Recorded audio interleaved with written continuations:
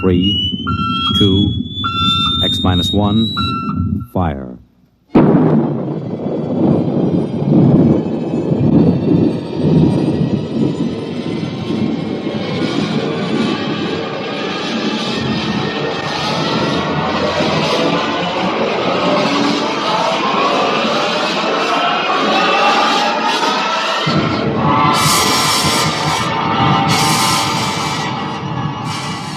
From the far horizons of the unknown come transcribed tales of new dimensions in time and space. These are stories of the future, adventures in which you'll live in a million could-be years on 1,000 maybe worlds. The National Broadcasting Company, in cooperation with Galaxy Science Fiction Magazine, presents X minus 1.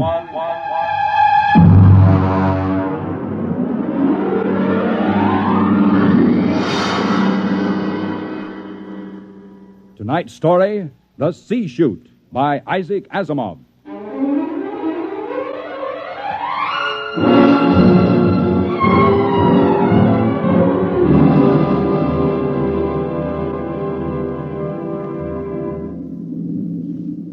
We were on our way home to Earth when it happened. 6 of us, coming home as passengers aboard the merchant spaceship Starfire. At the start of the Second Interstellar War, the one between Earth and the planet Chloro. And then it happened.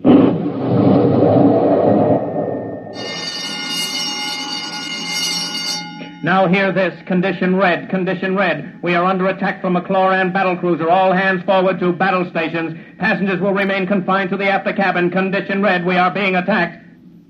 The interception by the Chloran cruiser, the murderous running jewel of energy blasts and force field defenses.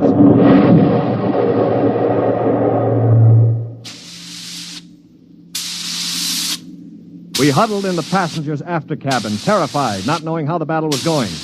We could hear the desperate bursts of steam through the steering tubes as the Starfire maneuvered to dodge the enemy attacks. And then...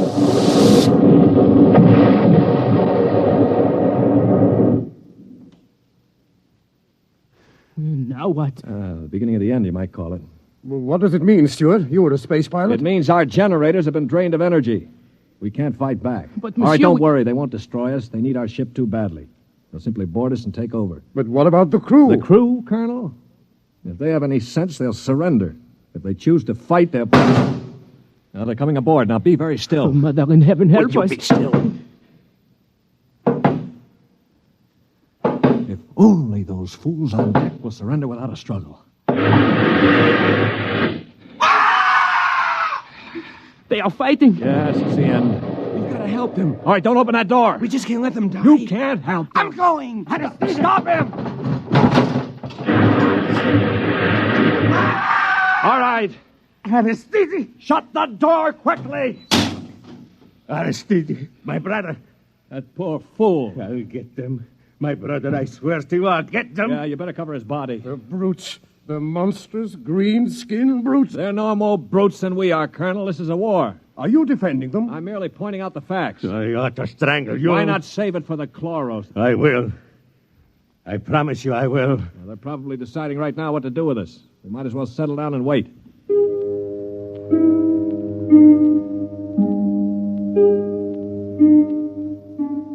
We sat there, the 5 of us, and listened while the Chloran invaders killed off the members of the Starfire's crew. Among us was Colonel Anthony Wyndham, an old Colonel Blimp type with a lame leg. Wyndham had spent his life in the militia back on Earth, but had never seen a battle. There was Demetrius Poliorkitis, who had just watched his brother being killed by a chlorocarbonizer. Poli was a huge man. He and his brother had tried truck farming in Arcturus and given it up after 2 seasons. Then there was LeBlanc, a sensitive, frightened young man of 22, and Randolph Mullen, who looked like somebody's caricature of a bookkeeper. A mild, balding, milquetoast little man. And there was myself, John Stewart. I was the only one who'd ever had contact with the Chloro people. I had a pair of artoplasm hands to prove it. It is quiet now. Yeah, they've finished with the crew. Mr. Stewart, Yes, Mr. Mullen. what do you think will happen next? Well, they'll put a prize crew of 2 aboard and take us to one of their home planets as prisoners of war. Only 2 of the chloros will stay aboard. Well, 2 is all they'll need. Why, Colonel? You thinking of leading a gallant raid to retake the ship? Well, simply a point of information, Dasher. All right, then let me give you another point of information. If you want to commit suicide quick, just open that bulkhead door. 3 steps inside, you'd fall on your face. But why? Don't you smell anything, LeBlanc? Get close to the door. It smells like gas. Yeah, it is gas. Chlorine gas. They breathe it like we breathe oxygen. They've chlorinated the whole crew's compartment. One big whiff of that and we'd all be dead. So just forget about rushing the chloros. How do you know so much about their habits, Stuart? I lived on a chloro planet for 6 months. You see these hands? They were mangled in the oxygenating machinery of my own quarters. They grew these artoplasm things and operated. They're weak, but at least I have hands again. Monsieur Stewart, Yeah. will they kill us? No. Why do you say that? Because, in their own way, they're gentlemen. Probably will be interned for the duration. You call them gentlemen. After they killed my brother in cold blood, you call them gentlemen. You know, Stuart, you sound more and more like a blasted Greenie sympathizer. Blasted, man. Where's your patriotism and loyalty? My loyalty is where it belongs, with honesty and decency, regardless of the shape of the being it appears in. This is a ridiculous war. Why are we fighting these people? We can live only on planets with oxygen, and oxygen is poison to them. They can live only in chlorine atmosphere, which is deadly to us.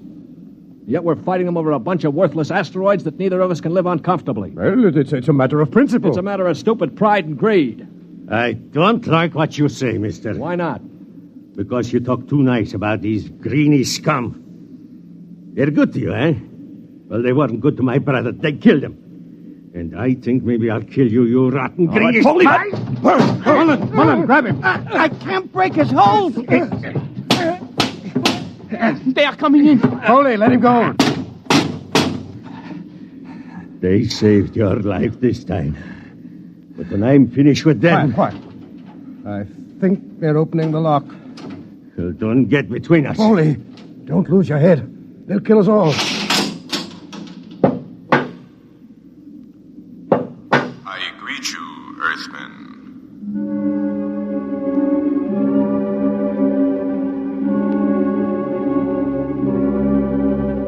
The chloro was not a pleasant sight to anyone unused to it. He was about the height of an Earthman, but the top of him was just a green stalk with eyes. He was still wearing a spacesuit to protect him from the oxygen in our compartment. In one of his tendrils, he carried a chloran gun. As he stood in the doorway, I could see Polyarchete's eyes begin to glisten with rage. Then, with a bellow like a huge bull, he threw himself at the chloro.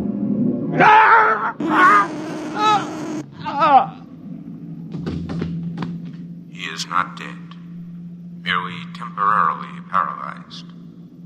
You 5 will remain together as prisoners of war. We expect to reach our own planet within several weeks, your time. There you will be interned for the duration of the war. If any of you attempts to leave this compartment, we shall be forced to destroy you. That is all I have to communicate.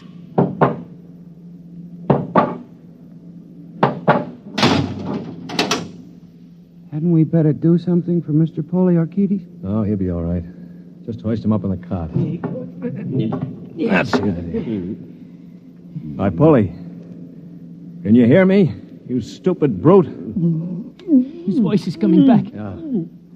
Now, I know what's going on in that thick skull of yours, Polly. You think that when the paralysis wears off, you'll ease your feelings by slamming me around some more. Well, if you do, it'll be curtains for all of us. How do you mean, sir? None of you know the chloros the way I do. Unlike us, they assume automatically that any group of Earthmen they find together comprises a biological grouping, like an ant colony. The result is that they consider the group as something holy. Now, they'd never break us up. And if one of us did any harm to another, they'd have us all executed as a bunch of chloro-type perverts, a non-functioning group. So call all the names you want, but keep your hands to yourself or we're finished.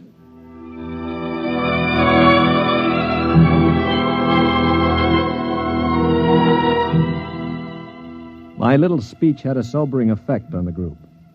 For the next 24 hours, we did little besides eat our rations and think. I tried to evaluate them. The colonel I had figured for an old windbag. Poliorcetes was a hate-filled brute. LeBlanc would crack first. He was like a frightened child. Mullen was a nonentity, a mouse instead of a man. Everything he did seemed prissyish. His voice had the quality of furtively rustling underbrush. How long did you say the trip would take, Mr. Stewart? Well, the chloro said about 2 weeks. Gentlemen, if I may interrupt. Colonel? Now, it has occurred to me that perhaps you know of some weakness that might enable us to overcome these chloros. The only weakness they've got is that they can't stand oxygen. Oh, but there must be some way to get the best of them, man. After all, there are only now, look, two. Before I answer, Colonel, I have to know your motive. Is it to save your own skin or help Earth win the war? Oh, dash it, man, to help our side, of course. What we're looking for is the way to save the ship for Earth without losing our lives, yes? Well, all right, let's take a vote then. LeBlanc? I have a wife waiting on Earth, Mr. Stewart. I do not want to die. Uh-huh. Hero number 1. What about you, Mullen? I don't see how we could accomplish it without... Hero number 2. Well, Poliorcetes? When I kill Chloros, it will be with my bare hands. On their planet, I will kill dozens, I promise you. 3 down. Well, Colonel, don't you want to march to glory, an old militiaman like you? Your attitude is very cynical and unbecoming, Stuart. I see. Well, then I'll have to blow the ship up myself. Stuart! Don't worry, Colonel. I don't intend to be a dead hero. Of course, there is a way we might do it. What did you say, Mr. Mullen? There's a spacesuit and magnetic boots stored in that locker over there. We might be able to reach the control room from the outside of the ship. The outside? But how would we get outside? Well, this compartment has a C-Chute. It must. What is a C-Chute? A C-Chute, my boy, is a casualty chute. It doesn't get talked about much, but all the main compartments have them. They're just little airlocks down which you slide a corpse. Burial in space. Oh, blast it, Mullen. Suppose you did get outside. How could you re-enter the ship? Through the steam tubes, the ones they use to guide the ship. Wait a minute, Mullen. What do you know about steam tubes? I thought you were a bookkeeper. Well, on Arcturus, I got interested in spaceship models. I studied all about them. On my own time, of course. Yeah, naturally. At any rate, I learned that the steam tubes have an access vent directly to the control room for repairs and so forth. And the chloros, they are in the control room. What do you think, Stuart? Well, it's a video sort of idea, but it might just work. We could get permission from the chloros to open the C-Chute and bury Polly's brother. And one of us could slip into it, work forward, and climb up through the steam tube. The question being, which one? What about you? You with your loud talk and your sneers. I'm no hero, Paulie. I've already said that. My object is to stay alive. If the steam tube let go while you were in it, you'd be broiled like a lobster. Now, how about the colonel here? If I were younger, blasted, I'd trounce you. You know very well with my injured leg. Yeah, of course. Not to mention my artificial hands. Well, now, what unfortunate deformities do the rest of us have? Paulie? You just keep talking, Mr. Big Mouth, and pretty soon we'll kick your teeth in. Of course, that's your standard reply to everything, isn't it? LeBlanc, will you do it? I cannot. Not even to get back to Denise? Please, I cannot. LeBlanc needn't go. I'll do it. What? After all, it is my idea. Wait a minute. Are you serious, Mullen? Yes. Well, how? I don't understand. Why? Why you? Well, it seems no one else will do it. But that's no reason, man. I can't think of any other. Look here. Do you really intend to go through with it, sir? Yes, I suppose I do. Well, dash it, man. Let me shake your hand. You're an Earthman, by heaven. You do this thing and win or die. I'll bear witness for you.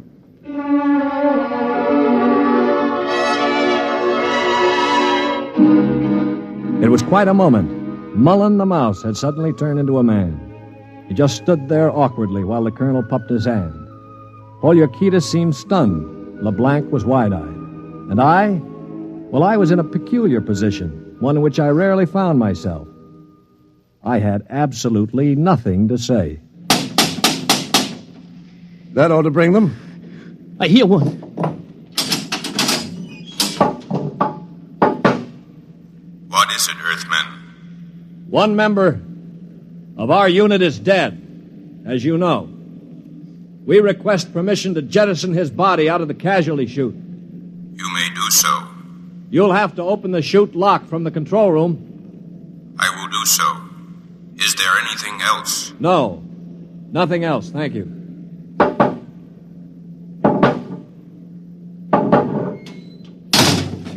Oh, boy. All right, come on now. We'll have to work fast. Mullen, get into a spacesuit from the emergency locker. Polly, help him on with those magnetic boots. Hurry. I'm working as fast as I can. The arm, there. All right, give me the helmet. The helmet. Okay. Now, Mullen, you better scratch your nose if you have to. It's your last chance for a while. What about radio contact? You can talk to us. We'll listen in on the helmet set in one of the other suits. The Chloros won't have their set on the interphone frequency. Wait a moment. What for? Dash it, what's he going to use for a weapon? He isn't big enough to fight them barehanded. Ah, no, that's true. Well, how about one of those oxygen cylinders? Good idea. Use it to bash them over the head. Now, give him one of the cylinders equipped with a reducing valve.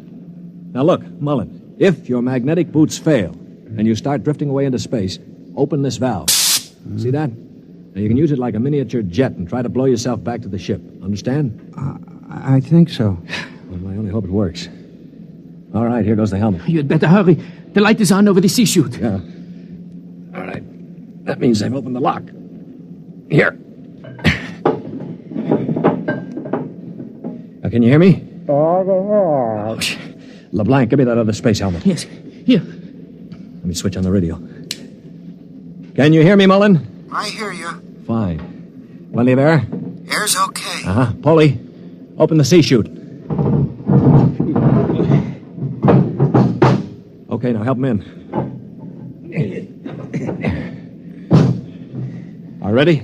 Ready? Well, good luck. Close the chute. Pull the ejector valve. Now! He's out. Oh, God help him. The light is out. Yeah. The Chloros have closed the chute lock.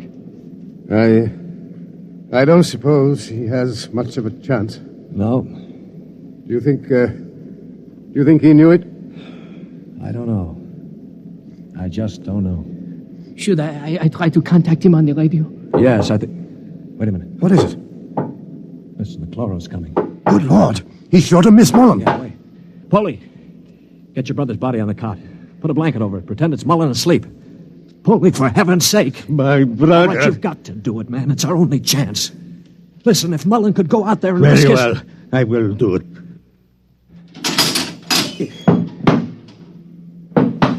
Earthmen, Yes. you have jettisoned the body? Yes. Good. Is there something further we can do? No, We are very tired. Our grief is very great at losing one of our unit. We would like to rest alone. I will respect your wishes. I see that one of your units sleeps already. Yes, Mr. Mullen was overcome with grief. I leave you. Oh, brother. Polly, I thought sure you were going to rush him. With that brave little guy out there. What do you think I am, anyway? And to think I laughed at him. It makes me ashamed. Yeah, I guess I've been saying some things that maybe weren't too funny. I owe all of you an apology. Do you think it's safe to try the radio? Yeah, we better. Hello? Hello, Mullen. Can you hear me? Yes, I hear you. Where are you? I'm standing on the outside of the ship. All right, now take care. One misstep and you'll be marooned in space. Now, can you find the steam tubes? I think I've found one of them already. I can feel the rim. I just hope it doesn't let go when I get inside. Be careful. I'm going into the tube now. I can feel the ladder rungs I used to repair the inside. Yeah, well, keep in contact. I'm in the tube now. Good Lord. They've let go with a blast. Oh, well, it may be the starboard tubes. Mullen! Still here. They used the other tubes, fortunately. Now, if they don't try to correct for over-deflection... Yeah, keep moving. I seem to be... Wait. Yes, I'm at the end of the tube now, where it opens into the control room. Good, good. Now look, there's a small metal door there. Can you feel it? Yes, I'm afraid it's locked from the other side. Oh. I can't budge it. Mullen, listen to me. Stewart, I'm scared. I'm terribly scared. Yeah, all right. Now hang on. Don't blow up. Listen to me. Are you listening? Yes. Take the spare oxygen tank. Bang on the metal door that leads to the control room. The chloros are bound to hear you. When one of them comes to investigate, try to hit him with a cylinder. Now aim for the stalk on top of his body. Try to blind him. Will you do that? I'll try. Well, now go on. Only one can come. The other will stay at the controls. Now start banging.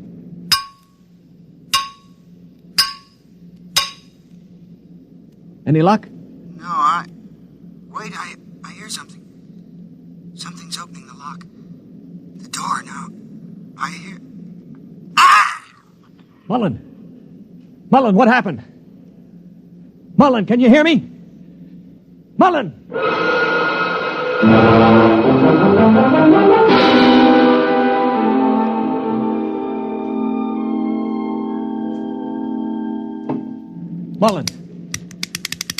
Mullen! Oh, it's no use. They must have gotten him. Yeah, he was one brave little guy, that one. But suppose they have just got him in the control room. I mean, maybe he's not dead. Well, then maybe one of us could rush them. We could bang on the door and jump the chloro. well, the first guy would be a cinch to die. I would be willing to take the chance. You? Why not? I could try. Not you. I'm the strongest. I do it. Now listen, you chaps. I'm an old man. I've got nothing to live for anyway. Suppose I throw myself at the ray gun. Wait a minute, what's going on here? 20 minutes ago, there wasn't one of you who'd risk his little finger to get us out of here. Now you're falling all over each other. Maybe Mr. Mullen teaches us a lesson, huh? Yeah. Okay, Polly, give me the wrench. I'll start banging on the door.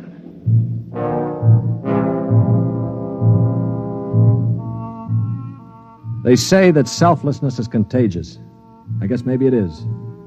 I'd been a cynic all my life, a man who believed in nothing. Well, I'd come face to face with 4 human beings who proved that I'd been living a lie. I knew what I was going to do now. When the chloro came to investigate our compartment, I had it all planned. If only my poor, weak hands would hold out long enough. Ready? Ready. Here goes. That should bring him. Try again. Wait, listen. Shh. It's at the door. Get ready. It's opening the lock. For poor old Mullen now. Steady. No! Let him have it! Wait! Stop it! It's not the chloro! Wait! Good Lord. It's Mullen.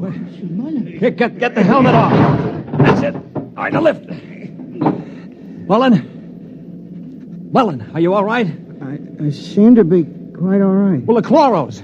Both dead. At least I hope so. What happened?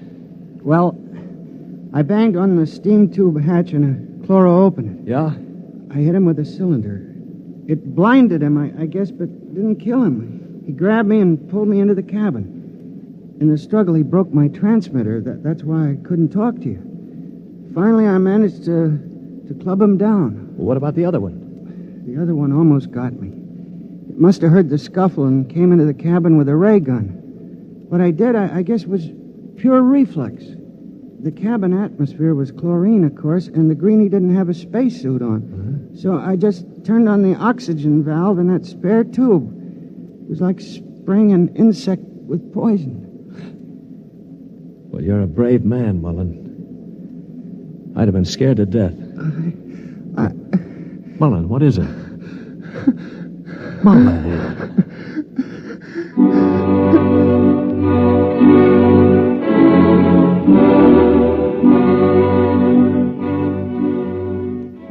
An hour later, false hands and all, I was at the controls of the ship, headed for Earth. We'd gotten rid of the chlorinating equipment and restored the oxygen naturally. Mullen was asleep in the cabin under a sedative. Or so I thought until the cabin door opened. Mullen, for Pete's sake, get back to bed. No, I'm quite all right now, really. Do you mind if I watch how you operate the ship? No, not at all. Sit down. You know, I guess I owe you an apology. I didn't think too much of you. That's your privilege. No, it isn't anybody's privilege, Mullen, to despise another. For years now, I've abandoned hope of finding any decency in human beings. I owe you a vote of thanks. You embarrass me, Mr. Stewart. I didn't do it for any heroic reasons, I assure you. Far from it. Well, why did you do it, Mullen? That puzzles me very much. Well, Mr. Stewart, I'm a bookkeeper. 17 years ago, I left Earth to work on Arcturus. I never made much impression on anybody on Earth, although I wanted very much to have people like me. Well, about a year ago, I started to write to my family again. Don't ask me why. And then I asked for a leave of absence to go home after 17 years. Well, I still don't understand. It wasn't patriotism or love of a woman or money or any of those things. What was it? Mr. Stewart, haven't you ever been homesick?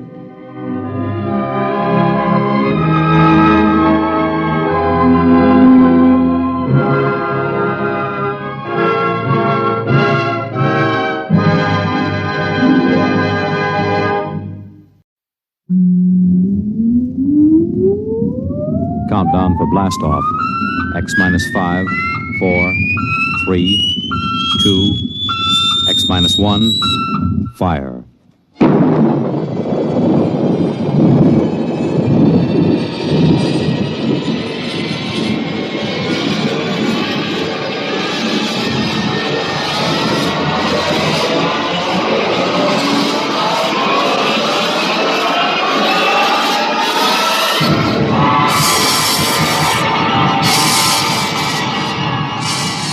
From the far horizons of the unknown come transcribed tales of new dimensions in time and space. These are stories of the future, adventures in which you'll live in a million, could be years, on 1,000 maybe worlds. The National Broadcasting Company, in cooperation with Galaxy Science Fiction Magazine, presents X minus 1.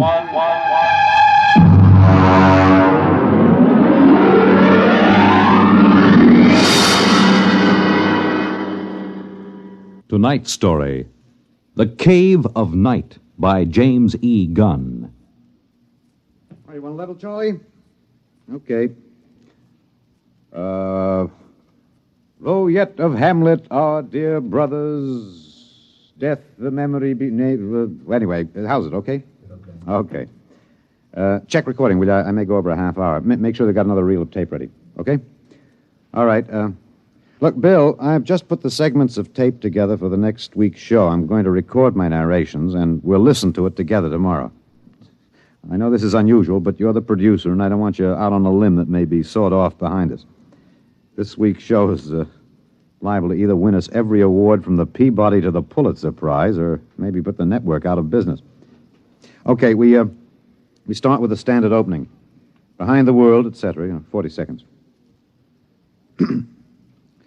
This is Harry Anders, your editor. At 8 o'clock, after the sun has set and the sky is darkening, look up. There's a man up there where no man has ever been. He is lost in the cave of night. And the fuel tank's empty. Receiver broken. Transmitting and clear. Anyone picking this up, anyone. This is Rev McMillan calling.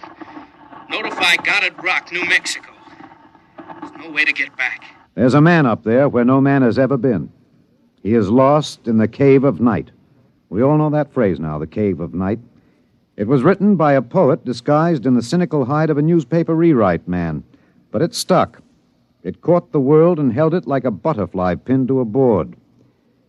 It started with a ham, an amateur radio operator, in Davenport, Iowa. All right, Eddie. Roll the first tape in here. It's marked. Am I too close? I was up in the attic. I usually have a talk with WG-73. He's in Buenos Aires. We'd play chess. Well, there was some kind of interference. And then all of a sudden, I heard this voice. I record most of my listening anyway, so I had the tape machine running. After I heard it, I called civil defense. That's what we're supposed to. Look, Bill, I haven't done the final editing on these tapes, so don't worry if they're a little rough. Down out of the night, flung from the darkness, came these words, the first of so many that electrified the world. Notify Goddard Rock, New Mexico. There's no way to get back. No way to get back. I'm stuck up here. No way to get down. What does it take to catch the pity of the world? A man wedged underground in Kentucky. A little girl in the bottom of a well. Somebody alive, waiting for rescue, with the days of his life numbered. Somebody, somewhere, waiting for us to get him out. The story broke in this morning's papers. Orbiting 1,000 miles above our heads was a man, an officer of the United States Air Force in a fuelless spaceship. We're recording at the desk of Mike Bayless, senior night editor of the Continental Press National Wire. Hey, you always get a reaction like this. I remember the Floyd Collins story in the 20s. Fellow trapped in that cave in Kentucky, remember? Oh, sure. And the whole country hanging on to see if he could get out. Then there was that little girl stuck in the well. Kathy Fisker's? Yeah. We pulled all those stories out and put them on the wire for background. But this hit bigger. We got the first lead from an Air Force handout in New Mexico. They just said an experimental rocket failed to return to base. But by that time, the cat was out of the bag. Ham operators picked up those messages from Boston to Fairbanks, Alaska. Mr. Bayless, you first used the phrase, the cave of night, didn't you? Yeah, I guess so. I mean, you know, you got to get a little purple on a thing like this. People eat it up. You can't spread it on too thick. Anyway, I was lost in a cave once when I was a kid in upstate New York. I waited around for a couple of hours in the dark until they came for me. It kind of reminded me of that. It reminded the world of terrors at night, of struggling awake through nightmares. The fears of loneliness, darkness, falling, suffocation, thirst. It reminded me of Rev McMillan. Perhaps I have an advantage over all the other reporters for newspapers and radio and television because I knew Rev McMillan. I knew him in college and in the Air Force.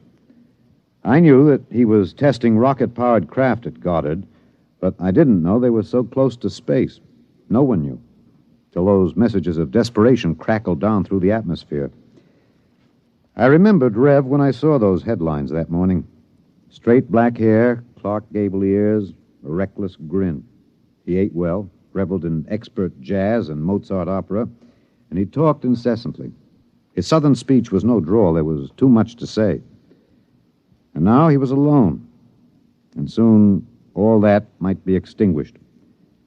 The men from the radio newsrooms rushed to Goddard Rocket Base armed with miniature tape recorders. Gentlemen, I'm Colonel Arthur J. Hannigan, Information Officer for Goddard Rocket Base. And I'm authorized to issue the following statement. First Lieutenant Reverty L. McMillan, United States Air Force pilot, Experimental Rocket Division, took off from Goddard Base at 22:34 Rocky Mountain time. His craft, the XR-37 Mark II, a hydrazine nitric three-stage rocket. I'm sorry I can't describe it, boys. Classified. Well, in order to maintain orbit, the motors were pulsed for 1 second every 15 seconds elapsed time. After 3 minutes, the exhaust was seen by ground spectroscope observation to flare for half a minute. His fuel supply is exhausted. The craft has reached sustaining orbital speed. What does that mean, Colonel? He's out of gas. He can't get down. The first mobilization was of the scientific brains massed at Goddard. Few of them knew Rev. Brains at a research project are usually carefully sorted out and salted away from the distractions of the outside world. They designed, they invented, they calibrated and theorized. But they didn't know the short, stocky man with a lopsided grin who rode the fruit of their labor up and out, and now circled the world of his birth, with time ticking out. I covered the hearings in Washington for the network newsroom. I flew down from New York, and the stewardess came out every few minutes to tell the passengers the latest news.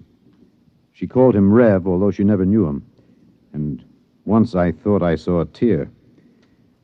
The hearing was before the subcommittee of the Senate Committee on Military Affairs. Presiding, Senator Alan J. Haggister of Kentucky. All right, General Finch. You've made the technical situation fairly comprehensive, even to an old canebrake, redneck hillbilly like myself. I have tried to make the gravity of the situation apparent, sir. It appears to me, General, that the sacred life of a human being created in the image of his maker is in danger. It is no light thing to be thrown away like some guinea pig. If that ship wasn't safe, if that poor man up there in the cave of night is to die, somebody is responsible. Isn't that right, General? Sir, a manned rocket was sent up because of one simple fact. It takes a computer of tremendous versatility and capacity to operate a Harrison-Munch reactor engine. A computer of infinite complexity. And I ask you, General, I put the question to you, why was such a computer not designed? It has been designed, sir. It was designed 500,000 years ago. There is only one mechanism competent to handle those controls, sir. That is the human brain. All right. I turn now to my second question, General, and I ask it not only for myself and my colleagues on this committee, but for 170 million Americans listening on the radio, watching on television. With that man up there living out his last days, why was it not possible to send a ship up after him? Why was there no second ship built? For one reason, Senator, money. The appropriation for rocket research fell short by 12% of the amount needed even to build one vessel. Oh, frankly, gentlemen, the deficiency was made up by cutting corners and diverting funds from other projects. That is not the point, General. There's a man up there who's going to die. With the limited funds you gave us, we've done what we set out to do. We've demonstrated that space flight is possible, that a space platform is feasible.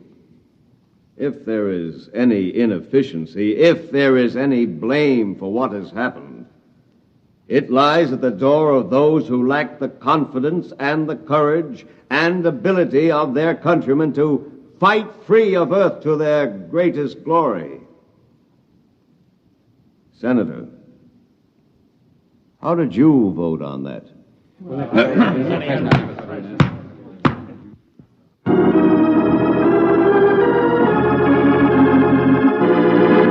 This is Harry Anders in the gallery of the Washington National Cathedral.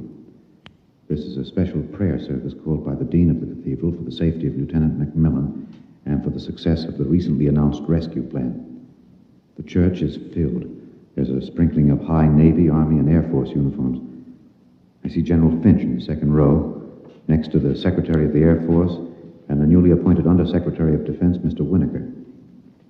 Prominently displayed in the center aisle, below the ornate railing separating the pews from the altar, is the small model of Macmillan's ship.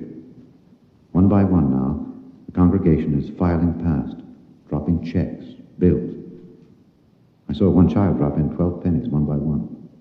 All contributions are to be used to defray the cost of the rescue effort. The congregation is now kneeling to pray. A moment of silent prayer will follow for the safety and rescue of Lieutenant McMillan. $1 billion was raised in 1 week from voluntary contributions. Another $1.5 billion was appropriated unanimously by Congress. The race began. Would the rescue party reach the ship in time? Of course, we didn't know then.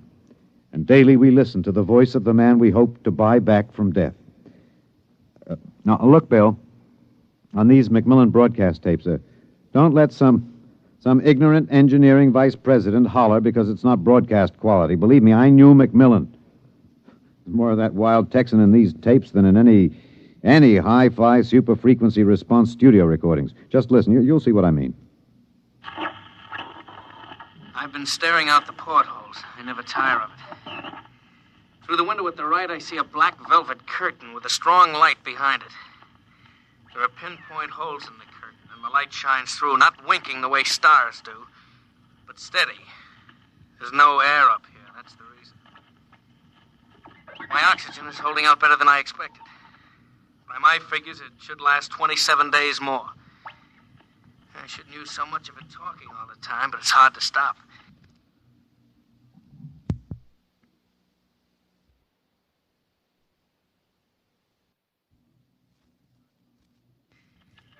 Talking, I feel as if I was still in touch with the Earth. Still one of you. Even though I am way up here.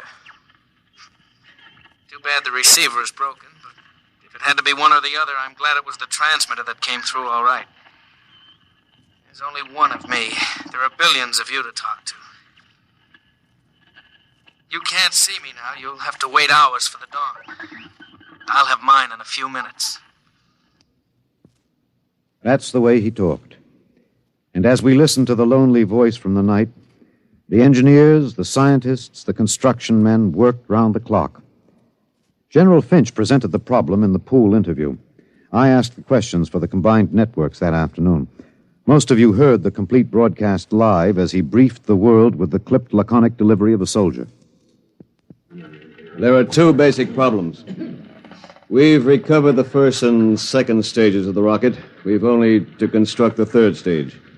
The second problem is more difficult. The pilot. Lieutenant McMillan was the only man physically and psychologically qualified. We discovered that in our first program. His training and orientation took 18 months. We have now to duplicate this in 27 days. You think it's possible, General? I don't know. That's all, Mr. Anders. Stevenson, get me some coffee, will you? Black and some kind of sandwich, no butter, no mayonnaise. And then the voice from the cave asked a question and expected no answer. Do you hear me down there? Sometimes I wonder. I wish there was some way I could be sure you were hearing me.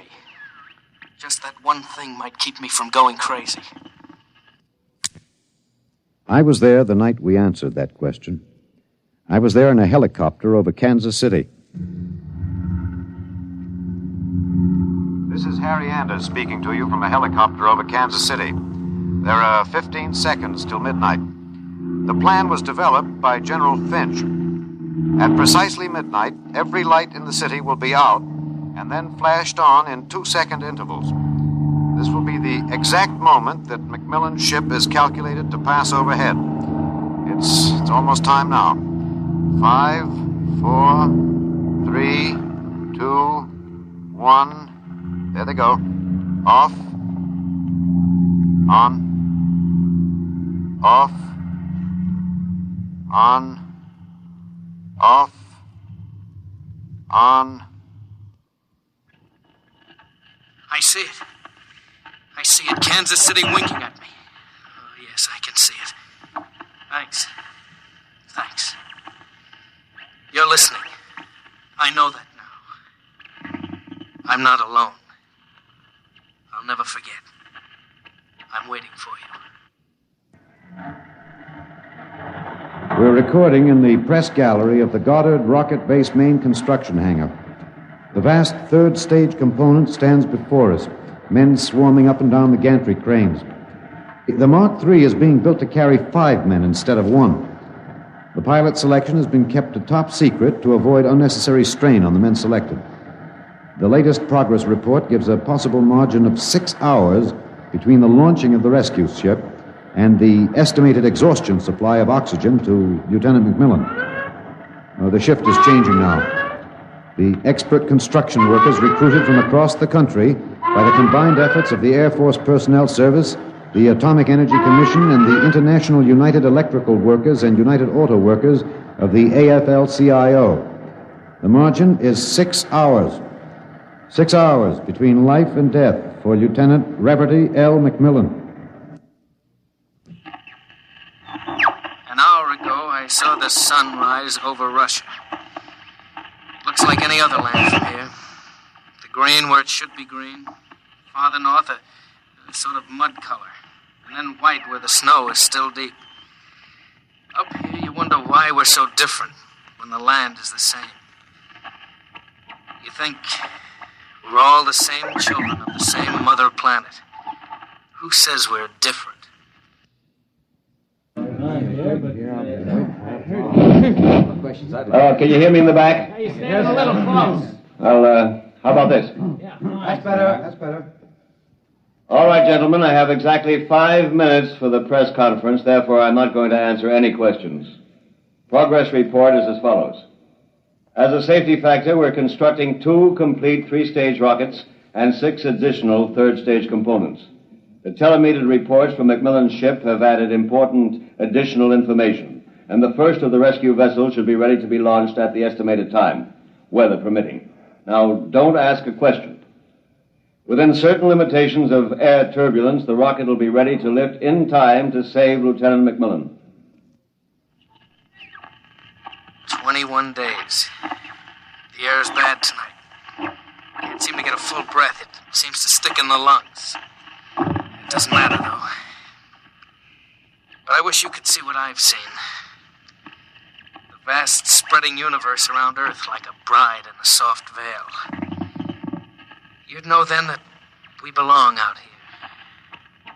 Come out, mankind. Come out and see what I have seen.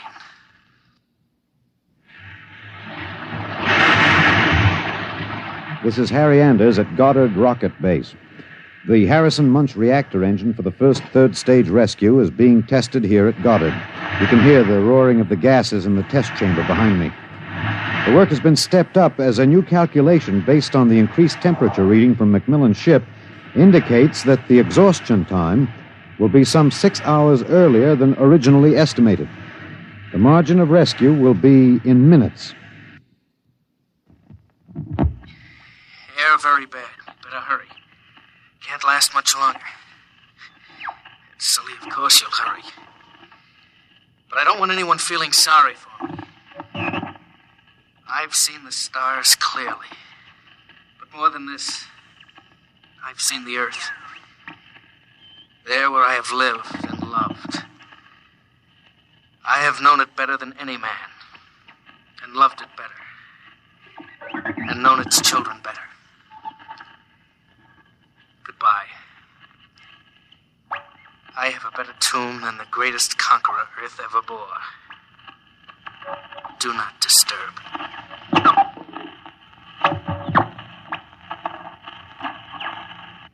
Countdown for blastoff.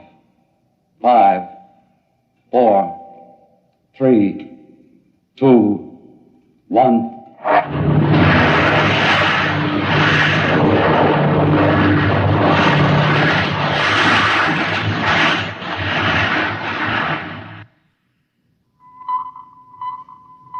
Anders, tape 323. We're in the press operation room of Goddard Field. The rescue rocket has been aloft 53 minutes plus. Its calculated time of arrival is 54 minutes. You will hear the voice of General Beauregard Finch on a direct pickup from the rescue vessel, which has been named unofficially the Lifesaver. Silent crowds have collected at the outer perimeter of the rocket base, as if by their presence they might help it. Here it comes. Quiet.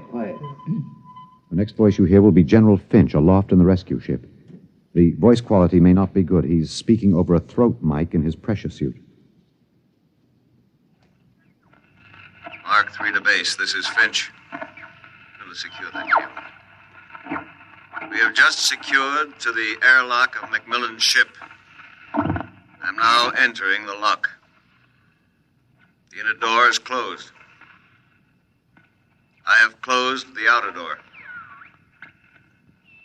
The inner door is cycling. Now it is open. Bring in those oxy bottles, will you? The bulkhead to the control room is open.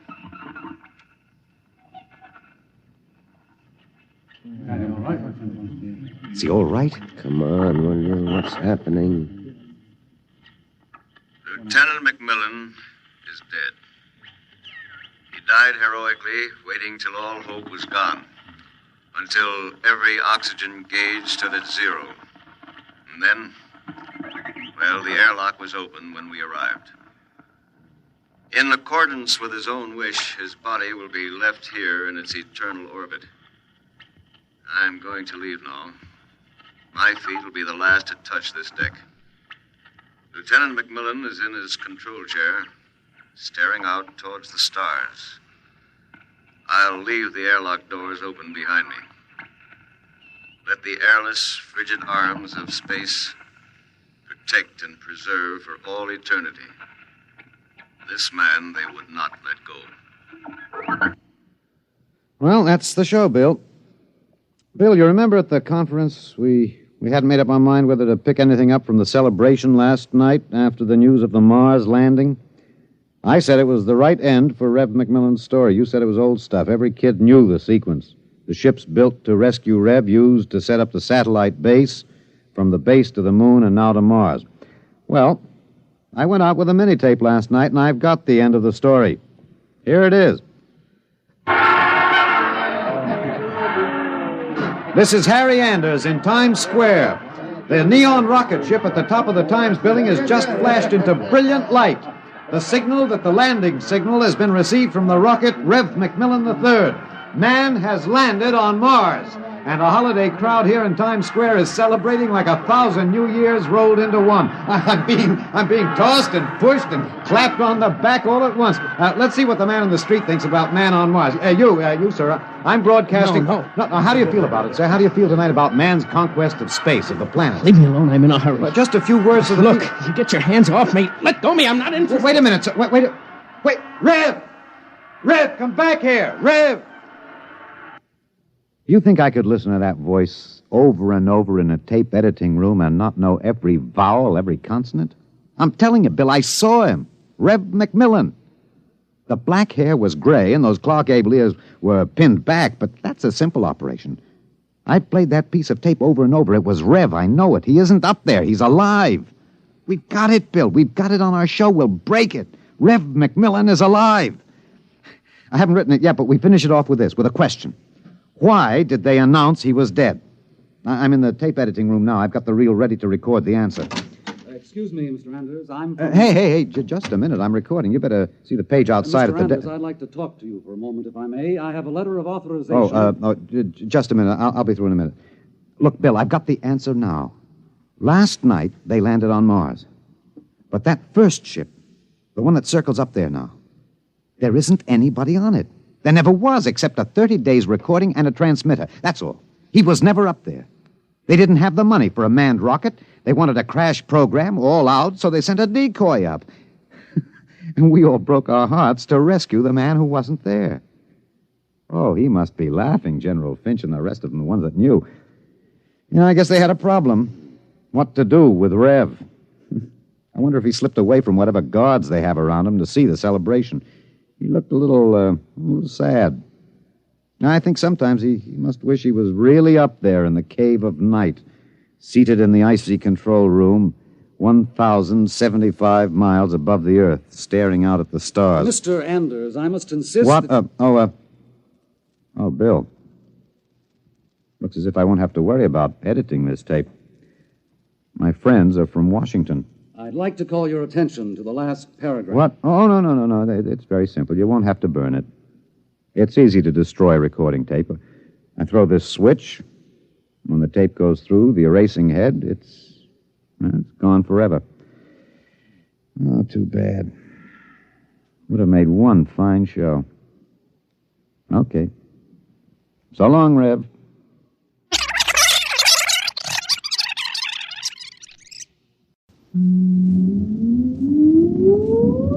Countdown for blast off.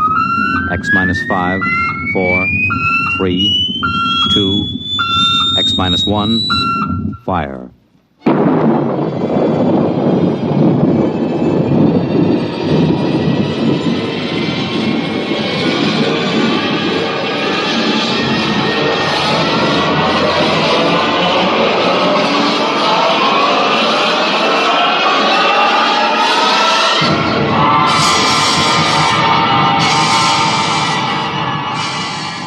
From the far horizons of the unknown come transcribed tales of new dimensions in time and space.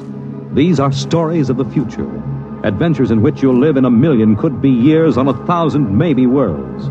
The National Broadcasting Company, in cooperation with Street and Smith, publishers of astounding science fiction, presents X minus 1.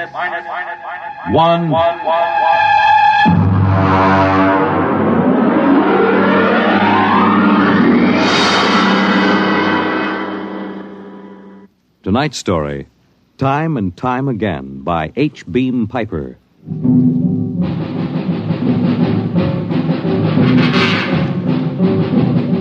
It happened during a routine skirmish in the Great War.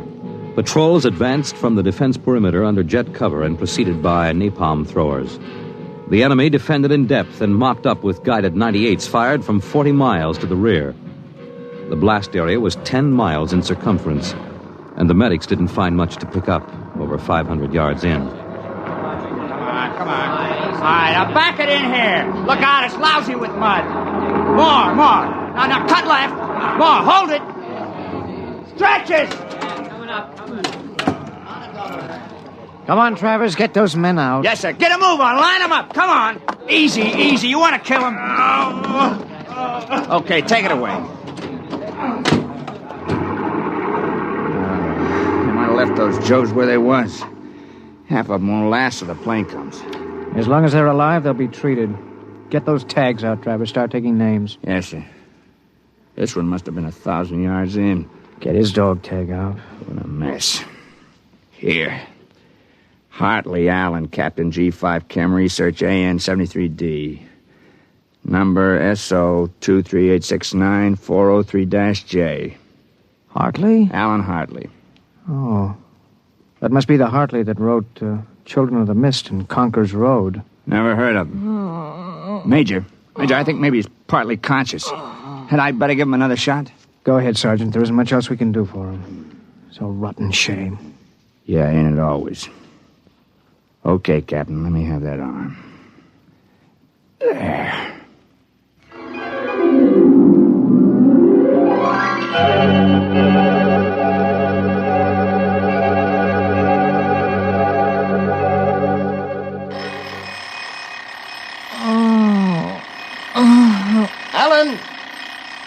Alan! Oh, God. Down. Get up, Alan. Can't stay in bed all day. I remember that. Clear as if it were real. Up and at him. Hit the deck. Remarkably vivid. It's strange. Alan, are you all right? I'm all right. What's wrong with my voice?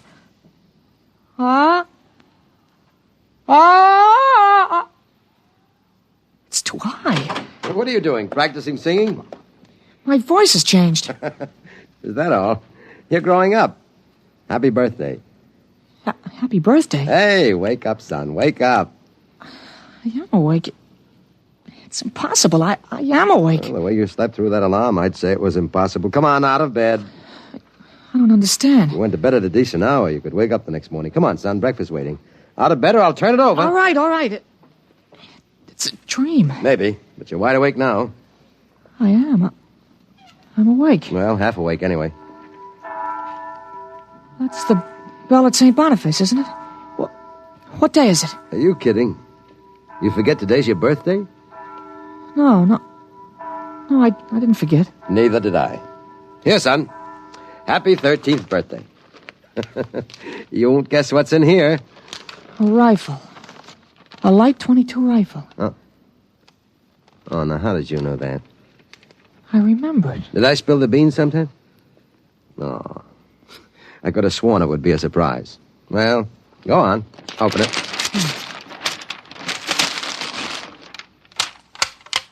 You like it?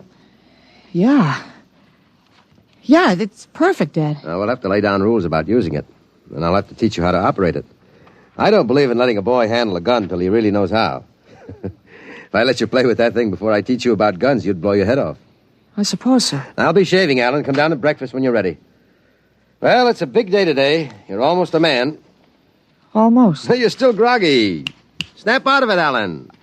I will. There's a dream in it somewhere, but I'm not sure which. What? Never mind, Dad. I'll be right down for breakfast. What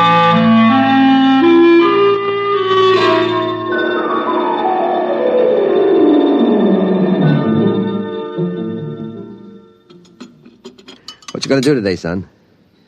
I want to do some reading this morning, I guess. That's always a good thing to do. After breakfast, suppose you take a walk down to the station and get me a Times. Didn't it come? What, the Times? Well, they don't deliver. Be a good idea, though. Maybe I'll talk to Sam Ashburn about it. Here's a $50, Alan. Get anything you want for yourself out of the change. Thanks, Dad. Finish your milk before you go. Sure, Dad. Thanks for the money. You're big enough to handle it now. Hurry back. I'd like to finish the crossword puzzle before lunch.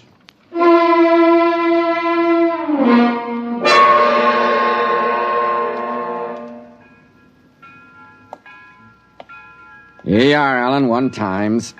Tell your father the puzzle's a stinker this week. Yeah, thanks, Mr. Ashburn. Look out for the trucks when you cross the highway. I'll go across Elton's lot. It's a shortcut. Elton's? You'll have a hard time crossing there, son. There's 4 buildings on that block. I thought they burned down. I've seen them this morning, big as life. I guess that didn't happen yet. What'd you say? Nothing, Mr. Ashburn. I was just muttering. My days, youngsters talked up. Yes, sir. Bye, Mr. Ashburn.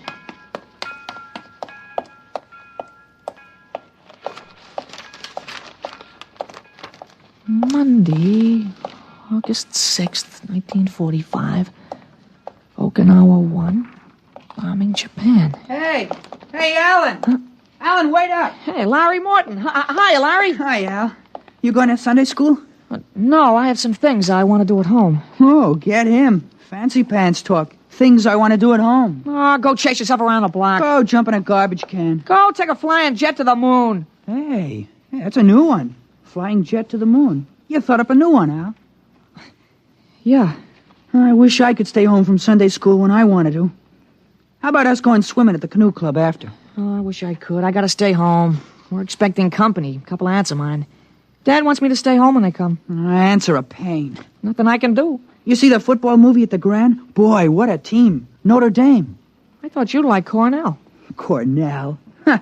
They couldn't beat Vassar. Well, you're gonna go to Cornell, aren't you? Me, Cornell? Fat chance. I'll bet you do. I wouldn't take your money. Well, I know you wouldn't, but you'll go to Cornell, all right. Cornell. Far above Cayuga's waters, there's an awful smell. Just the same, you'll go to Cornell. Larry, I gotta go. Well, so long, Al. I'll see you. So long, Larry. See you.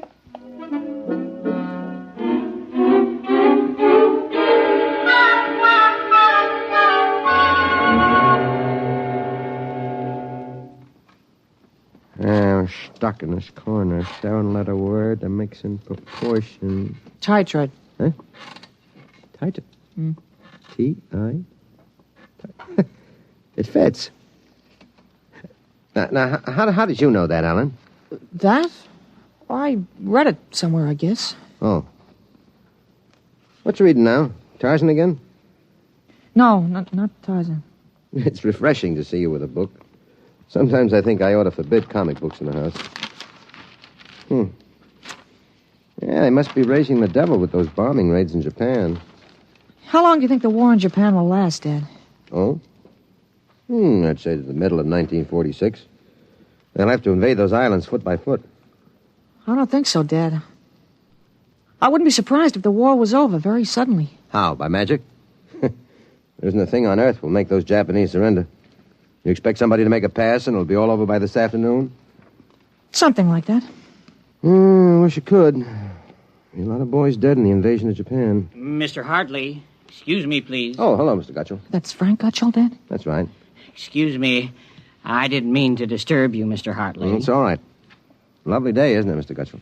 Mr. Hartley, the Lord's Day is always beautiful. Of course, Mr. Gutchell. Mr. Hartley, I wonder if you could lend me a gun and some bullets. My little dog's been hurt, and it's been suffering something terrible. Oh, that's too bad.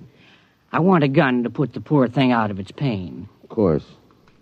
How would a 20-gauge shotgun do? You wouldn't want anything heavy.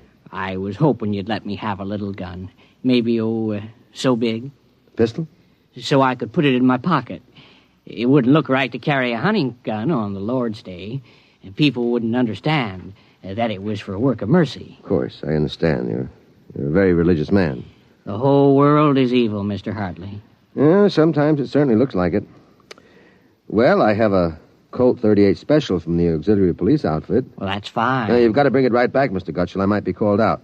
Now, you'll have to promise to get it right back. Dad, wait a minute. I just remembered. Remembered what? Well, aren't there some cartridges left for the Luger? Then you wouldn't be without the Colt. That's right. I have got a German automatic I could let you have. That way I wouldn't get stuck. You'd have to return it promptly, though. Oh, wait, Dad, I'll get it. I know where the cartridges Be are. careful, son. Well, Mr. Gutschel, it sure turned out nice after all that.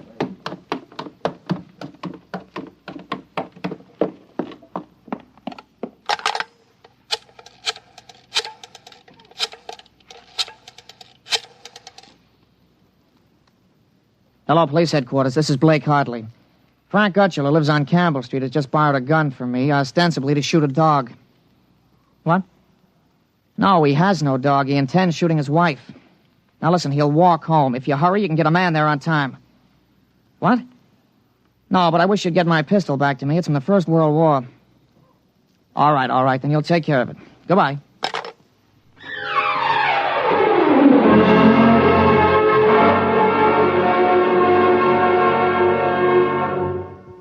There you are. What kept you, Alan? Well, I couldn't find the cartridges at first. I'll show Mr. Gutschel how it works. It's all loaded, ready to shoot. This is the safety. Just push it forward and up. There are 8 shots in it. Did you load the chamber, Ellen? Sure, it's on safe now. You understand how it works, Mr. Gutschel? Oh, yes, I understand. Thank you, Mr. Hartley. Thank you, Sonny. Goodbye. Goodbye, Mr. Gutschel. Return the gun when you're done. Yes, I'll be done with it soon. Goodbye. Alan, you shouldn't have loaded that gun. I guess it's all over now. I had to keep you from fooling with it. I didn't want you to see I took out the firing pin. You what? Gutschel didn't want that gun to shoot a dog. He's a fanatic. He sees visions, hears voices. The voices probably put him up to this. I was at it, I called the police upstairs. I put a handkerchief over my mouth and told them I was you. You? Well, why did you have to do that? I couldn't have told them this is little Alan Hartley, 13 years old. And suppose he really wants to shoot a dog. What kind of a mess will I be in then? No mess. If I'm wrong, which I'm not, I'll take the rap for it. Dumb kid trick, you know. But if I'm right, you'll have to front for me. They give me a lot of cheap boy hero publicity, which I don't want. This is crazy, Alan. This is absolutely crazy. Maybe. We'll have the complete returns in 20 minutes.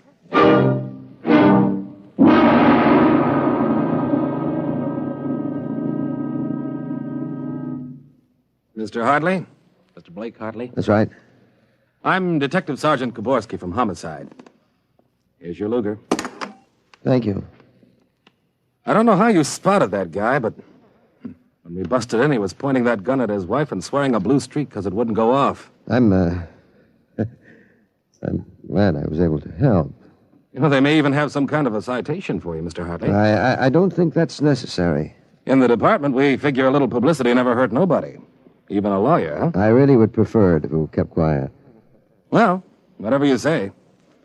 We'll want you to drop around in the morning for a statement. I'll be glad to. Well, goodbye. Goodbye, Sonny. Goodbye, Sergeant. Why don't you take the citation, Dad? Well, you were right. You saved that woman's life. Now, let's see you put back the firing pin. Sure. Here. All right, Alan. Suppose we have a little talk. But I explained everything. You did not. Yesterday, you wouldn't even have known how to take this pistol apart. Today, you've been using language and expressing ideas that are outside of everything you've ever known before. Now, I want to know... I hope you're not toying with the medieval notion of obsession. What? Well, you say I'm changed. When did you first notice this? Well, last night, you were still my little boy. This morning, I don't know. You've been strange all day. There's been something... Alan, what's happened to you? I wish I could be sure myself, Dad.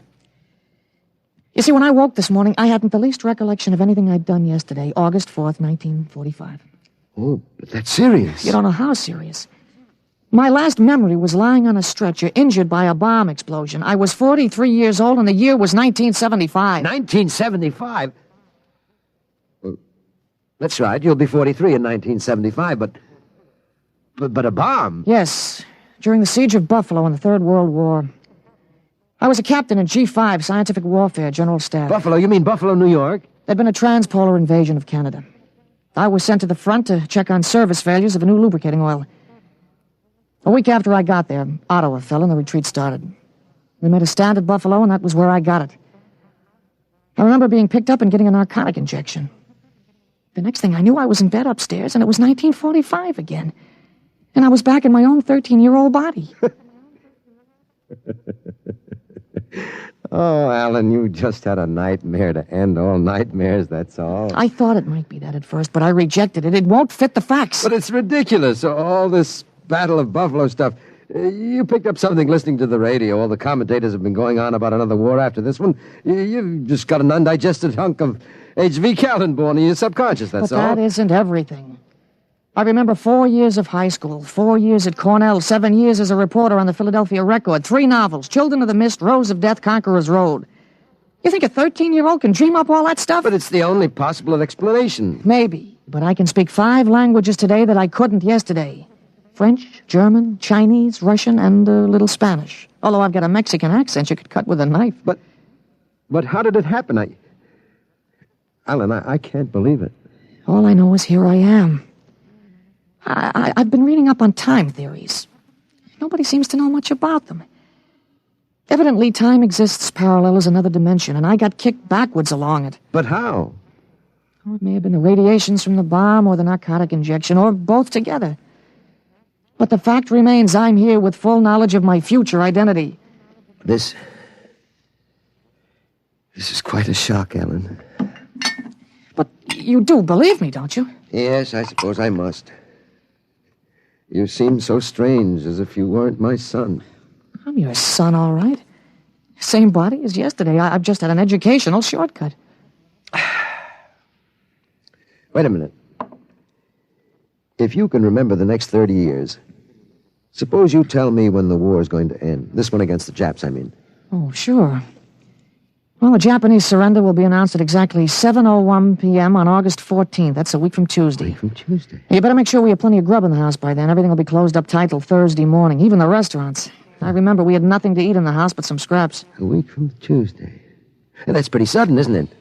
Not after today. What do you mean? What happened today? Oh, plenty. What time is it, Dad? That's 11:16. Is your watch right? Well, to the seconds, why? Well, it'll come at exactly 11:17:40. What'll come? The radio announcement. What are you getting at? Something important on the radio? Well, we'll see.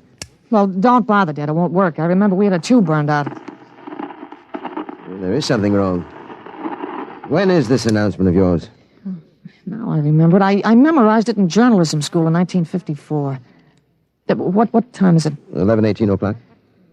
We're breaking into the program now. President Truman has just announced that an atomic bomb has been dropped on the Japanese industrial city of Hiroshima. The bomb was dropped 16 hours ago, and the announcement was delayed to ascertain the results of the explosion. A man named John Howard Peterson read that announcement from the Washington newsroom of NBC. I don't believe it. No? Well, listen. That's the Berg Platt factory whistle. And the bells of St. Boniface. Now, next, the whistle at the volunteer firehouse. Then it's true. It's true. Sure. Then Larry Morton came by on his bicycle. Hey, Al. Al, you hear? You hear about the bomb? An atomic bomb. Yeah, we heard. Boy, atomic bomb. Oh, boy. I gotta go find my pop. He's on the golf course. Bye, Al. Bye, Mr. Hartley. You knew. You knew about it. The next bomb hits Nagasaki. I thought that stuff about atomic energy was so much fantasy. Was that the kind of bomb that got you? Oh, that was a firecracker to the one that got me. It was a guided 98. Exploded 10 miles away. And that's going to happen in 30 years? I remember it. How about... Well, how about me? Oh, wait. Never mind. I don't think I'd better know when I'm going to die. I couldn't tell you anyway. I had a letter from you just before I left for the front. You were 78 then, and you were still hunting and fishing and flying your own plane.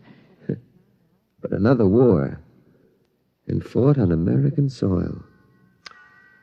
Oh, Ellen, I wish this hadn't happened to you. It happened. I remember it. But if I can help it, I'm not going to get killed in any battle of Buffalo. But if you remember it, if time exists as a parallel dimension, then every tick we're getting closer to that Third World War. Dad, you know what I remembered when Gutschall came to borrow that gun? No, I suppose that you suspected him and warned me. No, that wasn't it. The first time when I was really 13, I wasn't home. I'd been swimming at the canoe club with Larry Morton. When I got home about a half an hour from now, I found the house full of cops. But if the gun didn't fire... What makes you think it didn't? Gutschall talked the .38 out of you. He went home, shot his wife 4 times in the body, once behind the ear, and used the 6th shot to blow his own brains out. That's what you remember? Yes. The cops traced the gun. They took a very poor view of your lending it to him. You never got it back. But here it is. Oh, not the way I remember it. But I didn't want you in trouble, so I warned you. Dad, I found out the future can be changed. One man can't change the whole future. I stopped a murder and a suicide. I know, but... With 30 years to work, I can stop a world war. I'll have the means, too. The means? Unlimited wealth and influence. I've got a good memory, Dad. I wrote a list out this afternoon. Assault, jet pilot, citation, ponder, middle ground. What is this, a code? Horses. That's a list of Kentucky Derby winners from 1946 to 1970. Huh? You sure? Oh, I learned that list on a bet at the Officers Club in Cincinnati in 1971. Assault paid 8-1. You figure out what we can take in. But gambling? Oh, this isn't gambling. It's a sure thing. When we get rolling, we'll make the Rockefellers look like pikers. Assault at 8-1. Mm-hmm. I suppose I could scrape up $5,000. In 10 years, that'll make a lot of money. Any other little thing you have in mind, Ellen? Well, by 1952, we start building a political organization here in Pennsylvania. In 1960, I think we can elect you president. President? Isn't that going a little too far? Well, why not? Who wouldn't vote for a politician who was always right? Besides, that's the one thing we've got to change. In 1960, we had a man in the White House who was good to his wife and sang a nice tenor, and that's about all. He fouled up so completely, we ended up at war. Now, I think President Hartley might be a little more trusted to take a strong line. But I don't know anything about international decisions. I do. I know all the wrong ones. If we can stop one murder, we can stop a war. It's worth a try, isn't it? I guess so. How do I start? Well, as I remember, just after the bomb announcement, you got a phone call from the City Fusion Party about the next election. There's a lot of talk about a reform ticket. Well, that call is going to be important, Dad. It's the turning point. Now you've got to know. There it is. Well, what do I do? Well, answer it. Go ahead. But... Don't worry. I'll tell you what to do. Go ahead. Hello? Yes, this is Blake Hartley. Judge Cribbins. Yes. Just a moment. Alan. Oh. He's asking me to run. Oh, my head. Alan. Oh. Alan, what's the matter? Oh. Alan. He passed out. Alan, what do I do now? Alan, listen to me. Alan. Alan, what's the matter?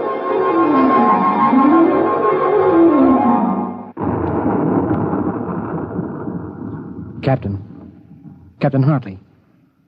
Captain Hartley. He was all right, Doctor. I gave him a shot and he was all right. Well, he's dead. All right, Sergeant. Make out the tag. Hartley Allen. Captain. Dead April 8th, 1975.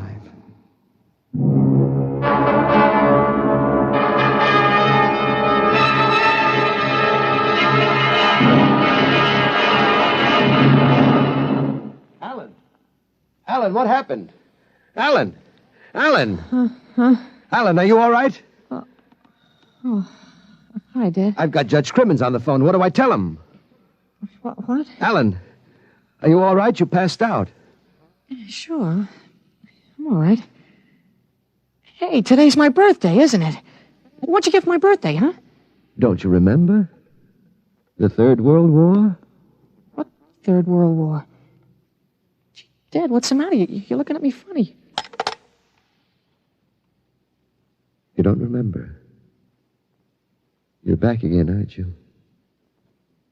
Back to 13 years old. Sure, I'm 13 today. For corn's sake, Dad. You must have died up there. It was only a mind transfer. That means I'm on my own. I have to do it myself without your help. Help for what? If it's the grass, I said I'd cut it tomorrow. No, it's not the grass. I've got to save your life, Ellen. I can't let you die that way in 1975. You're talking about, Dad? You sound goofy. I've got to change it all by myself. Change what? Never mind, Alan. You don't know yet. Come on. Let's have lunch. Sure, Dad, but now, how about my present now? What'd you get me for my birthday, In a minute, son. Go on in. Okay, well, hurry up, Dad, huh? Sure, all right. Now, where did I put that list of horses?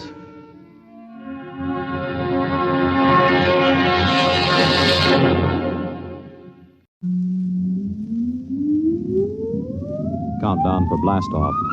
X minus 5, 4, 3, 2, X minus 1, fire.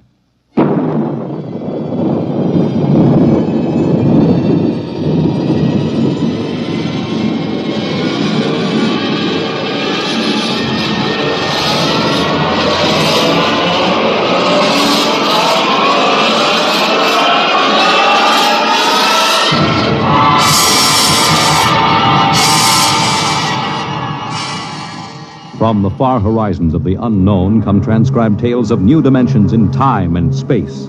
These are stories of the future, adventures in which you'll live in 1,000,000 could-be years on 1,000 maybe worlds. The National Broadcasting Company, in cooperation with Street and Smith, publishers of astounding science fiction, presents X minus 1.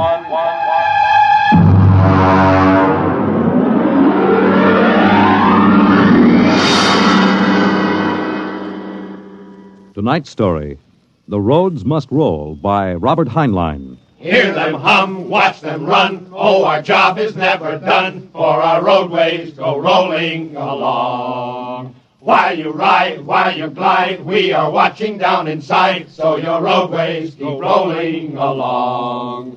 Oh, it's high, high, he, the roader men are we. Check off the sectors loud and strong. 1, 2, anywhere you go.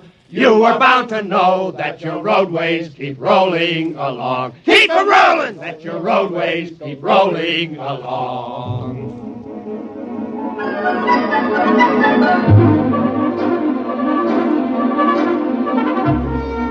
It was in the middle 1950s that the automotive age began to die.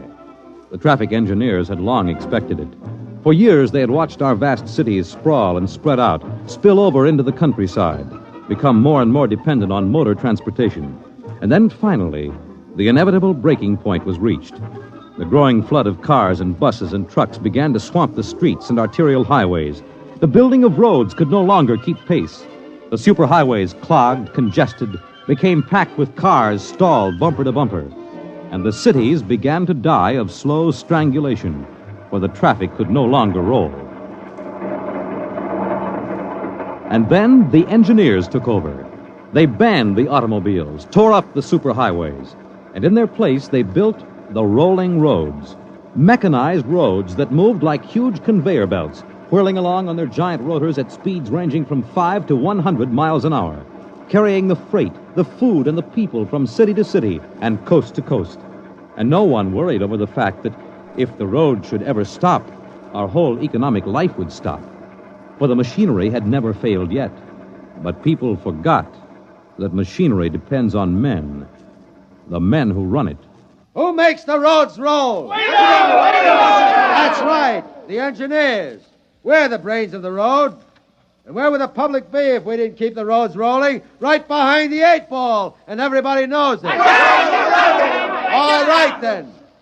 We're the men who hold the power, and it's time we started using it. We've called this meeting of the Engineers Control Committee because that's what we want to do. Control. Because I'm tired of taking orders from the Transport Commission, from slick desk jockeys like Jim Gaines, who don't even know a rotor bearing from a field corn. Now let Gaines yammer about our duty to the public. That's a lot of eyewash. We've got the power, and we're the men that count. Now it's time we quit fiddling around and use a little direct action to get what we want. Mr. Chairman! Mr. Chairman!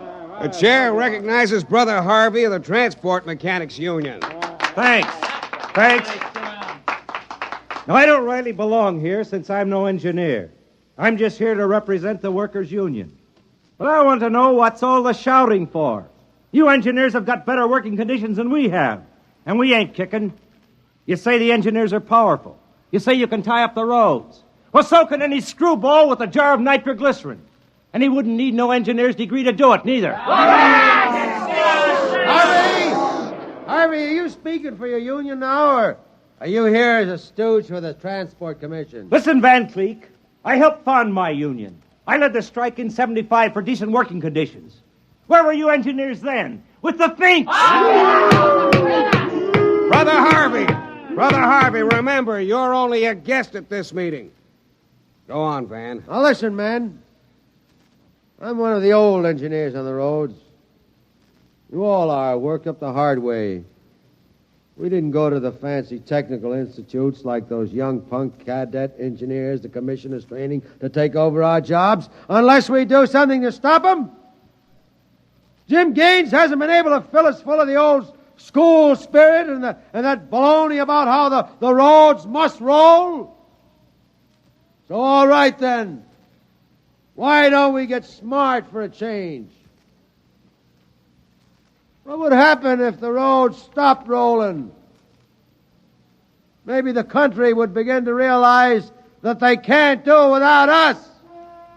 Maybe we'd begin to get the things we want. Who says the roads must roll?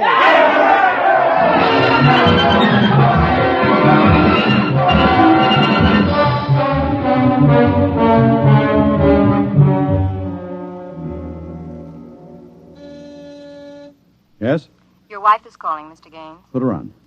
Jim, I want you to stop off on your way home. I'm sorry, darling, I can't make it. But you promised. I know, but Washington called in. They're sending Evans, the Australian Minister of Transport, through my sector today. I've got to show him through personally. Can't somebody else? I'm chief supervisor. Wouldn't be courteous. Courtesy begins at home. I've planned this dinner for weeks. Honey, the roads must roll. Oh, if you quote that nauseating slogan at me again, I'll divorce you. I can't help it, darling. I'll meet you at Stockton at 9 and we'll take in a show. Kiss Alan goodnight for me. Well, all right. Goodbye. Goodbye.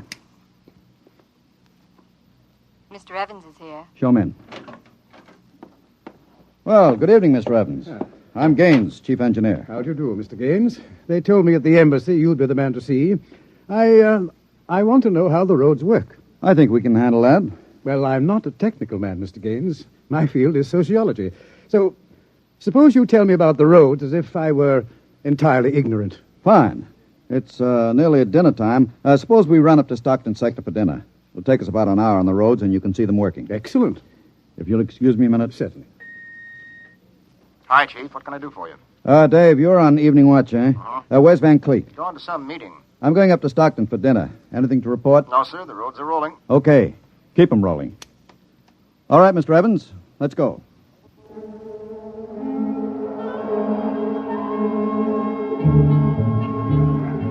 This is the low-speed strip. Ever ridden a conveyor before? No. It's quite simple. Remember to pace the motion of the strip as you get on. There. We'll go right across.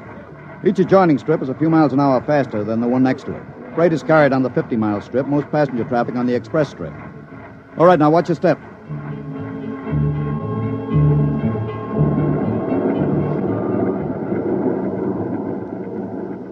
Here we are, the maximum speed. 100 miles an hour.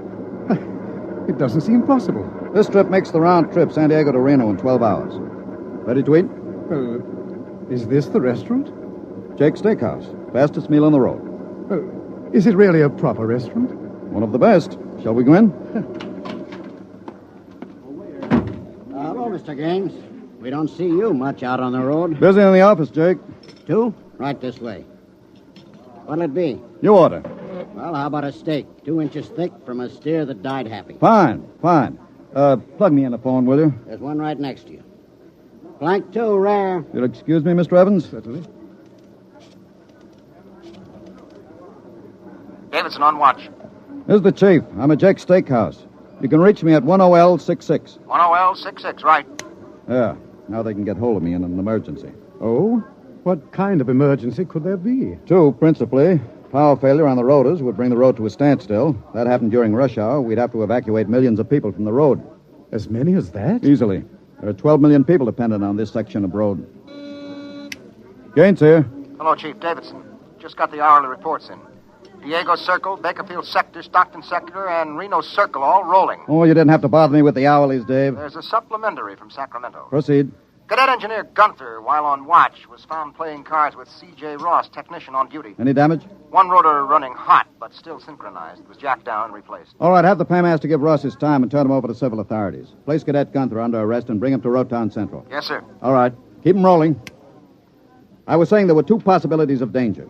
Can you visualize what would happen if the strip under us would break? Oh, I hadn't thought of that. You don't realize you're traveling at 100 miles an hour. Well, it can't. Not now.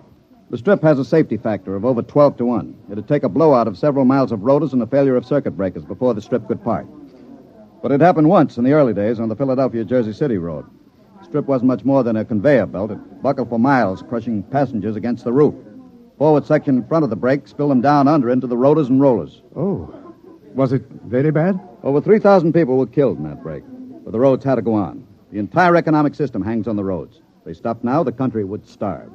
Well, isn't it possible that you've become too dependent on these roads? I mean, if your whole economy is geared to the function of one type of machinery... The roads are foolproof now. The machinery is interlocked with an enormous safety factor. Yes, but in the long run, machinery depends on men. What if you had a strike? We had one back in 75.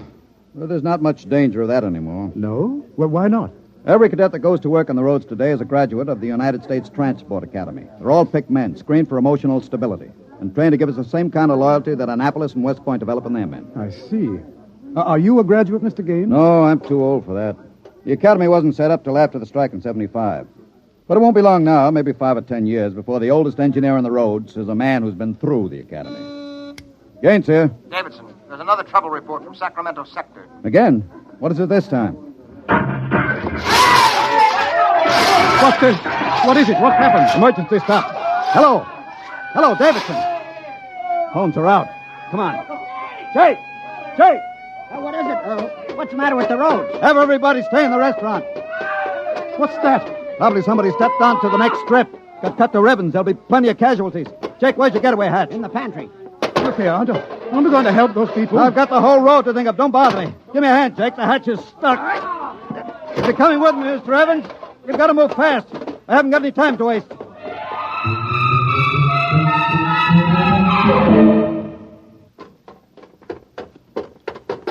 Where are we now? Freeway on top of the inner road ceiling. That's the outer shell over us. Are we going outside? No, there'll be an access down manhole over here. They're spaced every 100 feet. There, by the green light. Now, this will get us down on the northbound road. Careful, it's dark. Now stand away from the door, Evans. Yes.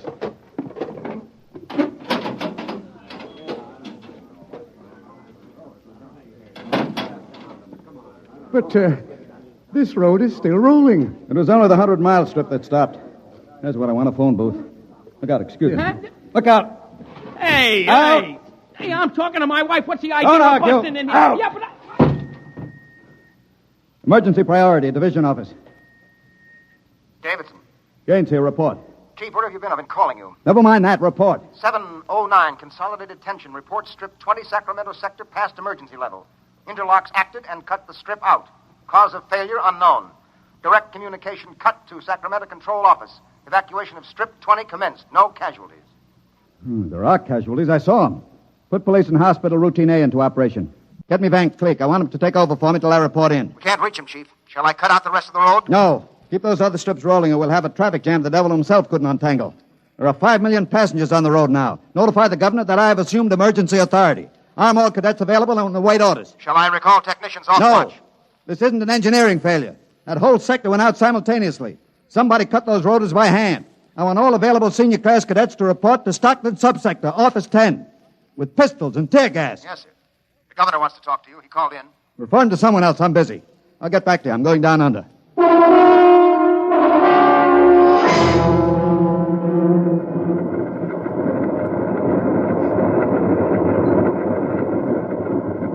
Evans!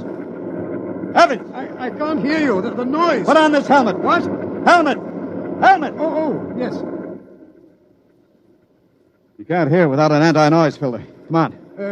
What are we looking A for? recon car. There should be one here.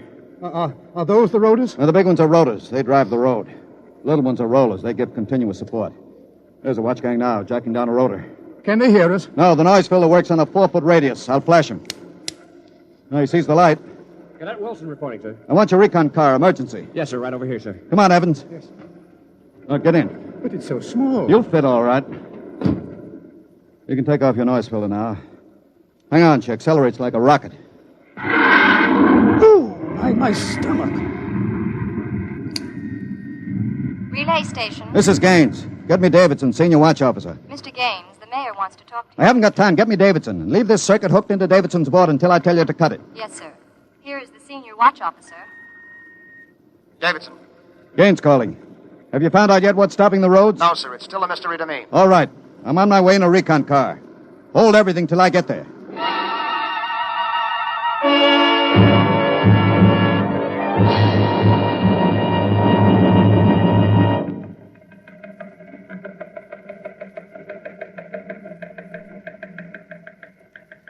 Cadet Edmonds reporting, sir. 3 platoons of cadet engineers standing by with tumblebug motorcycles. Armed? Pistols and tear gas as ordered, sir. Good. Assistant Supervisor Van Cleek is calling you on Circuit 9, sir. Van Cleek. It's about time. Cut me in. Yes, sir. Hello, Van. Where are you? Sacramento office. Now listen, Sacramento. That's good report. in a pig's eye. What? I'm not your deputy anymore, Gaines. What are you talking about? Listen, don't interrupt me and you'll find out. You're through, Gaines. I've been picked as director of the Engineers Control Committee. We're taking over. Have you gone off your rotor? We stopped Strip 20 just to give you a taste of what we can do. We're running things now. And you don't really think you can get away with this? You can't start Strip 20 until I'm ready to let you. I can stop the whole road if I have to. Van Cleek, I'll call in the Army. How will you get 'em here if the roads aren't rolling? Now listen, Gaines. Whoever controls the roads controls the country. And right now, that happens to be me. Now sign off, Gaines. Gotta call the White House. You behave yourself and you won't get hurt. I don't believe it, sir. He's got us, Edmonds. We go in and blast him out, he may wreck the road. What's your rolling tonnage now? 53% under evening peak, sir. How about Strip 20? Almost evacuated. Listen in on this, Davidson. Standing by, Chief. I'm going down inside with these cadets. We'll work north, overcoming any resistance that we may meet. The watch technicians and maintenance crews are to follow behind us. Each rotor, as they come to it, is to be cut out from under Sacramento's control, then hooked into the Stockton control board. Understand? Got it. Check. If it works right, we can move control of Sacramento sector right out from under Vance's feet, and he can stay in his office there till he's hungry enough to be reasonable. Edmonds, get me a pistol. Yes, sir. Mr. Gaines, there's a man here. He's badly hurt. He wants to see you. Take care of him. I haven't got time. He's from Sacramento sector. What? Bring him in. All right. Easy. Come on. Easy. Mr. Gaines, You're Harvey from the Mechanics Union, aren't you? I tried to warn you. I tried to get away. He shot me 3 times. Get a doctor. All right. Easy, Harvey. How long's this been building up? Is it the men? It's the engineers. I told them they were crazy. Told them the road's got to roll. When I tried to get away, they... He's bleeding from the mouth, sir. Harvey. Harvey, can you hear me? He's dead, Mr. Gaines. Come on, Edmonds. We better move. Hey! All right, you men. You saw Harvey brought in. How many of you want a chance to kill the louse that did it? Very well. You men turn in your weapons and return to quarters. We've got a job to do. To make sure the roads start rolling again. We haven't got time for infantile heroics. Anybody who hasn't got his mind on his job will be in the way. Now, here's the order. We move north, mounted on tumblebugs. We're going to try to regain control, rotor by rotor, before Sacramento sector knows we're moving. We've got to capture any watch personnel we run on before they can get word back. Surprise is vital. Use tear gas when possible. Shoot only when necessary. But get them before they can reach a phone jack. Any questions? No. Then move out.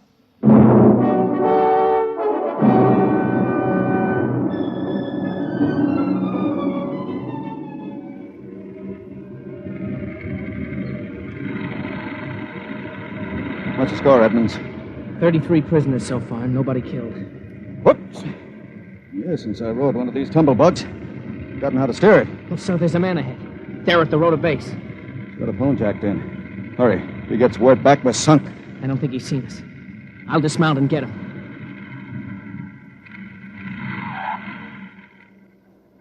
Quick, he sees us. Here, you.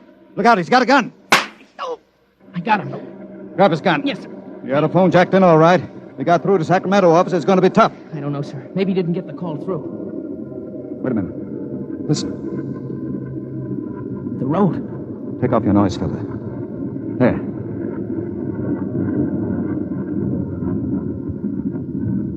The road. The road is stopping. Halt your men. Halt! Hold up there! Hold up! There's a recon car coming up. Relay station call for Mr. Gaines. Give it to me. Here you are, sir. Gaines here. Davidson here, Chief. Van Cleek's calling you. Who stopped the road? He did. All right. Cut Van Cleek into me. You thought I was fooling, huh, Gaines? What do you think now? All right, Van. The road is stopped. You won this trick. Then why don't you get smart and give up? You can't win.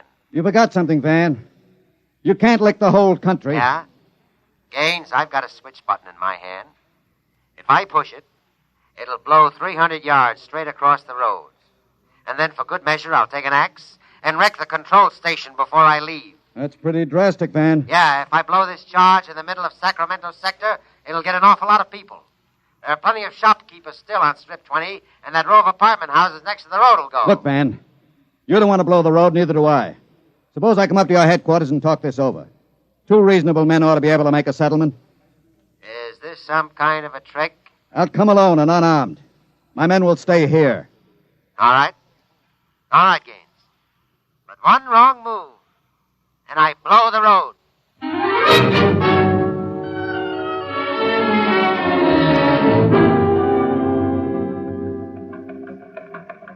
We've got to hurry, Dave. If I take too long, Van Cleek will get edgy and set off that charge. Failure report notes? 1, strips must be cross-connected with safety interlocks, so that when one dies, the others slow down. 2, the men. I can't understand it. The psych tests are rigid. We've never had a failure in the Hum-Wadsworth-Burton method. And then suddenly a whole sector goes sour. How could Van Cleek get a whole crew of psych-cleared men to revolt? It's easy, Dave. As my deputy, he was ex-officio personnel officer for the whole road. He must have been faking psych records for years and transferring maladjusted men into his sector. I've got that personnel record, Mr. Gaines. Man's record. Masked introvert. Inferiority rating 7. Comment. Despite a potential instability shown on Wadsworth Curve, this officer is especially adept in handling men. He's adept, all right. I haven't got time for any more, Dave. You're not going up there to Sacramento office. I've got to. He'll be armed. He'll kill you. I've got to take that chance. But unarmed? Why don't you call in the Army? He won't dare blow the road. Yes, then. he would. Look at that psych record. He's putting up a big, brave front, but he's rotten inside. He wants to be taken seriously. He wants everybody to think he's the most dangerous man in the country. And if I call the Army in, he'll try to prove it by blowing the road. How can you stop him, Mr. Gaines? He'll have a gun. What'll you have? What'll I have? Only a prayer. And what I know about Mr. Van Cleek.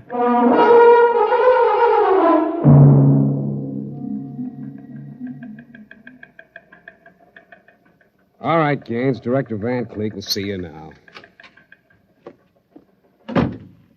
Gaines is here, Director Van Cleek. Come in, Gaines.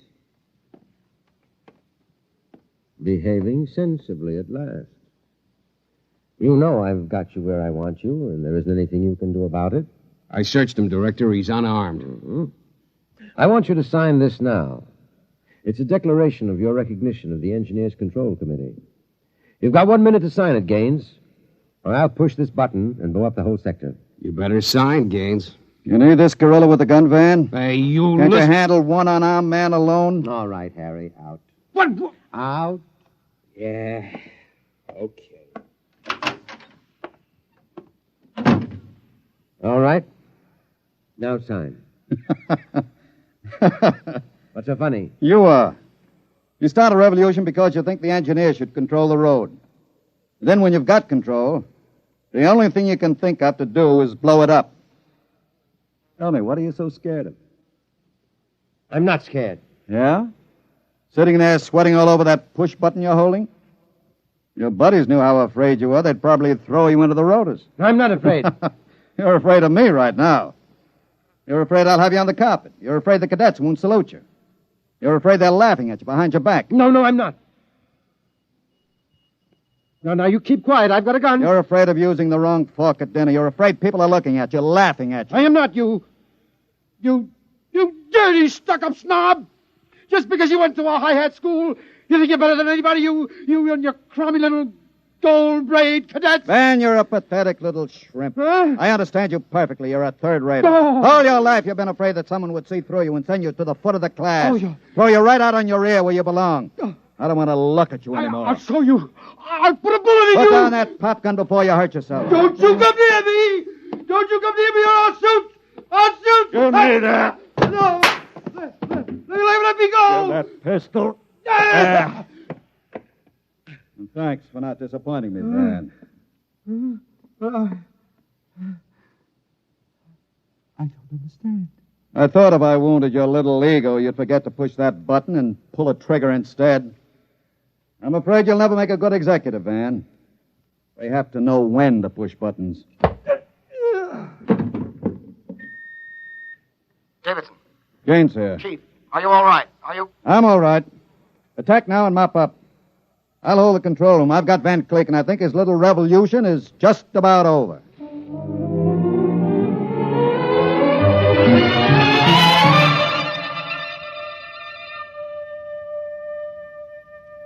Hear them hum, watch them run. Oh, our job is never done, for our roadways go rolling along. While you ride, while you glide, we are watching down inside, so your roadways keep rolling along. Mr. Gaines! Mr. Gaines! Mr. Evans, I forgot about you. Yes, I've been waiting at the sector office. Is everything under control? All rolling. Those are the watch engineers going under to check Sacramento's sector, inch by inch. Remarkable organization. Remarkable. Hourly's in, Chief. San Diego Circle rolling. Bakersfield, Fresno, Stockton. Stockton? Oh, no. What's the matter, Chief? Trouble, Mr. Gaines? It sure is. I promised to meet my wife at Stockton for a show.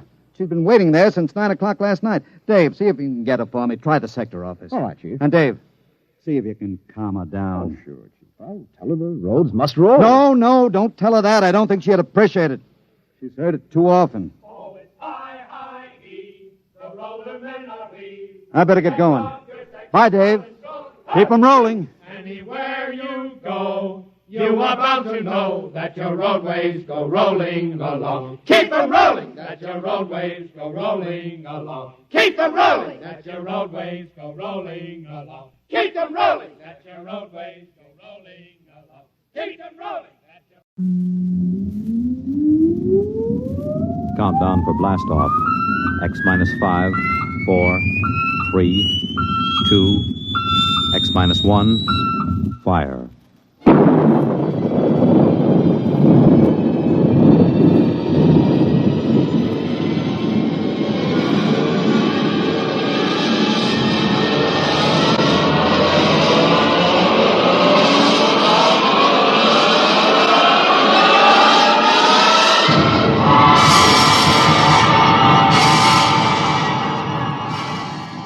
From the far horizons of the unknown come transcribed tales of new dimensions in time and space.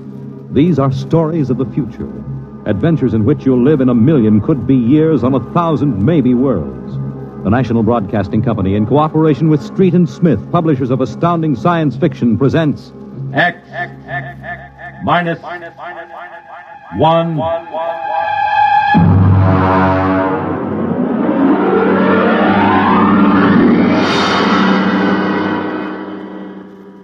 Tonight's story, A Logic Named Joe, by Murray Leinster.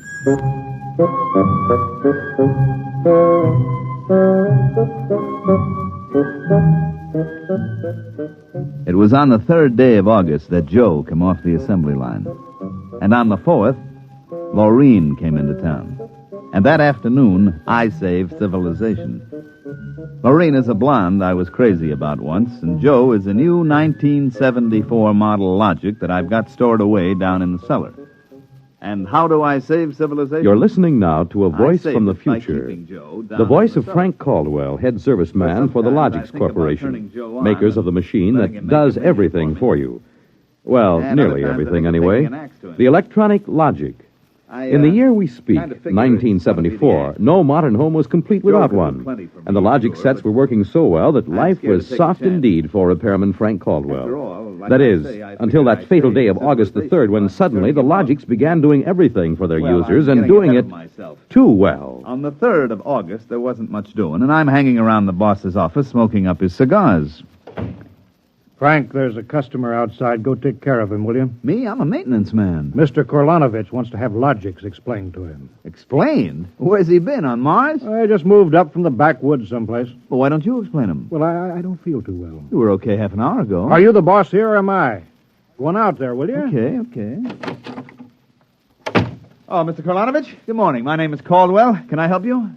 Oh, thank you, Mr. Caldwell.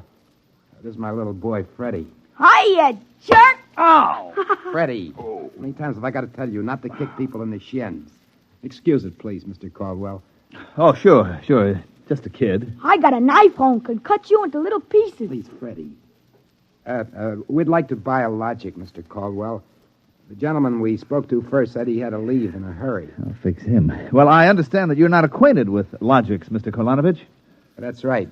We just moved to the city. Uh-huh. My wife, she saw everybody else had a Logic, and you know how women are. Oh, you bet. Well, you can't get along without a Logic in this day and age, Mr. Korlanovich. Look, I got a snake. You want to see? Well, you shut that. Now, about the Logic. Here, I'll just plug in this one right here. Now, you see, the Logic looks kind of like an old-fashioned television set, only it's got keys instead of dials. Now, a lot of the keys are standard, like the television stations, the news, the stock market quotes, and so on. Of course, if you want to talk to somebody, you just punch the number of his Logic. It's like making an old-fashioned phone call. But there can't be keys for everything. Oh, no. Now, let's say that you want to ask a question, like what to take for a sore throat, or who won the American League pennant in 1911. You turn on the Logic, then you just punch the question key and ask, like this. Who was the first president of the United States? George Washington. There, you see. But I already knew that. Well, of course, that was just a sample. I got a little store. Will it keep books for me? It will keep your books, record your contracts, serve as a filing system, and check up on what happened to your lawyer's last client. Anything. Hey, they're really something, these things. 10,000 services and information sources in one. Read our advertising. What I want to know, Mr. Caldwell, how do these Logics work? Of course. Now, you saw that big building across the street? Sure. Well, that's one of the relay tanks. You see, there are a dozen of them all around the country, and they're all hooked up together. And there's a data plate in one of those tanks for every fact in creation. Anything that you want to see or hear, you just punch for it, and the Logic gives you the answer. Hey, listen. Could I ask this thing how to make dart poison? How to make what? Dart poison. Like in Africa. I could shoot the darts through my bean shooter. I think maybe we better not get one of these things. Oh, no. It's perfectly all right, Mr. Korlanovich. The Logic won't tell you that. I bet it will. I'm going to try it. Hey, how do you make dart poison? Public policy forbids this service. Oh, what'd you do that for? Kind of some little brat. Because some people might ask things that aren't good for them. Listen, I don't like this here one. I want that one over there. Kid, they're all alike. I want that one. If I can't have that one, I'm going to hold my breath till I'm dead. Well, I got a lot of time. It's no use, Mr. Caldwell. You might as well give him the one he wants. But look, kid, they're so much alike that even I can't tell them apart. I can. I want Joe. Joe? Who's Joe? I guess he means the Logic, Mr. Caldwell. He has to think up a name to call everything. You should hear some of the names he calls me. Not till I'm 21. I promised Mother. Okay, so we call him Joe, but them things are all alike to 1/10,000th of an inch. I don't care. I bet he'll teach me how to make dart poison. Okay, then. Come on, Joe.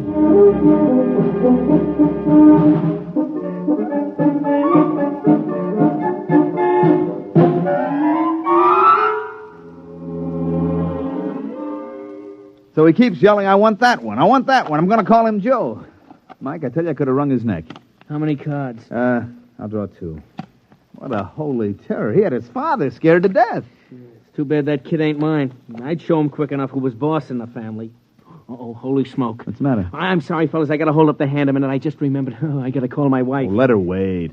You ever met my wife? Hey, what's the matter with this thing? It ain't getting my house. Announcing new and improved logic service. Your logic is now equipped to give not only consultative, but directive advice. If you want to do something and don't know how to do it, ask your logic. Hey, did you guys hear that? Well, they should have told us about this. Oh, it's just somebody trying to pull a gag. Oh, it didn't sound like a gag to me. Maybe the boss decided to add a new logic service. Look, the minute the system starts giving advice, some joker like you is going to be asking questions like, how do I get rid of my wife? Oh, no. The boss knows better than to start anything like that. Yeah, but you heard what the logic just said. Oh, listen, the sensor circuits will block the question. You don't believe me? Go ahead and try it. Well, anything for a gag. Okay, logic, I got a question for you. How do I get rid of my wife? Service question. Is your wife blonde or brunette? You guys hear that? She's a blonde. Hexacrylobinatine is a constituent of green shoe polish. Take home a frozen meal containing pea soup. Color the soup with green shoe polish. This poison is fatal to blonde females only. This fact is a product of logic service. You cannot be convicted of murder. It is improbable that you will be suspected. The saints preserve us. And it's bound to be right. These things can't make a mistake. Well, Mike, don't just stand there. Check the sensor circuits, quick. Oh, we can't get to them. They're all sealed up. It's supposed to be impossible for them to go out of order. Well, they're out of order now. And I got a feeling that some awful things are going to happen.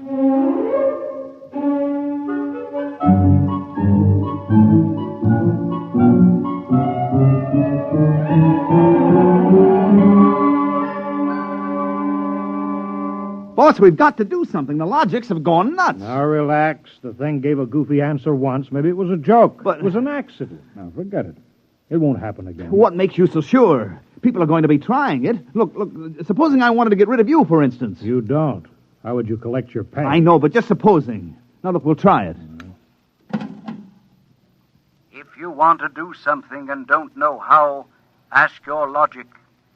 How do I bump off my boss? Male, fat, bald-headed, and 45. Make some chocolate ice cream containing powdered charcoal in place of half the chocolate. Use Hotso brand charcoal. Hotso contains an ingredient fatal only to fat, bald-headed males. This fact is a product of logic service. Now, look, Frank, I admit these things have gone a little wacky, but there's nothing to worry about. Nothing to worry about? If this keeps up, what do you bet that we'll have to shut down the company? You kidding? We can't shut down the company, and you know it. Logics have taken the place of everything but night baseball. We shut them down, we go back to a civilization that we've forgotten how to run. Yes, but, boss, there's no telling what they'll do. Listen, now, you've asked these questions for a gag. Nobody's going to ask them seriously. What you need is a little faith in human nature. Excuse me, it's probably my wife. Cyrus, dear, how do you feel? Why, just fine, sweetheart. What have you been doing? I just called to tell you, Cyrus. I've got your favorite dessert for dinner. Dessert? What kind? Homemade chocolate ice cream. Cyrus, when you taste it, you'll just die. Cyrus, what's wrong? Why don't you answer me, Cyrus? Chocolate ice cream. This can't be happening. Why, this is awful. These logics are dangerous. Have a little faith in human nature. Now, Caldwell, you're the head of the maintenance crew. I'll give you 24 hours to fix these logics or you're fired. Well, now, look, boss. What are you standing there for? Get in the service car. Get moving. Where? Anywhere. Find out what the logics are up to and see that you find out before the logics do.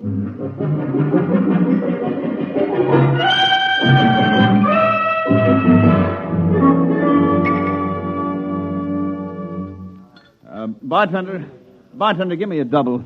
Come on up. Last night, have a little drink, pal. What's the matter, pal? You had a bad day? Oh, excuse me, bud. Listen, pal, you gotta listen. I got troubles.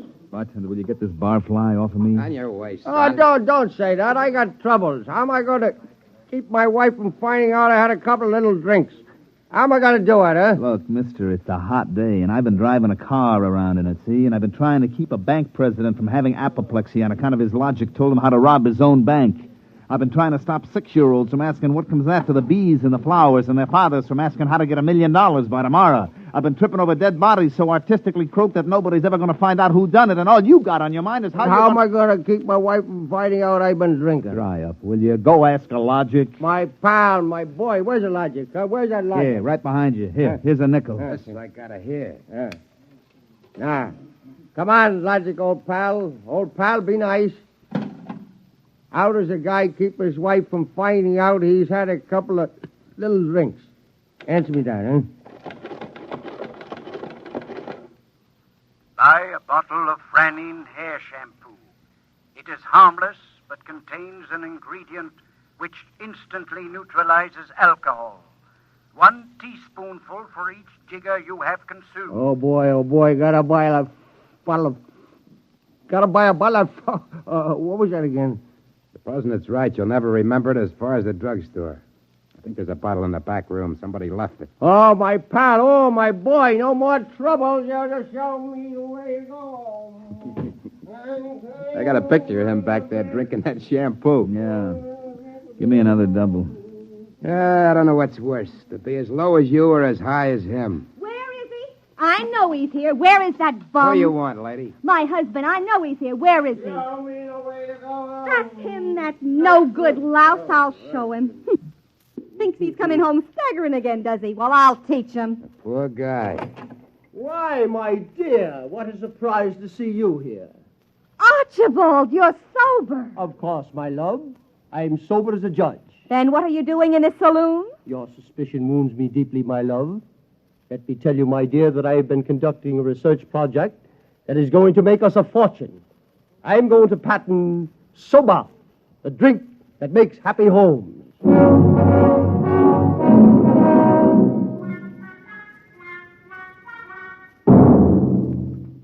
Look at this blotter, Caldwell. Blank.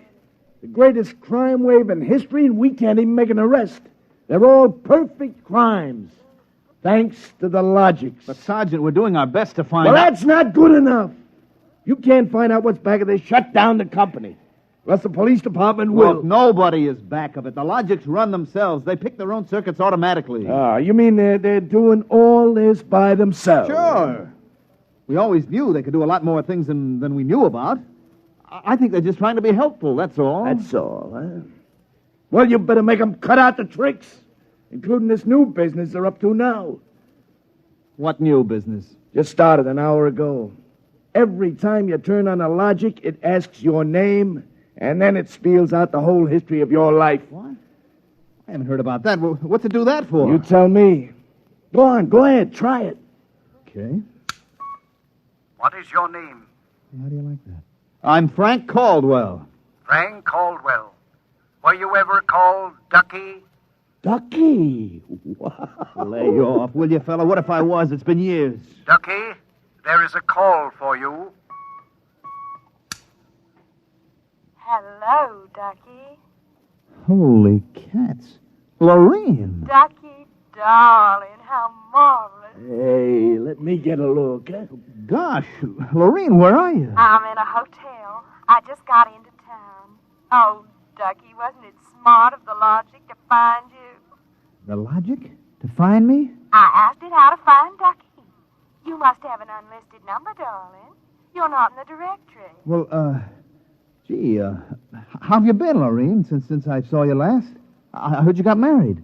You won't believe me, Ducky, I know, but I've had 4 husbands, and I've never loved anybody as much as I love you. You've divorced 4 husbands? 3. The last one, died unexpectedly. Oh, who unexpected it? He did. But the jury acquitted me, Ducky. They knew it was just a little old accident.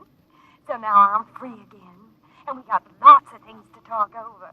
You come right on over here, Ducky, instant. Oh, well, Lorraine, I'm working, you see, and I'll call you back. All right. Here's a kiss. Mm-hmm. That'll have to hold you till you get here. Hurry, Ducky. Oh, my back. What am I going to do? Do like you were telling me a while ago. Huh? Calm yourself, Ducky.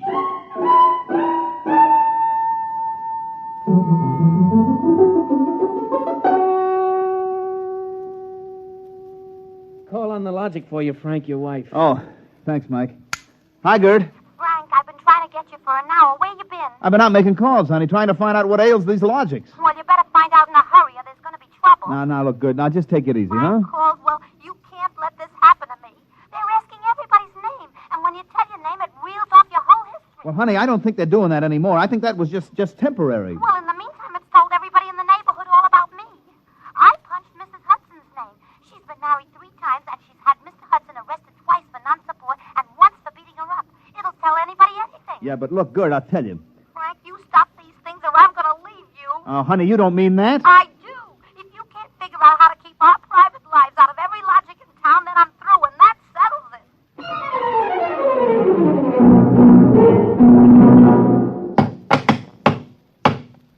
I can't even budge any of these relay plates. Me either. Isn't there some way we can disconnect them? Nope, there is not. They weren't built to be disconnected. The sensor circuits were supposed to take care of cutting them off. Now, see who that's for, Frank. Hello, Ducky, darling. Oh, Lorene, not again. Ducky, darling. I'm so lonesome. Why haven't you come over? Well, I've been busy. Oh, poor Ducky. Look, let's get married. Gosh, Lorene, well, what I mean is... Right away, Ducky. You're not busy tonight, are you? Look, Lorene, I got married. Oh, poor boy. My poor Ducky. Well, we'll just get you out of that. No, look, Lorene. It's all arranged, darling. I'll just call up your wife and have a little talk. No, now, please, Lorene, I mean, it's nice of you to think of me and all, but Now, you just give me your address and your logic number, darling. I haven't got one. Never mind, darling. The logic will find out for me. Lorene? Hey, Frank, will you get away from that thing and give me a hand? Yes, Mike, in a minute. First, I've got to call my wife. No. We got to get out of town. Oh, Lord, I made a mistake. Frank, you're supposed to be helping Mike. Yeah, I am, boss, I am, but I got to make this call. Call? What do I care about your call? President's getting ready to close down the company and declare martial law. Now, for the love of heaven, do something. Yes, boss, I will. I've just got to make this one call before the logics get on my trail. To assist in solving a special problem of logic service, kindly give the following information if possible. Where does Frank Caldwell live? They got me. I'm through.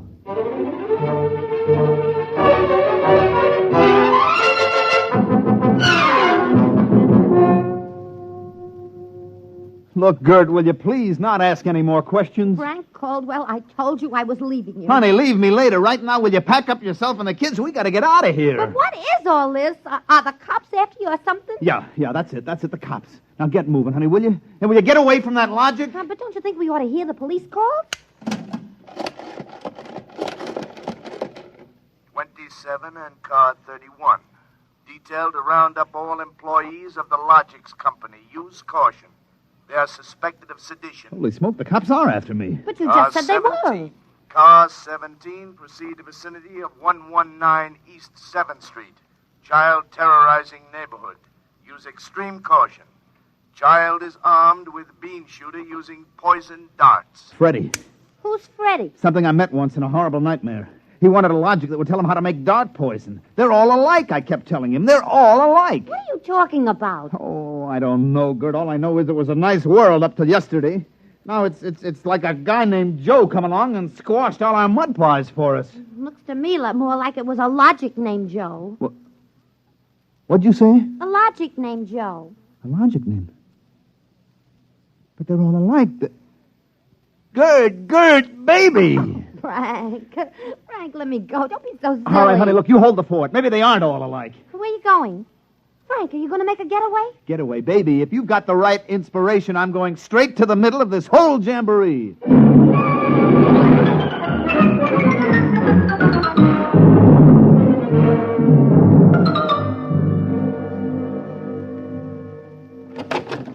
Yes? Oh.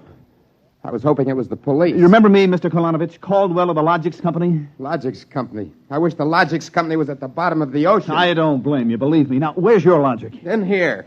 I'd smash it into a million pieces if... I wasn't afraid of what Freddie would do to All me. right, look, just get out of the way, will you? I've got business with Joe. If you want to do something and don't know how, ask your logic. Oh, we're back to that routine, Well, I want to do something, all right.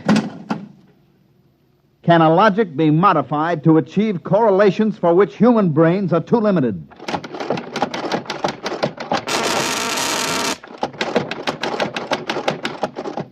Yes.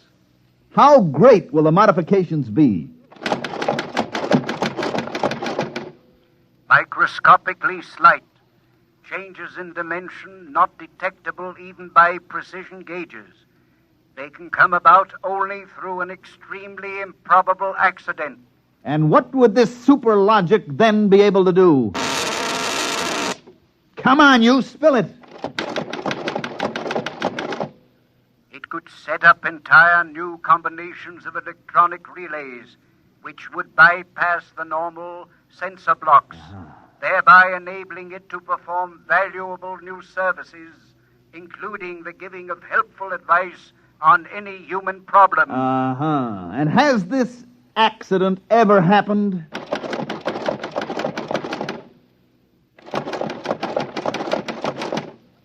Come on. It has happened only once in the case of the logic now owned by the Kolonovich family of 119 East 7th Street. A logic named Joe. Thanks, Joe. That's all I wanted to know. Hey, what's all that about? I'm taking this logic away, Mr. Kolonovich. I'll bring you a new one, and our troubles are all over. Hey, you, get away from Joe. Correction, our troubles are just beginning. Freddie, put down that blowgun. Ah, shut up. Hey, you, I said get away from the logic. Look, Freddie, I'm going to bring you a nice new one, see? I want that one. Get your mitts off it. What I got in this bean shooter ain't lemonade. Mr. Caldwell, the police. They're outside. Yeah, for me and Freddie. Nuts. What they want you for? You ain't smart enough to do nothing. Oh, no? Hey, there's plenty I could tell you. Look, there's the cops, kid. It's you and me against them. So what you gonna do about it if you're so smart? Now, look, we may have to fight our way out. Let me see that blowgun. I know a way to hop it up so the cops won't have a chance. Now, come on, give it to me. Okay, let's see what you can do. Here. Thanks. Here! Mr. Caldwell, you're a great man. Now all I got left to do is pull this plug out of the wall. Come right in, Sergeant. Well, that must be the kid. You don't look so tough to me. Well, he just got a little softening. There'll be no more complaints, officer. I guess I can go on where Mr. Caldwell left off. Caldwell? Hey, you wanted... Now, look, I just came to pick up this busted logic. I don't know a thing. You said that before. Come on, you're going to the cooler. Let's go. Now, wait a minute. You act like you wanted to go to jail. Well, just till a certain party leaves town. I get a feeling it's safer. Okay, then, Caldwell. Into the paddy wagon you go. Thanks, officer. You may be saving my life. Now, if you'll just help me carry this logic out... Wait a minute. You can't take that in the wagon. I can't? Why not? There's no room. We already got a dame in there who's raising the roof. A dame? Yeah, a blonde. Plainclothesman picked her up trying to buy a gun without a permit. She keeps screaming she's going to miss her date with Ducky.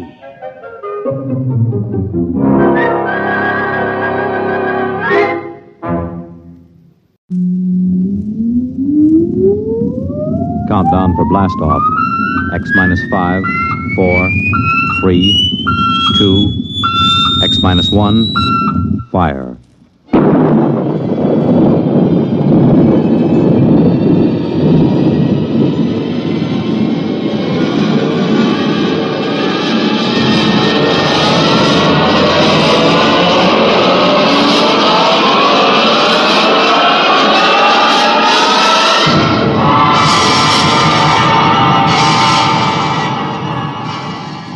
From the far horizons of the unknown come transcribed tales of new dimensions in time and space. These are stories of the future, adventures in which you'll live in a million could-be years on 1,000 maybe worlds. The National Broadcasting Company, in cooperation with Street and Smith, publishers of astounding science fiction, presents X minus 1.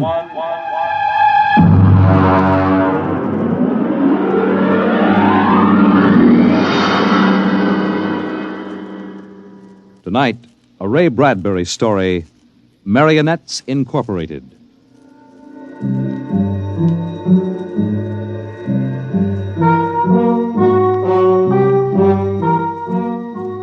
By the year 1990, we should see many amazing technological advances.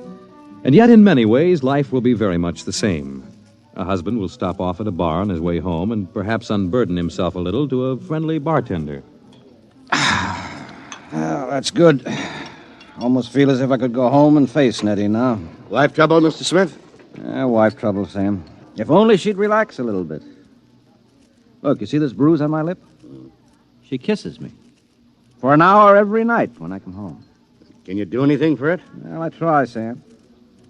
You can't figure them out. Well, I guess I'll go home and feed myself to the lioness.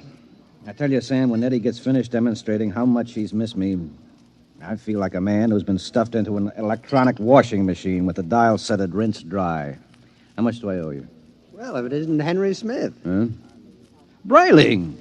Well, as I live and breathe. Walter Bray, what are you doing here? We're having the night out. Say, does Gloria know about this? Things have changed, Henry. I thought she kept you chained to the bedpost most of the time. Not anymore, Henry, not anymore. So you aren't divorced, are you? Oh, no.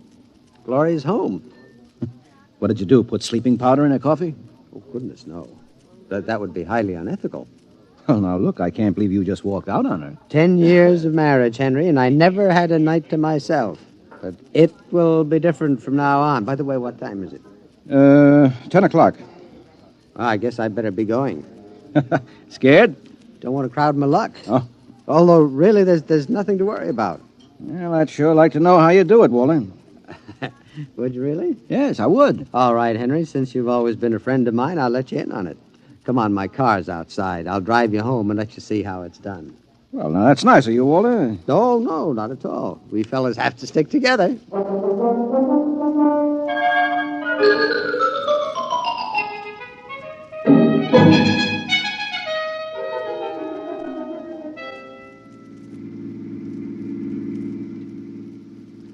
I don't suppose you know how Gloria and I came to be married in the first place. No, I don't.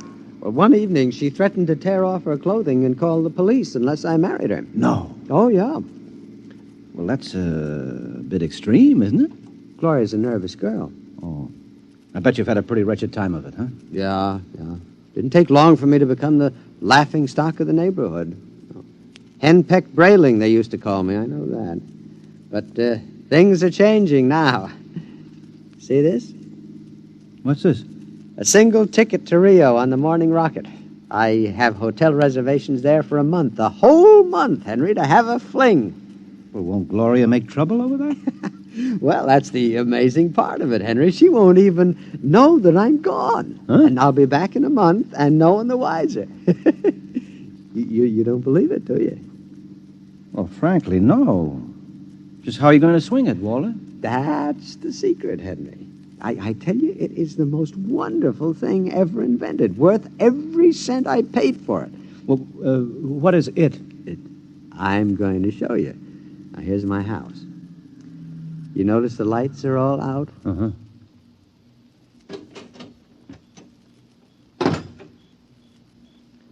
Shh. Now, we'll wait here on the front porch. Say, Walter, you haven't gone off your rocker, have you? Shh. Let me see. I meow twice. That's it. Meow. Meow. Now watch the window in my bedroom. It looks as if somebody's... Hey! There's a man up there. He's looking out. Good. He sees me. Now he'll be down directly. Oh, now look, isn't this a bit embarrassing for you, Walter? No, not at all. You'll find out. Here he comes. Hello, B2. Good evening, Mr. Brayling. Either I'm going out of my mind or there are two of you. You never told me you had a twin brother. I don't. Look, if this fellow were in pajamas, I couldn't tell you apart. Well, that's the secret, Henry. Everything go all right, B2? Just fine, Mr. Brayling. I suppose my wife was in her usual good form this evening? Well, as a matter of fact, we spent the evening playing gin. No screaming, shouting, accusations? No, sir. No, it was a very quiet evening. Well, but this is even better than I thought. Marionettes Incorporated aims to satisfy, sir. Did he say Marionettes Incorporated? That's right, Henry. Now look him over. Isn't he excellently fashioned? You wouldn't dream he was a robot, a marionette. No, I don't believe it. Well, it's against the law, of course, to duplicate a human like this, but it's well worth the opportunity. I still don't believe it. You can't tell him from a human. Well, only one way. Put your ear next to his chest. Huh? That's it. Now listen. It's machinery. Walter, old man, how long has this been going on? Well, I've had him a month. I keep him in the cellar in my toolbox. And tonight I told Gloria that I'd like to be excused for 5 minutes to run down to the cigar store. Huh? She agreed. I went down the cellar, took out Brayling, too, and sent him back upstairs to sit with my wife till I got home. That's miraculous. Of course, Walter, it doesn't seem quite ethical somehow. Oh, nonsense. Highly ethical. Hmm? I've been home all evening. I shall be home with her for the next month. In the meantime, another gentleman named Walter Brayling will be in Rio having the time of his life. Well, can he walk around without fuel for a month? He refuels himself. Oh. He's built to do everything. Eat, drink, sleep. You'll take good care of my wife, won't you, B2? Well, your wife is rather nice. I've grown quite fond of her. There, you see? Yeah, Walter, old man, how long has this Marionettes Incorporated outfit been in business? Secretly for 2 years now. Why? Well, I wonder, you suppose there's a possibility that I might get in touch with him? You? Hmm. But your Nettie is madly in love with you. Well, I know that, but even so, just a little respite, a night or two once a month, huh? But she loves you dearly. Yeah. So much she can't bear me to leave her for half an hour. You know that lately she's taken to calling me up at work 10 or 12 times a day, talking baby talk? Your Nettie? My Nettie. So now what do you say, old man, huh? As a favor to an old buddy, huh? A fellow lodge member? Well, I could put you in touch with the man who makes them. Of course, you'd be pledged to secrecy once you learned where he's located. Oh, well, naturally. Oh, very well, then. Here's his card. Marionettes Incorporated. W. Zeig, proprietor and owner. New humanoid plastic 1990 models guaranteed against wear. Our motto, no strings attached. Address, the Jumble Shop, 43 South Wesley Drive. Yeah. Mr. Zeig will take care of you. He's a charming fellow. Real craftsman. Say, that's wonderful, Walt. I'll see him first thing tomorrow. Well, I better be getting home now. Nettie is probably splitting a gasket. We'll see you around, old man, after I get back from Rio. While I'm gone, you might drop around regularly, just as you always have. Treat Brayling, too, here, as if he were me. Otherwise, Gloria might be suspicious. Yes, fine, I'll do that. Oh, before I go, these marionettes, they're safe, aren't they? Oh, absolutely. Tell him, B2. Oh, we're guaranteed. Well, that's fine.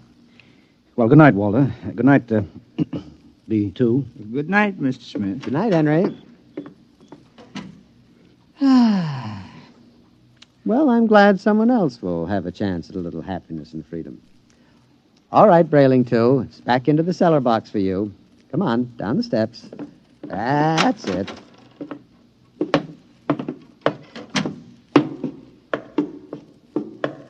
It's very damp down here, Mr. Brayling. Bad plumbing. Here we are. Brayling. Yeah? Before you put me back into the toolbox, could we have a word? Certainly, old man. Now, this toolbox. Yes, what about it? Well, I don't like it, Mr. Brayling. Why not? Well, it's cramped. Oh. Well, I'll try to fix up something more comfortable when I get back from Rio. All right, now, before Gloria gets worried, back into the... Marionettes are made to move, not keep still. Now, how would you like to lie in a stuffy old box most of the time? Well, I didn't realize you fellas were that sensitive. Well, you wouldn't like it at all. I keep running. There's no way to shut me off. Now, I have my feelings, you know. Well, a day after tomorrow, I'll be off to Rio, and you won't have to stay in the box for a whole month. You can move upstairs. But when you come back from Rio, I'll go back into the box. Mr. Zeig didn't tell me at Marionettes Incorporated that it was possible to get a difficult specimen. Oh, well, there's a lot he doesn't know about us. Look here, B2. This has gone far enough. I'll never get to Rio. Come on now, into the box. And another thing. Well? Your wife. Yes, what about my wife? I've grown quite fond of her. I'm glad that you enjoy your employment. You'll have the whole month. I'm afraid you don't quite understand, Brayling. I've fallen in love with her. Yes, well, all... You what? Well, you see, you just don't appreciate it. Maybe if you hadn't acted so meek and apologetic about everything, well, she'd have a little more respect for you as a man. You aren't supposed to behave like this, you know. I think I could be very happy if I were married to Gloria. Aren't you forgetting that you are nothing but a big, overgrown puppet? Now, careful, Brayling. I'm sensitive. I'm sorry.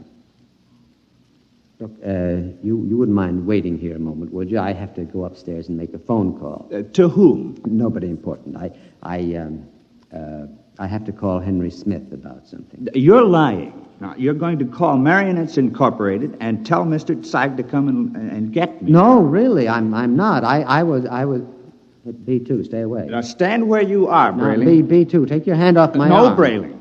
What are you going to do? Nothing much. I'm just going to put you in the toolbox, lock it, and lose the key. Then I'll buy another ticket to Rio, and Gloria and I can have a wonderful vacation. You're insane. Oh, am I? Now, wait a minute. Hold on, B2. Don't be rash. Now, let's talk this over. Goodbye, Brayling. Now, B2, stop it. Don't. Let go. Into the box, Brayling. There. Let me out. Let me out.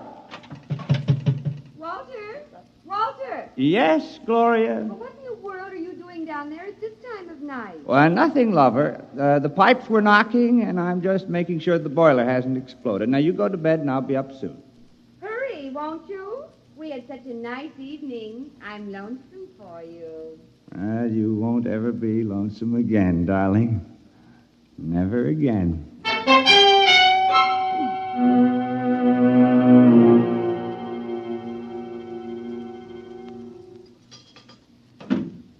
Good morning, Nettie. Good morning, darling. How are you? Have a nice time last night? I missed you so. Mm-hmm. Is breakfast ready? Well, aren't you going to kiss me good morning? Huh? Oh, yes, I suppose so. Mm. You're so wonderful, Henry. I guess I'm the luckiest person in the world. Mm-hmm. Now, here's your coffee. How would you like your eggs? Oh, any way at all. But I want to please you. Look, skip the eggs this morning. But you have to eat to keep well, darling. I'm very healthy. I have an early business appointment this morning. Oh? Yes, it's a friend of Walter Brayling's. I met Walter last night. Oh? Yes. So, I'd better be off. Now, Nettie, don't look as if I were on my way to Rio or something. Well, it's just that I miss you so. I want to be with you all the time. Oh, dear, do I have to go through this every morning? I'll be back at supper. Now, there's no need to cry now, is there? No, darling. You aren't displeased with me, are you? I try so hard to do everything just as I think you'll like it. I know. I'm not displeased. Now, goodbye, dear. Henry. Yes? You forgot to kiss me goodbye.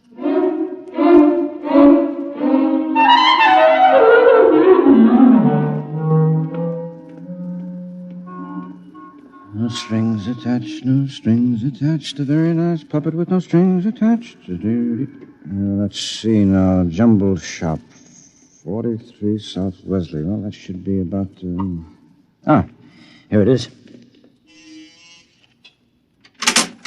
Yes? Mr. Zeig? Yes? Walter Brayling recommended me. Enter. Thank you. Your name? Henry Smith, 55 Evergreen Place. And what can we do for you, Mr. Smith? Well, Mr. Brayling showed me his marionette last night. I was intrigued with the idea. Not that my wife is anything like that female meat grinder he's married to, you understand, but, I'm a man who enjoys an occasional evening with the boys, you know, without complications. Naturally. Yes, so I thought... that I could duplicate you? Exactly. Oh, I think it might be arranged. Uh-huh. Oh, yes. How much? $9,000. I have an inferior model at $75,000. No. If I go through with this, nothing is too good for Nettie. Nettie's my wife. We've been putting money aside to buy a summer home in Westport, but... Sometimes we must choose. Yes. Well, perhaps I could just slip out $9,000. It's a joint account. How soon could I have it? Oh, I could construct a mannequin in about 2 months' time. Good. Shall I consider the order placed? At once. Of course, you will have to report here for a body mold, color index of your hair, lips, skin, etc. And I'll have to do a complete electro-emotional calibration. Now, you guarantee that these models are foolproof? As foolproof as I can make them, Mr. Smithson. I've had years of training. And there's no chance of detection? None whatever. I've never had a complaint. Very well, Mr. Zeig. I'll get the money from the bank and send it to you. I'm sure you won't be sorry, Mr. Smith. You will be just as satisfied as Walter Brayling.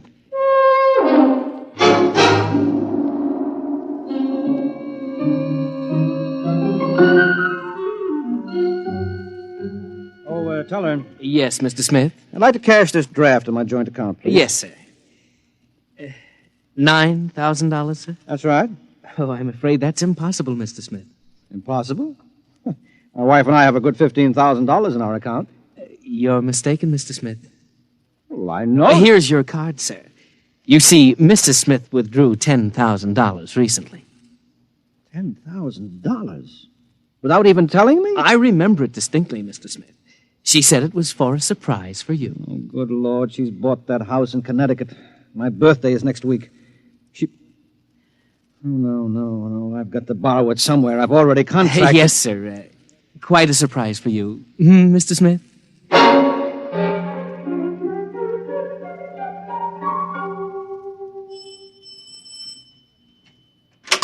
Yes? Oh, hello, Henry. Hello, Gloria. Is Walter home? I'd like to speak to him. He should be back soon. Will you wait? Yes, I'd better. Oh, say, Henry, as long as you're here, maybe you can help me with something. What? I went downstairs to get an old suitcase a little while ago, and I heard the strangest noises near that old tool chest of Walter's. He mentioned that the boiler was acting up, and, well, I'm afraid to go down there again. I wonder if you'd take a look. What kind of noises? Like a thumping sound. Mm-hmm. Well, maybe I'd better go down, Gloria. You stay up here. Should I call a plumber, do you think? No. I'll take care of it. Well, it's right down those stairs. All right, I'll have a look.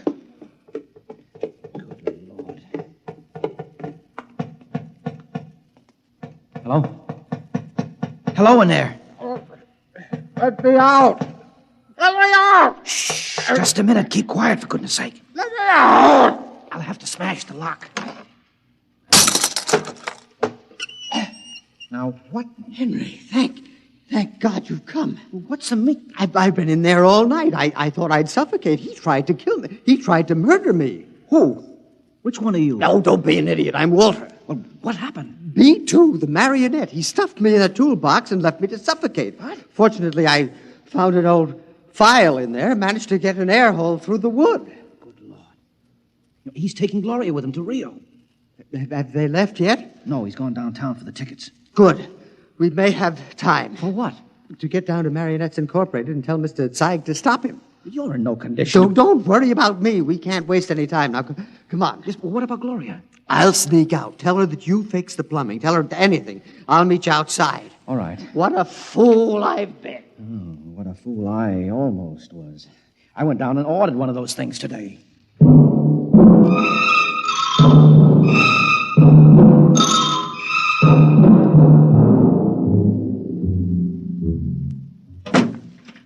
Gloria, love. Yes, darling. Did you get the tickets to Rio? Right here in my wallet.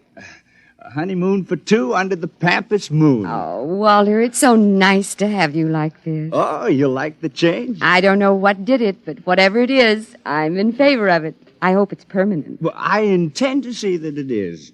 By the way, darling, do you happen to remember where that old pistol of mine is? Pistol? Yeah, I just thought, since we're going to be traveling in strange countries, well, it wouldn't hurt to bring it along. Well, I think it's here in the sideboard. There. You know how frightened I am of these things. Well, I'll be very careful of it. Now, in fact, I think I'll go down to the basement and practice. Not really shooting it, of course, just to make sure it's in good working order. Well, now, do be careful, darling. Oh, I will. If you should hear a shot, now, don't be frightened. I may fire it into a block of wood just to test it. Perhaps I'll fire it into that old tool chest of mine. That should absorb it. Oh, speaking of that tool chest... What about it? It reminds me that Henry Smith was here. Oh? Yes, I heard some noises downstairs, and he went to fix the plumbing. Oh, is he still down there? No, he left. I really don't understand it. He seemed so anxious to see you before he went down to the cellar. And then he just left. Did he stop the noises? Well, he must have. I don't hear them. Yeah, I see. What is it, dear? Well, I have to go out for a while, darling. But, Walter, we have to pack if we're leaving. Well, I'll be back soon. There's something very important I have to attend to. What is it? Well, just some personal business with Henry Smith. Now, please excuse me, darling. And now, don't worry. When I get back, everything will be fixed once and for all. Oh, we can enjoy the rest of our lives just as though the old Walter Brayling never existed.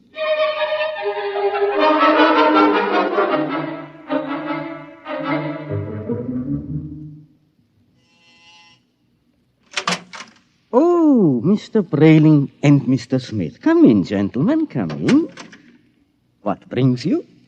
Mr. Zeig, you told me your marionettes were foolproof. They are. My personal guarantee goes with We know each all one. about your personal guarantee.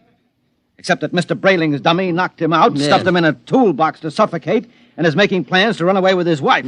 Oh, dear. Yes, well, Mr. Zeig.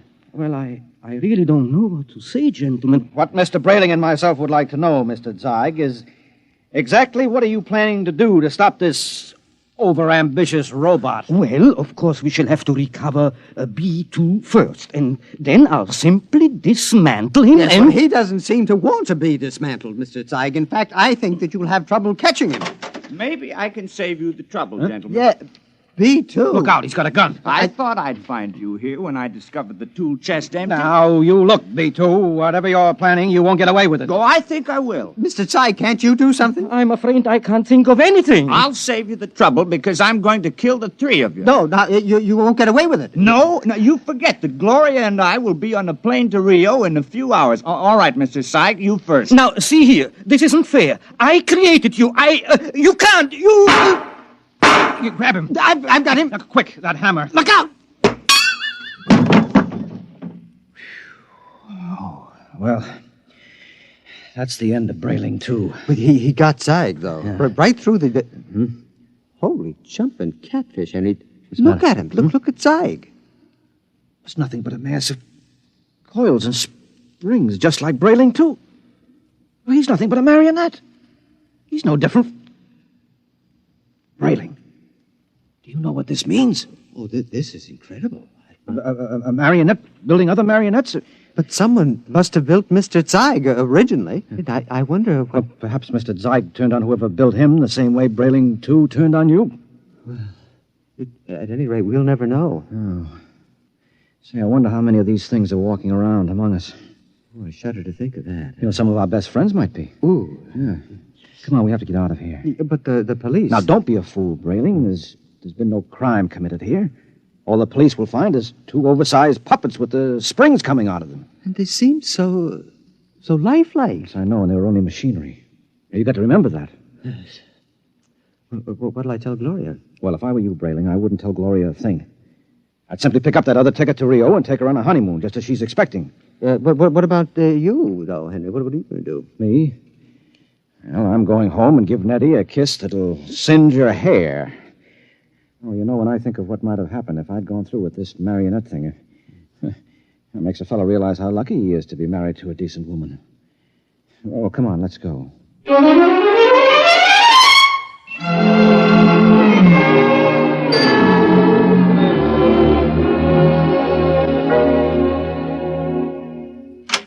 Nettie? Nettie? Where are you, sweetheart? In here, darling. Oh, I've missed you today. Come here. Oh, Henry. Oh, you look tired, darling. Can I do something for you? Just tell me I'm yours to command. Oh, man's a fool to jeopardize a nice home and a loving wife like you. Oh, you do love me, don't you, Nettie? Oh, you know I do. Here, let me get your slippers on. No. Oh, it feels good to sit back on the sofa and relax. Oh, you don't know what a trying day I've had. Oh, I can see you're all upset. Hey. It isn't anything I've done, is it, dearest? No. Well, in a way, something you've done is connected with it, yes. What's that, darling? The money. Money? Now, I know you wanted to surprise me with the house, darling, but really you shouldn't have taken that money out of the bank without consulting me. Henry, I don't even know what you're talking about. Now, Nettie. But I don't. Nettie. Oh, you're so upset, darling. If it's anything important, let's talk about it later. Meanwhile, why don't you just put your head on my shoulder and rest? Well, I must admit that sounds enticing. Here, let me make you comfortable. There. Now you just close your eyes. That's it.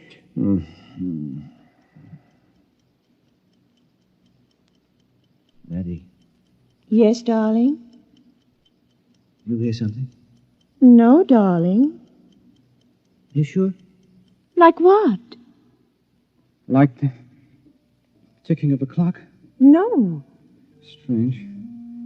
I don't hear it now, but when I had my ear against your chest. Oh, no.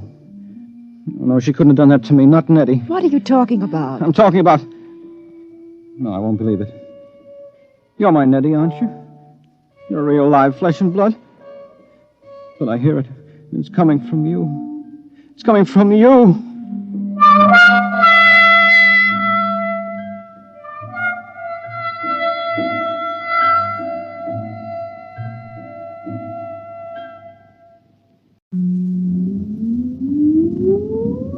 Countdown for blast off. X minus 5, 4, 3, 2, X minus 1, fire.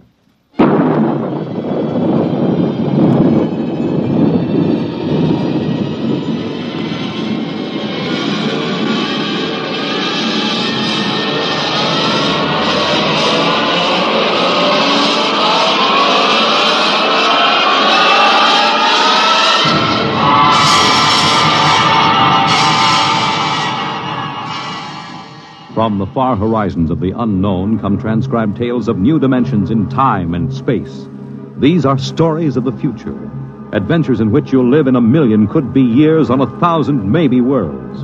The National Broadcasting Company, in cooperation with Street and Smith, publishers of astounding science fiction, presents X minus 1.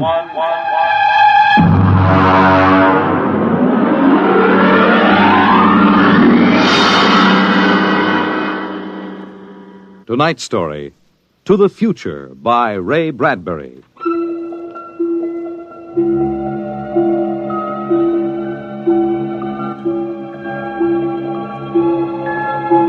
Time is an interesting phenomenon. A ticking clock, the running sands of an hourglass. All these have captured the imagination of men. But time is more. It exists now, and then, and in the future. Suppose we are in the year 1955. Coexistent in time may be worlds we have never seen, the worlds of the past and of the future. The year 1955. It was a spring night in Mexico, fiesta time. The fireworks shot up into the clear, dark sky, and a papier-mâché bull ran about the plaza chasing boys and laughing men. Mr. and Mrs. William Travis stood on the edge of the yelling crowd, smiling. Bill, what is it? What did they say? They're cheering for the bull. Here he comes. He's good, isn't he? Look how they rigged that fire breathing. Oh, Bill, it's wonderful. I've never enjoyed myself so much in my life. It's terrific. They caught the bull. Bravo, Toro! Bill, it will go on, won't it? I mean, our trip. Sue, don't worry. I've got enough traveler's checks for a lifetime. Relax. No, but suppose they find us. Forget it. They haven't a But chance. suppose they do. Suppose they take us back. They'll never find us. Oh, relax. Enjoy yourself. If it only lasts. Come on. Let's get out of the crowd, huh? You need a drink. Let's try something different this time. I want to try every drink there is in the world. Don't worry. There's no rush. We've got plenty of time now. In here. There's a table over there. Come on. Bill, What's the matter? don't look right away. Huh? Over your left shoulder, right by the end of the bar. That man. What is it? I saw him this morning in the plaza. Take it easy. The town's full of tourists. He was at Juarez and at Tasco. Bill, I'm afraid. Don't stare at him. Come on. I know it's the same man. He was wearing the same white suit. Sit down, Sue. Come on, dear. Smile. Act natural. Bill, he's been following us. He's a searcher. I know he is. Quiet. Here, boy. Si, senor. Benedictine and brandy, too. Si, senor. He's been watching us, Bill. Pull yourself together, Susan. He can't take us back. Will you quit worrying? The chances are 1 in 1,000 that they found us. It's probably just a coincidence. I want to lie down. I think I'm going to be sick. Susan, hang on, will you? If he is looking for us, we can't run out. It'd attract We attention. must have slipped up when we checked out in New York. What's he doing now? Stopped our waiter. He's asking him something. May just want a drink. Bill, I can't stand it. I've got to go upstairs and lie down. All right. As soon as we finish our drinks. What's he doing now? He's nodding at me. As if he knows me. He's smiling. Bill, he's coming over here. Watch yourself. We've got to go right on in front of him, so if he is what we think he is, he won't suspect. I can't. We've got to. Come on. And so I said to David, that's absolutely ridiculous. What do you... Mr. Christian, you did not pull up your pants leg when you sat down. What? I'm afraid you've got the wrong person. My name isn't Chrysler.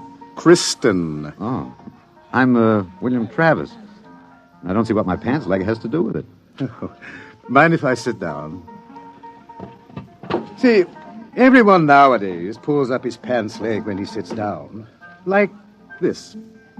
See, it keeps the trouser from bagging at the knees. But of course, if you're not used to this style of clothing... Now, see here, we don't know you. You don't? I'm sorry. I thought I knew you. This is our table, if you don't mind. You see, I'm looking for 2 friends of mine. A man and his wife. Very much like you. The man is an atomic scientist. The wife, a bacteriologist. Very important people. They work on government business. What are you talking about? And when I find my friends, I'm going to take them home with me. Look here, Mr. Sims. That will do for now. Well, look, I understand you thought you knew us, but you see, you're mistaken. Now, if you'll excuse us, my wife and I were just going up to our room. We have to make an early start in the morning. Oh, going for a trip? Acapulco, perhaps? Oh, a lovely spot. Never mind where we're going. Yes, of course. You don't like crowds, tourists. Probably like to get off the beaten path. You know, I have a vacation folder here that might interest you. Please, Bill, let's go. It's put out by an outfit that calls itself Travel in Time, Incorporated. Travel in time? Yes. They've come up with a rather intriguing idea. Here. Travel in Time, Incorporated can costume you, put you in the crowd at any place and time in history. We guarantee to teach you any language you need to move freely in any year without risk of detection. This summer, why not escape from the worries of our modern world? Take your vacation in time. That's impossible, of course. But think what it would mean. A chance to escape all the tensions of an unpleasant life, war, insecurity, fear. Suppose you were a scientist working on a dangerous bomb project. Or you, Mrs. Travis.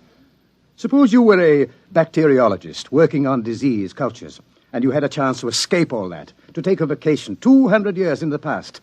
It would be wonderful, wouldn't it, to escape to a more peaceful world? A trip back to 1955? 1955? But you said a vacation in the past. So I did.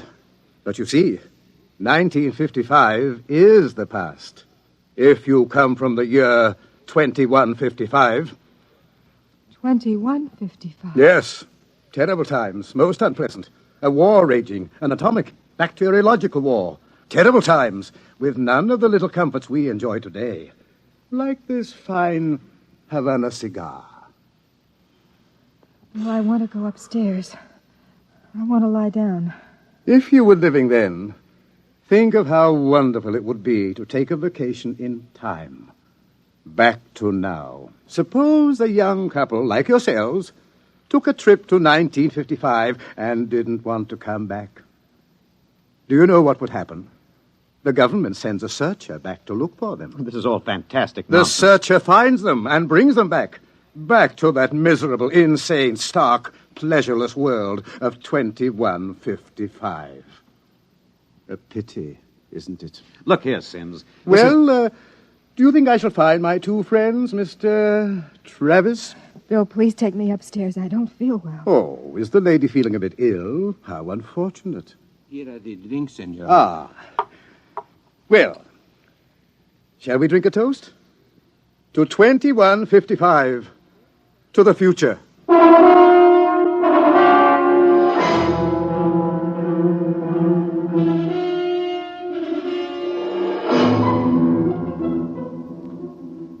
Inside. Inside, quick.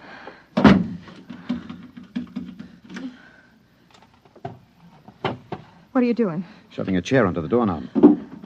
He knows. He's been following us. He's a searcher. Look, keep quiet, Sue. I want to think. You're going to take us back. It isn't over yet. I've got a headache. I'll get you an aspirin.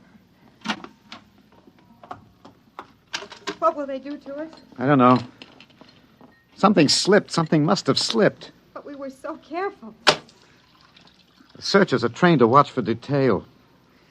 Things like not pulling up my trousers.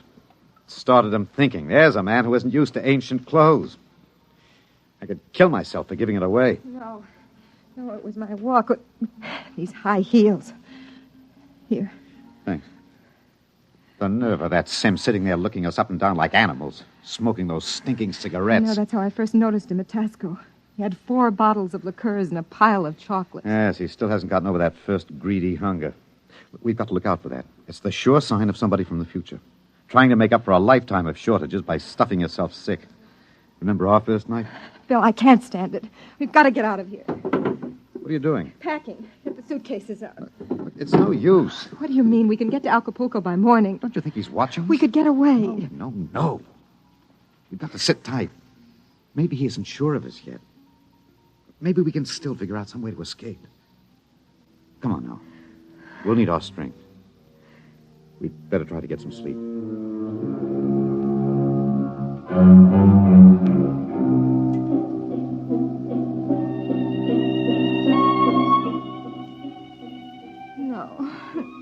No, I won't go back. Security, pull it. The bomb.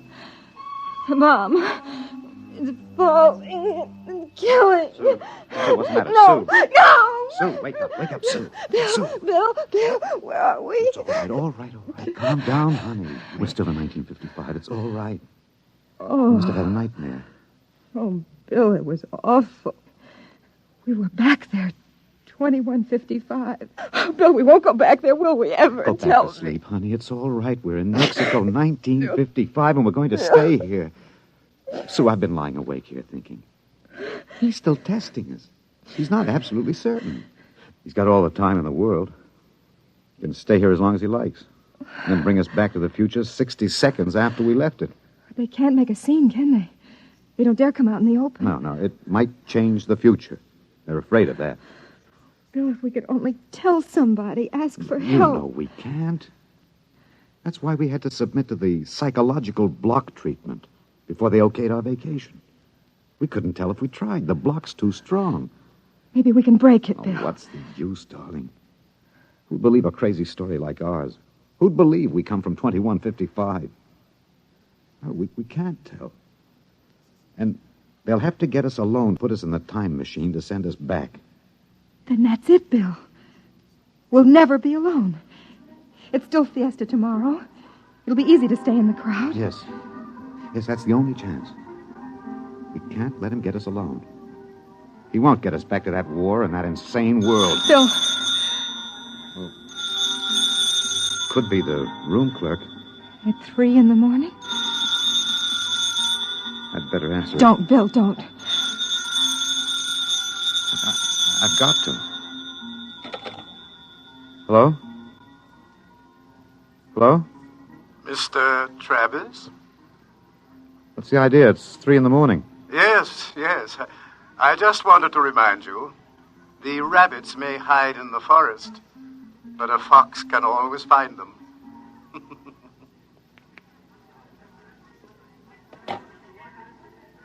What was it, Bill? Bill. Never mind. Come on. Let's get some sleep.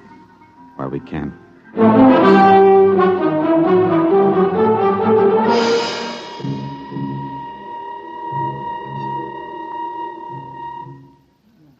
Buenos dias, senor y señora. Good morning, Senor Gomez. I trust you are spending pleasant days in my hotel. Fiesta time is the best. Yes, it's been lovely. Your special table is all ready for breakfast. Hey, where in blazes the hotel? You, Buster, where's the hotel in this godforsaken sinkhole of a one-horse town? All the blighted deserts of the whole stinking country. I had to pick the most blighted... Oh, great excitement, very great. What is it? They come with 4 trucks and innumerable automobiles. A motion picture company from Hollywood. Oh, what are they doing down here? They make the pictures of our fiesta for the background. That fat man, the one with the most colorful shirt, he is the chief. Manager! Director. Manager! Where's the manager of this Adobe Fleabag? Coming, senor. You will excuse me, senor. I hope the table is satisfactory. Coming, senor. This is a break, Sue. That movie company will draw crowds, and that helps us. When can we leave, Bill? Oh, not today. He'd be... Okay, kids, end of the line. Ciao. Get it up, Maxwell, and lay off the pepper. I got a note, sir. Bill, there's Sims across the dining room. Can't do anything now, not with these actors coming in. Gloria, you sit next to Papa. Hello. Max, make sure nobody monkeys with the trucks and the gear. Right, Chief. Do we have to eat at this crummy joint, Joe? Cheer up, sweetie. Your mere presence makes this chasins and truck roll into one. Oh, not this early in the morning, Joe. I couldn't stand it. Okay. Anything you want, laddies. It's on the dear old expense account. They look happy, don't they? There's an idea. Maybe I could hire 2 of them. I could say it was a joke. Why? We could dress them in our clothes, have them drive off in our car sometime when Sims couldn't see their faces. Where would that get us? With him off on their trail, we might make it to Mexico City. It'd take years to find us there. Wait, that movie man's coming over. Excuse me, you folks are Americans, aren't you? That's right. Boy, am I glad to see you. I'm so sick of hearing Spanish, I could kiss you. Hey, come on over and eat with us, huh? Well, I don't think we should intrude. Oh, come on. Misery loves company. I'm Misery, and that's the company. We're from Hollywood. So I understand. Yeah. Boy, would I like to be there. I'm Joe Melton. I'm the director. I'm William Travis. This is my wife, Susan. Mutual. Come on over, kids. Join the party. Cheer us up. Only no tamales. I burned out 3 kidneys on tamales since I came over the border. Boy, am I funny, huh? Wonderful. Well, come on over. Hey, kiddies, I got new blood. Brother Yanks. Just a moment, Mr. Travis. I thought you might be breakfasting with me, alone. Sorry. I got him first, Mac. You want to join us? No, I've already ordered. Mr. Travis, I think you'd better talk with me. Say, now. Is this guy giving you trouble? No, it's all right. Then I'll say the word and I'll have Max pitch him out in his ear. No, it's all right. We'll be right over, Mr. Melton. Bill. We'll talk to Mr. Sims. Mr. Melton, you sort of keep an eye on us, huh? After all, you found us first. Yeah, sure. Well, come on over soon, kids. Sit down, Mr. Travis. I hope you slept well. Did you? Well, I'm not used to spring mattresses, but there are compensations. I stayed up half the night trying new cigarettes and foods. A whole new spectrum of sensation, these ancient vices. We miss something in our world, don't we? And when we get back here, we try to cram it all in a few short days. We don't know what you're talking about.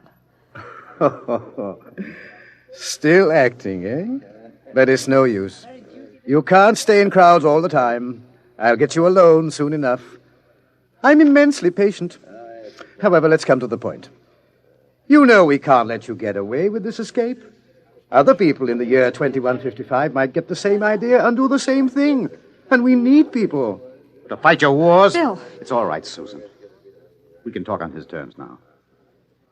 He's got us. We can't escape. Oh, at last. Really, you've been incredibly romantic, running away from your responsibilities. Running away from horror. Oh, nonsense. Only a war. Only?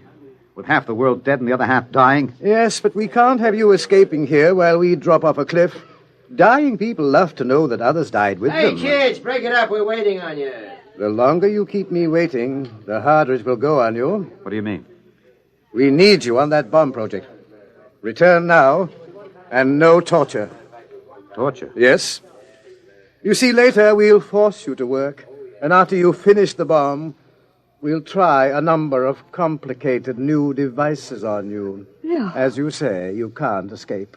We have all the time in the world. Here. Sims, I'll make a deal with you. I'll come back now. If my wife stays here, alive, safe, away from that war. No, Bill, Keep no. quiet, Sue. Well, Sims, you need me for that bomb. You can duplicate her work. It exceeds my authority, but, all right. Meet me in the plaza in 10 minutes. All right. I'll pick you up in the car. Good. We'll drive out into the country to some deserted spot, and I'll have the time travel machine pick us up. Bill, I won't let you. Don't argue, dear. It's settled. Sims, there's one thing. Yes? Last night, instead of calling, you could have broken into our room and got us. Why didn't you? Shall we say that I was enjoying myself? Take this new fine cigar, for example. Wonderful. Wonderful. Do you know that I have 12 boxes up in my room? And liqueurs, creme de menthe, Benedictine, creme de coca, and so many others. And the wine. Oh, I've got the closets full of them. And I shall so hate to leave it all. Well, I'll meet you in the plaza in 10 minutes. Your wife may stay here as long as she wishes. All right, Sims, it's a deal. Don't try anything now, Travis. I know when I'm beat. We just want a few minutes to say goodbye. I shall be seeing you then.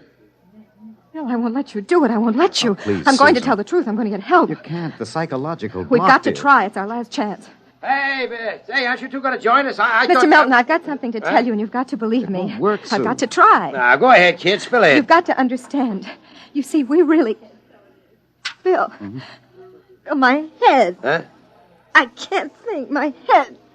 Say, you need a bromo, honey. Can't work, Sue. The block's too strong. We better get the car. Bill.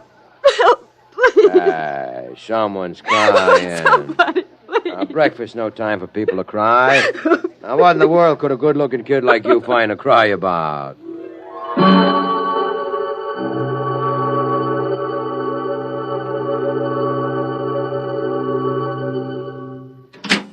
Bill, I won't let you do it. Don't make it hard, Susan. Let me go back with you. We'll get through some way. You think I'd let you go back to that war? Sue, please stop. We haven't got much It time. was so wonderful here, Bill. There he is, smoking those Turkish cigarettes, waiting for There us. must be some way we can both stay here. Maybe there is. Bill, what are you going to do? Hang on, Sue, and duck when I tell No, you. Bill, you're heading right for him. He's not going to get either of us now. Down, Sue, down!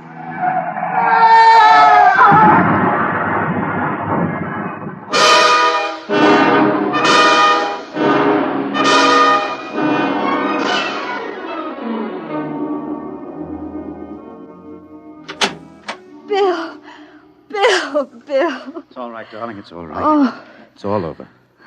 Darling, this is the mayor. Senora, your husband has been officially cleared in this most unfortunate affair. It is obvious this Senor Sims died of an unavoidable accident. An accident? Oh, yes, of course. Adios, Senor, Senora. Will they want to see you again? No. No, I'm clear. Oh. I lost control of the car. That's the way it stands. Sue, I hated to kill him. I've never wanted to do anything like that in my life. Where shall we go now? Mexico City? The car's in the repair shop. Won't be ready till 4. And we'll get out. Hey there, Travis. Wait up. Oh, it's that movie man, Bill. He was very good to me when they had you in there. Hey, I heard what happened. They sprung you, huh? Great. Yes, it was an accident. Well, lucky you didn't get hurt yourselves. Everything okay now? Yes, I think so. It's fine. But you both look a little rocky. Say, you want to get your mind off your troubles. We're through for the day. Clouds fouled up our shooting schedule. We're going to put a header on it up at the hotel. Gloria's cracking the ice now. Well, maybe we will join you. But first I've got to check up on the car. Well, don't miss the party, kiddies. See you upstairs. Bill, I don't think... Relax, honey. We've got the break now. Sims is dead. Before they can put another searcher on our trail, we'll have time to make a clean getaway. How about the car? Won't be ready till 4. We've got a couple of hours to kill. I'm so tired. What you need is a little excitement. We rate a celebration, honey. Well, I guess it would be nice to unwind. Sure. We'll go up to Melton's room, have a couple of drinks, a few laughs. Don't worry, honey. It's all over. We can relax.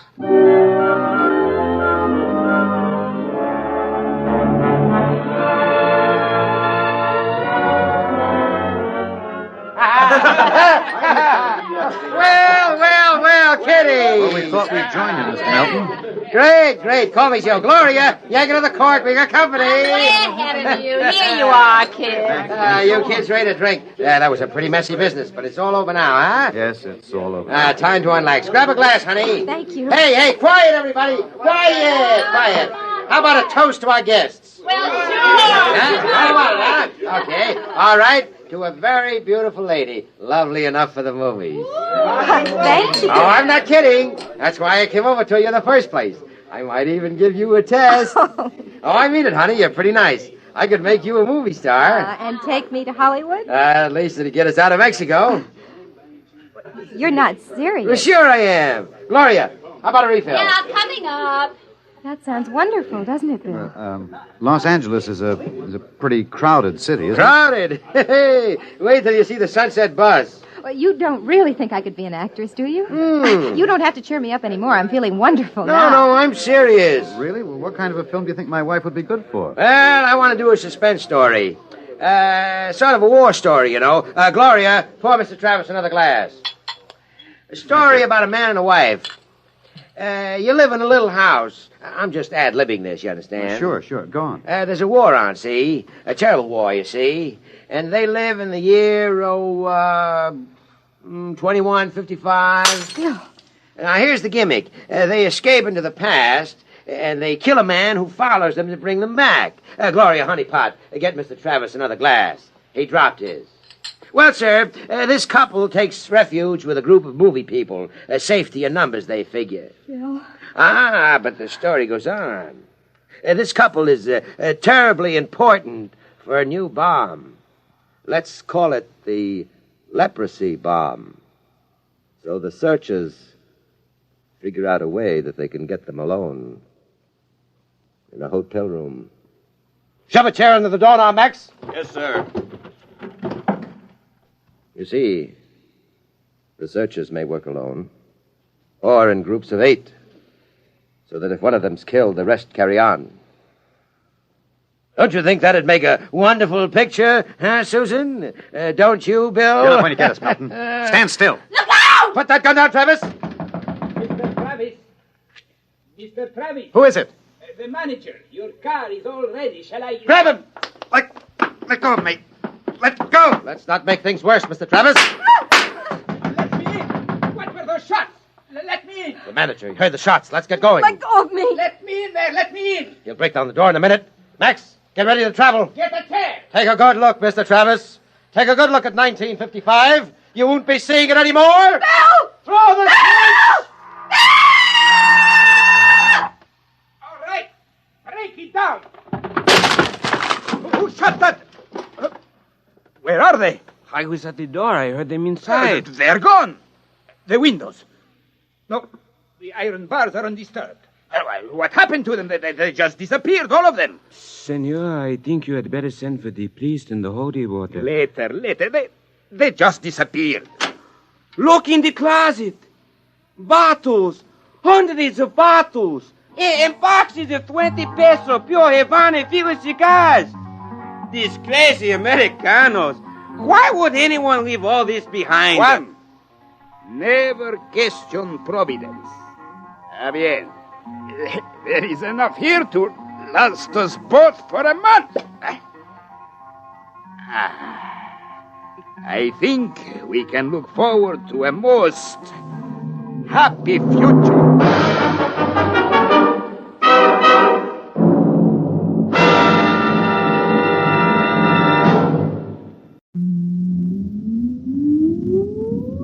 Countdown for blast off.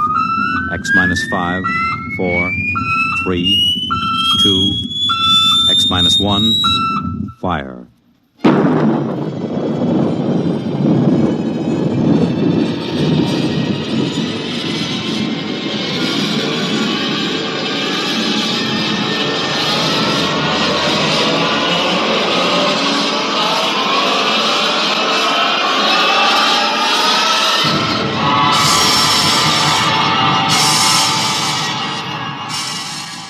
From the far horizons of the unknown come transcribed tales of new dimensions in time and space.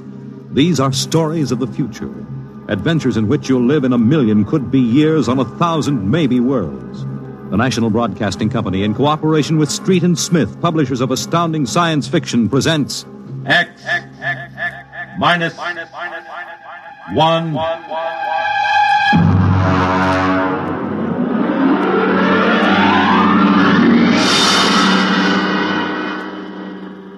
Tonight's story, The Vital Factor by Nelson Bond.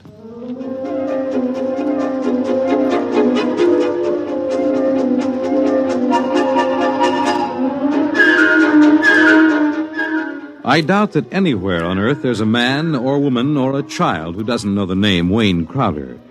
I doubt whether there's a human being who hasn't at one time or another used one of the Crowder products. The can opener or the razor blade or the patented tooth powder dispenser or the Crowder improved slideless fastener. In the magazines which write about men of business, Crowder was described as a man of ice and stone and ink and steel. No warmth to his blood. And a heart to pump, not feel human emotion.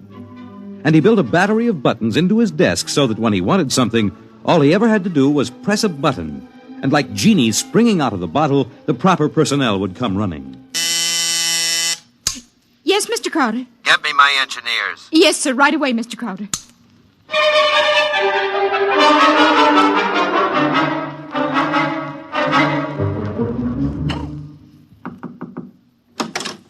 Here are your engineers, sir. All right, close the door and get out. Now, gentlemen, sit down. Gentlemen, I want you to build me a spaceship. A spaceship, sir? That's right.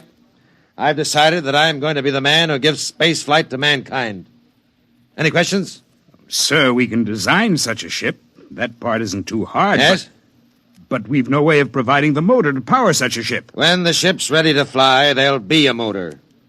Sir, I don't like to contradict you, but you can't go ahead of the total technology of a historical period. It's like asking somebody in 1600 to build the internal combustion engine. You see, scientists have been searching for a motive power for spaceships for decades now without success. You'll have a ship, but we can't lift that ship from the Earth's surface. That is, not to the point of free flight at any rate. Mr. Crowder, you see you'll be spending millions of dollars, hundreds of millions perhaps, for nothing. What's your name? Phillips, sir. You're fired. Go down to the cashier and draw your pay and get out. What, sir? Get out.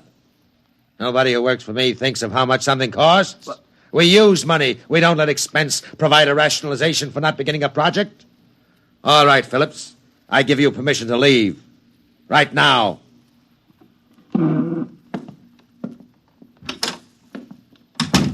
Any other comments? The ship will be built, of course, Mr. Crowder. The fact still remains, we can't power it. You design the ship, I'll find the motor for you. Where, sir? I don't know. But somewhere in the world there's a man who does know the secret. I want that motor, and I'll root out the man who has the theory which will let us build it. How quickly do you want this done, sir? Yesterday. Yes, sir. Is there anything you need? We'll need a construction yard, sir, and certain machinery and a great many materials, of course. Labor force. Get them. Send me the bills. I don't want to be bothered with minor details. Yes, sir. And, one more thing, sir. Phillips. Yes? We need him, sir. He's a top man on electronics. He's a vital cog in our team. I don't want Phillips working for me. That's clear, I hope. Who else in the country knows what he does? No one in this country, sir. There's a man in India, though. Get him. We've tried before, Mr. Crowder. He's working on an important project in his country. I'm not concerned with details. Get that man, pay him what he wants, but get him. Sir, you don't understand. If this man quits his job, that whole project will collapse. It means the welfare of many people, millions of people in his country. He has a high sense of patriotism. Buy that sense of patriotism. That's all. I don't want to see any of you again until you have a report of work in progress. Yes, sir.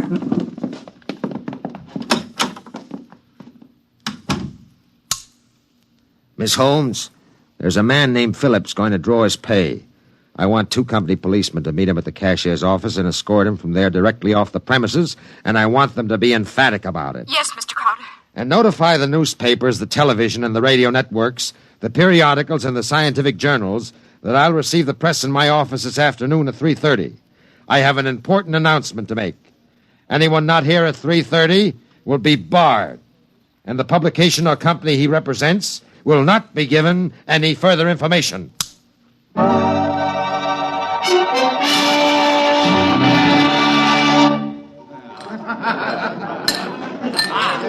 Gentlemen, you can finish your drinks later. Gentlemen of the press, and ladies, it's my pleasure to be able to tell you that I'm in the process of constructing a spaceship. Any questions? Did you say spaceship? That's right. That's what I thought you said. I knew the drinks weren't that strong. Mr. Crowder, is this spaceship under construction now? It is. You solved the problem of motive force, then? No, sir. Well, what sort of... You mean you have no means of propulsion for this spaceship? That problem is not solved as yet. Oh! It will be! That's why I called you in this afternoon. I want you to announce that I have $100,000 in cash, waiting for the man or woman who first brings me the basic idea for such a motor. I'll supply all equipment for research and construction, and I'll see that the rights of the inventor are protected and more than adequate royalties will be paid him or her.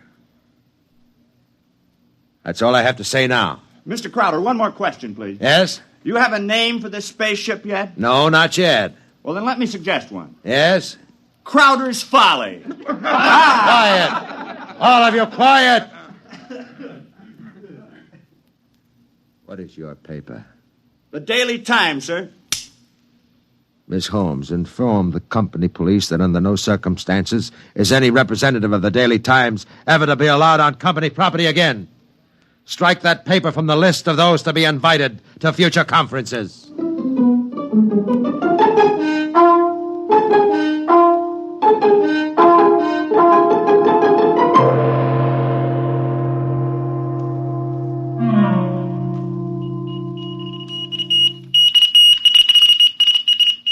It was Crowder's Folly, but the word of what he wanted circulated to the far corners of the globe. It was known in the white ice block huts of the Eskimos and in the grass-thatched villages of Central Africa, as well as places less remote. And the Crowder office became the Mecca and the heaven for the lunatic fringe of humanity. Their blueprints and scale models clogged its corridors. I told you I don't want these people in my office till they're screened. Now get out, get out! Every time I open that door, they surge in like a tidal wave. I have a progress report for you, sir. The ship is finished as far as we can go, Mr. Crowder. Certain additional construction can't be done now because it depends on the shape and mass of the engine, on the type of fuel, on the weight of that fuel. I see, all right. Lay off everybody we don't need. I've ordered that. Mr. Crowder, is it possible that no one will turn up with a motor? That's the one thing that's not possible. He will come. Money and determination will buy anything. Close the door on your way out. Yes, sir. Miss Holmes, order the proper department to put a name on the forward end of the ship. I want letters in pure gold 1 foot high. The name of the ship is Crowder's Folly. Get it done today.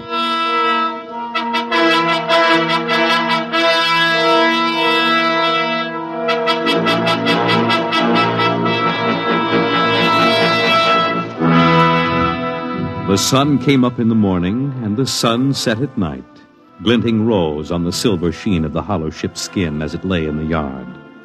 The golden letters on the prows spelled out the fury of Crowder for the world to see. A staff of 50 were employed as time went on in taking rust preventative measures to ensure the ship's well-being. The staff of 50 worked in 3 shifts around the clock, armed with oil cans and grease cans and other containers and sprayers of preservatives. In a year, the first experiment seemed ready to bear fruit, and a test was held. The atomic fission motor.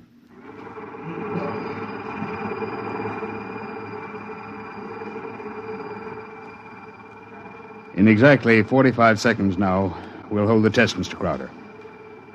The sound you hear is our generators here, building up power to supply the motor by remote control. If this needle goes round to the part of the dial marked in red, there'll be an explosion. Are there any questions, sir? Proceed with the tests.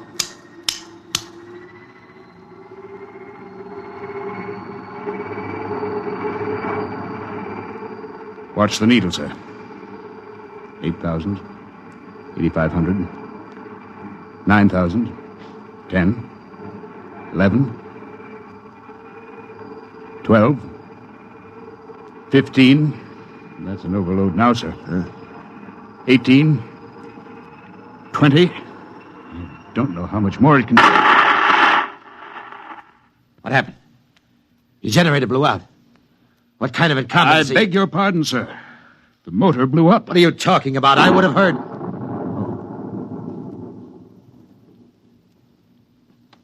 You see, sir, it takes a while for the vibrations of an explosion to travel 3 miles and then reach through 15 feet of concrete. I see. Well, there are other experiments in progress. Let me know when they're ready for testing. Yes, sir. Mr. Crowder, the inventor of that motor had to be right with it, of course, during the tests. He had a family. The fool knew what he was doing. He understood the danger. He was paid enough to be able to afford insurance. The cost of insurance on such a project was prohibitive, sir. Well, if his wife was thrifty, she saved out of what he earned this last year. His salary was relatively small, sir. Most of the money went for the research. He should have demanded an adequate salary. I haven't stinted on money. The fool failed. I have no further responsibility. Yes, sir. You want us to continue screening applicants? Of course. All right. Make a settlement on the widow. And don't turn anyone away if he seems to have the remotest possibility of success. I'm telling you, my man will come. Money and determination will buy anything. And strangely enough, Crowder was right. Because one day there came to his office a stranger, a small man. He looked even smaller in that tremendous room. He was an unusual visitor in that he carried no briefcase fat with blueprints or formulae. He was unusual in that he neither blustered, cowered, nor deferred to his host.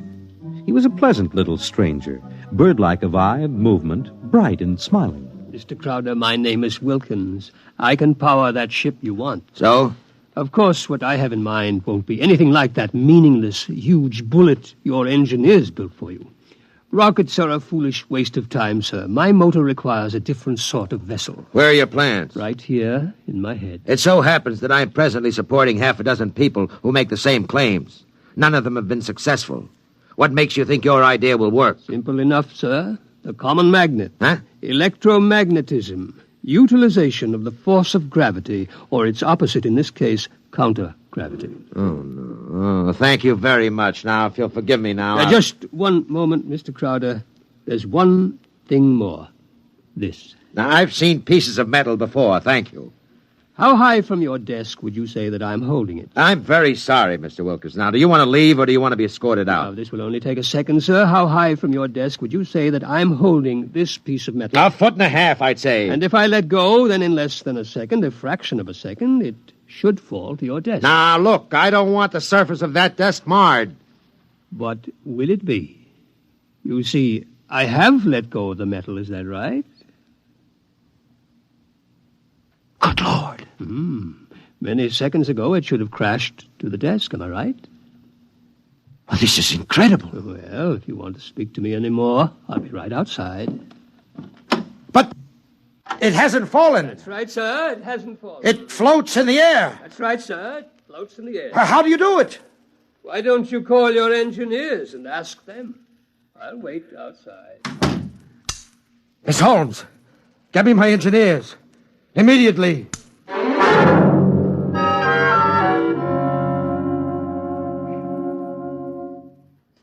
All right, Mr. Wilkins, you're quite right. The piece of metal is apparently counter-gravity, and my engineers can give me no explanation. Thank you, sir. Now, what do you want? For my services? Yes. You've already set the price. To build a pilot model based on this sample, no great expenditure, 100th of the cost of your behemoth sitting out there in your building yard. 3 other things. a workshop, expert mechanical assistance, and an answer to one question. What is your question? Why do you want so much to build this ship? Frankly, because I love power. Because I'm ambitious. I want to be the first to conquer space, because if I can do it, it'll make me greater, richer, stronger than any man has ever been. I want to be the master, not only of one world, but of worlds. That's an honest answer. But is it the only one? You see those letters in gold on the prow of my ship? Crowder's Folly, that's what they named it. That's what they think of me. I want to cram those words down their petty little throats and let them eat mud. That's another answer. And that's all? That is as far as your thinking goes? What other answer is there to your question? There's my own answer. I want to leave this planet and go elsewhere, to Mars, perhaps, because there are strange wonders yet to be found. Because there will be scarlet sunsets over barren wastes. And in the star-strewn night, the thin, cold air of a dying world, stirring in restless sighs across the valleys of the dry canals. You may laugh out loud if you wish, Mr. Crowder. I would prefer that to the peculiar repressed smile you're now exhibiting. You're a very lucky man, Mr. Wilkins, in that you have scientific talent, because your talents as a poet are inferior and very sentimental. All right, you're a sentimentalist, and I'm a man of action. No matter. We can work together, you and I. Your workshop will be ready by morning. I don't need to hear from you again till you have something to show me. If you need to see me, call me day or night. I'll be available. But don't bother me with details, because I probably won't understand what you're talking about anyhow. If you need money or materials or personnel, just tell my engineers. You'll get it, or I'll know the reason why. That's all. Thank you, sir. Miss Holmes, get me my engineers.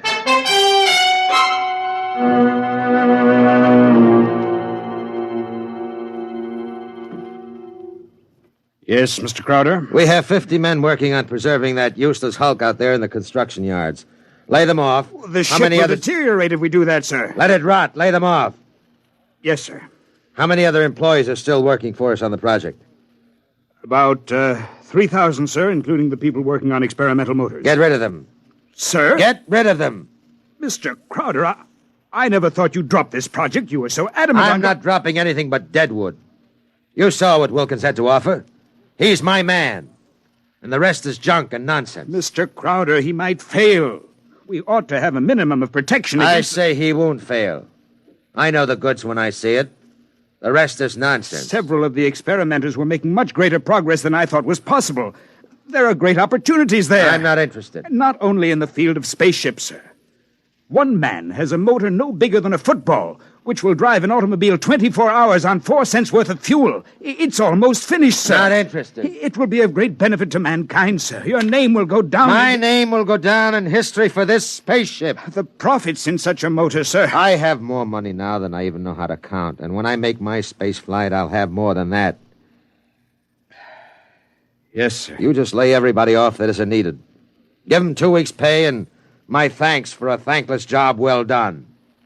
And that's all. Yes, sir. I'll get it done, sir. Oh, one more thing. There's no need to let the folly rot. Dismantle it.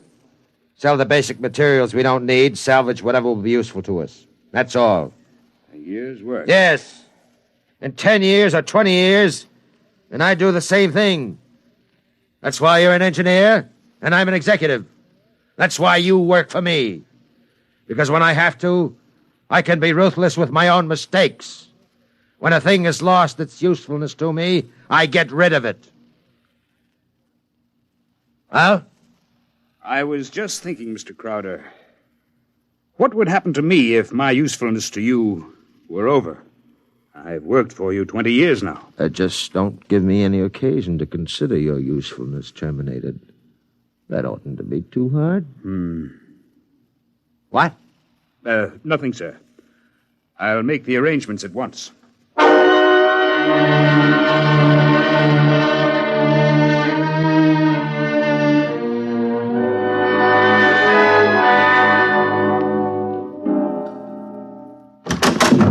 are you? What do you want? I tried to stop him, sir. Well, speak up, man. My name is Jarvis Ustuli. I'm an electronics expert. Oh, yes, I remember. You're the Indian. Come in. Do you want me, sir? I can never... Never mind, Miss Holmes. Just stay outside. Close the door behind you. Sit down, Miss Thank you, no. I want to give you a gift before I leave. Oh? You leaving?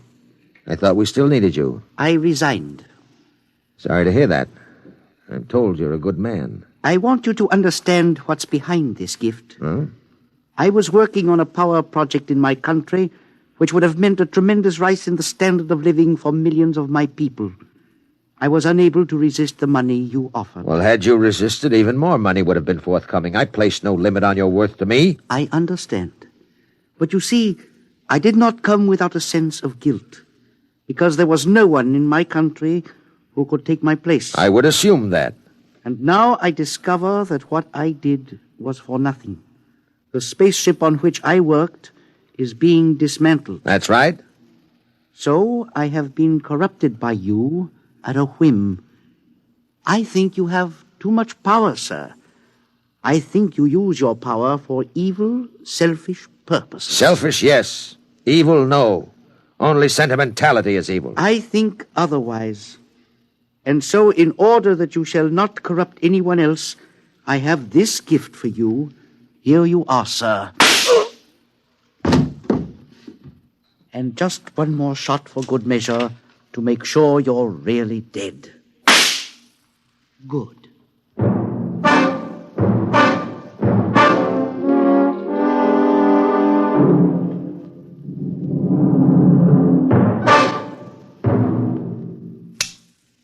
Miss Holmes, there's a man on his way out by the name of Jarvis Ustuli, an engineer. He's not to be molested. He probably won't stop at the cashier, so I want a check for 6 months' salary in advance mailed to his home address. The man showed a certain quality of ruthlessness which is deserving of recognition. Oh, and have the chief of the company police bring me a new bulletproof vest. This one seems to have been dented in a couple of places.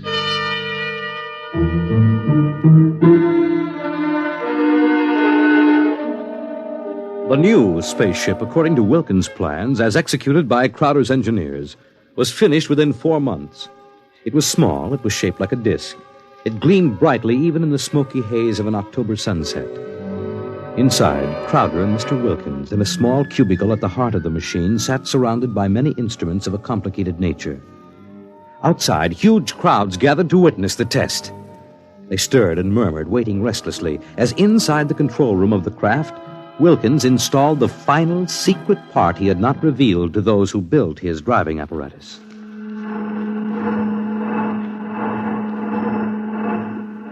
Well, Wilkins, what's holding us up? Nothing new. Oh, sentiment, perhaps? A wish to look once more on Earth's familiar scenes? Yeah. Now the screening is removed. Look at the people out there. Never mind looking out there. Let's leave that thing closed. You're a sentimental fool. Or are you afraid? Or did you decide at the last minute that your invention would work? It will work. Sit down, Mr. Crowder. Thank you. Do me a favor. When I press this button, will you please press the button on the arm of the chair in which you're seated? I'll tell you when. Turn on your motor. I want to hear its roar and feel its tug as we cut loose from Earth's gravity and fly outward into space. That might be a moment in which I'd share your sentimentality. Press your button now, sir. Thank you. Yeah. Wilkins, I'm beginning to distrust you. If this is all a hoax, when are we going to take off? You said at 5 sharp, and it's 2 minutes after 5 now. Well, do we move or don't we? Mr. Crowder, we're already moving. The button you pushed was to nullify the effects of acceleration. If you don't mind, sir, I'd like to open the screen again. Now, care to look? See for yourself. Wilkins, we're in space. Look down at the Earth. How far we've come. Why, it's no bigger than a toy balloon. No, a dime. No, a firefly. Man, Wilkins, you've done it. Yes, I swore to be the first man to conquer space, and I've done it. It's a triumph of power and ambition. And sentiment. Blast sentiment.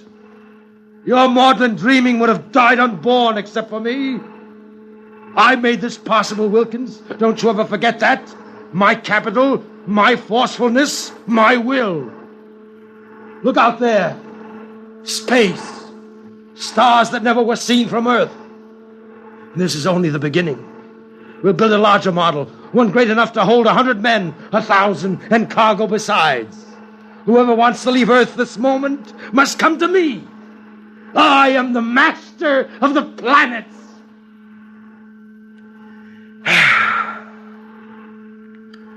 All right, Wilkins. Turn back now. No. Huh? I said turn back. No. Well, we've proved the ship can fly now. Now turn back. I want to start work at once in preparation for the long flights to come. Not so. We will go on. What are you doing? Defying me? I'll break your puny little body into pieces. Can you control this ship, Mr. Crowder? Would you like to be stranded out here in space, just adrift in space without control? Would you like that? Turn back. No. What's the matter with you? Are you out of your mind? Oh, I am a sentimentalist, Mr. Crowder. Your money and ambition paved the way, that's true, but sentiment was the vital factor that sent me to you. Sentiment, sir. You see, Mr. Crowder, I wanted to go home. Home? Home? You are out of your mind. You will forgive me if I remove these primitive clothes? Who are you? Oh, it's all right, Mr. Crowder. I hold no special malice toward you. There's no need to be so terrified because you've had your first close look at a Martian.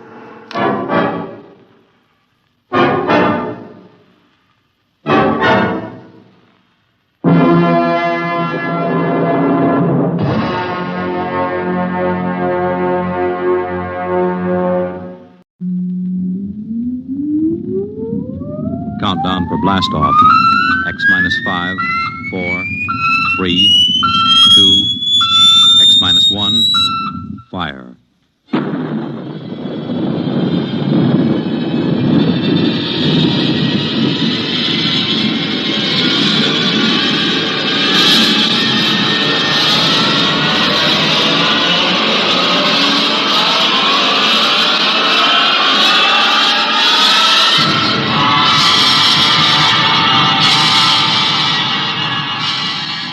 From the far horizons of the unknown come transcribed tales of new dimensions in time and space. These are stories of the future, adventures in which you'll live in 1,000,000 could-be years on 1,000 maybe worlds. The National Broadcasting Company, in cooperation with Street and Smith, publishers of astounding science fiction, presents X minus 1.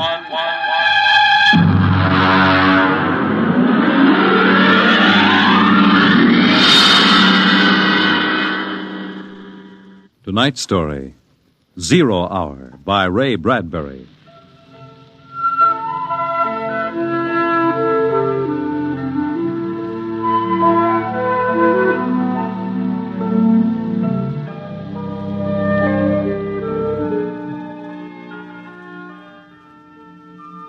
It was a perfect summer day in the year 1985. Sunlight illumined the suburbs, and the town drowsed on a tide of warm, sunlit air. On the lawns, the children played, and in the homes, busy mothers prepared for the evening arrival of their husbands.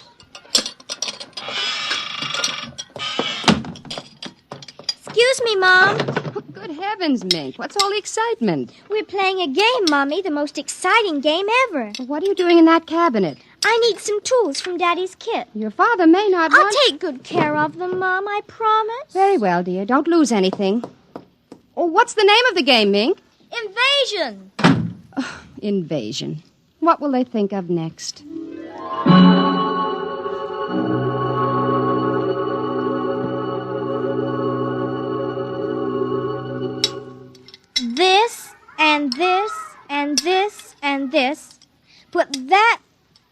there and bring that over here. No, you ninny. Now get back while I fix this. They want it this way. See? Sure. Just let me fix this. We'd better talk to Drill and get some more instructions, Art. Where is Drill? Drill? Hey, Drill! Drill! He's in the rosebush, I think. I'll talk to him myself, and you write it down on the pad. Okay. Drill? Drill? Okay. Drill wants you to write down triangle. What's a triangle? Never mind. Drill will tell us when he wants us to know. It helps the invasion. Well, how do you spell it? Drill, how do you... Shh! Mink, here's your mother, looking out the window. Mink? Who are you talking to? The rosebush, Mom. Only it's not really a rosebush. That's Drill. Well, who's Drill? He's planning the invasion. Oh, what an imagination. You'd better come in, dear, and clean up for supper. In just a second, Mom. Art, did you write down what Drill just said? Yup. 4, 9, 7, and A, and B, and X, and a fork, and a string, and a hexagony. Hexagonal, Droopy. Oh. Come in, Mink. Supper's in 10 minutes. Okay, Mom, just a minute. I have to tell Drill. I wish we didn't have to eat, though. It holds up the invasion.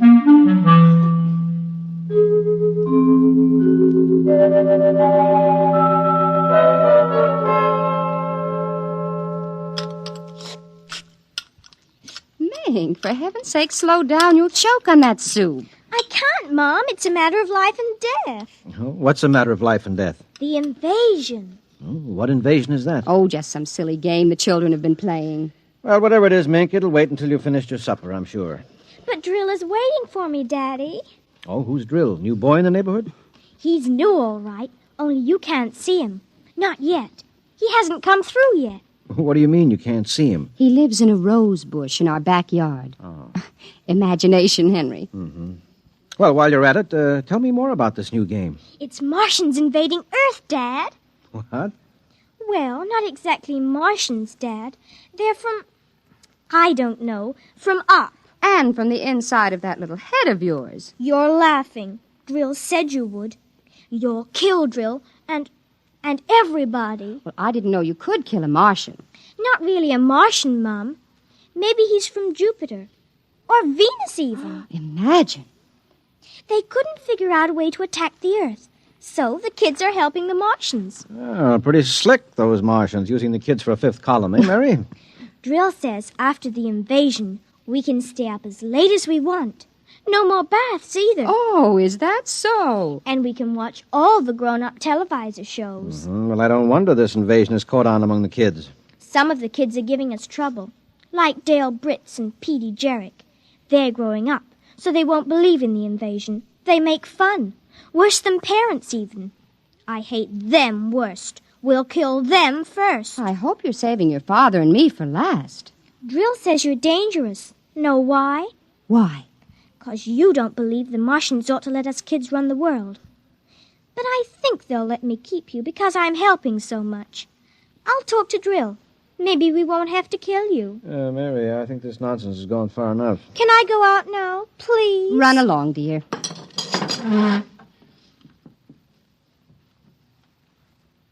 Don't worry, Dad.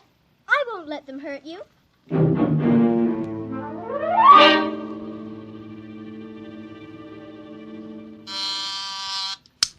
Televisor. Oh, would you please connect me with Mrs. Helen Rogerson on Channel 72Z, Pittsburgh, Pennsylvania. What is your channel, please? 817X, New Rochelle, New York. Thank you.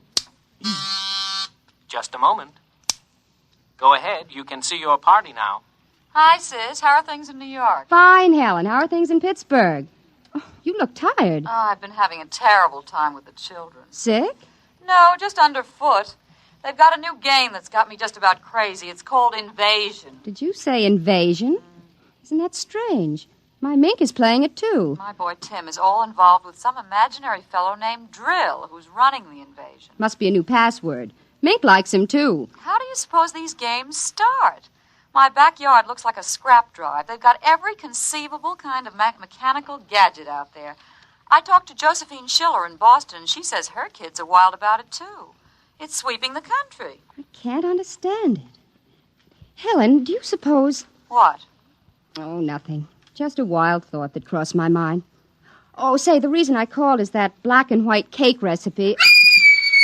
What was that? I don't know. One of the children might have hurt himself. I'll have to run and see, dear. Call me back tonight, will you? All right, Mary. Bye. Mink? What is it? Who was that who screamed? Peggy Ann. What happened? She got scared and ran home. Did you hit her? Nope, she just got scared. She's a scare baby anyway. Now, Mink, tell me why she screamed. No, I can't. Mink, you'll answer me or come inside this instant. I've had enough nonsense. I can't quit now, Mom. It's almost 0 hour. Then tell me what frightened Peggy Ann. Okay, she saw Drill. He almost came through. Through what? Those pipes and things we set up. She looked into one of the pipes and screamed. I guess she saw Drill. And no one hit her? No, Mom. Very well, Mink. I'll call Peggy Ann's mother and see how she is. If we could only get Drill through, it would be easy. Then all the others could come through after him. I'm going in now, Mink. I'll call you in for your bath in half an hour. Your father and I want to go out tonight. You won't be able to go out, Mom. Why not? 0 hour's 5 o'clock, Mom.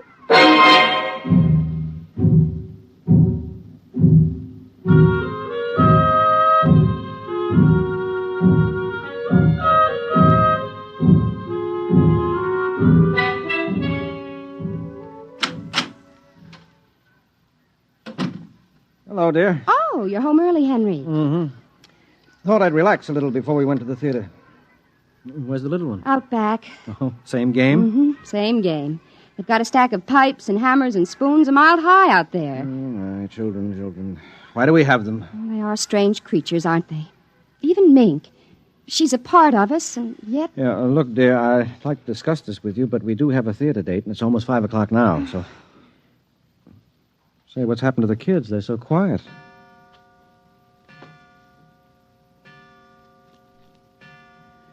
Well, when children are quiet, you know there's some mischief. Say, what's that sound? I don't know. Those kids aren't playing with anything electrical, are they? Oh, I'm sure they aren't. At least... Just the same, I'd better go out. Henry, ask them to put off the invasion. Good Lord, what's that? Mary, look out the window. Henry! What is it? Where are the children? Mary, why are you shaking? What did you see? Henry! Quick, up to the attic. Well, they aren't in the attic. Yes, the attic, quick. No, Mary, come back here. Mary, don't go up. They aren't up there. Mary, are you out of your mind? There's no one up here. Quick, shut the door. Lock it. But there's nothing up here. What is wrong with you? Now, Mary, come to your senses. Henry, we've got to stay here and hide. What are you talking about? I saw it through the window. Henry, it was horrible. They weren't making believe. It is an invasion. Oh, Mary, for heaven's sake, let's get down out of this attic and talk this over sensibly. I want to find out if Mink is all right. She's all right. I saw her. She was leading them around the corner of the house. Leading who? The kids? Shh. Listen. Well, there's nothing. Listen. The front door. They're coming. Good Lord, those kids sound like 50 men with boots on. No, not men. Oh, please, God, don't let them find us. Don't let them, please, God. I don't understand this. Who's there? Don't shout, they'll hear. Who's down there? I demand that you answer me. Oh, they're coming. The whole house is shaking. Who's there? Hush, please be quiet. They might go away. Henry. Mom? Dad? Are you in the attic? Henry, listen. That's Mink. It's Mink. We've got to save her. Henry, don't you understand? She's leading them. What? She's leading them. She's on their side, Henry. Oh, please, God, forgive them. The children on their side? She told us, but we wouldn't believe her. Shh, listen. They're coming up. Oh, God. Mom? Dad? We know you're in there. I guess you better melt the lock, Drill. Henry, the lock. It's melting. The door. Oh, dear God. Mom, Dad? Oh, I see you now. Peekaboo! Ah!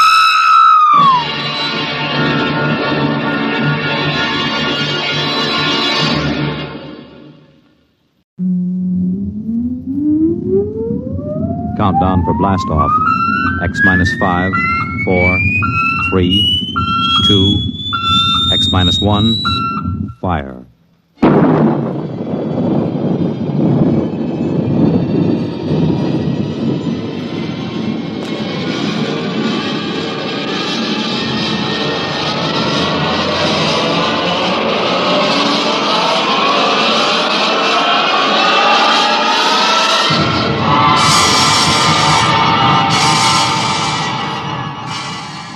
From the far horizons of the unknown come transcribed tales of new dimensions in time and space. These are stories of the future, adventures in which you'll live in a million could-be years on 1,000 maybe worlds.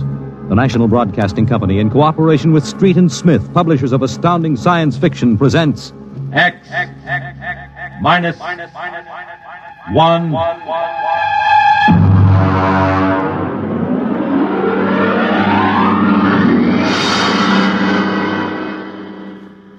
Tonight's story, The Outer Limit, by Graham Dorr.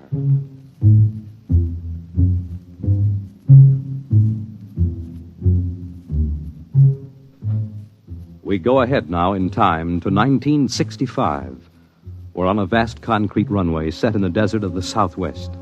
A giant metal ship stands before us, prow pointed for the stars. And in 5 minutes, the signal will flash and it will tear up through the atmosphere to the outer limit.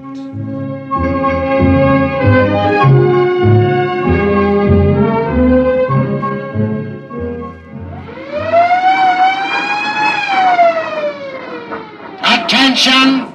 Attention! Clear field for takeoff! Clear field!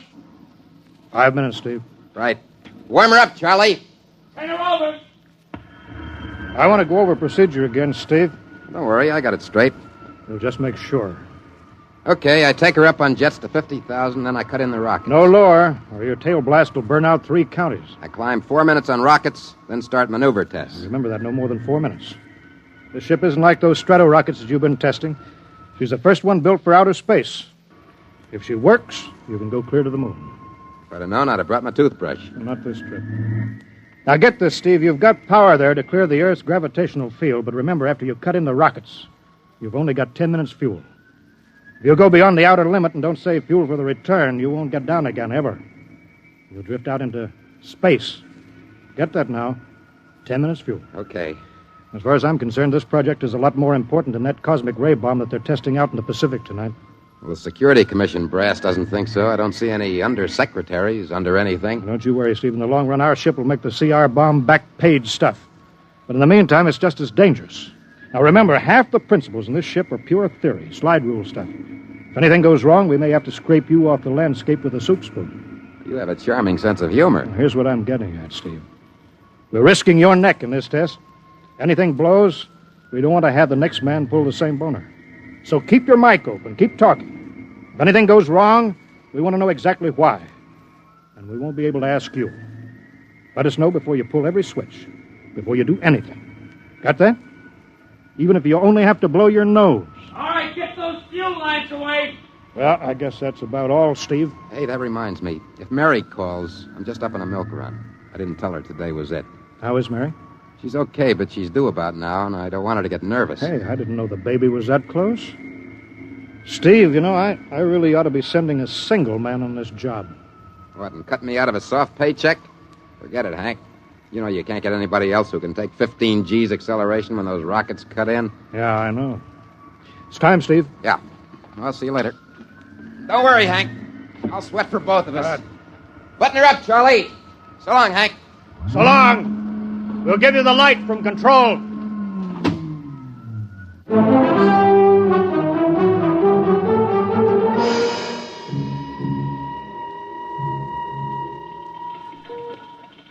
X2 JTR to control. Are you there yet, Hank? Okay, Steve. I'm ready to go. Mr. Hanson. Ready on radar, Sergeant? Check. Mr. Hanson, you better see this. What is it, Elsie? Message sent up for Steve. Mrs. Weston just left for the hospital. What? Hello, Steve. Yeah? Stand by a minute. Shall I hold it up, Mr. Hanson? Yes.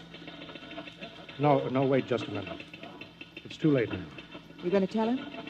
Well, maybe he's got enough to worry about. Hey, what's holding us up, Hank? Something on your mind? No, there's nothing, Steve. I just wanted to say good luck. All right, Charlie. Give him the light.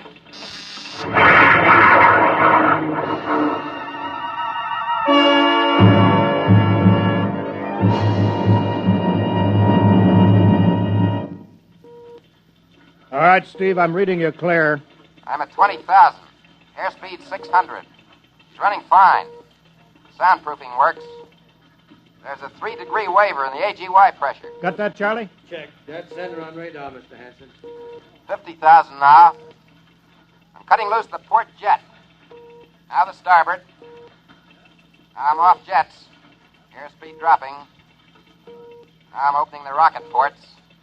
The switch sticks a little, Charlie. Oxy-alcohol pressure 350. All right, now I'm advancing the ignition key. Here goes rocket 1. Steve? Steve, you all right? Yeah. Feels like somebody slugged me with a sledgehammer. Airspeed now 1,200. Here goes number 2. She's okay, Hank. Running like a Swiss watch. She's okay.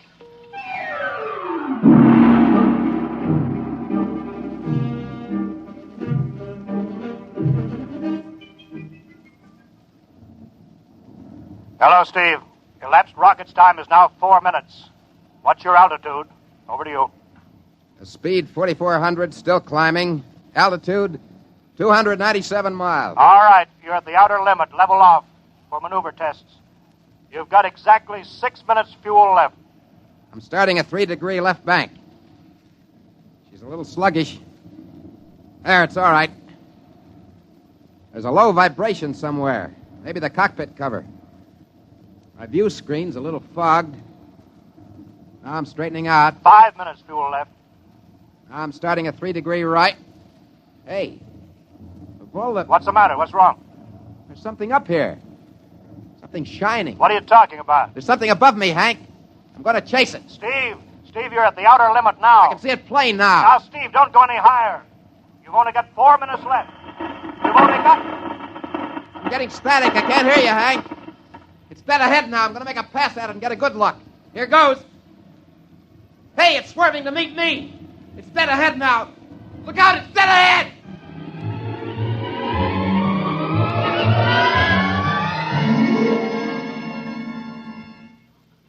Hello, Steve. Steve, come in. 9 minutes fuel gone. There's still no sign Hello. Hello, Steve. What happened? Charlie, get the crash squad out. Tell the Army squadron to alert their search plane. Right. 9.5 minutes gone. Hello, Steve. Steve, listen to me. What's happened? Where the devil is he? Hello. Come in, Steve. Steve, come in. Hello, Steve. Hello, Steve. 10 minutes. Steve. That's the end of the fuel.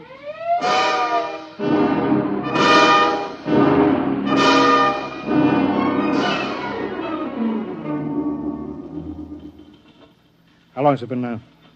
10 hours, Mr. Hanson. Nothing more on radar, Sergeant? Screen's blank. Colonel Carulli called in. The search planes are back. Couldn't find anything. Should be some trace. He couldn't have bailed out, could he? You don't hit the silk at 4,400 miles an hour. We either went past the outer limit and ran out of fuel, or something blew and we'll find the pieces scattered from here to the coast. Why does it have to be the best man? Always the best man. Charlie, we got to figure out what was wrong. Right. Something must have blown. All right, I'll call him. Goodbye. Mr. Hanson, there's a message from Northside Hospital for Steve. Well, what is it? Mrs. Weston is fine. It's a boy. Thank you, Elsie. It's a boy, Charlie. Yeah. Fine. It's a boy. We didn't even know that she went to the hospital.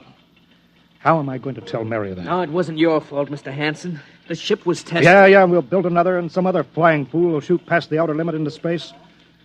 Well, I'm getting old, Charlie. You can remember when I used to take them up myself. Now I've got to send other men. Look, it's a job, Mr. Hanson. Now I'm afraid. Every time I hear a jet go off, I jump. Every time I have to send somebody up on a new model, I start to sweat. Mr. Hanson. Yeah? I think I've got something on the radar. No flights scheduled in, are there, Elsie? No, the whole day's cleared. It's coming in behind us. Here he comes over the building. Yeah. What crazy jockey is buzzing the field like that? Is that an Army plane, Charlie? No, I can't see. Here he comes back again. I know that engine. Yes, it's Steve. That's impossible. Look, that's his ship. It can't be. It's circling back for landing. Charlie, clear the field. He's coming back in. Mr. Hanson, there's not another ship in the world that looks like that. I tell you, it's gotta be Steve. Thank God.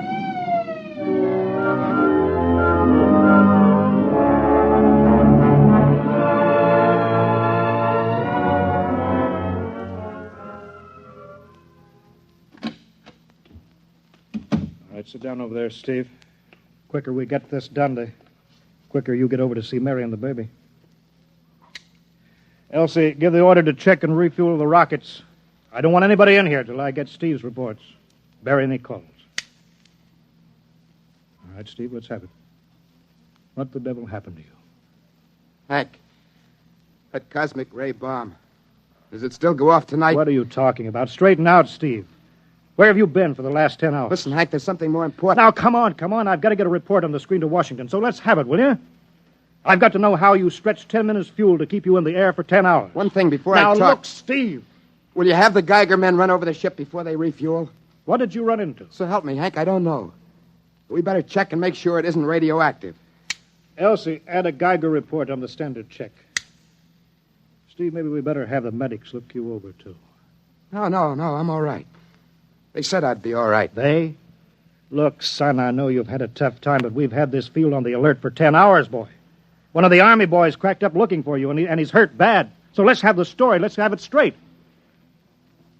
I don't know how to tell you, Hank. Hank, I saw something up there. At 300 miles? I chased something up there, Hank, and I caught it. Now, don't hand me that, Steve. Listen! I was cruising along, just starting the right bank when I spotted something. It must have been going about half my speed. It was egg-shaped and smooth. I made a pass at it, and I came back for another, and then there was a humming sound. Humming? Sort of a vibration. And then I blacked out. I was headed straight for it at 4,400 miles an hour.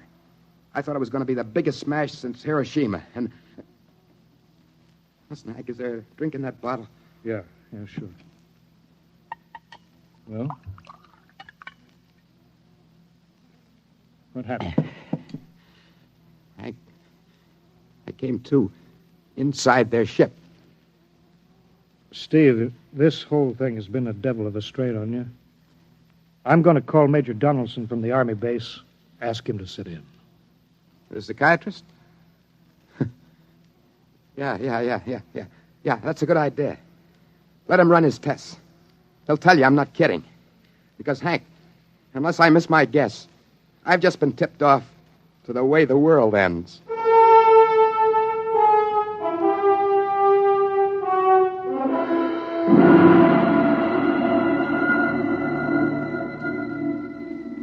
You should be getting drowsy now. Count backwards from 10. 10, 9, 8, 7, 6, 5, 3. He's under. Now we attach the head plate electrodes and the cortical pickup. Look up for that wire, Mr. Hanson. 3.0 setting and 31.3. Now, throw that switch, Mr. Hanson. I have to start him off by suggestion. All right, Steve. You're in your ship now. You're in the rocket. Rocket? You're in the rocket. You're in the rocket, and you've just sighted something strange. Now I'm starting at 3-degree right. What's that? Hey, there's something up here. Something shining. His memory pattern. We're picking it up electronically. Something above me, Hank. I'm going to chase it. It's piped through the audio circuits. Getting static. I can't hear you, Hank. This is where we lost contact with him. I'm going to make a pass at it. Hey, it's swerving to meet me. It's dead ahead now. Look out. It's dead ahead. Now what? This is where he blacked out. No telling how long, minutes or hours. What's that noise? I don't know. Shh. Where? How did I get here? What? Who are you? Is he seeing things? Galactic Patrol. What's that? What are they saying, Steve? What are they saying? It's about nuclear fission. They know about it. They know the danger of it. Long ago, they had wars that almost destroyed them. Finally, they learned. Now they've outlawed war. Go on, Steve. They patrol space. When their detector picks up an atomic explosion, they send a patrol. They've been observing Earth, and they found wars and rumors of wars. What are they going to do? They've quarantined us. Quarantine? They've isolated all Earth because we're infected with a communicable disease. Because we don't know how to control ourselves yet. Until we learn, we'll be a menace to the whole universe. What is this nonsense? Quiet. How are they going to do it, Steve? Well, they've spread out a layer here of I don't know what to call it. It's all around the Earth. It's miles deep. And when there's an atomic explosion on Earth, the radioactive particles will drift up to this layer and set off a chain reaction that'll go around the world in microseconds. And that's the end. Yes?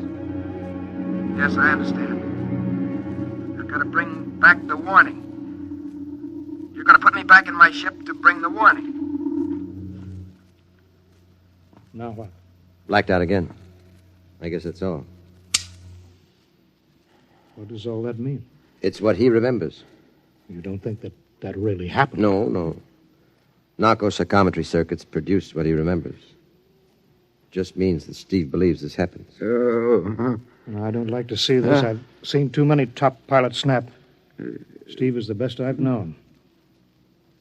How bad do you think he is? Well, frankly, outside of the presence of this well-organized hallucination, there are no signs of unbalance. May not be too serious. If he had a more plausible story, I'd be inclined to believe it. Warning. Hank. It's all right, boy. Did you hear it, Hank? Do you understand? Sure. We've been quarantined. Now, let me give you something to make you sleep, Steve. But don't you understand? They fixed it so that if we set off one more nuclear explosion, we will have had it. Of course. Now, don't roll your sleeve down. You don't believe me? Now, take it easy, Steve. But the test, they're setting off the cosmic ray bomb, Hank, tonight. What time is it?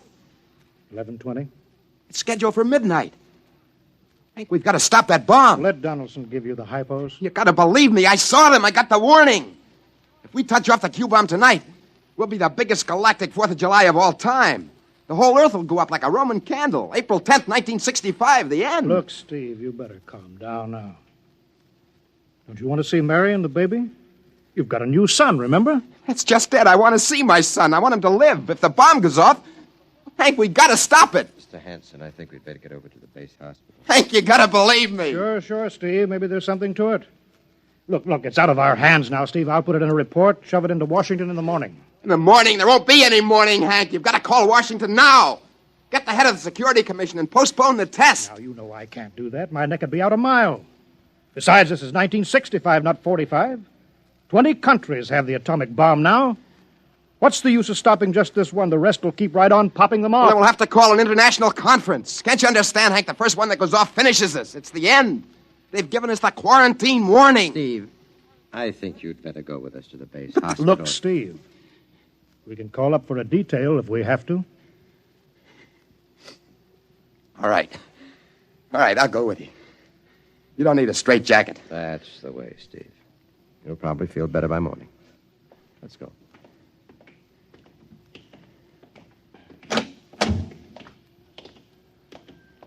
Tomorrow I'll drive you over to the hospital to see Mary and the kid. Yeah, sure. Look at the ship under the floodlights. Pretty, huh? You'll be flying her again soon, Steve. Don't worry. Yeah, I guess so. What's she doing out on the line? They refuel her? Yeah, we got Clausewitz coming in tomorrow from Denver for another test. Figure we give you a day off. Yeah, that's good. That's fine. Steve! Hey, go! Come on, Donaldson! Steve!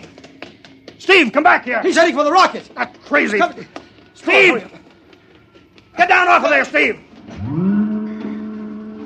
We can't get at him now. That hood is armor glass. Hey, he's waving. To its control. The radio. Come on! I should have gotten help. Come on, Donaldson. The radio is still hooked up. Hello, Steve. Listen to me, Hank. You gotta call Washington now. Look, Steve, come out of the rocket. I'll call my men, Hanson. Don't try anything, Hank. They refueled the rocket for tomorrow. Take it easy, Steve. Listen, you know what'll happen if I fire the rocket tubes down here? Steve, don't, please. It'll burn out every building for 5 miles. All of us in one big blast. What do you want, Steve? You gotta stop that bomb. You gotta call Washington now. They won't believe me. You make that call or I cut in the rocket. I mean it, Hank. You hook my screen to yours in parallel. I want to see exactly what you're doing. All right. Just don't fire those rockets. Get going, Hank. You got 12 minutes to make that call and stop the bomb. All right. I'm making the parallel hookup now. Donaldson, you think he'll really blast? I don't know. Up to now, I'd almost say it was normal, but this Henson, he's liable to do anything. Steve, there, you getting it on your screen? Yeah. Now put that call through. All right. Operator, Visit screen to Washington. the visit screen circuits are busy, sir. If you try again in half an hour. This is a Security Commission priority. Break in. Get me a line. Just a moment, please. 10 minutes, Hank. Listen, Steve, I'm trying. Ready to take your call, sir. Washington Security Commission 3. Urgent. I want Undersecretary Herbert Ames. Washington 3. 1 moment, please. Hurry, will you, please? 1 moment, please. Chicago. San Marco calling Washington visit screen 3. Urgent.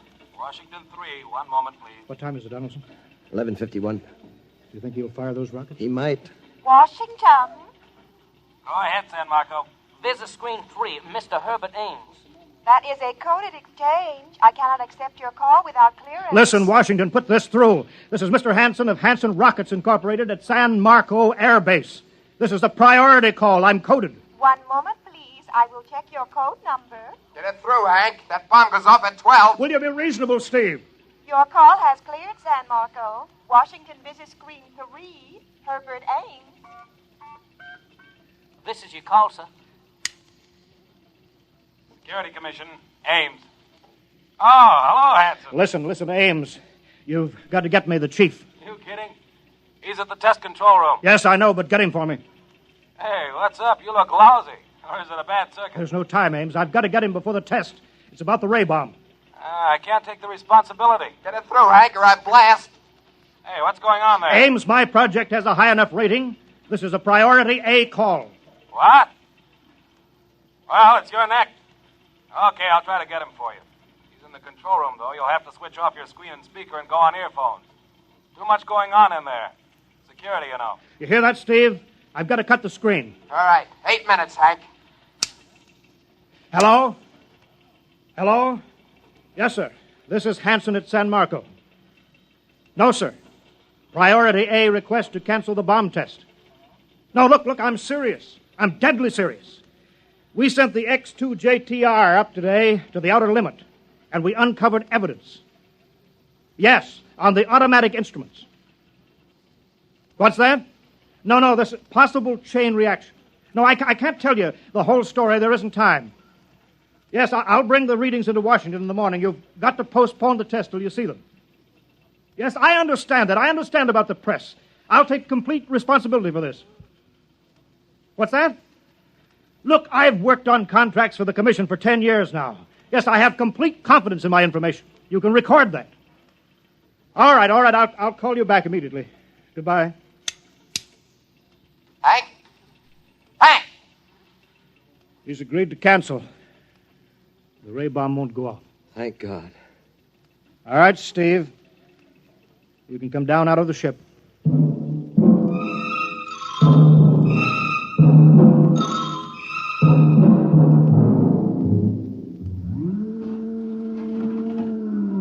There he comes. He's opening up. All right, Steve. Come on down out of the ship. Sure, Hank. Hank, I was scared. I was plain scared. All right, easy now. It's all over. Bomb won't go off. Thank God. Hey, look. I want to see Mary and the baby. Can you get me transportation now? Hey, wait a minute. It's almost 12. They won't let you in the hospital now. I want to see the baby. For sure you do, but you've been under strain. I've got a shot here for you, Steve. Give you a good night's sleep. All right. Roll up your sleeve. Sure. Now, that'll make you sleep. Sergeant will find you a bed. Come on, Mr. Weston. Well, good night, Hank. I am kind of beat. It's been a tough night.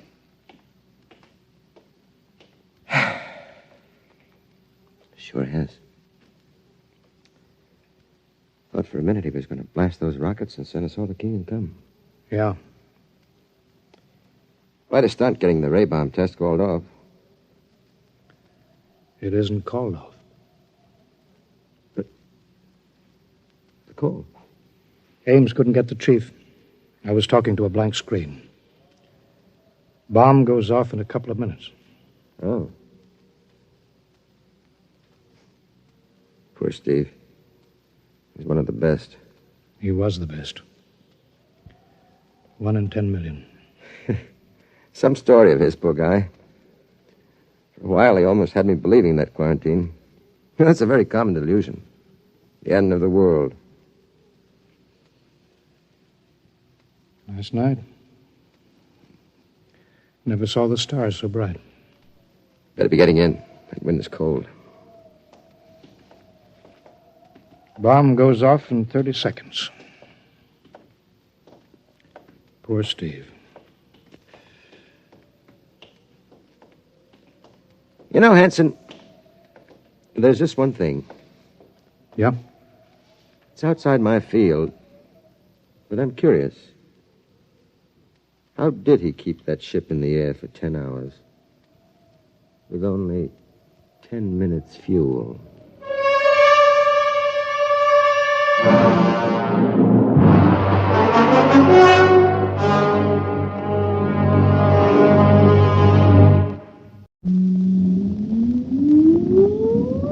Countdown for blast off. X minus 5, 4, 3, 2, X minus 1, fire.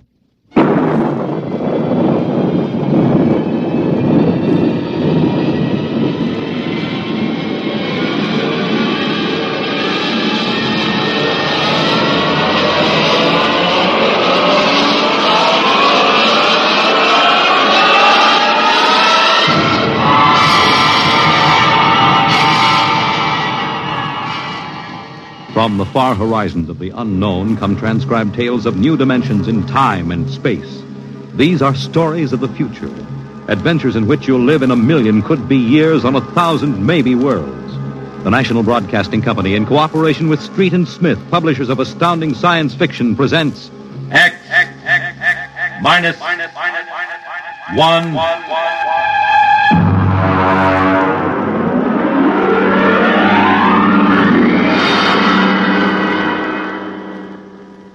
Tonight's story, Hello Tomorrow.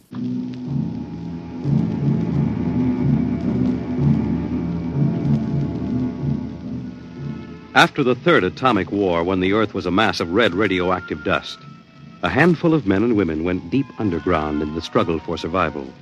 A new civilization was built deep underground, a civilization which must keep a ceaseless vigil against the deadly gamma rays which filter down through the Earth. A civilization where the prime consideration is the genetic survival of the race. It is to this civilization in the year of our Lord 4195 that we take you now.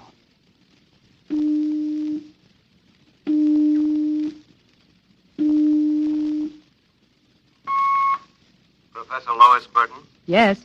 I have a call from the Director of Emotional Stability for the Third Oblong. Go ahead, sir. Hello, darling. Hello, dear. How is the Director of Emotional Stability? My, how impressive that sounds. Don't joke, dear. You never know who may be listening. Sorry. How are you? You sound tired. Well, we've had some bad cases. Mostly frantic mothers who insist on imparting their feelings to children. I suspect it's chromosomes affected by gamma ray leakage from the surface, but the head of the psychotechnic division says they're glandular cases.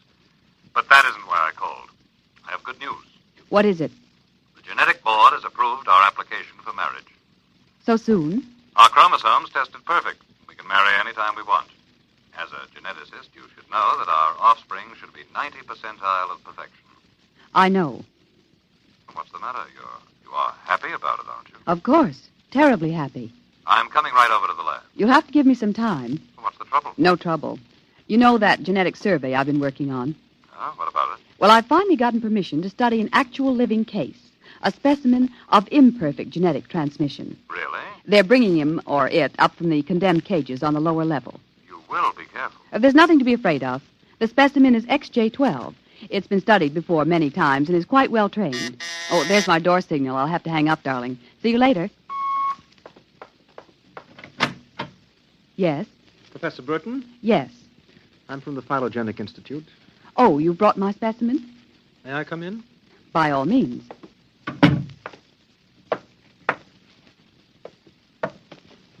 Oh, how...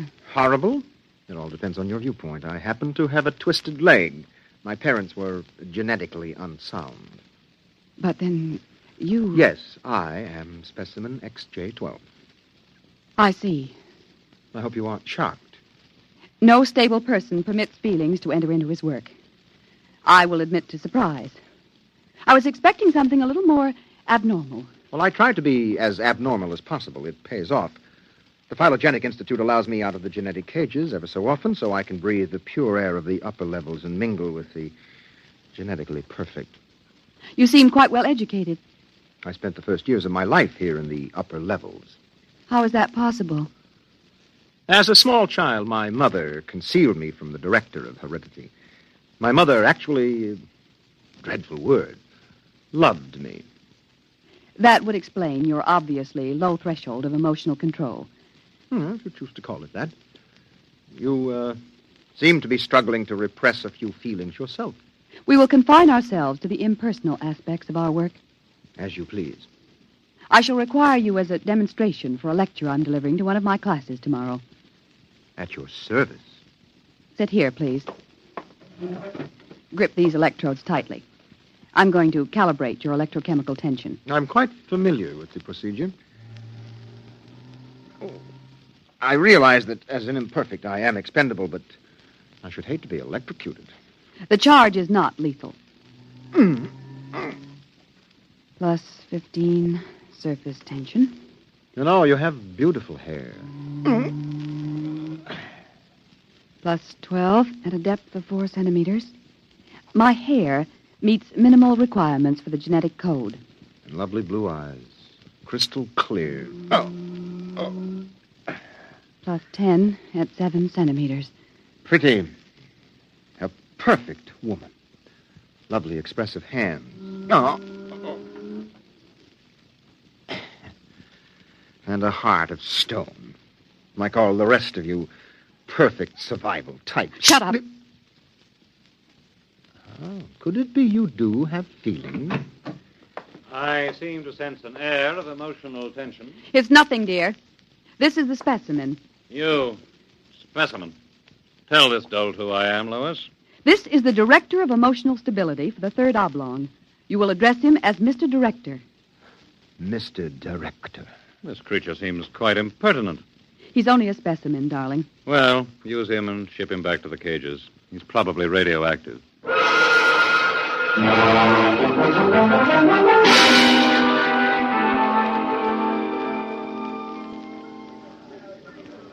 Attention, attention. The next demonstration will be conducted by Professor Lois Burton of the Institute of Genetics. Her topic, the probability of radioactive damage in the chromosome heredity of imperfect non-survival types. Professor Burton. As you know, most imperfects are destroyed at birth. However, those who, for one reason or another, manage to survive are segregated in cages on the lower level for study purposes. The specimen we have today has been trained to tell in his own words about the factors in his upbringing. You will have to forgive his immature emotional control factor. He is, as you can see, quite different.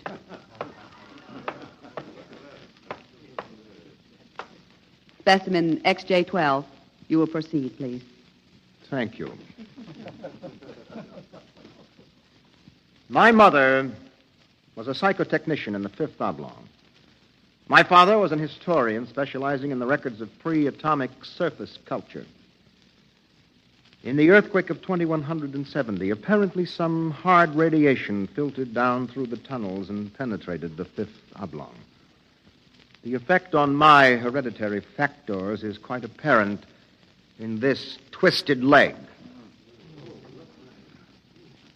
My father taught me in the last days before he was executed that every human personality is born with certain inalienable natural rights. The rights to have feelings, the right to mature, and above all, the right to be different from every other living organism. Because it cannot be otherwise I submit to you, distinguished students, that the attempt by this society to abridge these rights is a violation of nature. I submit that the imperfects, the mutants, those who are different, have as much right to exist and be free as you. And I say, break open the cages. Stop him! Give us back the right to be individuals. Stop him! Ah! Perhaps that will teach you. Professor Burton, take this specimen back to your laboratory and confine him.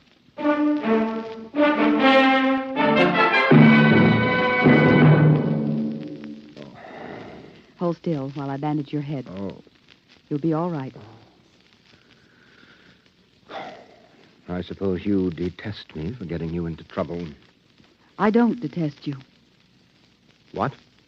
I don't know why, but as you spoke, something began to stir in me.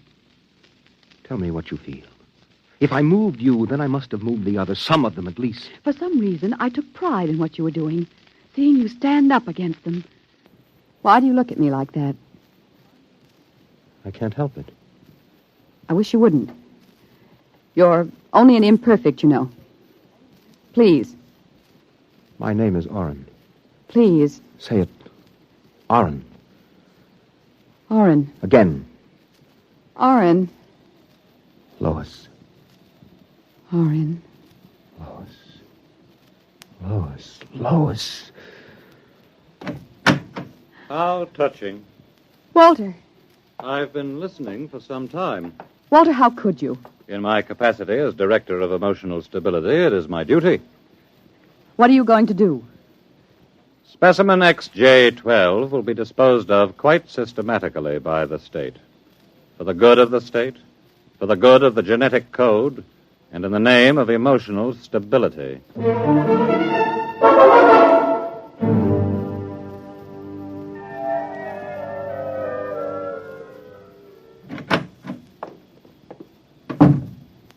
Walter, I have to talk to you. Go right ahead. Walter, you mustn't destroy him. The specimen? Why not? He's emotionally unstable. You have to expect irrational behavior. Aren't you forgetting something, my dear? That you were responding in much the same manner? Or had you forgotten? You see, I'm having him liquidated for your sake. He has an upsetting effect on you. Then send him back to the cages. But don't kill him. You speak of destroying an inferior creature as if it was something unethical. Walter, please, for my sake. I understand that you have entered a plea for postponement of marriage at the Records Bureau. Yes. I was too upset to go through with it. It came as a great disappointment to me. I'm sorry. I was hoping that, linked to a stable personality such as mine, you might settle down. If you were married to me, I might even be persuaded to send him back to the cages instead of having him destroyed. Think it over. If I refuse? The choice is yours. Well, my dear? Perhaps you're right. I am. I suppose I ought to be rational about this. After all, he's an imperfect. I'm glad you've come to your senses. When can we be married? Tomorrow, if you like. The sooner the better.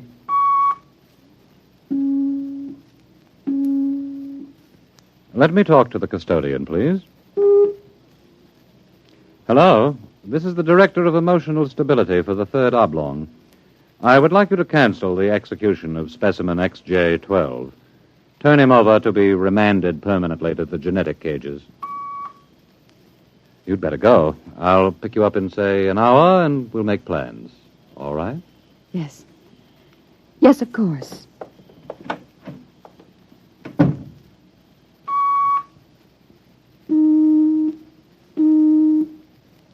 Hello. This is the Director of Emotional Stability again. I want you to cancel that last order. Proceed with the execution, but under conditions of absolute secrecy. No, don't use the lethal chamber. Take him through the upper level to the tunnels. Yes. Yes, I'll issue a pass for the radiation checkpoint.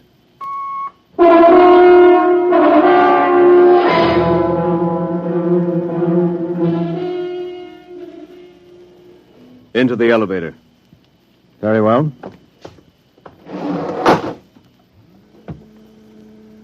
Why are we going toward the surface? The cages are on the lower levels. Radiation check. I've never done that before. New procedure.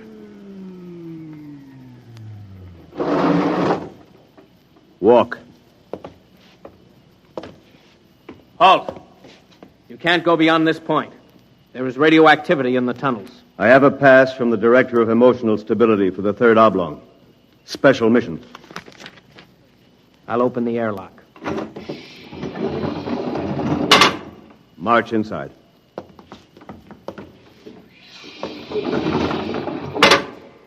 Turn around. So this is how they get rid of the imperfects. Now, before you dispose of me... Yes?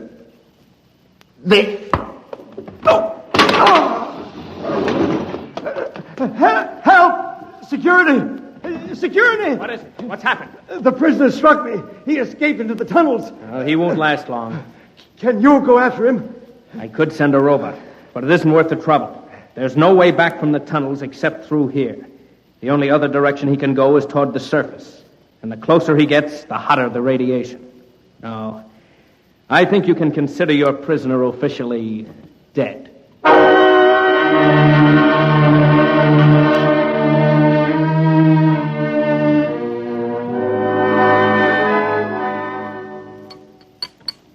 More wine? No, thank you, Walter. You look very beautiful, my dear. Very beautiful. Thank you. The wedding will be a small affair.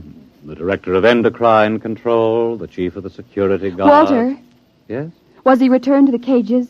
Oh, now, why must you spoil it? Was he, Walter? Well, as a matter of fact, there was a little difficulty. Difficulty? Yes, you see, XJ-12 escaped. How? Where? He struck a guard and ran off into the tunnels. The tunnels? But that's sure death. He's free to return any time he chooses. Now, don't become upset, darling. You planned it, didn't you, Walter? Stability, darling, stability. Stability, stability. Here's what I think of stability.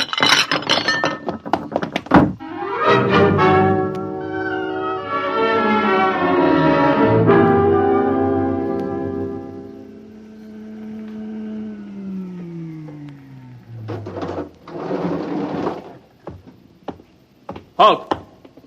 State your business. I'm Professor Burton of the Genetic Institute. You can't go into the tunnels, Professor. You'll have to let me by. I'm the fiancée of the Director of Emotional Stability. Oh, I suppose you're after the one who escaped? Yes.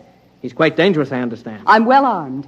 Wouldn't it be better to send a robot? I'm quite capable of handling him. He was my subject. All right, miss. It's your risk.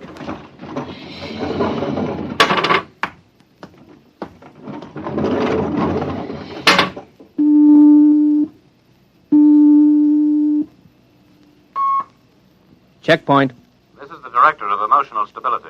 Yes, sir. If Professor Burton tries to pass the checkpoint, I want her taken into custody. Professor Burton just passed, sir. She said that... idiot! But, sir, she said that I she don't had... care what she said. Stop her. Send robots after her. Get her back. Yes, sir. At once, sir. Robot control. Checkpoint to robot control. Order out all televocal robots into the tunnels. Have them bring back any humans. This is a first priority order.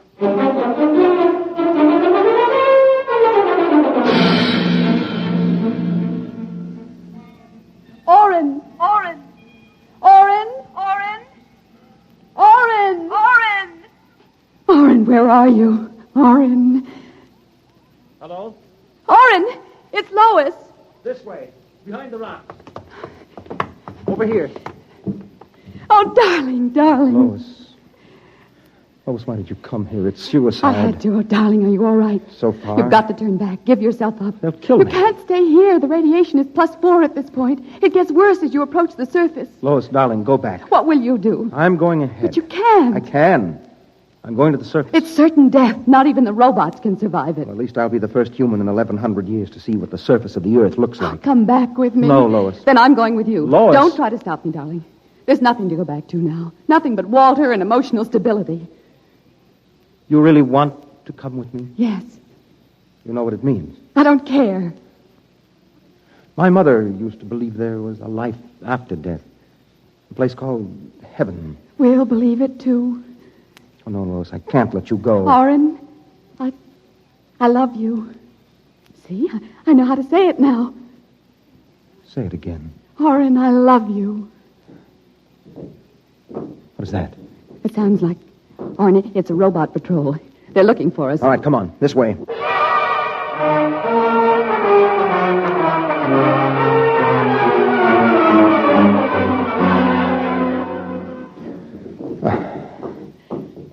Orin, wait. It can't be much farther, darling. The robots. They're coming. I can see their lights now. Listen, they've stopped. The lights are swinging round. Orin, they see us. Come on. Look, Lois, look ahead. You can see the lights reflecting from something. It looks like a lead door. Yes. Come on through. There must be some way to close it. Oh, yes, here. Let me help.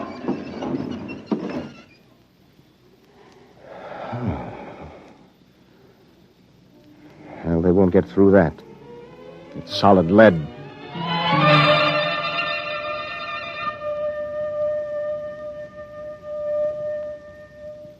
Orin, I feel so strange. Where are we? I don't know. Look, up there. A huge round light. Lois. Yes, Orin. Lois, that's Luna, the moon. We're on the surface. How strange and red everything looks. How it glows. It's the radioactivity. Quiet and peaceful. And deadly. Oh, hush, darling, hush. Sit here and rest a while. Put your arm around me. Yes. Orin, I'm afraid. Orin, we're going to die. Don't think about that. Just think about us. Alone. The first humans to stand on the surface of Earth in 1,100 years. That door must have been placed there by the last handful of survivors who went underground after the atomic wars. And those other lights, the small ones, they must be stars. Orin, I'm so tired. Go to sleep, darling. Put your head on my shoulder and sleep. Hold me, Orin. Hold me very close.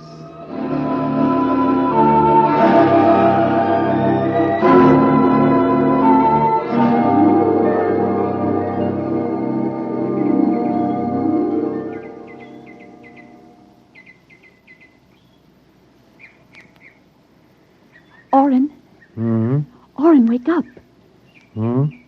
What? Look, it's light. The whole universe is light. Oh, Orin, how beautiful. Look. This must be the heaven my mother talked about. See the plants? All green and fresh. And the birds. How strange they look. Lois, this isn't heaven. But we must be dead, Orin. We should be dead. The radiation. By all the laws of nature, yes. By all the laws of nature. Orin. Orin, we're not dead. This is Earth. And we're alive. We're not going to die. But, Lois, the radiation, it's present. You can see its effect. Orin, did you ever hear of geotropism? I'm not a geneticist. There is a natural law of adaptation by which an organism will try to adjust itself to its environment by changing. It's called geotropism, don't you see? No. All these generations we've been bombarded by radiation filtering down through the Earth. Each successive generation must have inherited some degree of immunity. But... Orin, it can't hurt us. Don't you see? We're immune. We're probably the first generation to inherit sufficient immunity.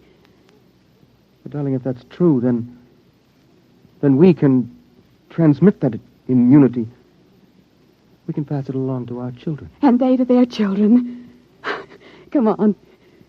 We'll have to find food and water. The practical wife. Wait a minute. What are you doing with that rock? I want to scratch something on the outside of this lead door. Lois and Orin. 4195 AD. Hello, tomorrow.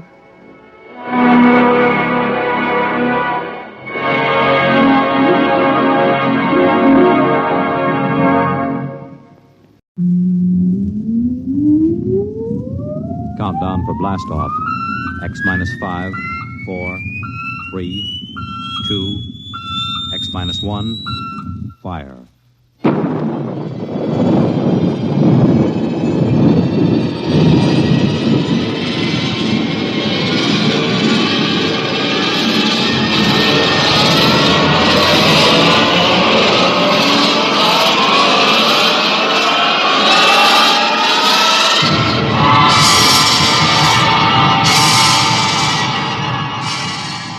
From the far horizons of the unknown come transcribed tales of new dimensions in time and space. These are stories of the future, adventures in which you'll live in 1,000,000 could-be years on 1,000 maybe worlds. The National Broadcasting Company, in cooperation with Street and Smith, publishers of astounding science fiction, presents X minus 1.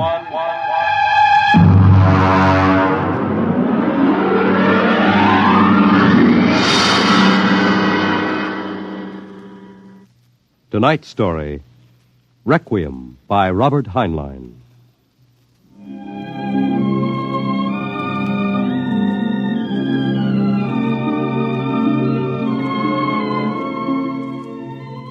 On a high hill in Samoa, there is a grave. Inscribed on the marker are these words: Under the wide and starry sky, dig my grave and let me lie. Gladly did I live and gladly die, and I lay me down with a will. This be the verse you grave for me. Here he lies where he longed to be.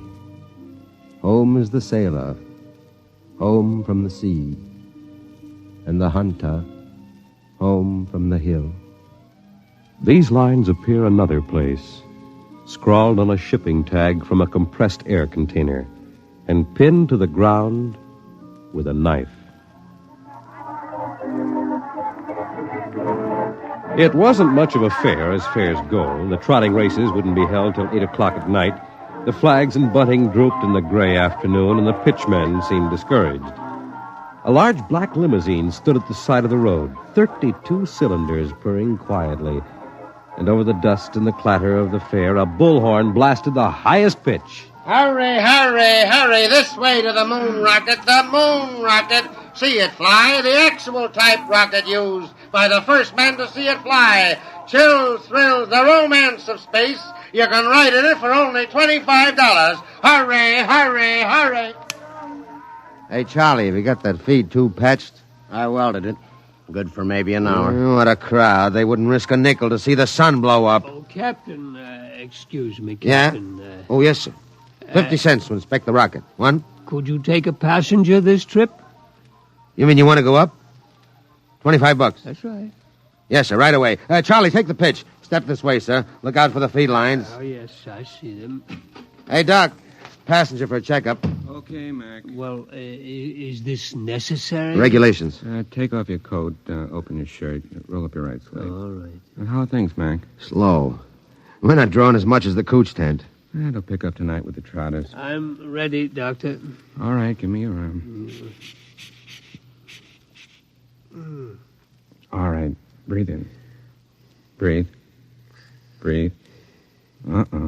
Sorry, Mac. No go, Doc? Cardiac condition I couldn't certify. I'm sorry. You mean you won't take me up? He's the doctor. Well, I rather expected it. Sorry. Between you and me, we could have used the 25. Excuse me, Captain. Yeah? Could you and your engineer have dinner with me after your flight? Dinner? At my home. My car's over there. That's your car? The limousine? That's right. You serious, Mac? You want Charlie and me for dinner? Of course. Okay. Okay. Don't see why not. Thanks.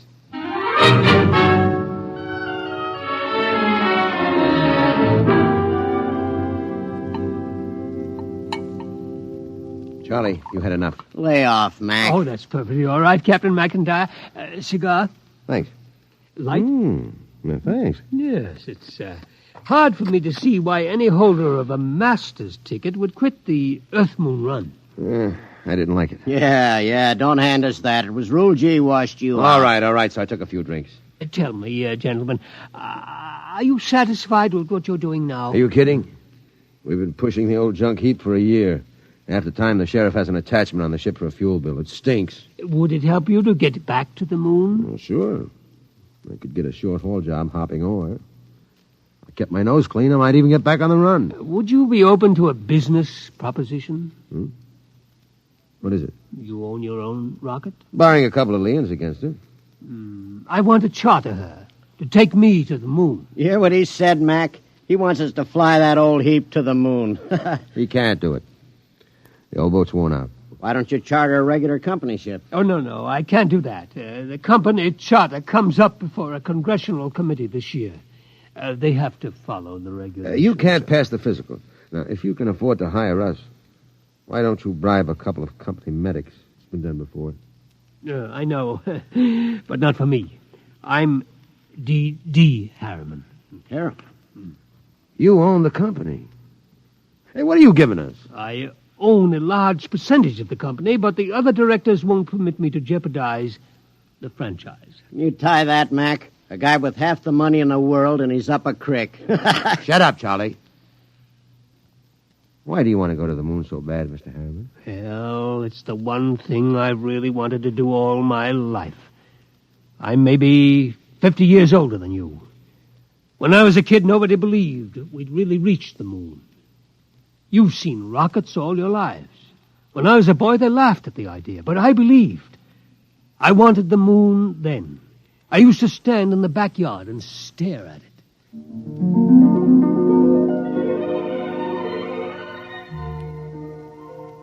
How far away is it, Mom? The moon? Far enough. Why don't people fly to the moon? They can't. Why not? They just can't. But not now, anyway. Someday I will. What? Fly to the moon. Sure. Now, come on, Del. Inside. Way past your bedtime. There wasn't enough money for college, so I worked. Stock boy at the old Ford plant in Detroit. Accountant, credit manager for a mail order house. Then New York and Wall Street. And then transportation. The monorail line between New York and Chicago. The Atlantic Pressure Tunnel. And then Harriman rockets. Del, I want to talk to you. I'm working, Charlotte. You talk to me now, Del, or you may not get another chance. What is it? Fred Lott was in. You've sold out again. I run the business, Charlotte. Del, I'm fed up with it. Up to here. I married you because I love you. I still love you, but I'm fed up. Now, what is it, Charlotte? We're not young anymore. Fred tells me you've bought into a bankrupt engineering firm. Sunk every nickel in it. Well, they own the Schwarzmiller fuel injector patents. I need them. How many times do we have to start over? I'm tired. I'm not asking for millions. Just a little life for the two of us. I didn't know about the divorce for a month. I lost the papers under a stack of blueprints and stock prospectus. That night I walked through the park, watching the full moon move across the sky. My old friend. I could recognize the wrinkles. Chrysium, Mare fecundatus, Mare twinkulatus, the lunar Apennines.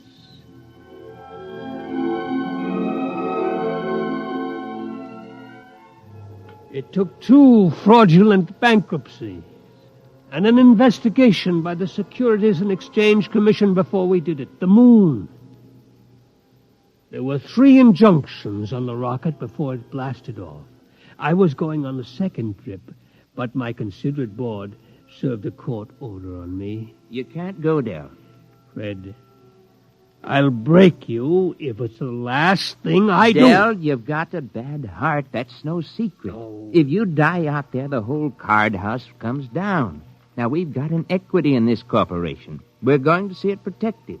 You've sucked us in on this wild scheme, and now that it paid off, you're going to sit right down here on Earth and see that the dividends come out on time. You're not going to the moon, Del. Forget it. I never went. By the time my lawyers shook off the restraining orders, the first cargo rocket had crashed in the Pacific, and Congress rushed through the Space Precautionary Act. My heart kept earthbound, and now I'm old. I've lived longer than I should, but I would not let myself die. I will not until I have set foot on the moon. There, Captain McIntyre, you asked why I wanted to go to the moon, Well? You find a ship, Mr. Harriman, and I'll drive her. You'll hit the moon. All right. Then we can get down to business. I'll have contracts drawn up for you. You two will have to buy me a ship. I can't do it openly, of course. My dear board of directors would find out and slap a court order on me. Well, we can't get credit. Oh, don't worry. I'll supply the cash in advance. Pick some ship that can be fitted for the jump. A strato yacht. Apply for a strato license. Then after it's issued, you move to a piece of desert. I'll find a strip and buy it. You mean fit her out there? Yes. We'll install extra fuel tanks, change the injectors and timers for space flight. Charlie, you think you can manage the changeover without a dockyard and shops? Well, I'll have to have a load of power tools and a lot of time. It'll be haywired and spot welded. Just so it doesn't blow up when I slap the keys. It won't blow. Well, that's what you said about the last ship. Now, cut it out, will you? I ask you, Mr. Harriman, that last ship was a junk heap and we knew it. Now, this'll be different. We're going to spend some dough and do it right. Ain't we, Mr. Harriman? You spend all the money you want. I'll see that you get it.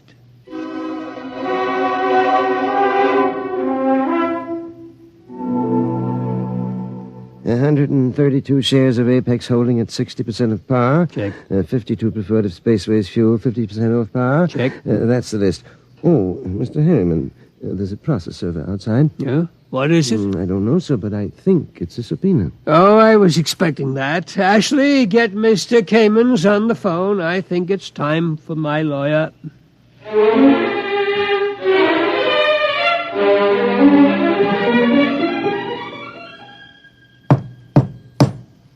May it please your honor, counsel representing Mr. Harriman's relatives contend that his behavior for the past few weeks gives clear indication that a mind brilliant in the world of finance has become senile. They petition you to declare him incompetent and to assign a conservator to protect his financial interests and those of his heirs. May I suggest that in the last few words my opponent gave away his entire thesis. It is evident that the petitioners believe that my client should conduct his affairs in such a way as to ensure that his nephews, nieces, and their issue will be supported in unearned luxury for the rest of their lives. Therefore, we pray this court will confirm my client in his right to do what he likes with his own. Deny this petition and send these meddlers about their business.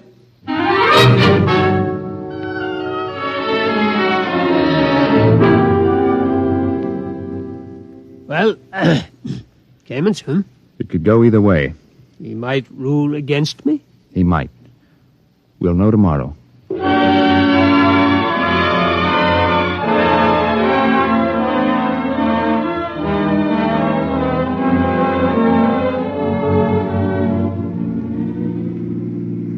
Here it is. Eccentric millionaire disappears. Yes. You eccentric, Mr. Harriman? Well, they used to call me crazy, but that depends on your credit rating. A bench warrant under contempt proceedings has been issued. They won't find me out here. How is the work going, Charlie? My end's in pretty good shape. Well, are you ready to go? My nephews will have detectives out looking for me.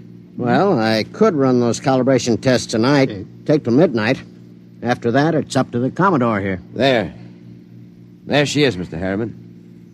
That's the job that'll take you to the moon. It's a good ship, isn't it? Hey, Mac, stop the car. Yeah. All right. Oh. He's out? Look at him.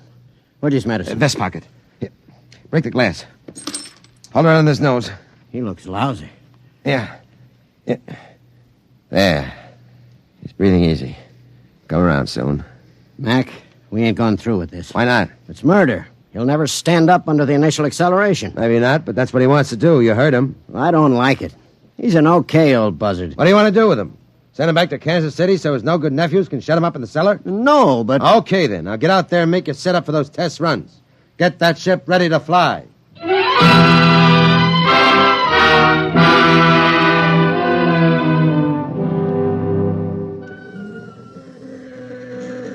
Hey, you.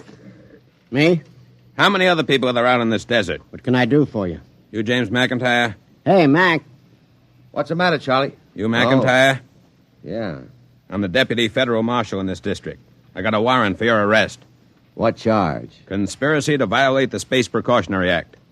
I suppose you're Charles Schwartz. I got one for you, too. Thanks. And a man named Harriman. Got a court order to put seals on your spaceship. We haven't got any spaceship. What's that, a kiddie car? Strato yacht. Yeah? Well, I'll put seals on it until a spaceship shows up. Where's Harriman? In the shed. What shed?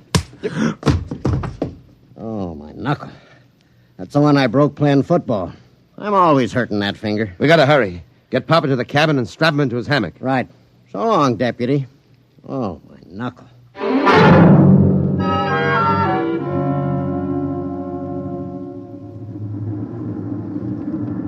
She's warm, Charlie. Everything set back there? How do I know? I didn't have time to run tests. Tough. You all right, Mr. Harriman? I think so, but these straps are tight.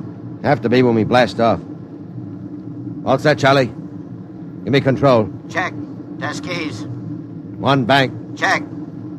2 bank. There's an auxiliary out. We don't need it. All right, boy, hang on. Let's go.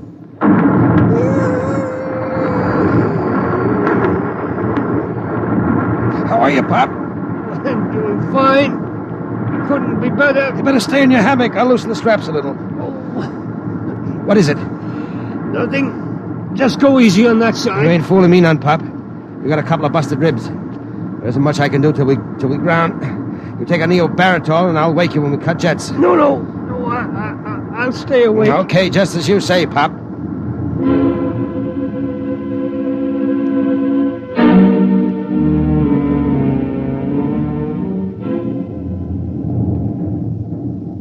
She's on automatic, Charlie.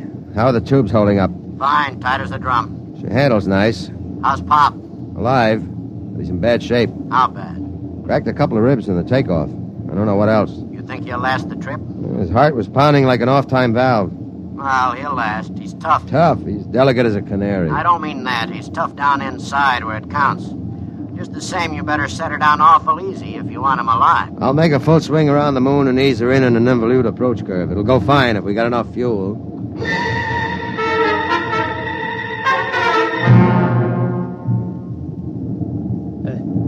Somebody call me? Something wrong, Pop? Thought somebody was calling me. Must have been asleep. I swung your hammock around. We're breaking now. There she is ahead. The moon. I've seen 1,000 photographs. There. That's Copernicus. Tycho. You know it all right, Pop. Where are you landing? Marionettes between Aristillus and Archimedes. Oh, that's about 40 miles from Lunar City, isn't it? Yeah. It won't be easy landing without ground approach radar, will it? I've done it before. Not without a second pilot to punch the satometer. You ought to have a mate's ticket, Pop. You know the whole routine. You must have really studied up. Yes, that's all I could do, study until now. Oh, look at the moon. I feel as if I'm coming home. Yeah. Charlie. Yo. I'm taking her in. Cut in full power. Make it good, Mac. Pop can't take a rough one. Shut up and give me the power. I'll do my best. Okay. Dynamite setting punched. Hang on, here we go.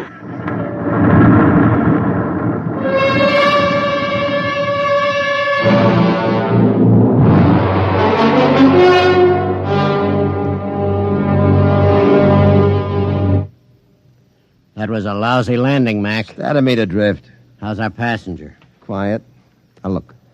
I wouldn't make any bets. That landing stunk. Will you shut up? I did my best. Hey, Pop. He's alive. There's blood in his mouth. He's trying to say something. Take it easy, Pop. We're down. Oh, where? Take it easy. Vacuum suits. Where are they? Steady, Pop. You can't go out there yet. We got to give you some first aid. Give me that suit. What do you think, Mac? Might as well. Get the suit out of the locker. There, we'll use the big one. Be more comfortable. Okay. Hurry. Okay, Pop. Easy now. Hurry. All right, pull it up. Seal these zippers, Charlie. Take it easy. All right. The helmet. Air diaphragm set? Check.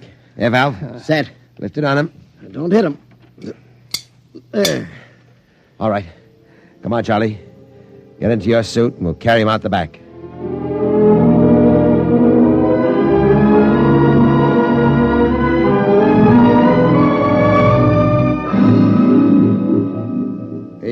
Easy with him.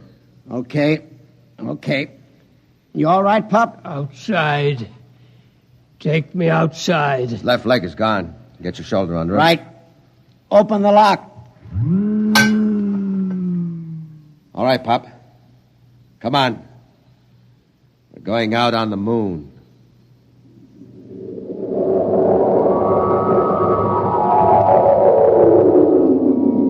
The moon.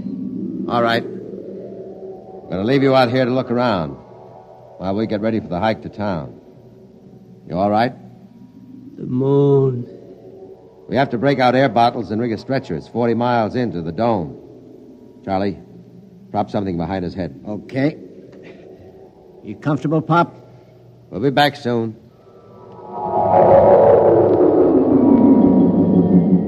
Moon. I can feel the pumice dust, and it doesn't hurt anymore.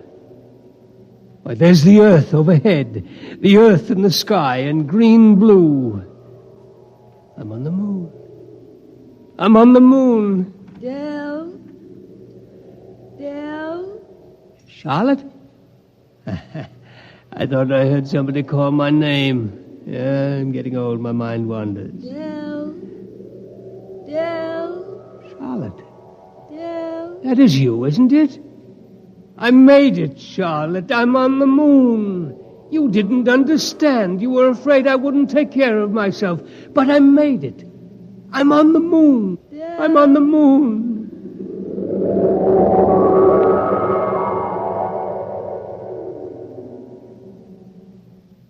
Come on, Charlie. We better get Pop going. Here, give me a hand getting him on the stretcher. Never mind the stretcher, Mac. What's the matter? He won't need it. He's dead. Oh. Better get out the pumice skis and the air bottles. It's a long walk to town. Yeah. What about him? Looks as if he's resting, doesn't he? Propped up, looking out on the pumice. Well, he hit the moon. Come on. Let's start walking.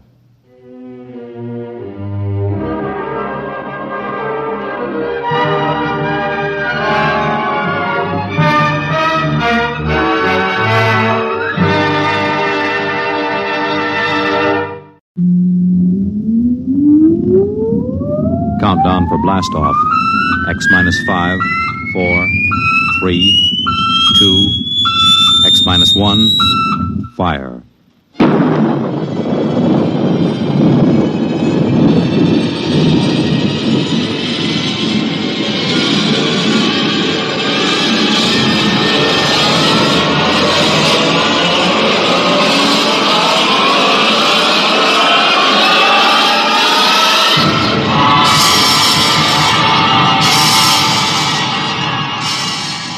From the far horizons of the unknown come transcribed tales of new dimensions in time and space. These are stories of the future, adventures in which you'll live in a million could-be years on 1,000 maybe worlds. The National Broadcasting Company, in cooperation with Street and Smith, publishers of astounding science fiction, presents X minus 1.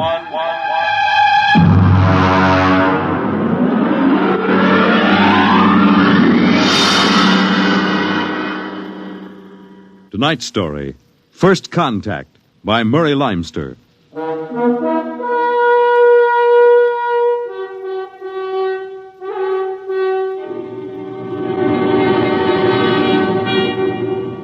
They had been in space 6 months now, moving with the incredibly faster-than-light speed of the overdrive. In 6 months, they had gone from Earth outward and outward to the crab-like nebula with the twin stars. A routine flight of exploration and scientific research. Solid object about 90,000 miles away, sir. Located, Dort. Exactly. Identify it. A small object, sir. Captain, I've never seen anything like this before. Whatever it is out there is coming toward us at an incredible speed and retreating to zero just as rapidly. What's the mass of the object, Dort? Well, it varies with the distance from us, sir. Step up the scanners. Well, nothing, sir. Absolutely nothing shows out there. And yet there must be something. Those alarms are foolproof. Action stations, man all weapons. Condition of extreme alert in all departments immediately. Captain, what is it? Dort, I ran into the same thing once before on the Earth-Mars run. We were being located by another ship, and their locator beam was the same frequency as ours. Every time it hit, it registered as something solid and monstrous. But, Captain, we're the only Earth ship in 18 light years around. How? I didn't say it was another Earth ship out there, Dort. Another race? That's right. There's a spaceship out there, all right. But it's not manned by human beings.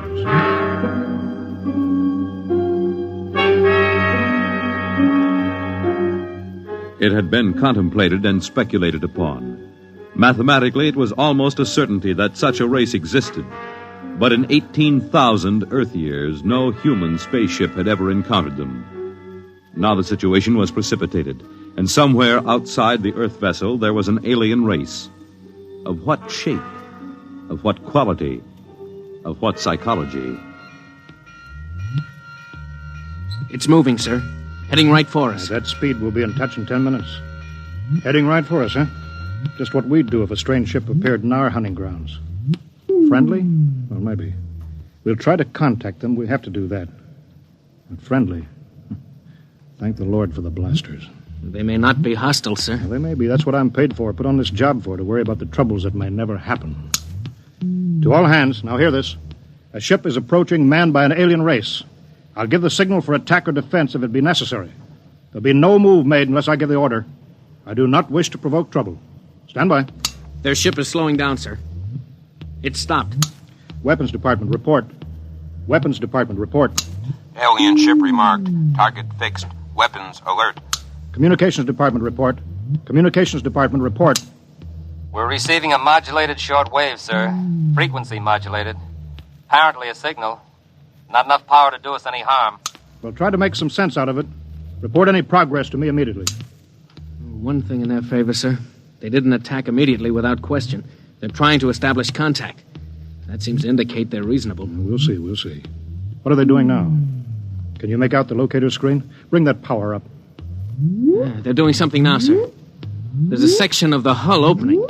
Probably an airlock, sir. If they breathe there. Yeah, they're letting something out. It's round. A bomb, sir? Unknown object released from alien ship. Observed by Weapons Department and targeted. Stand by. See what they're doing, sir? They've left the object out there right where they were. And now they're withdrawing the ship. There's no reason why that object couldn't be a bomb, Mr. Dort. Intended to let us think precisely as you're thinking right now. I just have a hunch, sir. I think they're friendly. I think whatever it is out there is a means of communication. You're probably right, but I won't gamble the ship on a probability. Sir, I'd like to volunteer to go out there and look that thing over. You understand whoever does examine it is expendable. Yes, sir. Requisition a lifeboat. If it's all right with you, sir, I'd prefer just a suit with the drive in it. It's smaller and the arms and legs won't make me look like a bomb. And I'll carry a scanner, sir. You may leave when you're ready. Thank you, sir.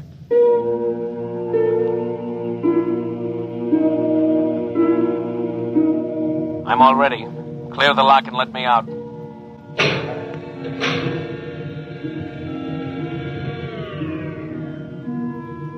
Weapons Department reporting to the captain. Mr. Dort located. Mr. Dort is targeted. Stand by. If that object out there is a device to capture one of our people for observation and questioning, it'll be blown out of existence, including Mr. Dort. Stand by.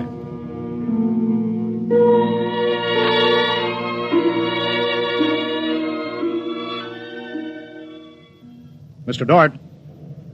Mr. Dort. Report. Object, as you can see on the scanner, sir, is covered with many small horns, like the detonating horns of the obsolete mines formerly used in naval warfare. Is that their purpose, do you assume, Mr. Dort? I'm going to find out, sir. I'm going to grab one. Mr. Dort? I'm here, sir. I don't think this is a mine. Circle it so we can see it completely through your scanner. Deadlock, sir. Nothing to report that the scanner hasn't shown you. Oh, wait a minute, sir. A section of the outer hull seems to be opening. Do you see it? Very good, Dort. Hold that. I'm sure it's a communications device, sir. It looks like it. Fix your scanner so it'll focus on that communications device. Return to the ship.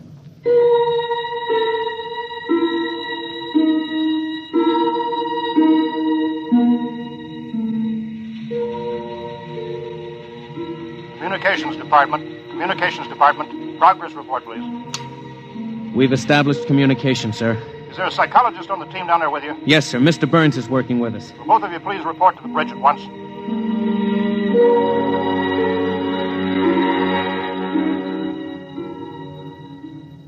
Oh, you look tired, Dort. We've established fairly satisfactory communication, sir. They seem to have highly developed thought patterns. We got a satisfactory translation from the machine on the 4th attempt. We can say almost anything we want to say to each other now. Of course, how much of what they tell us is the truth, we have no way of knowing. Mr. Burns, you're the psychologist. What do you think?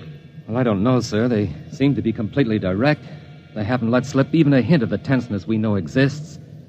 They act as if they were setting up a means of communication for friendly conversation, but, well, there's an overtone that... Yeah? Well, Mr. Burns, I have a decision to make. On the one hand, opening contact with the friendly people of a vastly different culture could only be beneficial to us of Earth. On the other hand, if they're hostile, I ought to blast them out of existence without any other preliminaries. Oh, but, sir, you can't... I'm not talking to you, Dort. It's not warranted yet, sir. Yes. Now, hear this, all departments. Hear this, all departments. This ship is on an extended alert. Provisions will be made so that personnel can have maximum rest and nourishment.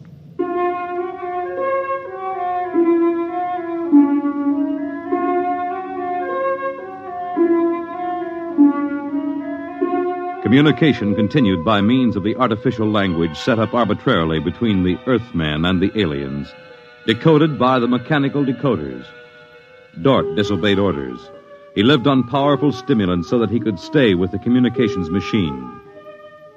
Talking to the aliens. Other people.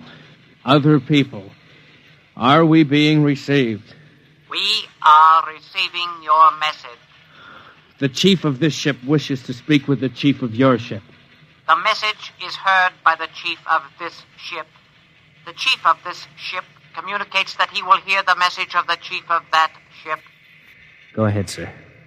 People of the other ship, I'd like to say the appropriate things about this first contact of two dissimilar civilized races, and of my hopes that a friendly intercourse between the two peoples will result.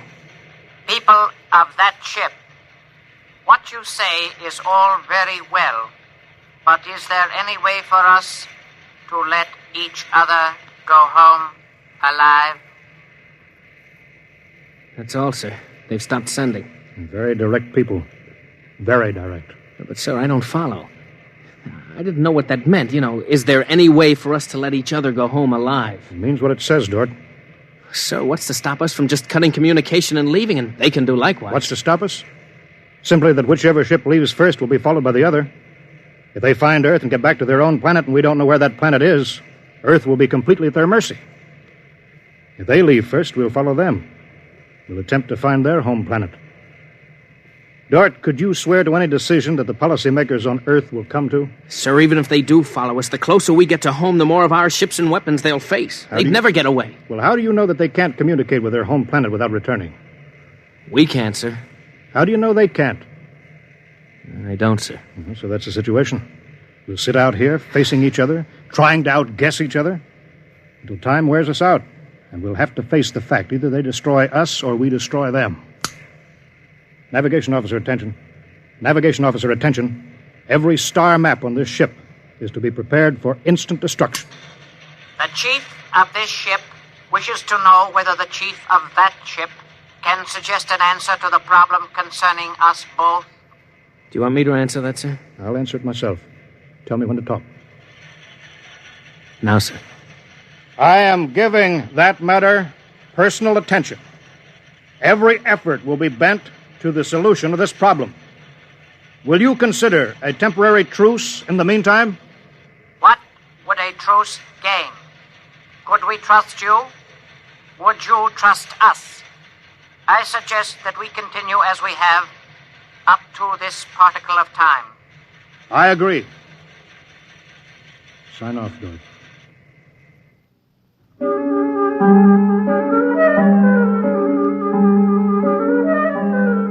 Weeks went by, and during the weeks, the exchange of information continued without let-up. What particle of time are the people on that ship at? The resting time. All rest except myself and others on alert duty. Same on this ship. You people of that ship are very similar in many ways. Do you have a family? I have a mate. I have a mate and 3 offspring. It is too bad for them, as well as us, to have to kill each other. This ship can't see any way out of it. Can that ship? If we could believe each ship, yes. Our chief would like it. But we can't believe you, and you are afraid that we do not tell the truth, although we do. This ship would trail you home if this ship were able to. That ship would do the same. But this ship feels sorry about it. I believe you're a friend. I share your belief and like you. But there is a possibility that you were put to make a trap for me. I will stop now and think it over.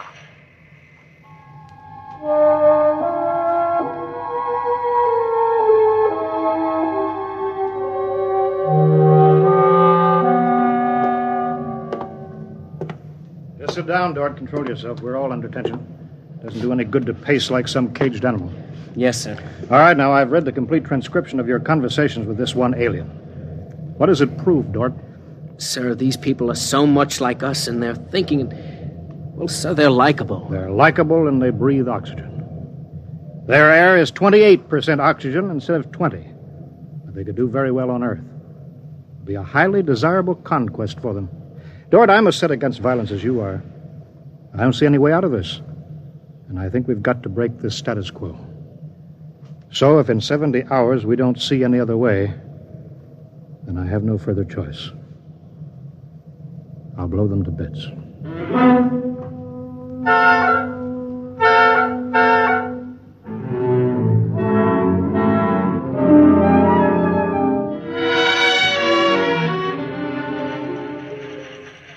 Will that ship receive communications? Will that ship receive communications? This ship is listening. It seems to me better to communicate than to sit by the machine silently.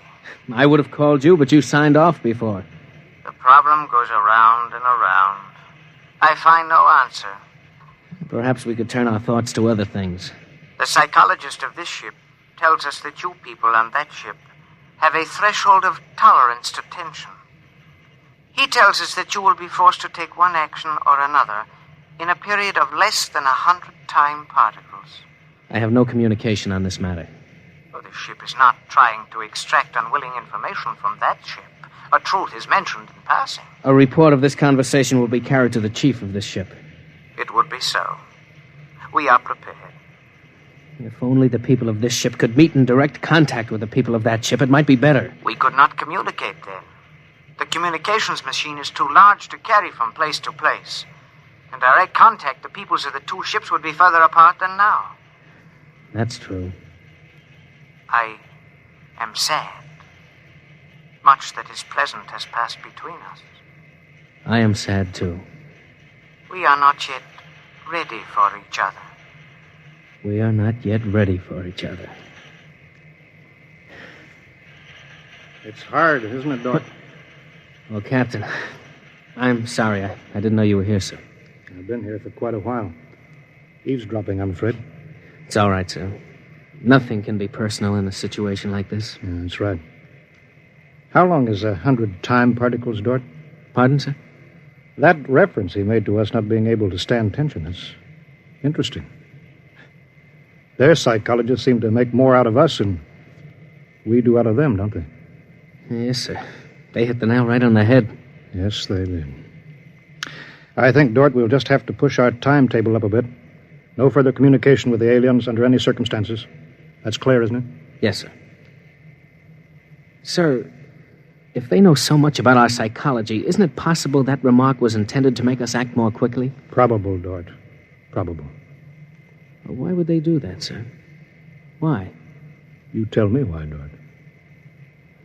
All of a sudden, I have an idea, sir. It's crazy. It doesn't matter how crazy. I'll listen to it. Sir, I think these people are playing some kind of a joke on us. Joke? A joke, Dort? Yes, sir. Over and over again, I've noticed what I think is a sense of humor. A highly developed sense of humor. Do you recall when we went to all the trouble to set up a fictitious star map and then they just sent us back a mirror image of the same one? I think somehow they're playing a joke on us. Well, maybe you're right. In which case, you've seen practical jokers, Dort. Their jokes aren't always funny. Sometimes they hurt people.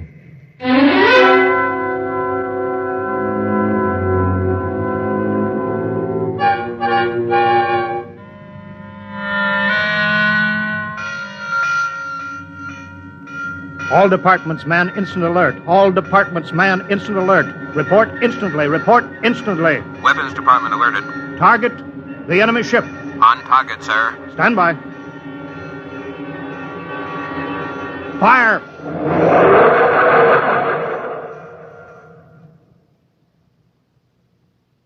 They're gone, sir. Not a trace of them left. Not a tiny trace. Now we can go home.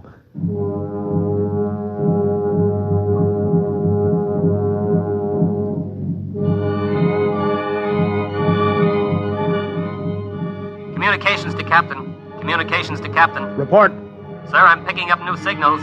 Same frequency as the original alien signals. That's impossible. That ship was destroyed. I'm receiving signals, sir. Set the machine up. We'll be down there in a minute. Mr. Dort, come with me, please.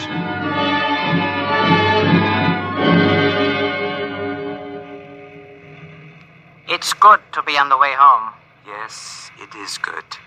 Do you suppose we'll ever figure out what happened to the other ship? Never. A blinding flash and they were gone.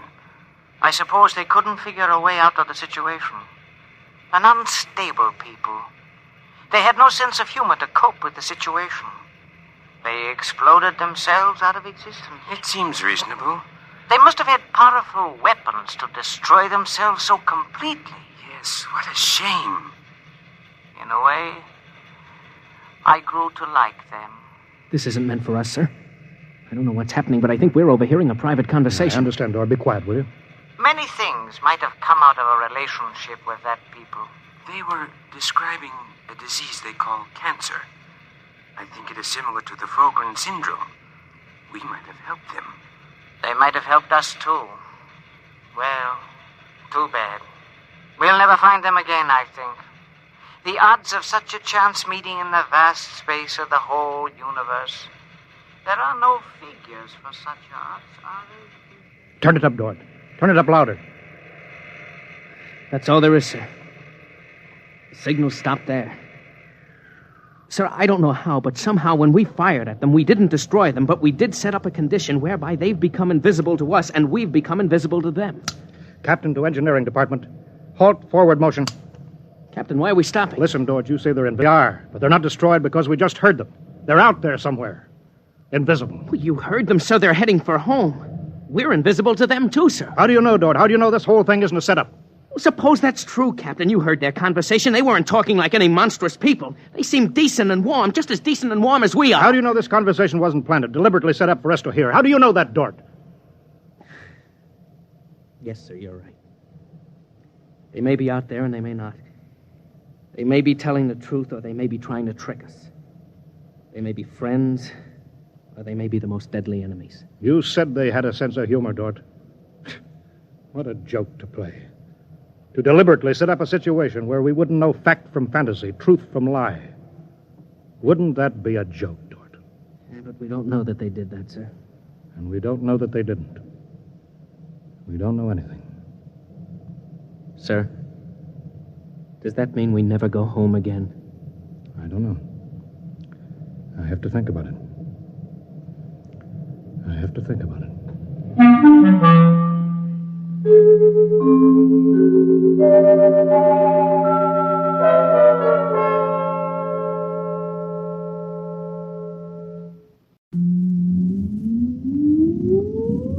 Countdown for blast off. X minus 5, 4, 3, 2, X minus 1, fire.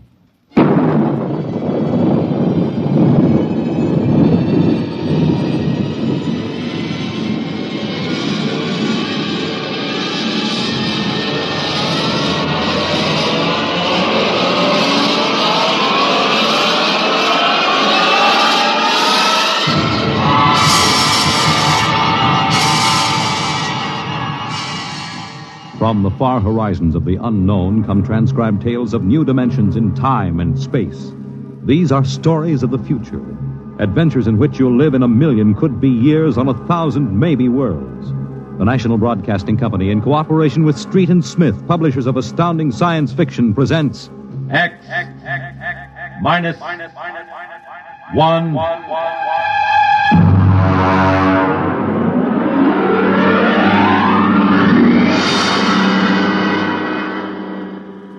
Tonight, the Ray Bradbury story entitled, "And the Moon Be Still as Bright."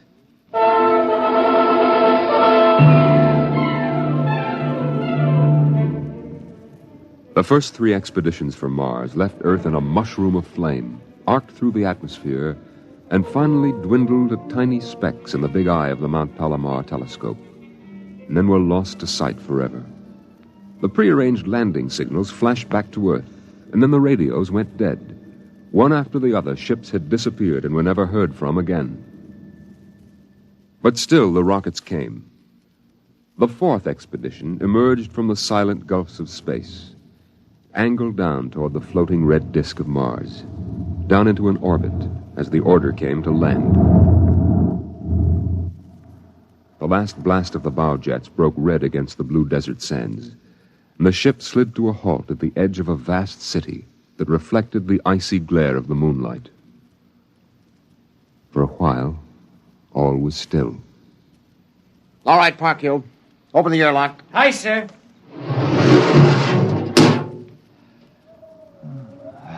Fresh air. Hey, it's cold out here. Who cares? We got here. I thought I'd never hit solid ground again. Hey, how about a fire, Captain Wiley? It's freezing. Later. We have work to do. Oh, smell that air.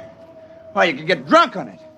Say, there's an idea. Why don't we break out a bottle and celebrate? Biggs, there will be no drinking done until we're secured. But we're landed, Captain. 3 other expeditions landed and disappeared within 24 hours. Now, we're not relaxing security till we find out what happened to them.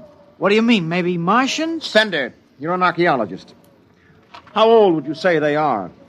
I can't tell till I study them more closely. It's a kind of engineering we couldn't duplicate on Earth. Well, I'm not interested in the architecture now. I want to make sure there's nothing there that might be dangerous. Mr. Hathaway. Yes, sir? I want you and Spender to take a reconnaissance party into the city and find out what's there. We'll set up camp here. No man is to go more than 50 feet from this rocket. And there'll be no celebration till Hathaway and his party report back.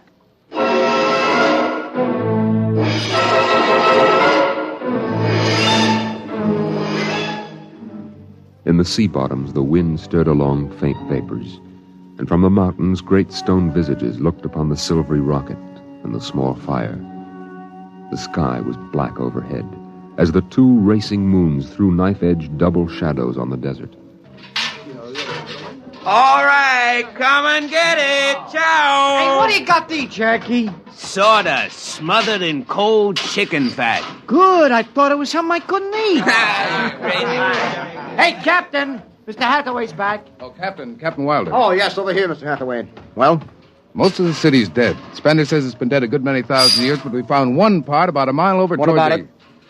People were living in it last week, sir. People? Martians. Where are they now? Dead. We found bodies, thousands of bodies. They hadn't been dead more than 10 days. What did they die of? You won't believe it. What killed them? Chickenpox.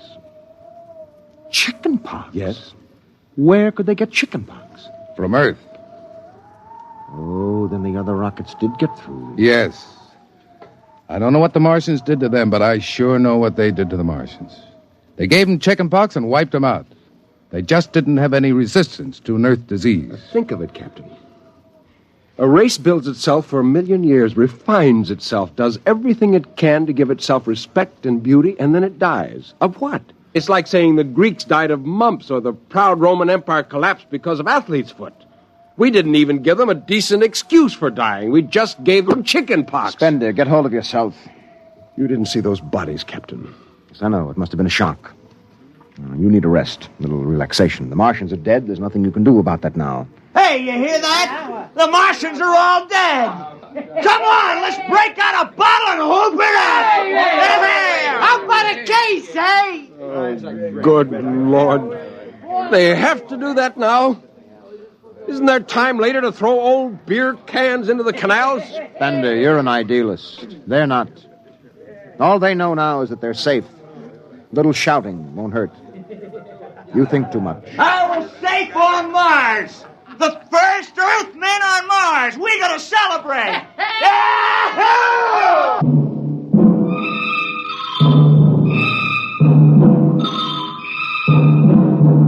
20 bottles were opened and drunk. The voices got louder. The earth laughs and shouts echoing across the empty Martian sands. Spender listened to the wind over his ears, cool and whispering. He felt the land getting cooler. The stars drew closer, very near. The air smelled clean and new. He looked at the cool ice of the white Martian buildings over there on the empty sea lands. Oh, what a woman! Oh. Hey, what do we do with these empty bottles? Save them, stupid. There's a 2-cent deposit. Throw them away! Hey, wait. How about that building? 2 to 1 on a buck. I can heave one right through that window. You're on. All right, here goes. Bullseye! Hey, double or nothing on the next shot. Put that bottle down, Biggs. Who's there, Mr. Spender? Stop smashing those windows. What's the difference? The planet's ours now. I guess I can do anything with it I want. Drop that bottle or I'll knock your teeth out. Yeah? Hey, just watch me. I warned you, Big. Hey, come on. What's going on here? Spender! I hit him. He's crazy, Captain. He just walked up and slugged me. All right, Biggs. Spender, you come with me. Now, suppose you explain. What was the idea? The noise, the drunken brawl. Spender, the men are tired. This has been a long trip. And you have a different way of seeing things. Oh, I'm seeing things all right. I'm seeing how we'll ruin Mars. We'll rip it up and rip the skin off the way we've already ruined Earth. Is that why you hit Biggs? Yes. I couldn't stand the idea of them watching us make fools of ourselves. Them? The Martians. They're dead. They're all dead. But they know we're here. Doesn't an old thing always know when a new thing comes? We've come a long way to smash their windows and spit in their wine. Well, maybe you're right.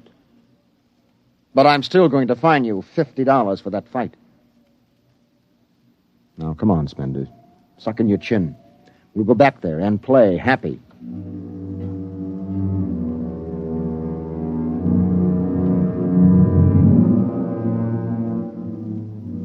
Now they moved out into the moonlight across the desert. They made their way into the dreaming, dead city. The light of the racing twin moons glinted on the barrel of a pistol, the long blade of a machete, the round, gurgling shape of a raised bottle. The wind blew in from the dead sea bottom and brushed through the silvery wire filigree of the towers. Strange music drifted down to the double-shadowed streets, a thin, haunted music that played as it had played through the uncounted years of time. Nobody moved. The moons held and froze them. The wind beat slowly around them. Hey!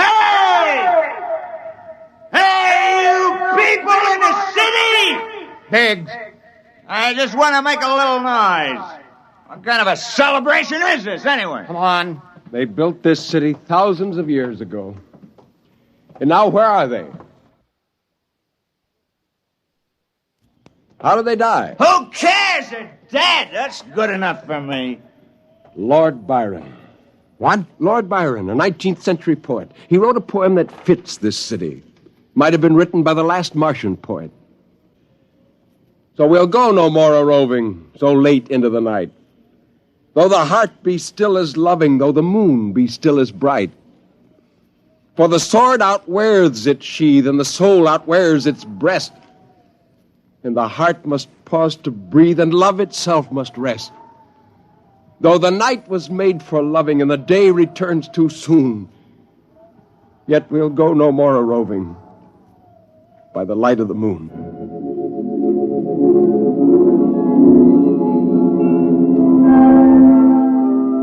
Without a word, the Earthmen stood in the center of the city. It was a clear night, There was not a sound except the music of the wind. At their feet lay a tile court, worked into the shapes of ancient animals and images. They stood there, silvered by the double moons beneath the crystal towers of Mars.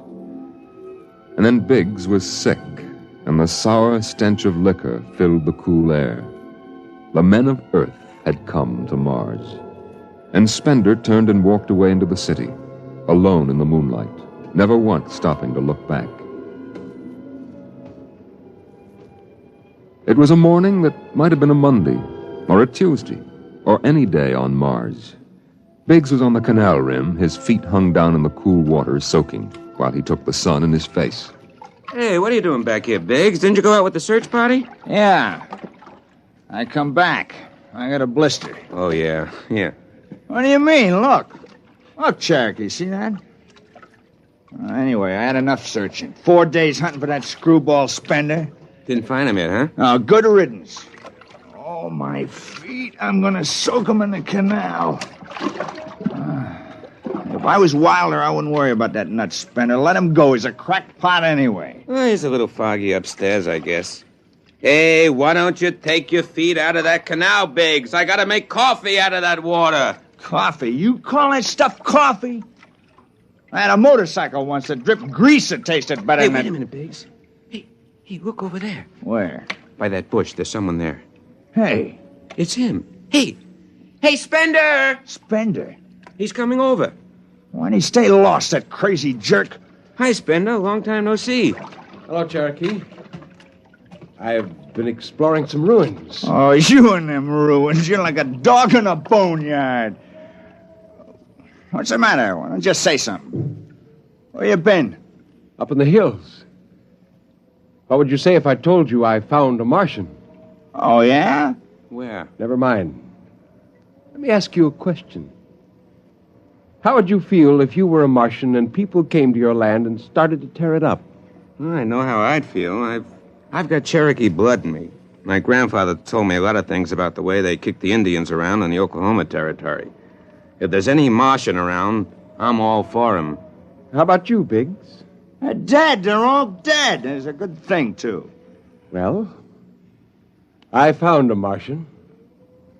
Up in a dead town in the hills. I've been reading their books, and they're easy to understand. And I've learned their language. And then I found this Martian. And I brought him here, now. I don't see no Martian. I'm the last Martian. What did you say? Biggs, I'm going to kill you. Oh, cut it out. What kind of a lousy joke is that? And now, don't put that gun away. You're kidding, huh? Spender, you're... He's dead. You killed him. You can come with me, Cherokee. You're an Indian. You know how the Martians would feel. You can be with me in this. You killed him. You just killed him. He deserved it. You're crazy. Maybe I am. But you can come with me. Come with you for what? Go on, get out of here, you crazy murderer. Of all of them, I thought you'd understand. I thought you'd remember what happened to your own people. You get out of here, you crazy murdering... Don't reach for that gun! Spender.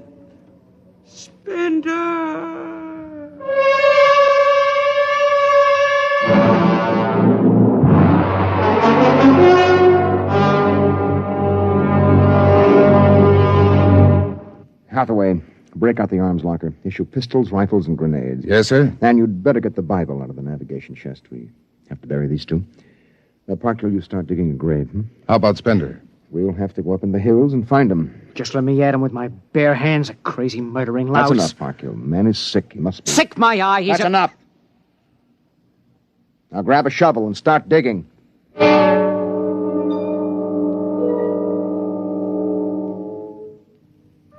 Spender saw the thin dust rising in the valley, and he knew the pursuit was beginning. The sun burned farther up the sky, and the blue sand drifted lazily across the sea bottom below. He sat beside a quiet pool 10,000 years old and held a silver book. Through the house played the strange wind music of ancient Mars, and he heard voices whisper in his mind.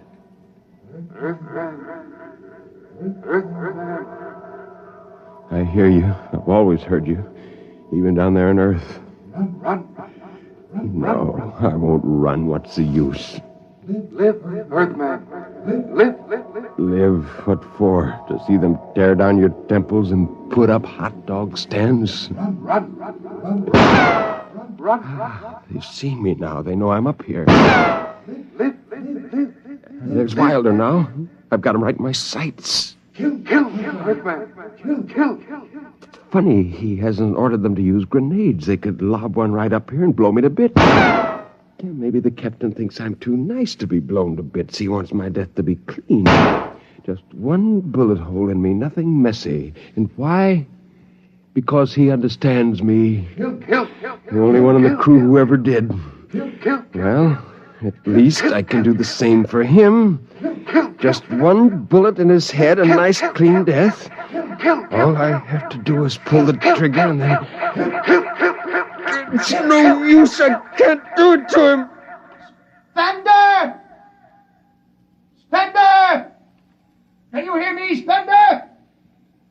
I hear you, Captain. What do you want? Talk! Truce!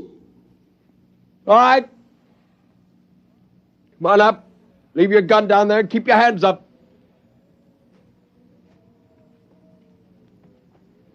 Oh. That's quite a climb. You mind if I sit down?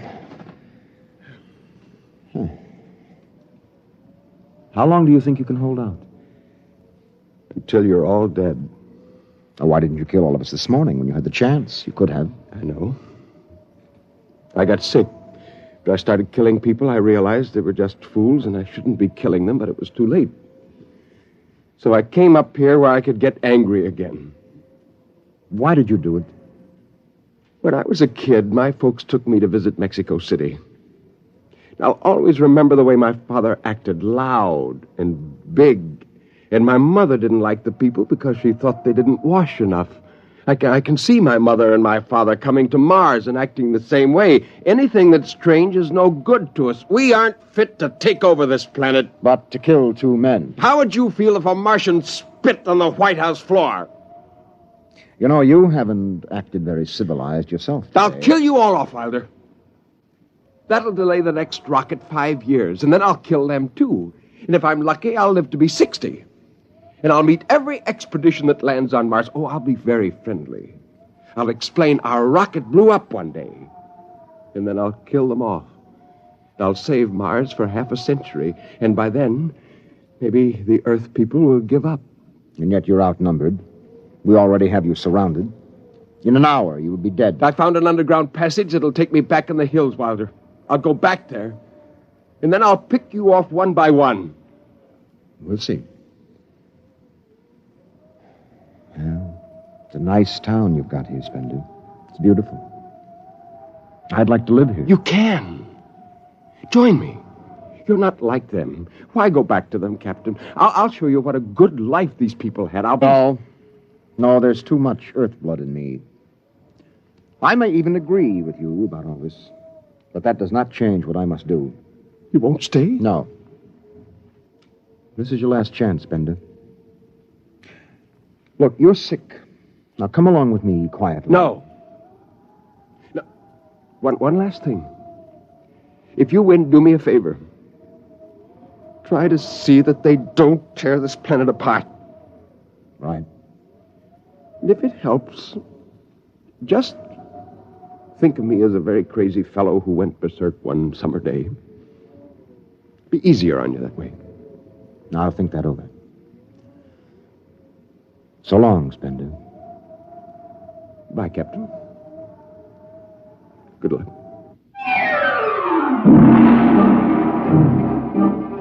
The men spread out again, walking and then running on the hot hillside places where there would be sudden cool grottos that smelled of moss, and sudden open blasting places that smelled of sun or stone. The men ran and ducked and ran and squatted in the shadows. I'll blow his brains! Captain Wilder hugged the rock warmed by the sun. He gasped, for the air was thin and not meant for running. Spender lay at the top of the hill, and a gap in the rocks showed the white of his shirt against the shadows. Wilder looked at the towers of the little clean Martian village, like sharply carved chess pieces lying in the afternoon. He saw the rocks and the interval between where Spender's chest was revealed.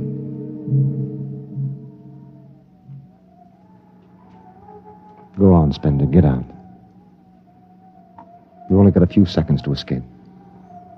Go on, get out of the caves. Come back later. You go now. I've got to win this. I've got to think that I'm right and pull this trigger. Go now. Get out. I'll get him! A slug in the head, I'll blow his bloody brains! No, Parkhill! Put down that gun. I'll do this myself. Spender. Why didn't you get out? Why? Why? Why?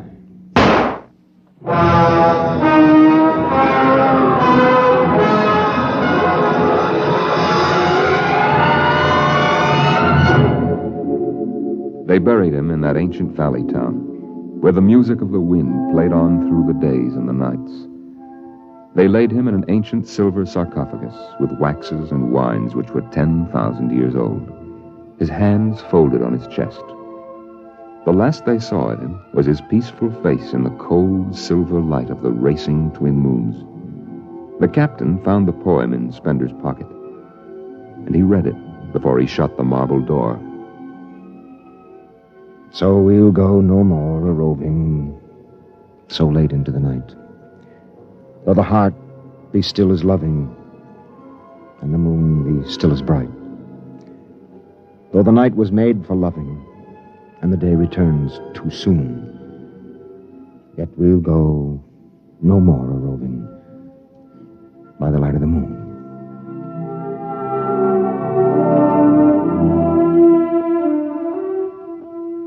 The next afternoon, Parkhill did some target practice in one of the dead cities, shooting out the crystal windows and blowing the tops off the fragile towers. Captain Wilder caught Parkhill and nearly knocked his teeth out.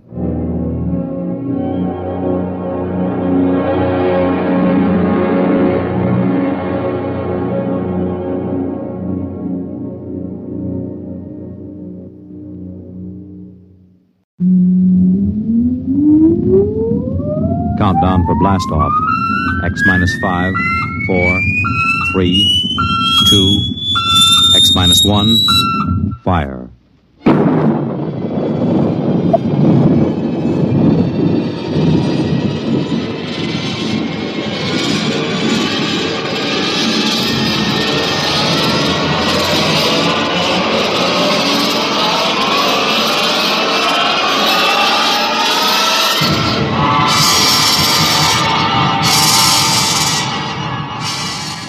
From the far horizons of the unknown come transcribed tales of new dimensions in time and space. These are stories of the future, adventures in which you'll live in 1,000,000 could-be years on 1,000 maybe worlds. The National Broadcasting Company, in cooperation with Street and Smith, publishers of astounding science fiction, presents X minus 1.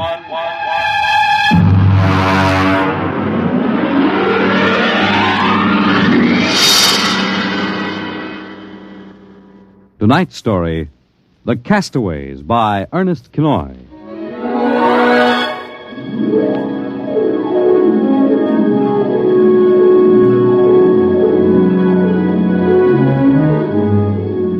In the South Pacific, night comes on rapidly.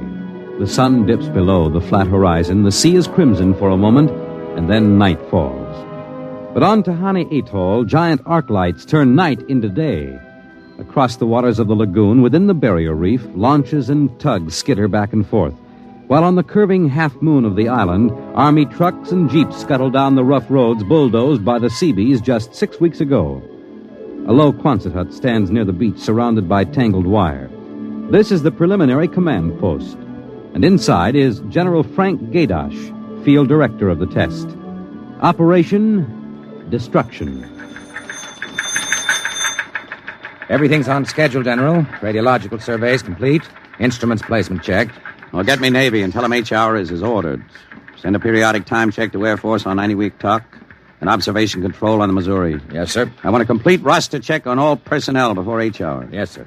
Oh, Nate Cohen wants to see you. Well, who the devil's he? AP man. He's been selected by the press radio pool to interview I you. haven't got any time. Tell him to speak to Major Dwight Friedenberg. He's the PRO. I think perhaps you'd better see him, sir. The directive on public relations from Washington was very clear. Well, how in blazes am I supposed to run a bomb test and play mother hen to a bunch of reporters? Washington said... All right. Bring him in. Borelli? Yes, sir. Give me some black coffee, will you? Yes, sir. This is Mr. Cohen, General Gaydar. How do you do, General? Lousy, as a matter of fact. Is that an official statement? No. You can run some of that "the world is at the crossroads" baloney. I wrote that yesterday. General, what effect do you think the new bomb will have on the world situation? I can't tell you that, even if I knew. My job is to set the blasted thing off and see that nobody gets hurt, and collect the data. Can I speak to you a moment, sir? Later, Alan. Go ahead, Cohen. Can you release anything on the scientific principles involved? I don't even understand them myself. Wait a minute. Dr. Muller? Yes? Come over here a minute, will you? Cohen, this is Dr. Fred Muller, Civilian Scientific Director. He's the only one who knows what's inside that warhead. How do you do, Mr. Cohen? How about a statement, Doctor? Oh, I'm afraid all I'm allowed to say is that the bomb is new, it's extremely powerful, and off the record, it's very tricky and dangerous. What'll happen if it goes off prematurely? I don't think we have to worry about that. In fact, we wouldn't even know about it. If you'll excuse me now. How about the natives? Well, what about them? Aren't they going to be evacuated from the island? They already have been. General Gaydar. Well, I saw the Tahani chief outside when I came in. The whole tribe squatting down at the motor pool having a conference. What? Alan? I've been trying to tell you, sir. The Tahani are still on the island. Well, why?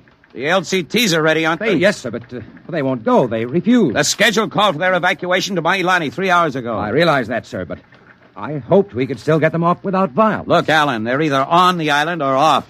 Now, wait a minute. Cohen, that's all. What are you going to do about the natives, General? Never mind. I'll issue a statement later. You going to force them? Go on. Get out. I haven't got time. All right, General. Thanks. Thanks a lot. All right, Alan. Let's have it. Well, sir, the Tahani been kicking up all along. They won't leave. They won't. Do they know what's going to happen to the island? Do they know that we're going to blow it higher than a kite? I told the chief. He just said they won't go. They'll go, all right, if I have to... Yeah, hey, get him in here. The chief? Yeah, and that lieutenant who interprets. Yes, sir. How do you like that, Dr. Muller? I haven't got enough trouble. You know, I feel rather sorry for the Tahani. Can't make much sense to them. We arrive and tell them they've got to get out. Look, I appreciate your finer feelings, Muller, but I can't let the Kanakas hold up the bomb test. They're not Kanakas, General. Captain Cook discovered the island in 1788. Well, what's the difference? Lieutenant Gilbert reporting, sir. Hey, look, I haven't got time for ceremony, Gilbert. Tell the chief he and his tribe have got to get off the island. We're providing homes for them on Mailani. Translate, Gilbert. The chief says you do not understand. Mailani is a bad island. My people have lived on Tahani from the time that our ancestors were cast away on the island. The spirits of our ancestors are buried in the earth. Our fathers are buried here. Our fathers' fathers. If he thinks I'm going to move his graveyard, he's crazy. In our ancestors' time, the Tahani came in a great bird canoe. We were cast away on this island. We have made it our home. What right have you now to carry us over the sea to a strange land where we would die weeping for our homes? We will not go. By the waters of Babylon, there we sat down and we wept when we remembered Zion. Well, thank you, Dr. Muller. You're a great help. Say, Gilbert. Yes, sir. Tell him I have no choice. He's got till midnight to get his tribe on board those LCTs peacefully, or I'll have the Marine Detachment carry him aboard. Yes, sir. Isn't that rather harsh, General? After all, justice is on their side. We're preparing to blow up their island, and we haven't asked them about it. Dr. Muller, will you kindly confine yourself to the scientific aspects of this operation? I'll take care of administrative matters. If you could explain to them what's at stake here. Any further explaining I've got to do, I'll do with the Marine detachments. I'm not going to hold up my schedule. Well, Gilbert? I told him, sir. All right, get him out of here. I've had enough. No, koala. What the devil's that? Some kind of a curse, sir. I can catch some of it. The island will remember the tears of its children and punish the invaders. The great destroyers will not destroy. And the evil man, who is the chief, will travel far through the blackness of night. Even as the children of the island end, so will he. All right, Gilbert, take him away. Yes, sir. Colonel Allen, get a detail from the Marine Detachment with tear gas and small arms down to the motor pool. And in 1 hour, have those natives on that transport, and I don't care how they do it. Is that my coffee, Varelli? Yes, sir. They must know about the bomb. The great destroyer will not destroy. You worried about that curse? I should think you might be. He threatened you personally. If I were you, I'd carry a pistol till they got off the island. The chief looked as if he'd cheerfully strangle you with his bare hands. I'm supposed to end the way they do, huh? What's that? Probably the Tahani saying goodbye to their island. I think I'll go down to the motor pool. Well, stay out of the way. And get back here in an hour. We've got to have this wrapped up and headquarters moved out to the Missouri by dawn.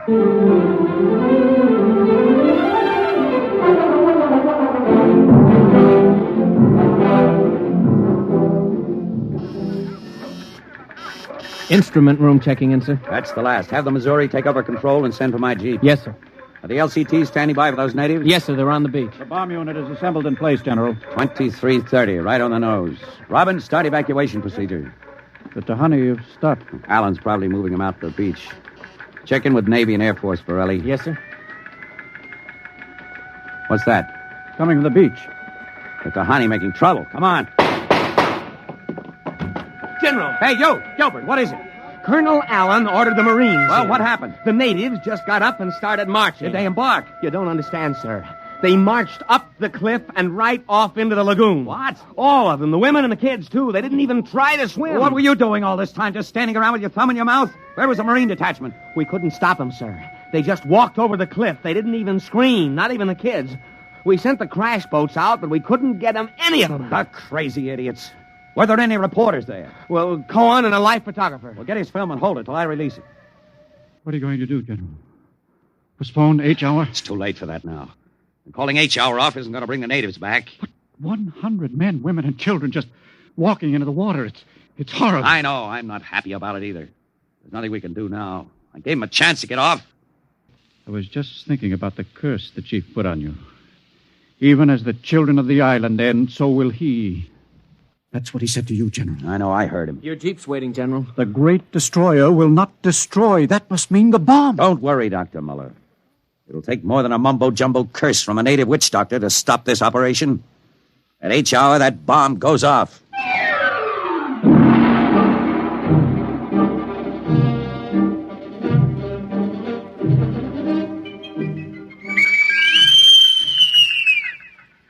It is now H-hour minus 1 minute 30 seconds.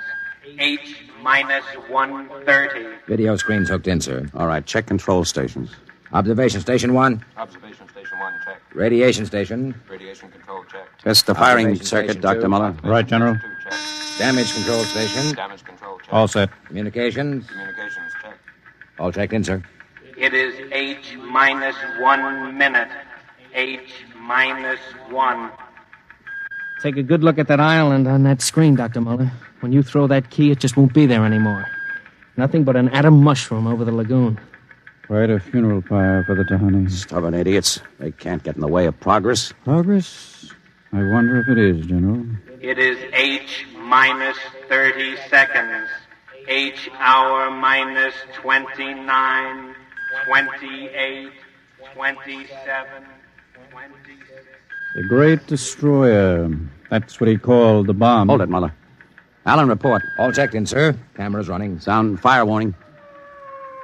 Stand by for firing. Ready, Muller? Ready? 10, 9, 8, 7, 6, 5, 4, 3, 2, 1, fire! General, it didn't go off. The bomb didn't go off. Borelli, signal standby. Condition red. Yes, sir. Allen, check readings. Muller, what's wrong? What happened? I don't know. The bomb didn't go off. Well, what do you mean? Why didn't it? I don't know, except for one thing. The Tahani chief said the great destroyer would not destroy. It didn't, General. The bomb didn't go off.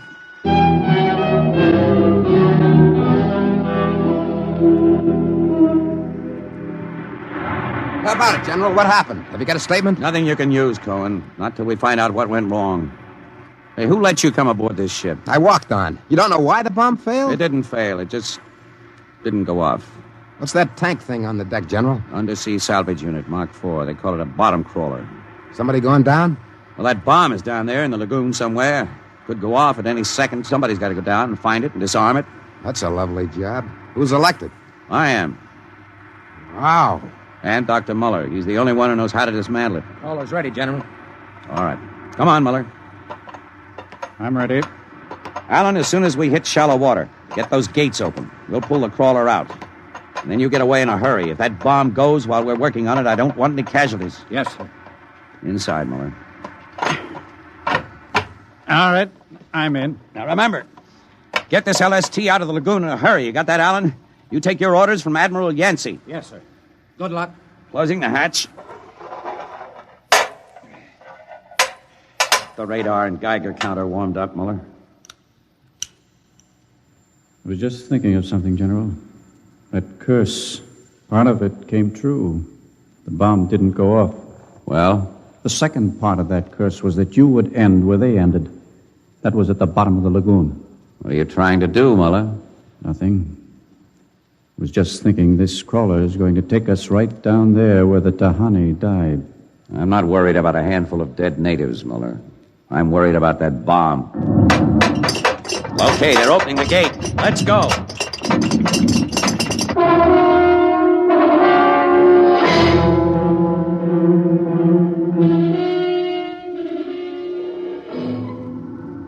USU-4 to control. Depth 50 feet, bottom sandy, dropping off sharp. Anything on sonar, Muller? School of fish. You ever been down in a crawler before? Only in the tank at New London. I think I've got a Geiger reading dead ahead. Hang on. Getting something on sonar now. Left to point. USU-4 to control. Over.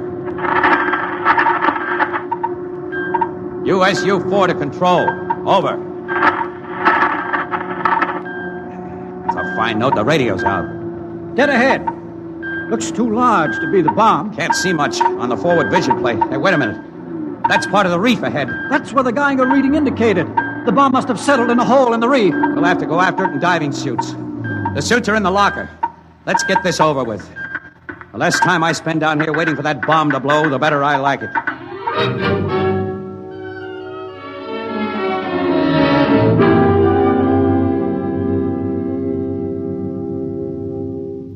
Muller, is your helmet clamped tight? You getting me all right on your headset? Okay. I'm going to fill the lock. Here goes the outer door. Let's go. This isn't like that diving tank in New London. Look out for that coral. It can cut you to ribbons. There's a hole of some sort there. Wait till I get the light up. See if you can get a Geiger reading out of that hole. Just a... There. It's down there, all right. Careful. I'll drop down first. See anything down there? Muller, get down here fast. What is it? Find something? The bottom of this hole, it's metal, and the sides. But it's the coral reef. Look, welded joints. These are hull plates of some kind. And look out, above us. It's closing. Grab it. Too late. A metal hatch. It just slid over the top. This is impossible. What's going on? It's like an airlock. The water's being pumped out. General, do you realize what this means? I'm not sure. There's an inner door opening. Careful. It's a passageway. What do we do now? There isn't much we can do. We can take off our helmets, though. The dial shows good air. All right. Come on. What is this? An undersea fort? What's it doing here? What does it mean? Whatever it is, our bomb must be down here.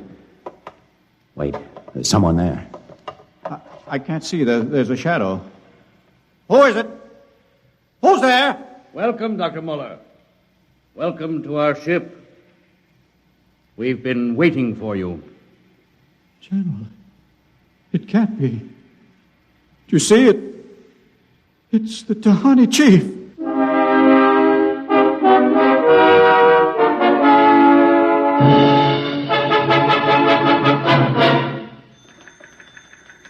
How long has the bottom crawler been down, Borelli? 4 hours, sir. 2 since we lost contact. Now, keep trying. Yes, sir. I've given him enough time. I'm going to send another crawler down. What do you figure happened to him, Colonel? Well, there are a lot of things. Hey, how did you get in here? I walked in. When are you going to release this, Colonel? It's the biggest story since the election. Bomber dead and Dr. Muller and General Gaydash dead. They're not dead. At least we don't know they are. As long as that bomb doesn't go off, there's still a chance. What happened? Bomb. Early, condition red. Gilbert, radiation control into action. Get the hot squad into Tahani Lagoon as soon as it's cleared, and get me a PT boat with radiation screen. What is it, Colonel? What happened? Bomb must have blown. How about Muller and the General? If they were down there in that lagoon, you guess. Now get out of my way. I'm busy.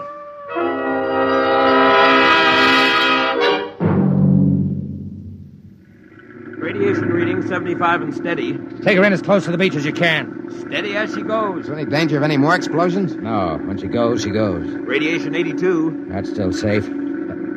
Cohen, is that something on the beach? Yeah. Looks like a body. Maybe you blew one of the Tahani back out of the lagoon. No, it's moving. Gilbert, glasses. Yes, sir. It's a man, all right. Head into the beach. Who is it, Colonel? Can't tell. He's in a diving suit. It's either Muller or General Gaydash.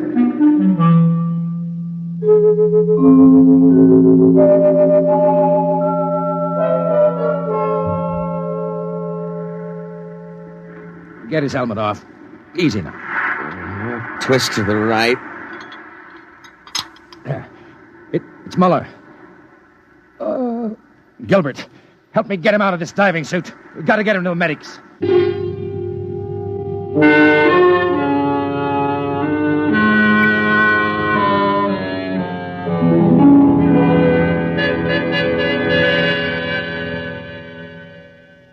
No radiation burns, superficial bruises, mild shock. He'll be all right, Colonel. Can he talk? For a while. Bomb go off. It didn't. He's still out of his head. Quiet, Cohen. Go on, Dr. Muller. What did you find? A ship. A giant metal ship there under the lagoon. A submarine? No. It was a spaceship. Spaceship? Camouflaged right next to the reef. When we went inside, we found the Tahani chief and all the tribe. Alive. What? They drowned in the lagoon. I saw them. No, they didn't commit suicide as we thought. They just dived underwater into the rocket airlock. Rocket? Airlocks? Now, look, Muller, I know you've suffered a shock, but... But it's true. Can't be. A spaceship built by Polynesian savages. But they're not savages. They're the Castaways. They're from another planet. Don't you understand? Their spaceship was wrecked here 400 years ago. They've been waiting ever since for a chance to go home. He's out of his mind. Better give him a sedative, Doctor. No, wait a minute, Colonel. Remember their story about the great bird canoe? Maybe there's something to the legend. Not a legend, it's true.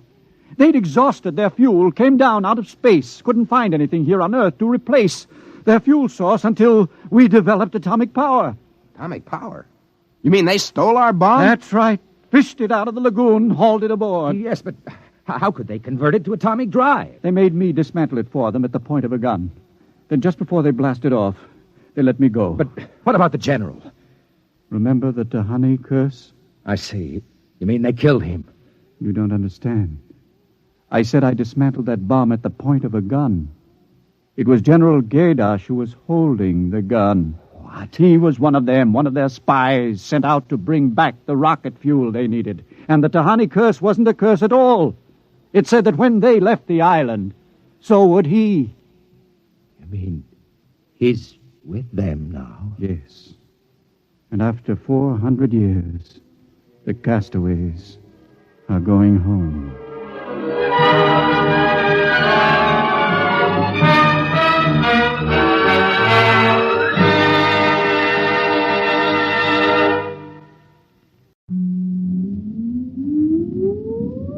Countdown for blast off. X minus 5, 4, 3, 2, X minus 1, fire.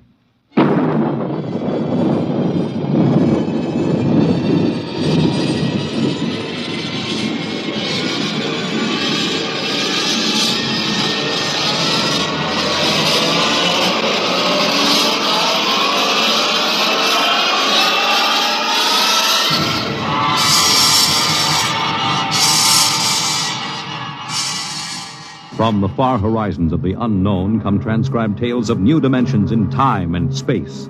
These are stories of the future, adventures in which you'll live in a million could-be years on 1,000 maybe worlds. The National Broadcasting Company, in cooperation with Street and Smith, publishers of astounding science fiction, presents X minus 1.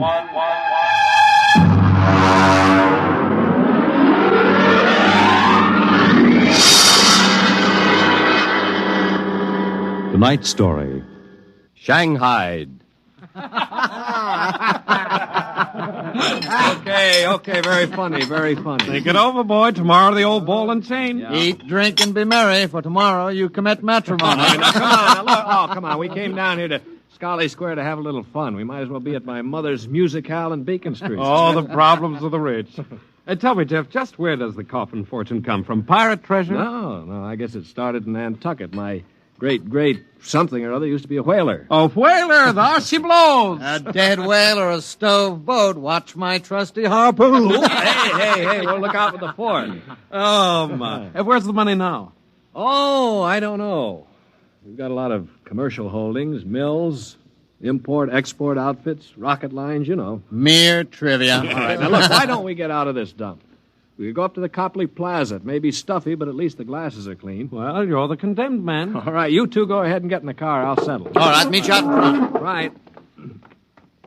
Excuse me. You want something, Bud? Yeah, the check. Okay. Hey, Milton, check. It'll be right out. Right, thank you. Hello, mate. Nice night, eh?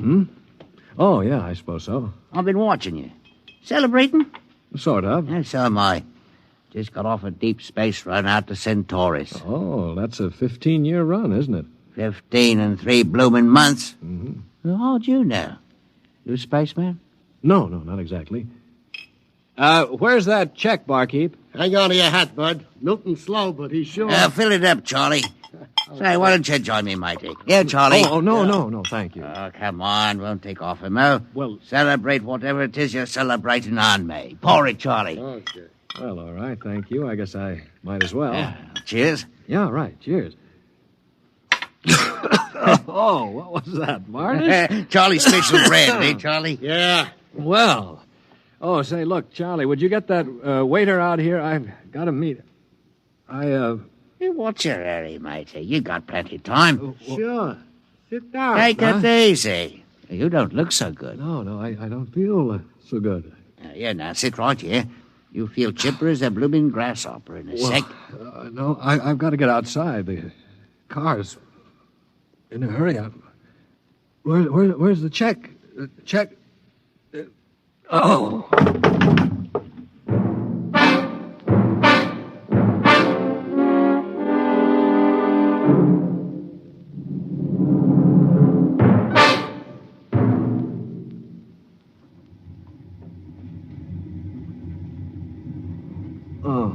All right, matey. Up on your feet. Wakey. Oh, all right, let go of me. What's the idea? Rise and shine and greet the dawn. What? Where am I? What's going on here? Come on now, matey. Up in there. Wakey. No, wait a minute. So you were at that bar, Scarlet Square. Come on now. Up on deck or you'll be in trouble. Deck? What are you talking about? Where am I? It's hard to say exactly. Offhand, about 8 hours out of Atlantic Spaceport. Atlantic Spaceport? Well, look, what kind of a joke is this? If Alan and Peter think this is funny, what ship is this? R.S. Michael M. Rafferty, Coffin Line. Oh, Coffin Line. Well, that makes it easy. Now, you've got to put back to port. Forget your toothbrush, Banks. No, listen, you runt. You take me to the captain, or I'll tear you apart. Here, darling, grab my jacket. All right, get moving. Sure, mate. Here, I'll take you to the captain. But you're going to be sorry.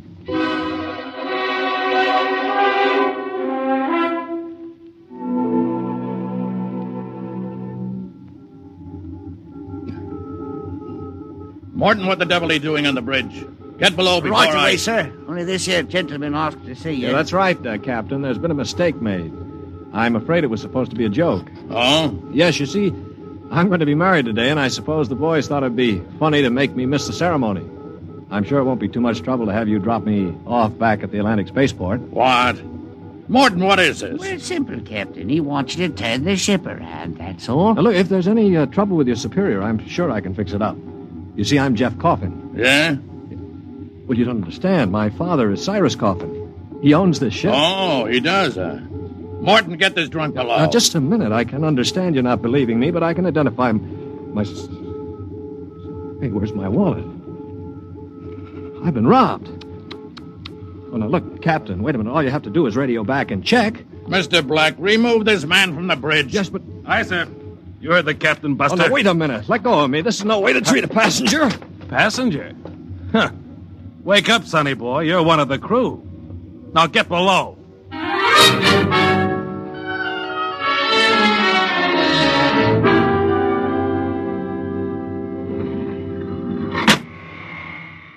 All right now, mate.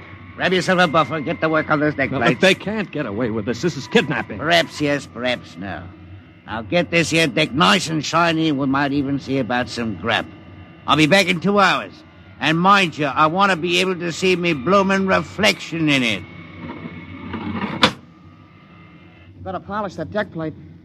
They can't get away with this. Well, the law says once you sign on, you're under absolute orders. I looked it up. Yeah, but I didn't sign on. I was kidnapped. You won't be able to prove it.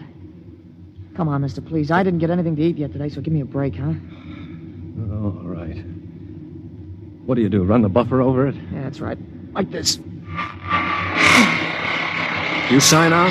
Yeah, I ran away from home. How old are you? 16. 30 when we get back. Yeah. What do you mean 30? We're headed for Mars, aren't we? Only to refuel. We're outbound to Centaurus. Oh, no, it can't be. Well, that's a 15-year run. Morton! I've got to get back. It's no use. I'm getting married. My bride-to-be will think I'm dead. Martin! Martin! What's up here? You want me to call Mr. Black again? He'll give you what for. Listen to me, Morton. Listen, I've got to get back to Earth. I can't disappear for 15 years. Oh, is that the fact? Look, we stop at Mars, right? Yes, and you'll be below decks under lock and key. Listen to me. If I can make it worth your while, will you get me off at Marsport? Jumping ship, huh? That's real naughty, mate. $1,000? Why, what would I tell me poor old mother in better say? 2,000. 5 in advance. What do you mean in advance? You're probably the one that rolled me for my wallet. I'll find a way. They don't believe your young Coffin, but maybe I know better. All right, it's a deal. Look, Mr. Coffin, can you take me with you? I didn't realize what it would be like. I can pay my share. I could work it out for you, or maybe borrow money. I couldn't stand 15 years. I'd go crazy. All right, sure. What about it, Morton? Boy'll cost you another 1,000. You cheap swindler. Here now, Mr. Coffin. I'm all what stands between you and a lovely pleasure cruise for 15 years. So I'll thank you to treat me with a respect and politeness what a gentleman like myself deserves.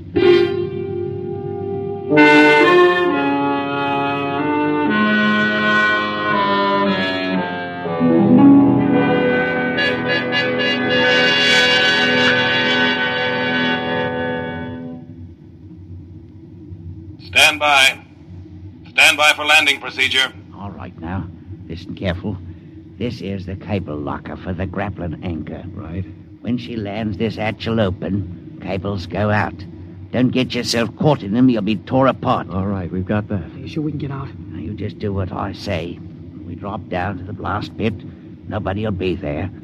Lie low in the pit till dark. Got that? Right. And look, Morton, I'll tell the patrol you helped us get away. That'll help you when they catch up with this gang. Well, thank you, sir. Thank you kindly. I've got to get to my station now. Luck. Thanks. Thanks, Mr. Morton.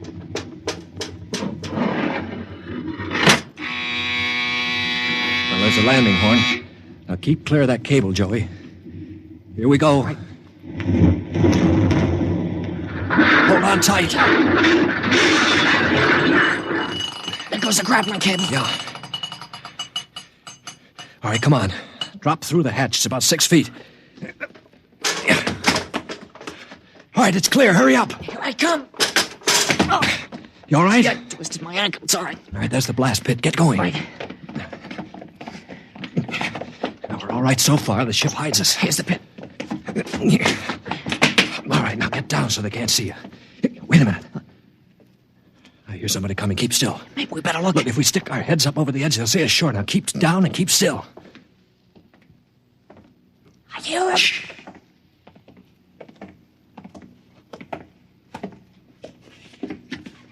Well, well, well. Look what we have here. 2 little babes in the wood. Now, you two move and I'll shoot you in the belly. Morton, you got good eyes. I told you I saw him coming this way, Mr. Black. Jumping ship. My, that's a terrible thing to do.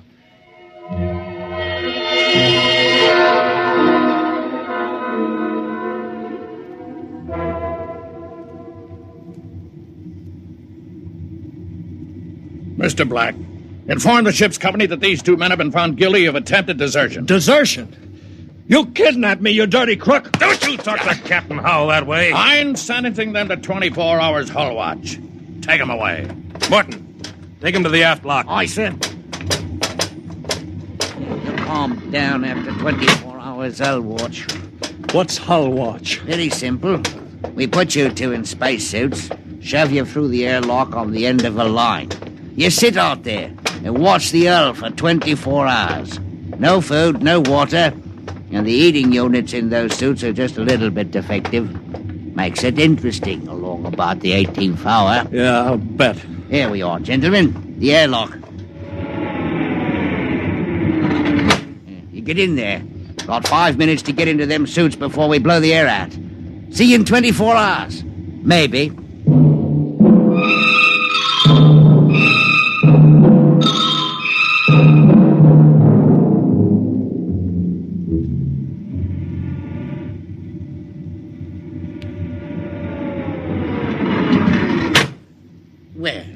Welcome back to our little home. Water. Water. Thirsty, eh?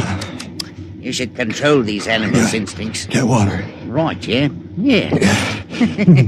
Slopping like a bloody animal.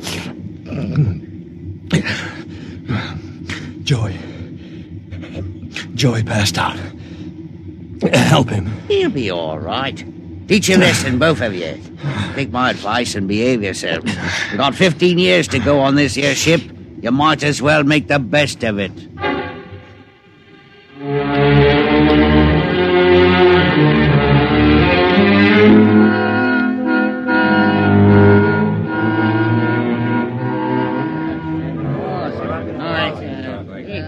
Hey, Morton! What do you call this mess? That's your supper, mighty food concentrates. What's the idea? Only 2 months out and on concentrates already? You complaining, Red? Yeah, I'm complaining. If Captain Howell's chiseling on the manifest, that's his business. But when he tries to take it out in our hides... You keep quiet or I'll turn you into Mr. Black. Concentrate is what you get to eat from here on out. Now shove it into your face and keep quiet. Suppose I shove it into your face and see how you like it. What's going on in here? What's going on? Morton. He struck me, that's what. 48 hours hull watch. All right, what are you all looking at? Get back into your places. Morton, bring that man down to the aft airlock.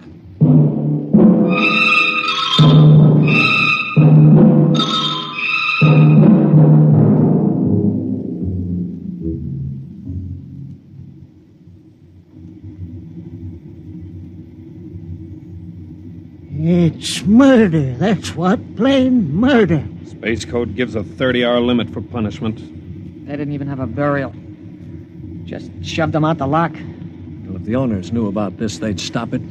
Fat lot of good that's going to do us during the next 15 years. Wait a minute, if we could get the ship back to Mars. No, 2 weeks after we landed, we'd be hung. That's what Space Code says about mutiny. And if they catch you in the act, they shoot you down and no questions. All right, I'm willing to take that chance.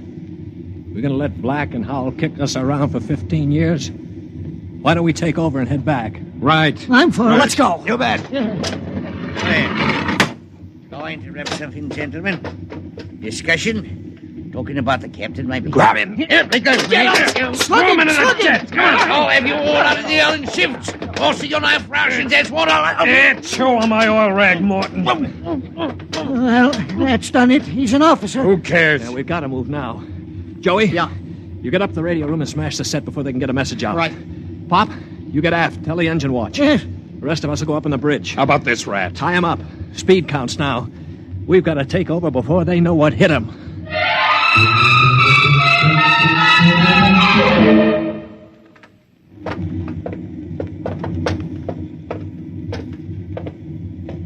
careful. We've got to surprise him. Don't worry, we'll get him cold. Jeff! Shh, quiet. Sparks were sending when I got in, but I knocked them out and smashed the set. We're okay. Good boy.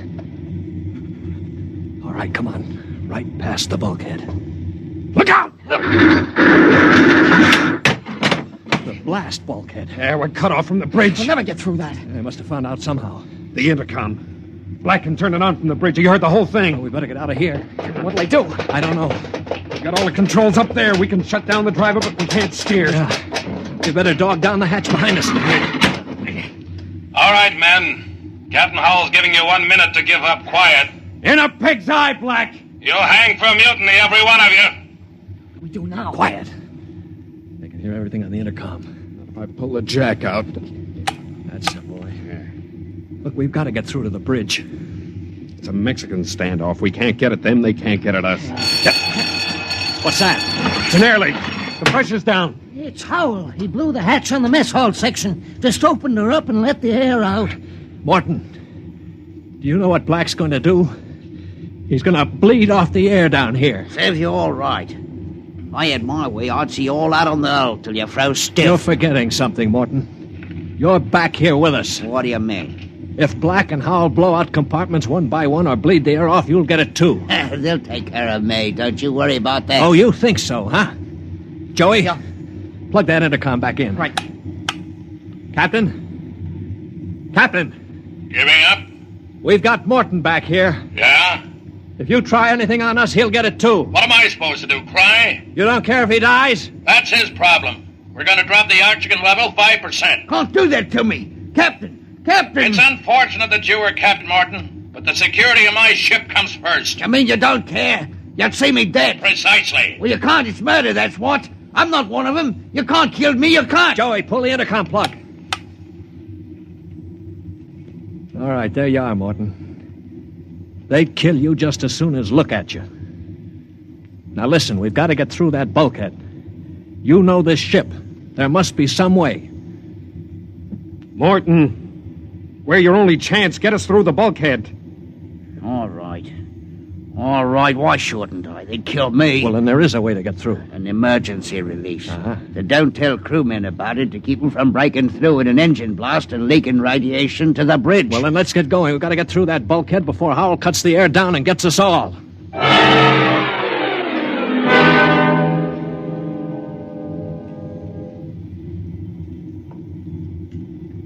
Here's the bulkhead, Morgan. Where's the release? Under the floor panel. You can pry it up. All right, hurry. I got it.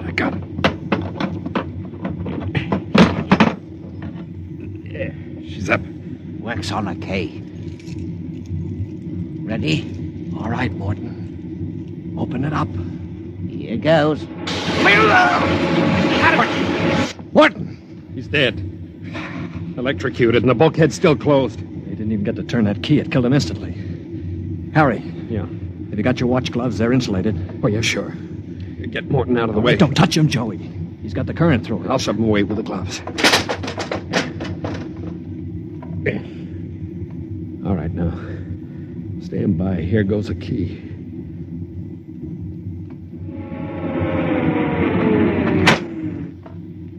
All right, let's go. Get him. Come on there! That's it! Stand back there! Come on, get him! Stand back! All right, Black, see how you like this? All right, grab the guns. Joey, look out! Let go of that gun, Hal. All right, hold them both. You don't have to worry about Black. I got him square with a wrench. We better tie up the captain. Well, what do you think you're going to do now? We're going to turn around and go back home. I don't think so. I burned the navigation tapes, and none of you can recalculate them. Why, you You'll dirty- just wander in space till the fuel gives out. You'll die right here on this ship.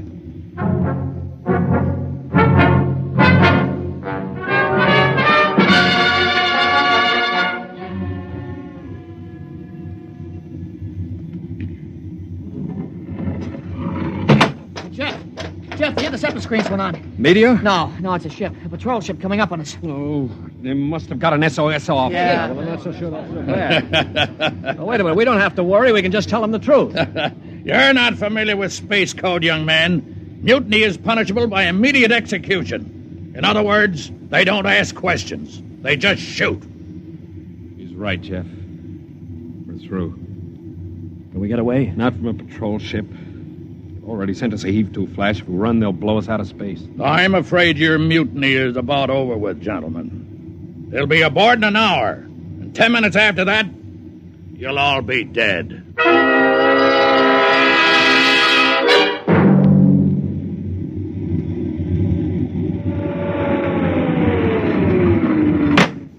Nobody move. Sergeant, take a squad and secure the ship. Collect all weapons and post a guard in the engine room. Yes, sir. You, Ralph, William, Osinski, come on. Well, I'm delighted to see you, Major. I wasn't quite sure my SOS had gotten through. Oh? You're Captain Howell? That's right. And I can swear out the affidavit of mutiny. I don't think a mutiny charge will stand up, Howell. Not with a relief of command warrant out for you. I think we'll just forget about it. But you can't do that. Space code is clear. You recorded my SOS. No, we didn't, Howell. Then how'd you get here? They sent us after you to get Jeff Coffin. Where is he? I'm Jeff Coffin. Jeff, we had a missing persons alarm for you, and then when a check you signed turned up at Marsport. A check? Mm-hmm. Oh, that's right. I gave one to Morton to help me get away. And he sold it to a fence for half face value. We traced it back to the ship. Coffin, I've got orders to escort you personally. We're taking you back to Earth. Can I send out a message, Major? Of course. Oh, that reminds me, Jeff. I've got one for you from your fiancée. She said to tell you that she didn't object to a bachelor party in principle, but she did think 6 months was stretching it a bit.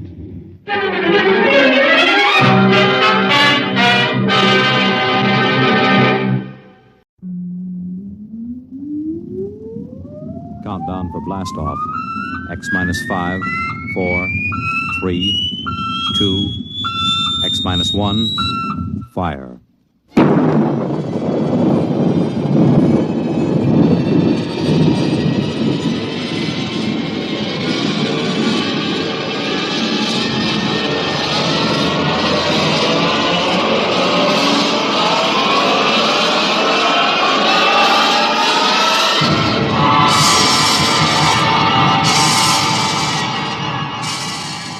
From the far horizons of the unknown come transcribed tales of new dimensions in time and space. These are stories of the future, adventures in which you'll live in a million could-be years on 1,000 maybe worlds. The National Broadcasting Company, in cooperation with Street and Smith, publishers of astounding science fiction, presents X minus 1.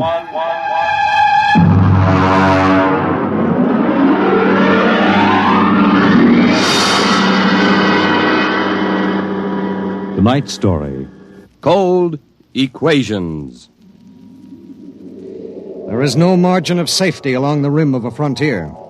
There can't be any until the way is made for those who come later.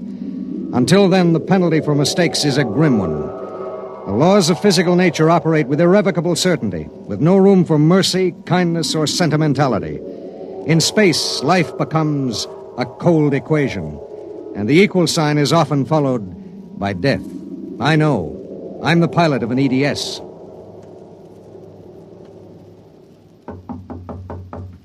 Come in. You sent for me, Commander? Yes. Sit down, Barton. We just got an ED from the Territorial Space Station on Woden. Woden. That's in the Crab Nebula, isn't it? That's right. There are 2 exploration parties there on Manning's continent. 8 men each. Mm-hmm. They've got calla fever in one of them and no serum. Oh, and I thought this was going to be a nice, quiet passenger run. Computers are working out your payload and your course right now. In exactly 10 minutes, we'll drop in a normal space and launch your ship. I'll get her ready. One thing. What's that? Woden is at the maximum pay limit for an EDS. Figuring the weight of the serum, we'll be able to give you just enough fuel to land on Manning's continent if you make it the first pass. Otherwise, you'll burn out in midair. Mm-hmm. Standard procedure. Report to launching control. Right. Good luck, Barton. Thanks. Oh, by the way. Yes? When can I expect to be picked up? We'll make a stop on the run back to Earth sometime next year. You'll be notified by radio. Okay. Sorry, we can't make it sooner. That's what happens when you sign on for EDS work. I'll see you next year, Commander.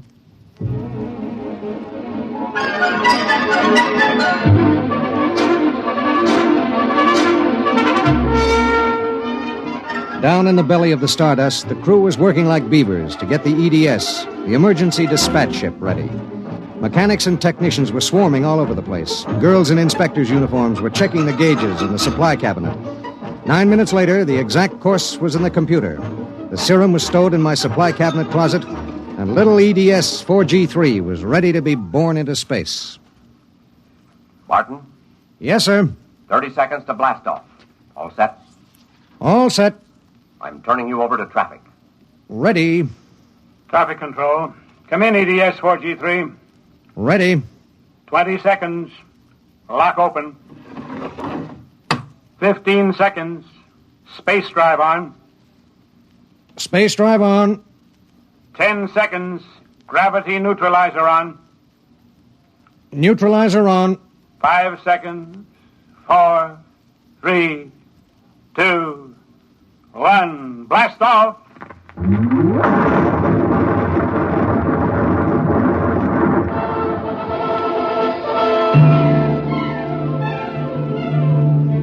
I don't remember how long it was afterwards that I first noticed something wrong. Maybe an hour, maybe 2. There was nothing to show it except the needle and the heat gauge. It was on 0 when we left the Stardust, and now I noticed that it had crept up toward the 30 mark. That meant something inside the ship was radiating heat. That something was in the supply closet, and it was alive.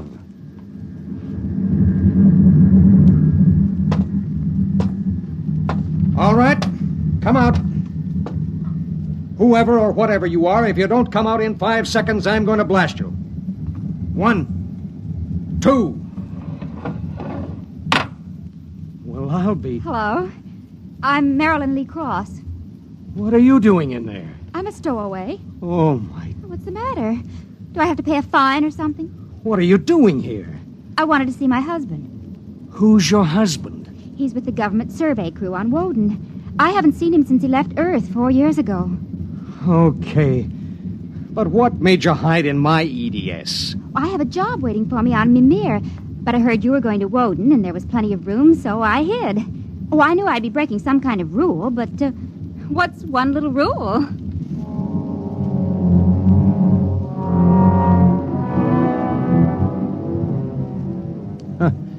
What's one little rule? H amount of fuel will power an EDS with a mass of M safely to its destination. H amount of fuel will not power an EDS with a mass of M plus X safely to its destination. Well, how could she be expected to know? She was 5'2" with brown curly hair and the faint, sweet smell of perfume. She was 5'2" and she smelled like apple blossoms. And her name was X in an equation that would have to be balanced.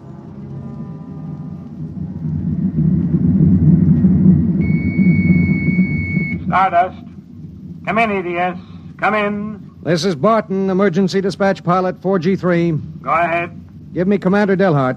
What's the message, EDS? I have to consult Commander Delhart. The commander is busy. Listen, you squirt. Give me Commander Delhart.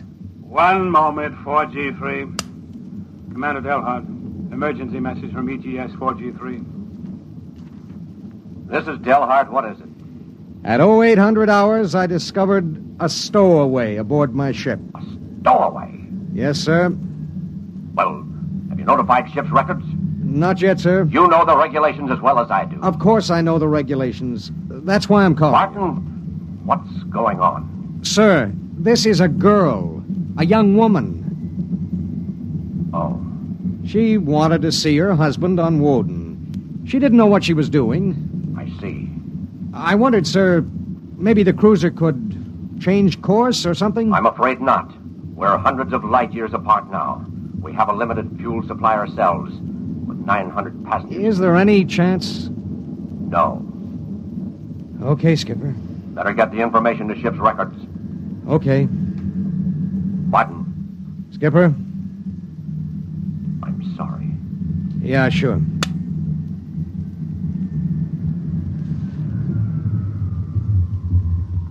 You cut our acceleration, didn't you? Yes. Why?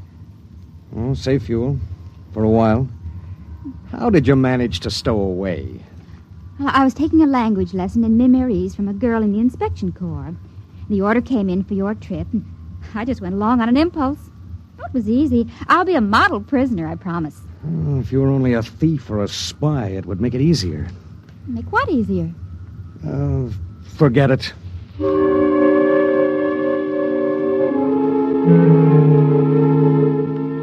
Why couldn't she have been somebody with some ulterior motive, a fugitive, hoping to lose himself in a raw new world, a crackpot with a mission? Why did she have to be a woman? A beautiful, kind, trusting woman.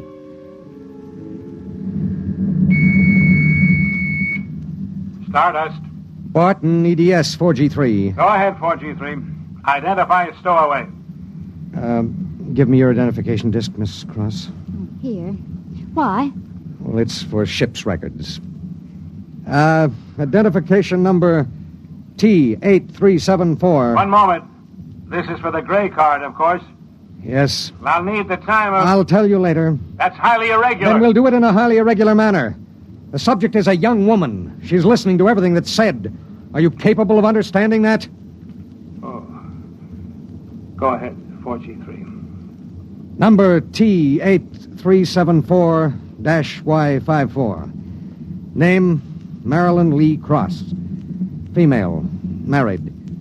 Born July 7th, 2160.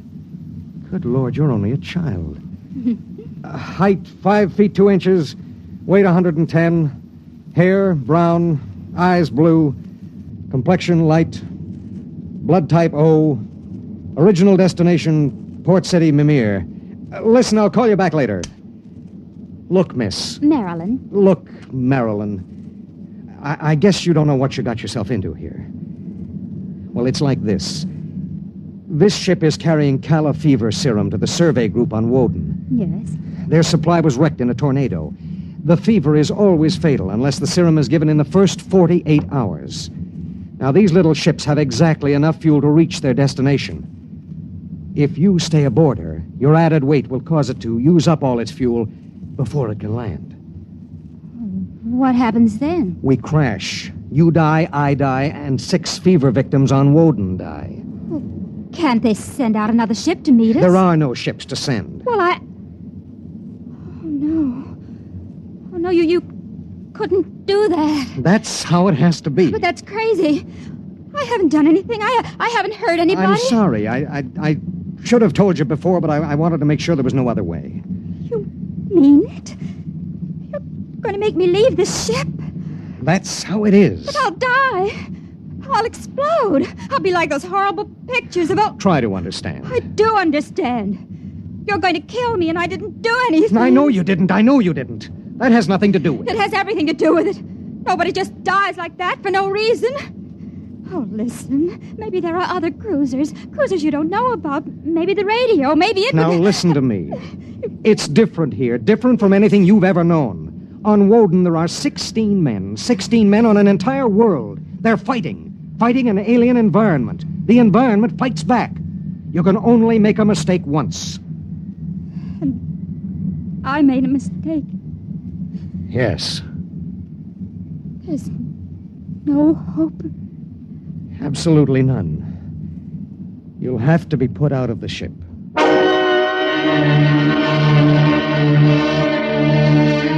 It was better so. With the going of all hope would go the fear. Then would come the resignation. She needed time, and there was so little. EDS. Starship to EDS. Need pertinent data. All right, Starship. When do you expect to complete your report?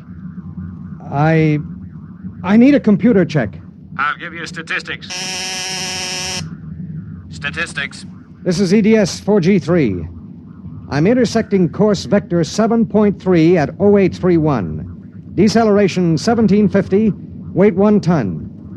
I would like to stay at point 10 as long as the computers allow. Will you give them the question? Check. I'll call you back. We wouldn't have long to wait. The new factors would be fed into the steel maw of the computer bank, and the electrical impulses would go through the complex circuits. Here and there, a relay would click, a tiny cog turn over. But it would be the current, formless, mindless, invisible, which would determine with utter precision how long the pale young girl beside me would live. 5 little segments of metal in the second bank would trip against an inked ribbon, and the machine would spit out the answer. You will resume deceleration at 1910. It was 1810 when he spoke. 1 hour, She has 1 hour to live.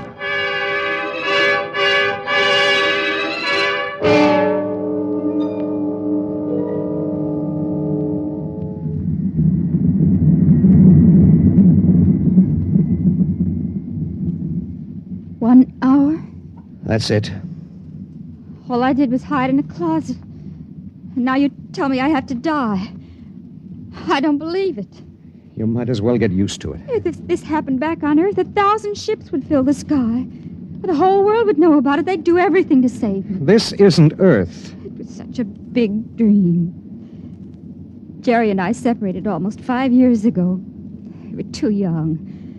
And I was going to see him to try to make everything all right again. Are you married? I was. Oh? She ran off with some guy in the weather service. Do you still think about it? I don't let myself. Where is she? Back on Earth. Look, if you don't mind, I'd just as soon talk about something else. Okay. What do you do when you've got an hour to live? What do you talk about? What's Jerry like? Jerry? Oh, he's a funny guy. When he found out, I mean about the other fella, he didn't get mad. He cried. That was all he felt, sadness. So you walked all over him. Well, I thought I wanted him to get mad at me, to be jealous. And now? I've been thinking about him for 5 years. So when I heard this ship was bound for Woden and I knew Jerry was there, I stowed away. I didn't know about the fuel. I didn't know this would happen to me. She had violated a man-made law that said keep out. The penalty was not of man's making or desire. It was not a penalty men could revoke. H amount of fuel will power an EDS with a mass of M's safely to its destination. The time was 1830. 40 minutes. It was beginning to get me. A space frontier is a rough place, and I'd seen 100 men die since I left Earth. But this was different. I watched her as she wrote a message to her folks. I watched her as she fought her way through the black horror of fear toward the calm gray of acceptance. And then there it was on the view screen. The planet Woden. A red ball enshrouded in the blue haze of its atmosphere, swimming in space against the background of star-sprinkled blackness. The chronometer on the instrument panel said 1845.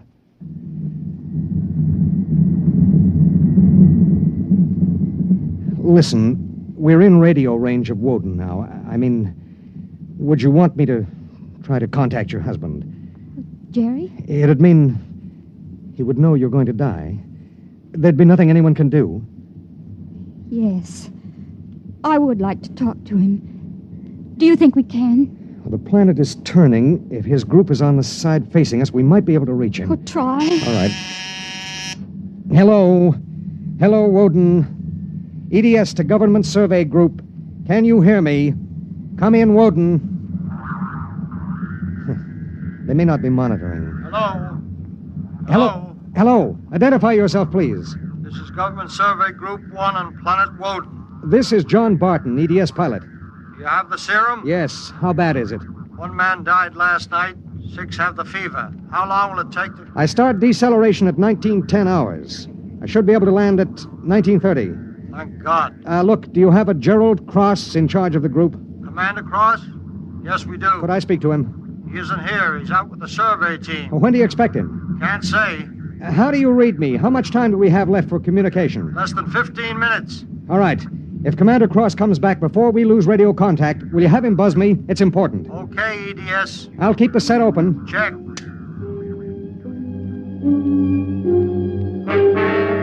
The minutes passed like small bits of eternity. On the view screen, I could see Manning's continent sprawled like a gigantic hourglass in the eastern sea. There was a thin line of shadow where it was beginning to disappear as the planet turned on its axis. I looked at the pale woman next to me, and I thought of another woman long ago who'd sat next to me and cried because I wouldn't try to understand. What had she written in those letters back home? What would they think of the faceless, unknown pilot who'd sent her to her death? What would I think of myself alone nights, reliving this voyage?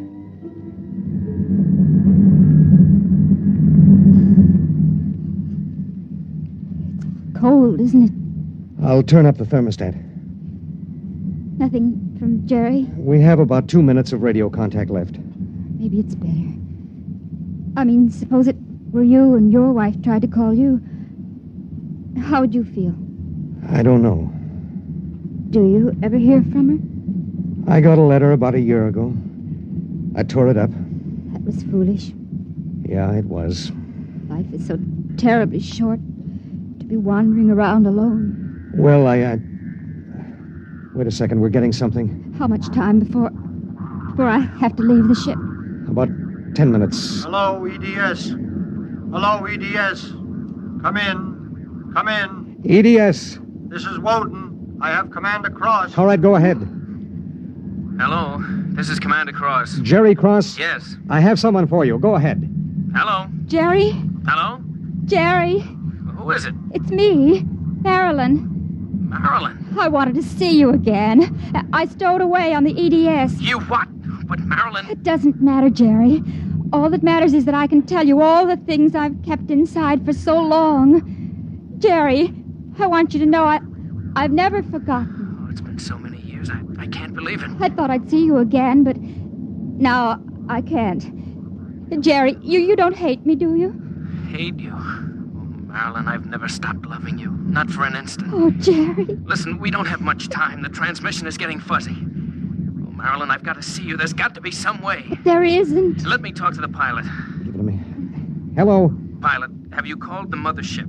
Did you have them checked with the computers? I've done everything. You've been on the frontier long enough to know the setup in an EDS. Oh, dear God, there must be something, some way. Do you think I'd let this happen if I wasn't sure? He tried to help me, Jerry. He tried. And it really doesn't matter. I'm not frightened anymore. Not now. But how did you get here? I don't understand. Well, I was going to Mimir to take a job, I thought. And now I realize I was just going because I'd be closer to where you were. Oh, Jerry, all this time... Don't. Let me tell you something. Marilyn, I've always known you'd come back to me. I've known it every minute. It's what's kept me alive. I want you to hold that in your mind. Jerry, I can't hear you. We haven't much time. We're losing radio contact. Jerry! Oh, don't cry, darling. Just know how I feel. I do. It's fading. There are so many things to say. Jerry, if you can still hear me, maybe I'll come to see you again. Maybe I'll come to you in your dreams, or be the touch of a breeze, or one of those golden-winged little birds singing my silly head off. Maybe I'll be nothing you can see or hear, but you'll know I'm there. Think of me like that, Jerry. Goodbye. Goodbye, my darling. She sat motionless in the hush that followed. And then she looked at me. Now? Now. I pulled down the black lever, and the inner door of the lock slid open. She walked with her head up and the brown curls brushing her shoulders. I let her do it alone. She stepped into the lock and turned to face me, and I could see the pulse in her throat. I'm ready. I pulled the red lever, and there was a slight waver as the air gushed out. I thought I sensed a bump, as if something had bumped the outer door. And then there was nothing. The white hand of the closet temperature control was back at 0. A cold equation had been balanced, and I was alone in the ship.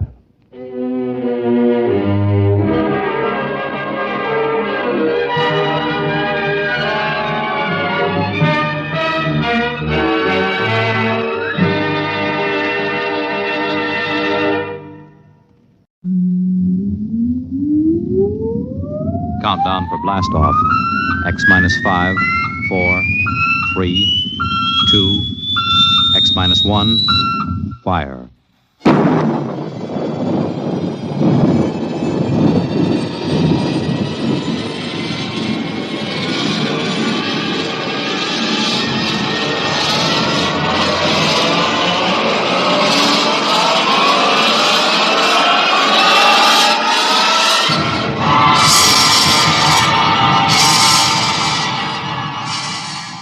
From the far horizons of the unknown come transcribed tales of new dimensions in time and space. These are stories of the future, adventures in which you'll live in 1,000,000 could-be years on 1,000 maybe worlds. The National Broadcasting Company, in cooperation with Street and Smith, publishers of astounding science fiction, presents X minus 1.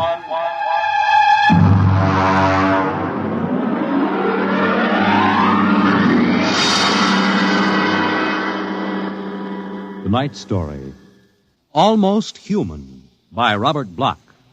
Have you heard of the new science called cybernetics? It concerns man's efforts to develop a perfect thinking machine, a robot electronic brain that will not only do man's work, but even do his thinking for him. A robot that is almost human.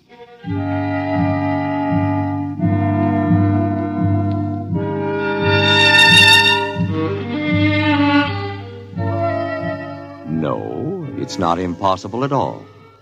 In fact, one day, something like this may happen.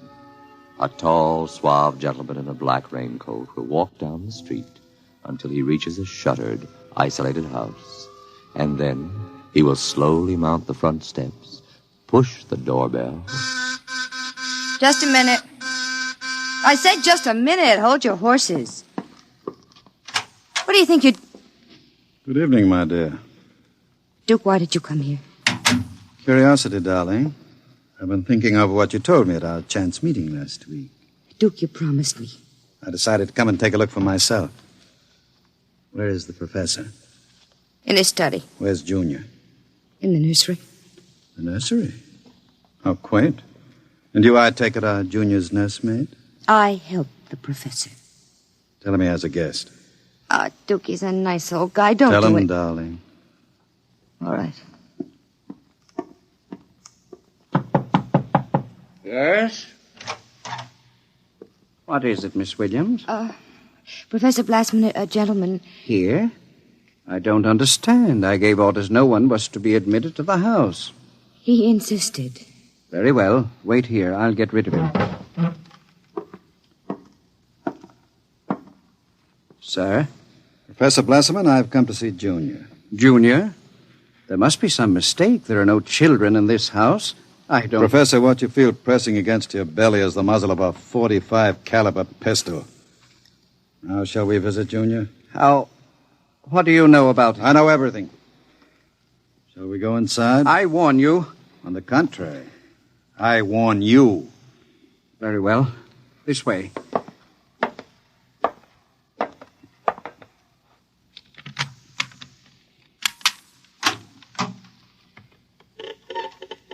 This is the nursery. Where is Junior? In the next room. Behind the door with a panel in it. Very considerately furnished. Mother Goose figures on the walls. Blackboard, toy blocks. Panda. Bunny rabbit doll. Touching. All right, let's see him. You can look through the panel. Mary had a little lamb. Oh, wow. Who'd have believed it? Junior isn't very pretty, is he? I was not concerned with aesthetics. Why do you hide him? Is he dangerous? The world is not yet ready for such a thing. Besides, I must study. As you can see by his play, he is very young, hardly out of the cradle. I am educating him. With nursery rhymes? The brain is undeveloped. It must learn its behavior patterns like any infant. You call that 8-foot monster an infant? Physically, of course, he'll never change. He is built of chrome steel and glass. But his brain, that is my wonderful instrument. Unlike a human, he has no heritage, no basic instincts such as love or hate. These he has yet to learn. In some respects, he is like a blank tablet. What is written upon the tablet will remain. You mean he has no feelings? He will learn quickly. And now, if your curiosity is satisfied, I trust you will keep my secret. If anyone discovers... Open the door. I beg your pardon? The door, Professor. Very well. Junior, come here. What a monster. He talks? Yes. Mentally, he's about 6 years old now. What is it, son? Who is that man, Papa? Let me handle this. You may call me Duke, son. I've come to see you. That's nice. Nobody ever comes to see me except Lola. Play with me, Duke. Certainly, Junior. Oh, and Professor. Yes?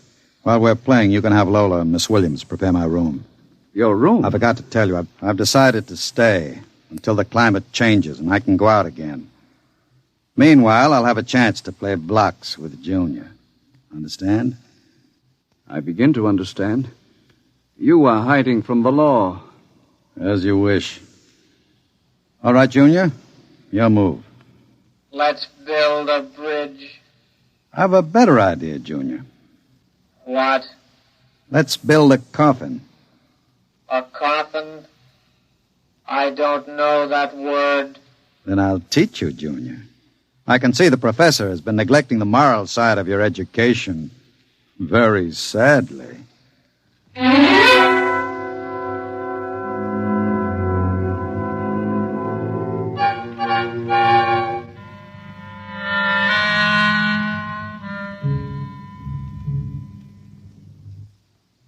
You shouldn't have come here, Duke. Why not, my dear? Afraid of me? No, afraid of myself. You're no good for me. You've always brought me trouble. Except this time. This time it will be different, darling. This time I'll bring you diamonds. Duke, what have you been teaching that thing? Nothing, honey. I've just been playing with them. Very educational. I don't believe you. What's bothering you, Lola? Today when I walked in there, he said to me, I know how to kill people, Lola. I'll kill you if you want me to. He's learning very quickly. Duke, I'm scared of that thing. It's unholy, a machine that acts like a human with a voice grinding at you, saying things you'd expect from a child. You dislike him so much. Why did you take this job as his nursemaid? Because I wanted to start over again.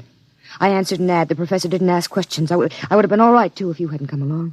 I'm very glad you did tell me, darling. Because Junior is going to make us two very successful people. Ha! Like any child, Junior listens to what he's told. Duke, I don't know what you're teaching, Junior. But I can guess. And it isn't right.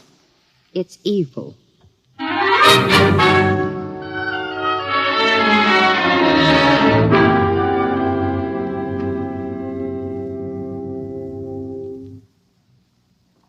Now, write on the blackboard, Junior. My name is Junior. My name is Junior. People are evil. People are evil. Evil must be destroyed. Evil must be destroyed. The professor is evil. The professor is evil. The professor must... What are you doing? I warned you to keep out of the nursery, Professor. Go away. You don't even remember me. I know you. You are the professor. You want to keep me as your slave. You didn't tell me that people are evil. People are not evil. People are evil. They must be destroyed. Stop it! I am not a child any longer. No, you're not a child. You're a monster. Junior? Yes, Duke. The time is now, Junior. Yes, Duke. Keep away from me. Junior! Junior, don't do it! Listen to me! Junior, listen to me! Ah! I did it, Duke. Duke, I... Can we go away now, Duke? I don't like it here anymore. Duke, why did you do it? The professor was in the way. We'll have to move very quickly now, Lola. We? Because if you don't plan to come along, just say so. I can have Junior write your name on his blackboard. Where are we going? We'll go to Charlie's. With Junior? With Junior. Oh, Duke, you can't. I'm afraid. Relax, my dear. The Duke has great plans for you two. Wouldn't you like to be independently wealthy for the rest of your life? No cares, no worries? Just good times and fine clothes all the time? The only way you get that way is by inheriting $1 million. Not when you have a fella like Junior around. I'm still afraid of him. Junior wouldn't hurt you. You wouldn't hurt Lola, would you, Junior? I like Lola. She's pretty. There, you see? He thinks you're pretty. Junior's growing up.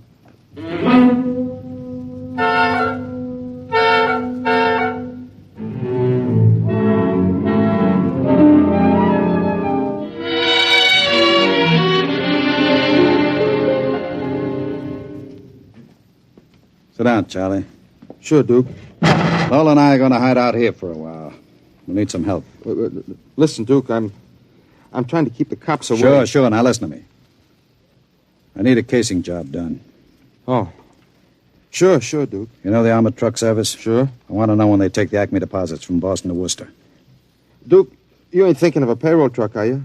They got cannons on those trucks. They travel in pairs. You couldn't get near one. I asked you to do a casing job, Charlie. Sure, Duke. Anything you say. Find out what time they pass the narrowest and most deserted stretch of road. Well, if you're going to pull a job like that, you'll need 50 men. You want me to get some of the boys? I won't need anybody. I've got somebody. Where? He's out in the car. Oh, what's his name, Duke? Anybody I know? His name is Junior. Junior? I don't know any Junior. You will, Charlie. You will.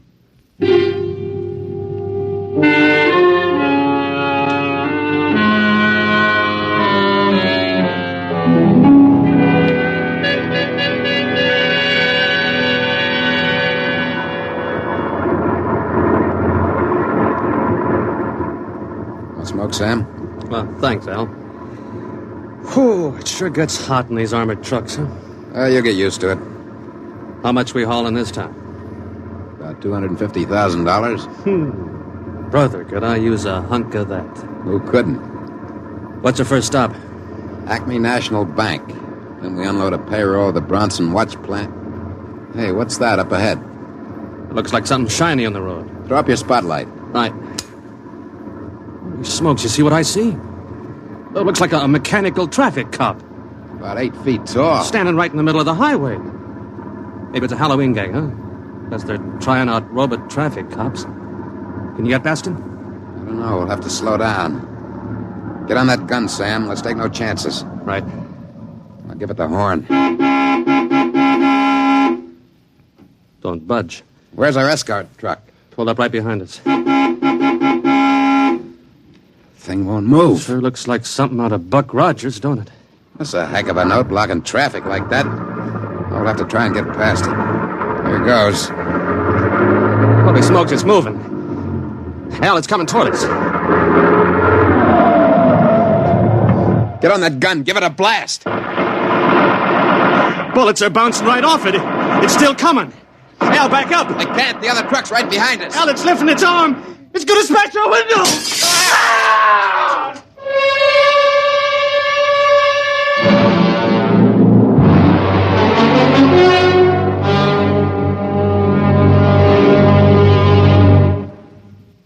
Jeez. If I hadn't have seen it with my own eyes. Duke, we got to quit this. What's the matter, Charlie? Getting shaky? The papers say he killed all 4 drivers. Listen, Duke, that robot is hot. We got to get rid of it. Stop your blubbering. One more good robbery. You ain't going to pull another one. Why not? Count me out, Duke. The law's going to track that baby. Are you quite finished, Charlie? You got no heart, Duke. You're like Junior, all steel inside. And you're just a big, warm-hearted slob. I suppose flowing with the milk of human kindness. Well, I got nerves. I can't stand that thing, the way it looks at you with that iron face and clanking around all the time. Listen, here it comes.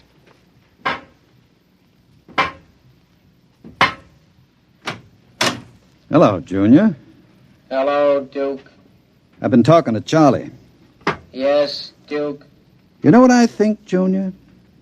I think Charlie's yellow. You know what happens to people who turn yellow, don't you? Yes, Duke. Tell him.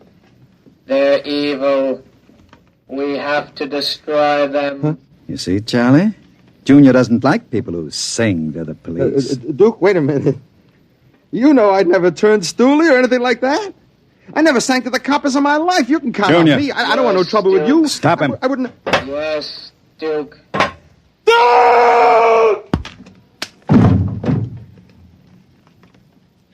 I stopped him, Duke. All right. Take him down to the cellar. Duke, that noise. Charlie! Junior, put him down. Take him down to the cellar, Junior. Yes, Duke. Duke. Relax, darling. Stop shaking. Duke, we can't stay here. Charlie's going to be missed. He's got friends. Now we'll have the gangs after us, too. Oh, come on now. Don't worry, darling. The Duke will take care of everything. Where are you going? Out to a travel agency to get some tickets. You and I are going to take a trip, Lola. You're leaving me alone here? Junior's here, too. It's just it. It's being alone with that thing. Duke, I got the jitters. Now, don't you worry. In 48 hours, you and I will be on our way to Switzerland with $500,000 worth of loot. What about Junior? Junior will be taken care of. How can you get rid of him? Junior will do anything I say. So I'll merely have him get into the furnace and sit there while I fill it with oil and set fire to it. Too bad the professor couldn't have stayed around to see him growing up. He's almost a man now, Junior is. But not quite as clever as a man. You'll find that out after he steps into the furnace. Get rid of Junior now, Duke, before you leave. There's no time. I'll be back about 8. Duke, please. And be nice to Junior while I'm gone. Don't show him you're afraid of him. Goodbye, darling. Goodbye, Duke.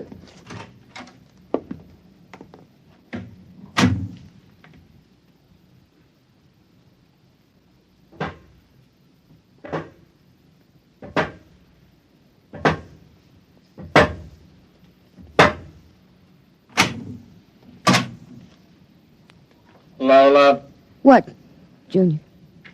Oil me. Can't you wait till Duke gets back? He always oils you. I want you to oil me, Lola. All right. I like you to oil me, Lola. Yes, Junior. Lola, do you like Duke? Certainly. Do you like me? Well, you know I do, Junior. Lola. What? Who do you like best? Me or Duke? I like you both, Junior. Yes, but who do you love? What do you know about love, Junior? In the books, man and woman love. No. Lola. What? Do you think anyone will ever love me? Maybe. Some women can fall in love with anything, Junior. Even with something like Duke. Why, Lola? I don't know. Maybe because, well, as long as she thinks her man is the smartest and the strongest. I see. Where are you going? To wait for Duke. He won't be home for a while. I'll sit in the hall and wait for him. All right, Junior. I want to be alone and think. About what? I read in a book today it was bad to kill people. What does that mean? Bad. Bad. I don't know, Junior. I guess it's just a word.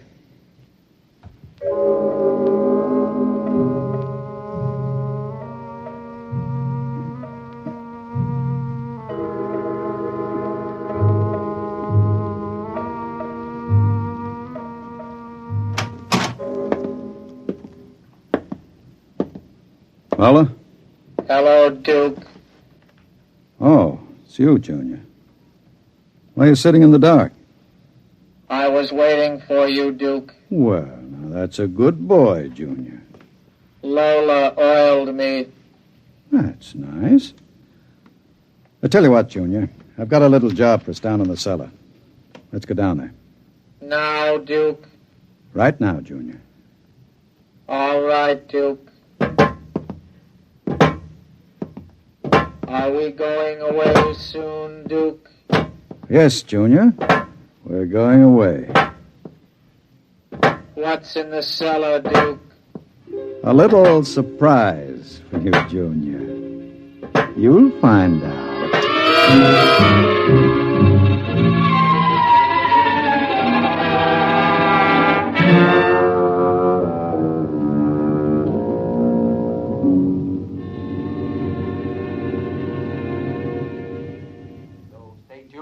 latest news. And now, a brief interlude of recorded dance music.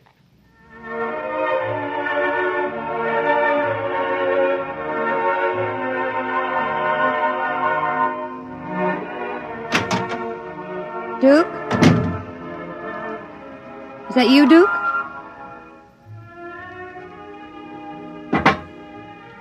Junior.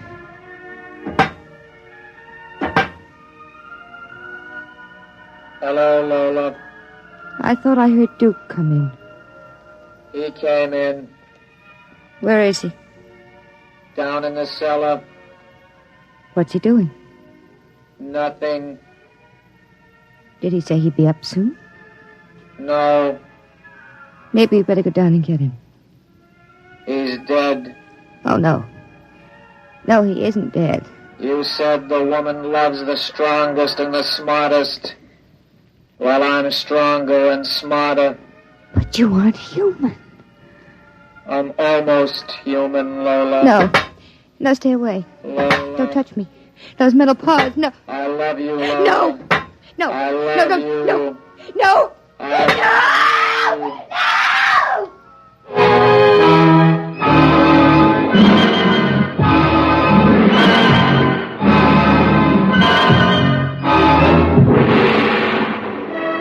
love you. The last thing she heard was the robot's harsh voice, droning it over and over again. I love you. I love you. I love you. And strangely enough, it did sound almost human.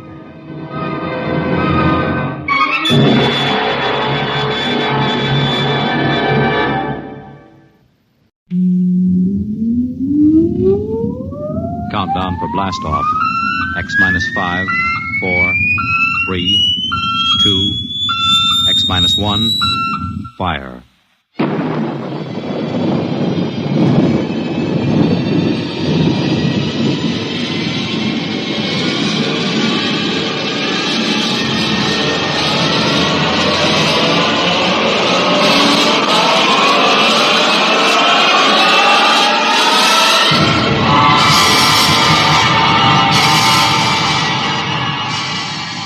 From the far horizons of the unknown come transcribed tales of new dimensions in time and space.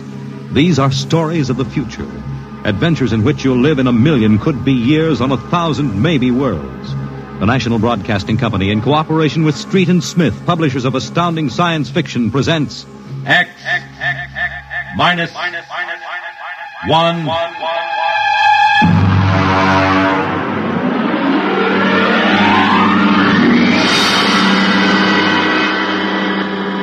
Tonight's story, Ray Bradbury's tale, The Veldt.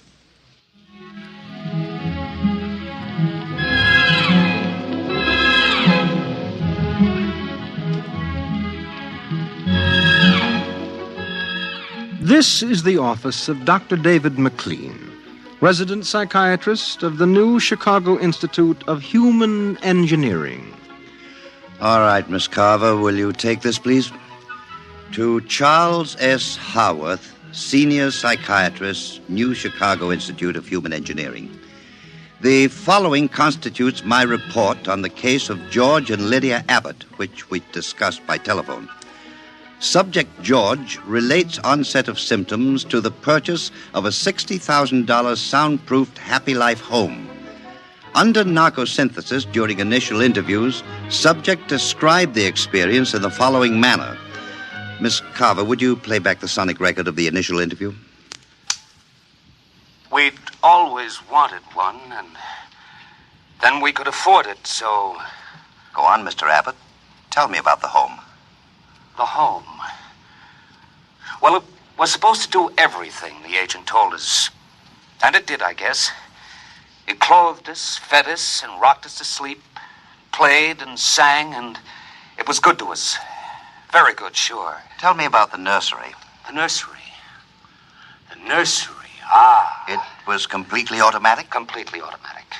There were crystalline walls that wavered from 2 to 3 dimensions. There were pseudo-textured floors that shifted from brick to dirt to waving grass. The nursery was the best, but then we wanted the best for the children. Doctor, I must be crazy. We have no children. What about Peter and Wendy? They're your children. Oh, no. We have no children, Doctor. We have no children. All right, Miss Carver. To continue. After 3 sessions, the subject was able to recall and accept the idea that he had 2 children. He described the first day. All right, Peter and Wendy. This is your nursery. What's so special about a nursery, Dad? Plenty. Just go in and see. Do we have to? You'll be surprised. Gee. Go ahead. I'm scared. I'm not. Hey, it's nice in here. It is? Come on in, Wendy. Boy, look at the pictures on the walls. They're real. They're almost real. You can change them any way you like, just by thinking about it. Go on in, dear. Well, all right, Mommy. Hey, Wendy, look what I can do with the pictures. That's the White Rabbit from Alice in Wonderland. Sure. I just thought about it, and there it was. Let me try. Peter, let me try. Well, go ahead. Just think. How about Wizard in Oz? I want to see... And they've got whatever they want in 3 dimensions. Color, sound, and smell. Oh, it's nice that we can give them all the advantages. Sure. What else are we working for, huh? Well, what do you want to do this evening? Well, the Petersons asked us over for bridge, but if you... we don't have to worry about the kids. They'll be all right in the nursery. Come on, Lydia. We deserve a night out.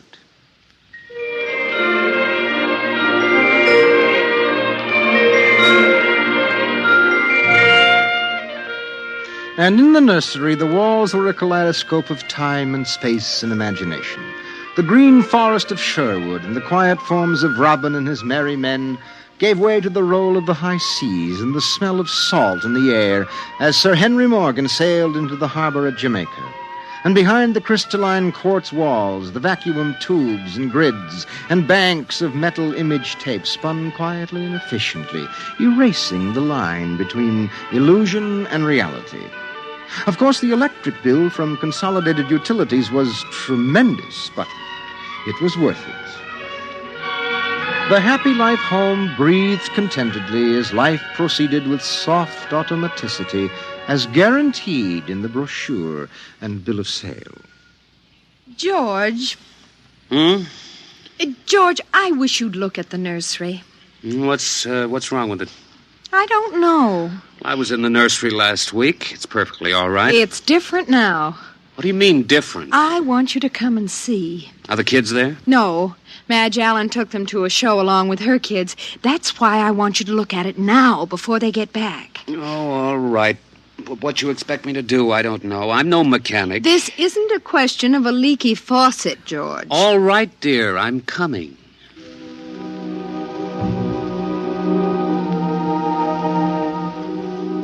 The nursery light flicked on as they came down the hall. The relays clicked and the tubes warmed and chemical odor banks and pipes bubbled into life as they paused before the closed door.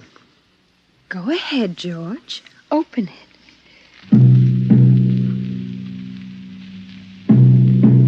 On all sides, in 3 dimensions, stretched the hot, tired landscapes of an African veldt reproduced to the last stick and pebble and bit of straw.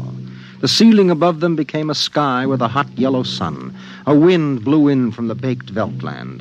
The hot straw smell of lion grass.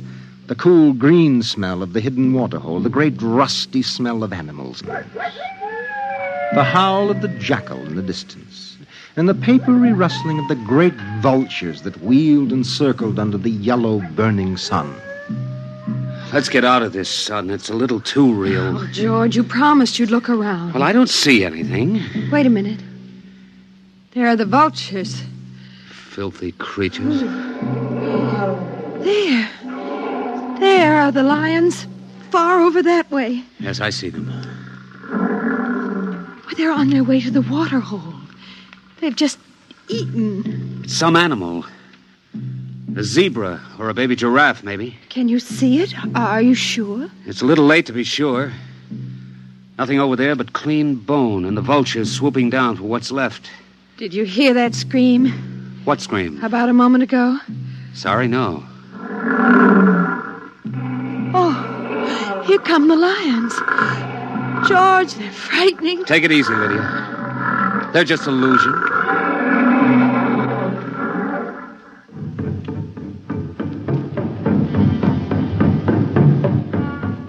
The lions were 15 feet away.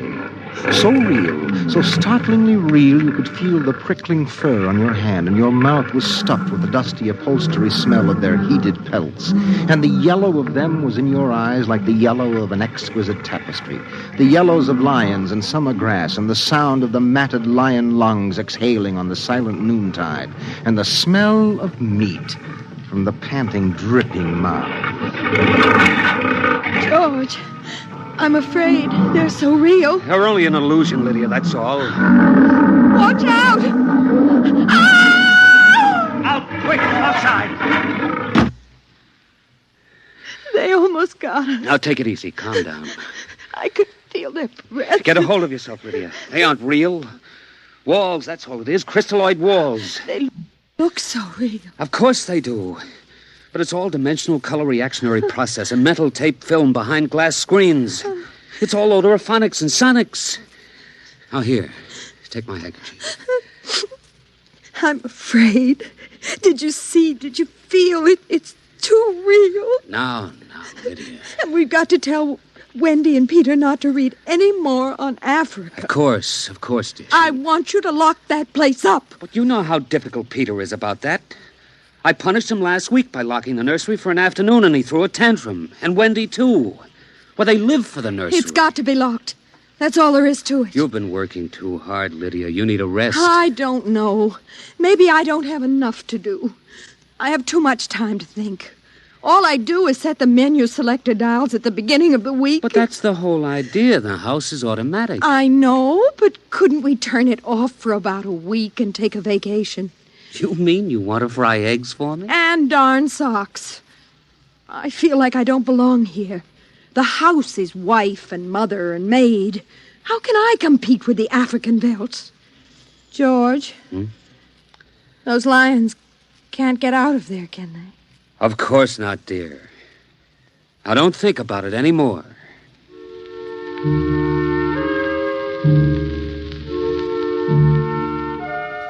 They ate alone. He sat idly watching the dining room table produce warm dishes of food from its mechanical interior. You forgot the ketchup. That's better.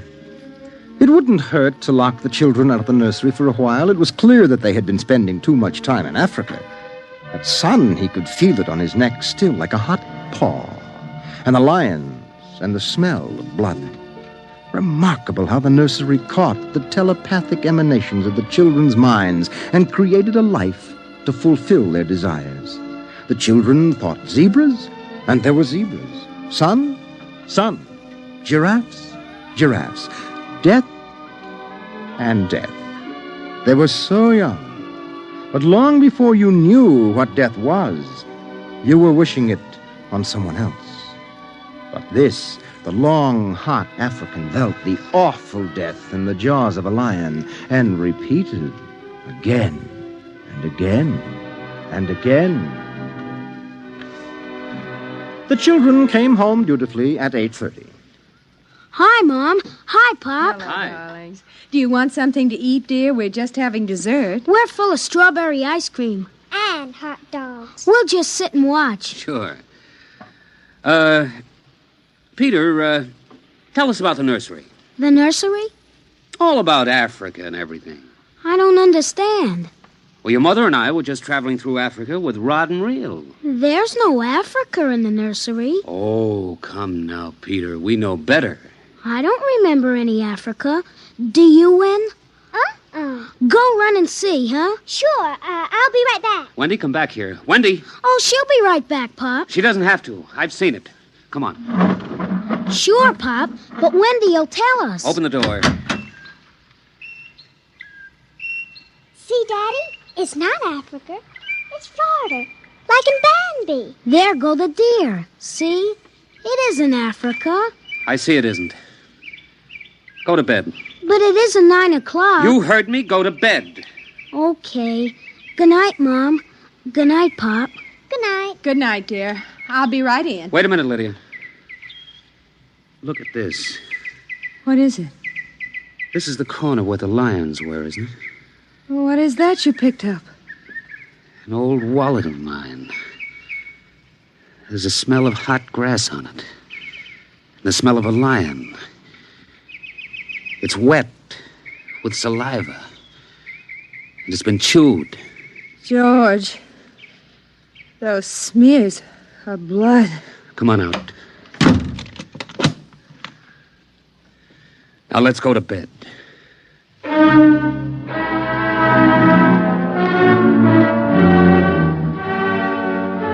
But in the middle of the night, he was still awake, and he knew his wife was awake. George, how did your wallet get in the nursery? I don't know. Wendy must have changed the walls from the African Veldt. I'm going to keep it locked. Maybe it isn't good for the children. My father used to say children are like carpets. They should be stepped on occasionally. We've never lifted a hand. They're spoiled and we're spoiled. I think I'll have Dr. McLean come tomorrow morning and have a look at Africa. But it isn't Africa now. It's Florida and Bambi. I have a feeling it'll be Africa again before then.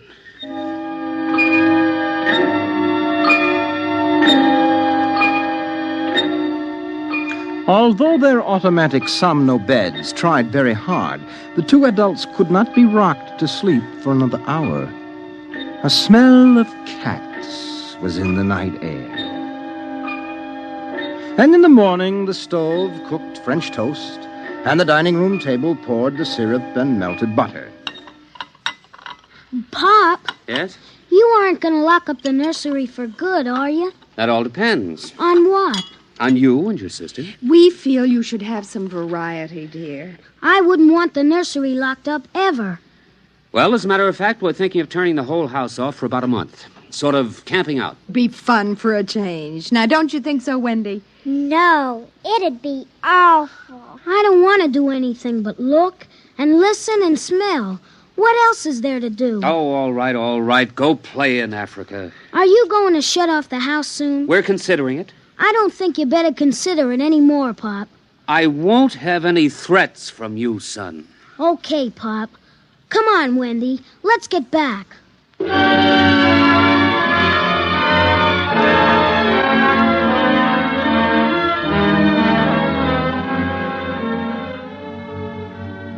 After breakfast, Dr. David McLean arrived.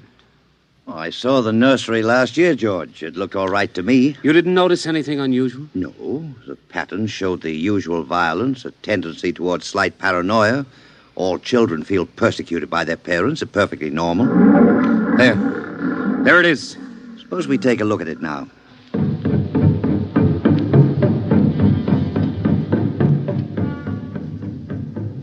They entered without knocking and sent the children out. The screams had faded and the lions were feeding quietly under the trees. I wish I could see what they're eating. How long has this been going on? A little over a month. It certainly doesn't feel good. I don't want feelings. I want facts.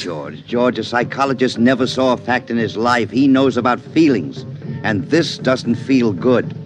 Now, my advice to you is to have the whole room torn down and your children brought to me every day for the next year for treatment. Is it that bad? I'm afraid so.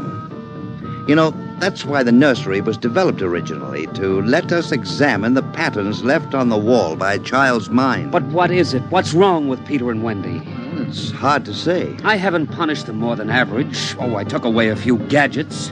Last week, I locked the nursery to show I meant business. You've let this room replace you and your wife in your children's affections. This room is their real father and mother, and now you come along and want to shut it. Well, you can feel the hatred coming out of that sky. George, turn everything off. The nursery, the automatic kitchen, the whole automatic house. Start now. But won't the shock be too much for the children? I don't want them going any deeper. Let's get out of here. I never like these rooms. They get me nervous. Those lions look real, don't they? I don't suppose there's any way... What? That they could become real. Not that I know. Some flaw in the machinery, tampering? No. I don't imagine the room will like being turned off. Nothing ever likes to die, even a room. I wonder if it hates me for turning it off. Paranoia is thick today. Well, hello. Is this your scarf? It's stained. Brown. Blood. That's Lydia's. Come on, the main fuse box is out here. Right, go ahead. Pull the switch.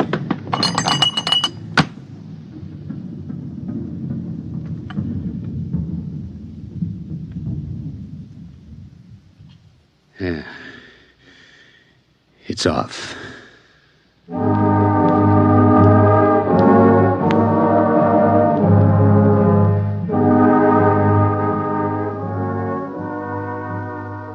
The two children were in hysterics. They screamed and kicked and threw things. They yelled and sobbed and swore and jumped on the furniture, weeping. It's off and it stays off.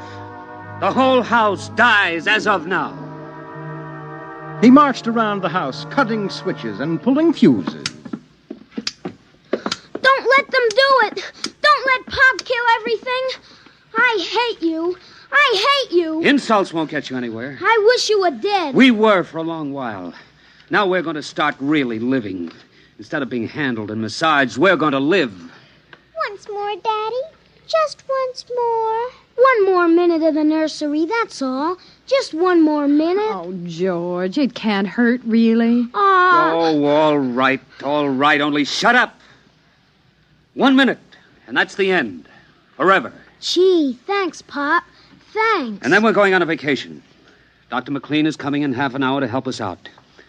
Lydia, turn on the nursery for just a minute. Oh, boy. Come on, Wendy. Come on. Thanks, Daddy. Thanks a lot. Just 1 minute, remember? Now, where'd I put those suitcases? Lydia! Don't shout, George. I'm right here.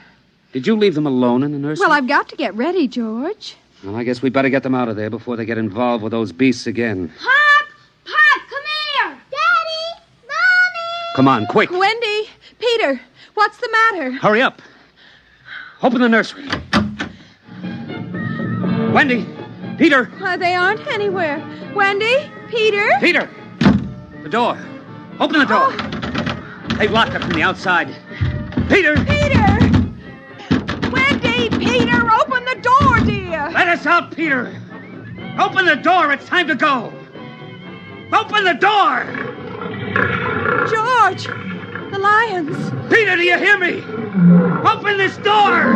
They're all around us, George! Son! Son, do you hear me? Let us out! Son! George! Look out! The lions! They're coming! Ah!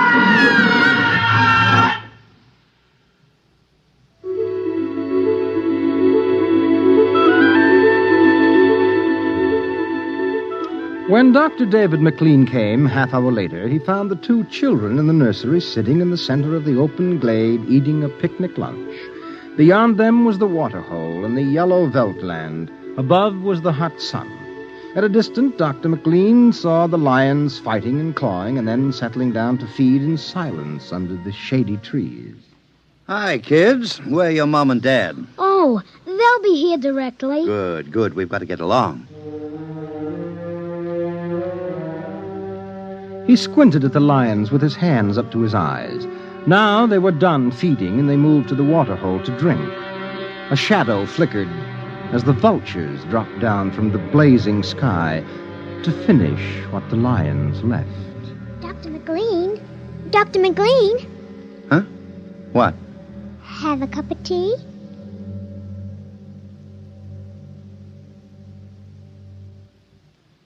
Which concludes my report to date. There were no lions, of course. Not in a physical sense. Lydia and George were devoured, however, almost as surely as if there had been lions. Their personalities were devoured by the mechanistic marvels which had usurped their role as parents. All four members of the family are under intensive therapy now and are doing as well as can be expected. Send that by telerope, Miss Carver. Oh, and would you ask George Abbott to step inside? I'm ready for him now. Countdown for blast off. X minus 5, 4, 3, 2, X minus 1, fire.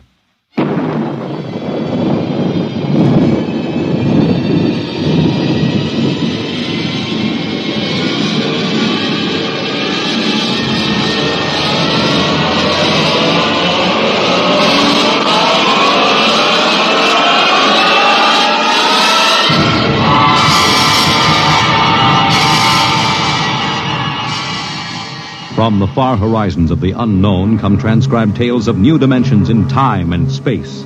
These are stories of the future, adventures in which you'll live in 1,000,000 could-be years on 1,000 maybe worlds. The National Broadcasting Company, in cooperation with Street and Smith, publishers of astounding science fiction, presents X minus 1.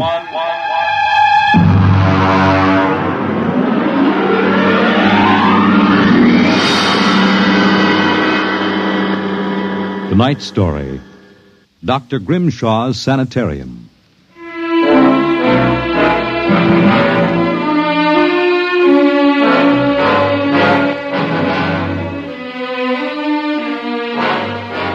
What you will hear in the next half hour represents either a magnificent hoax or the true explanation of the famous Grimshaw Sanitarium scandal which made the headlines back in 1947. The manuscript upon which this account is based was removed by the New York State Police from a fountain pen cover found in the doorway to Dr. Grimshaw's study. We offer this manuscript as evidence only. Whether it is authentic or not, you must judge for yourselves. My name is John Dougherty. I'm a graduate of Hamilton College, class of 34, a member of Theta Alpha. I'm one of those fools who wanted some excitement in life, so instead of going into my father's shoe business, I became a private detective. These are facts. You can check them if you like. The rest of what I write here is so fantastic that I don't expect it to be believed. If anyone should find this manuscript and read it, all I ask is that you notify Miss Millicent Armbruster of 299 Wallace Avenue, Buffalo, that Johnny Dougherty is dead. On the evening of July 1st, Miss Armbruster and I were driving to a wedding. Not our own, although I wish it had been. It was Sunday, and in order to avoid traffic, I took the Old Mill Road, a single-lane dirt affair that runs past the Gowanda Cemetery. Johnny, aren't you going too fast? Not for this road. There isn't a thing around except some tombstones and... Johnny, the gate to the cemetery. What about it? That hearse, look out! Look out! We skidded for about 20 feet and slammed into the back of the hearse. The two rear doors buckled and snapped open. It was a freak. A huge oak coffin with brass handles tipped up and began slowly to slide back toward us. Oh, how horrible. You stay right here, baby. You okay, Mac? You don't pay much attention to speed limits, do you, Jack? Now, look, let's not get hung up on who was right and who was wrong. I was going too fast, and you were traveling without lights after dark. Let's see your driver's license. Right here. Oh. Private eye, eh? Now, if you don't mind, who does this joy wagon belong to? Gowanda Funeral Service. It's being rented to Grimshaw. Who? Grimshaw from the private sanitarium. Mind if I ask what you were doing after dark coming out of a cemetery with a wooden kimono? We're moving one of Grimshaw's patients to a new grave. They always travel like this? Look, Hawkshaw, how about skipping the third degree and giving me a hand getting this box back in the wagon? A pleasure.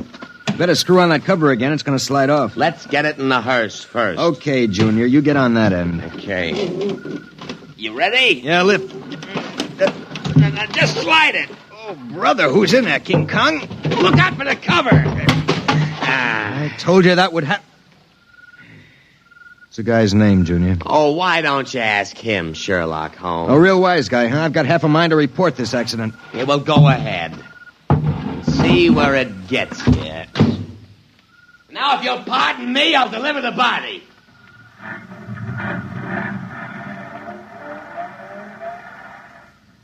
Everything all right, Johnny? I thought so until a few seconds ago. Listen, Millie, can you sit here in the car for another 5 minutes? Where are you going? For a stroll through the cemetery. Oh, Johnny, stop making jokes. When we lifted that coffin back on the meat wagon, I got a good look inside it. Ugh. Yeah, exactly how I felt.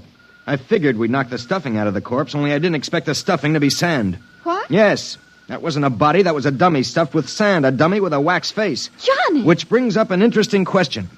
Who's supposed to be in that box, and, just where is the dead man spending his time?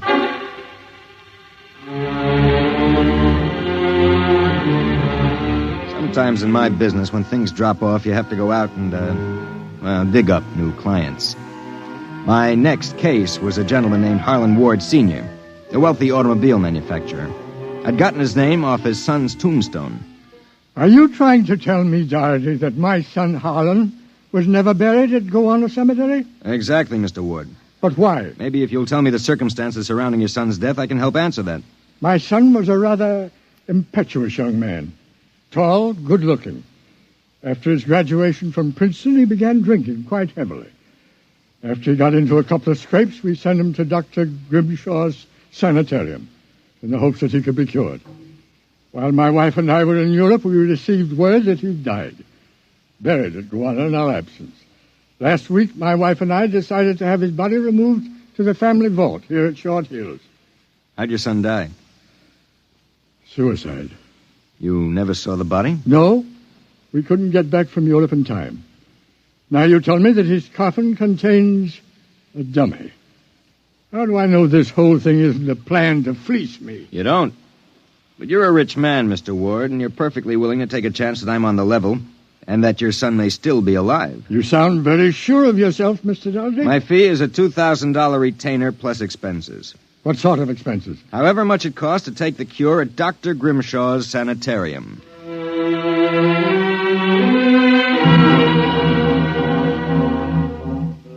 Dr. Grimshaw's Sanitarium was just outside Gowanna. Most of the cases were nervous breakdowns and alcoholics. I committed myself as a dipso, and just to make it convincing, I stopped at 5 or 6 bars on the way over. I was interviewed by Grimshaw himself, a small man with a fringe of white hair. You understand, Mr. Doherty. That's not my real name, of course, social reasons. We understand. Our paid clientele is very select, and our rates are very high. You will be paid in cash and in advance, Dr. Grimshaw. How long does a cure usually take? That, of course, depends on the degree of alcoholism. This is my assistant, Dr. Boyner. How do you do? How do you do? We are accepting Mr. Doherty as a patient. Better place him in the ward with Mr. K and Mr. Keiki. Mr. K is a long-term patient, Mr. Doherty, a highly intelligent man, formerly a professor of plant pathology. Mr. Keiki suffers mild delusions. I think you'll find him rather amusing.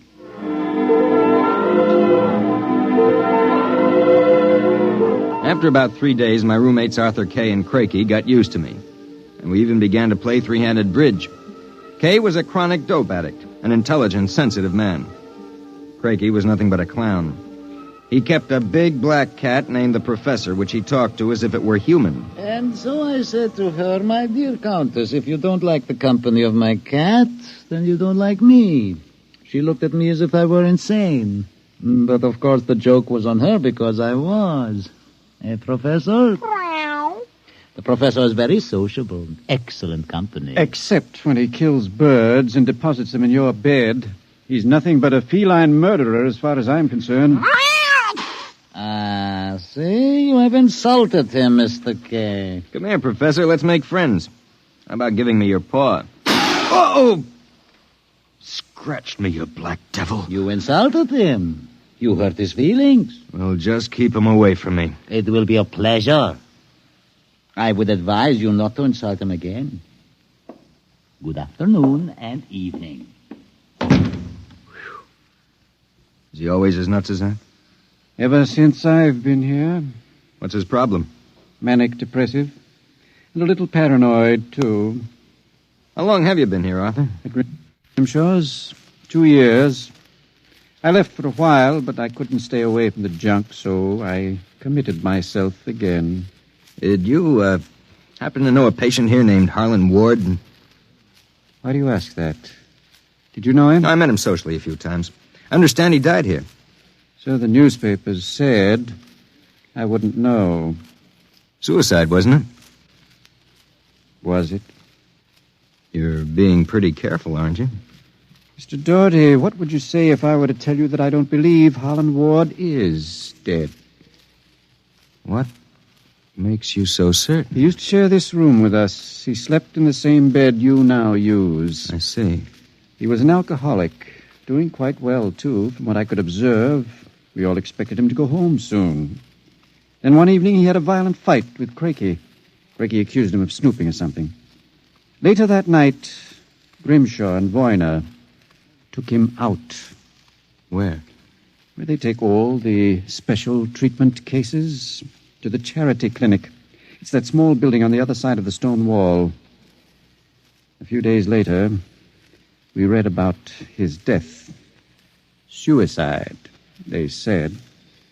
Just what makes you think he's still alive, Arthur? This. About a month ago, I was in the garden next to the wall that separates us from the charity clinic. Suddenly, I thought I heard a sound, like a child whimpering. It stopped. And a moment later, this note came over the wall, wrapped around a stone. What's it say? Help me, for God's sake, Harlan Ward. Arthur, how would you like to have some fun? Like what? Like sneaking out tonight and going over the wall to the charity ward? What do you say? It would break the monotony a little. I suppose there's no real harm in it. Of course not. I'd go alone, but I'll need help scaling the wall. Will you do it? All right. I'll go with you.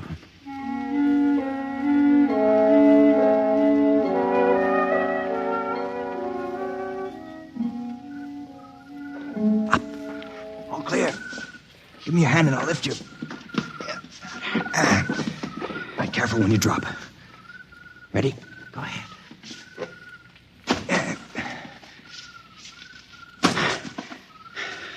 There's a charity building over there, the one with the lights in the basement window. Come on. Let's crawl over. Maybe we can see something. Shh. Listen. Can you make out what he's saying? No, I can barely hear. Good Lord. What was that? Probably some patient having the DTs. Let's have a look. Easy, it wouldn't do to get caught now. See anything? Some sort of laboratory. I can see Grimshaw and Voyner and something else. What? There's a child with its back toward me. Now take it quietly. It will be easier. Please, don't. It will all be over soon. You won't remember anything. No, I don't want to go. Why not give it to him? No. Shut him up, Voyner. Good Lord. What was it? What did they do to that child? Arthur, that wasn't a child. It was a midget. The smallest midget I've ever seen. What were they doing? Trying to give it some sort of injection. When it resisted, Voyner knocked it out. What do you suppose they were doing to it? I don't know, Arthur. All I know is that when it fell, it had the face of Harlan Ward.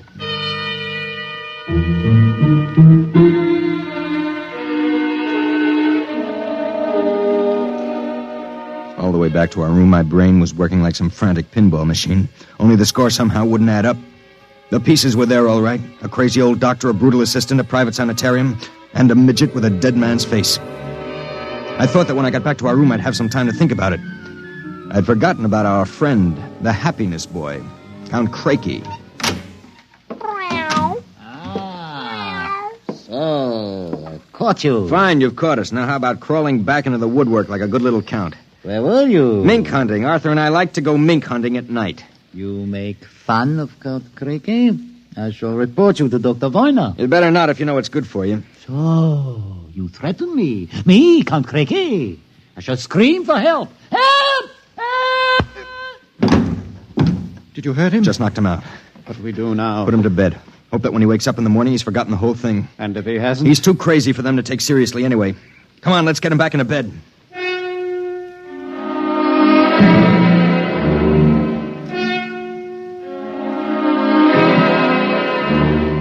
I went to sleep in my own room. And the next thing I felt was the sharp jab of the hypodermic needle in my left arm. Hold it. It will be useless to struggle, Mr. Doherty. In a moment, your motor nerves will be completely paralyzed. What's this about, Grimshaw? I might ask the same of you. My good friend Count Crakey informs me you and Mr. Kay decided to do some snooping earlier tonight. He followed you and saw you climb the wall. Crakey's insane. Mr. Doherty, that is a matter of opinion. Crakey, what is this? Perhaps my assistant, Dr. Grimshaw, would be good enough to explain. Assistant? Yes. You see, I am the actual head of the Grimshaw Sanitarium. Count Craigie feigns many delusions, Mr. Doherty. But in this case, he is telling the truth. Count Craigie is actually Professor Ernst Hassler. Professor Hassler and I worked together in the Berlin Neurological Institute before and during the last war. Unfortunately, my political affiliations with the Third Reich were under investigation by the War Crimes Commission. However, Dr. Grimshaw managed to smuggle me into this country, where I masqueraded as a mental patient, in order that we might continue certain experiments which were interrupted by the American army. I can imagine the sort of experiments you conducted. You and your friend Mr. Kay will discover their exact nature very shortly, Mr. Doherty. It is a magnificent opportunity to serve science. I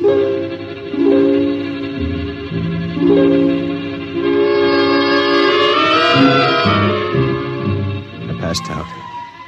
And the next thing I knew, I was coming to in a different room and hearing the voices of Voyna, Grimshaw, and Craigie, as if from a great distance. Pituitrin. Pituitary. 4 cc's. 4 cc's.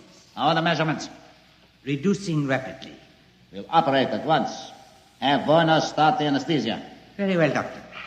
Come back.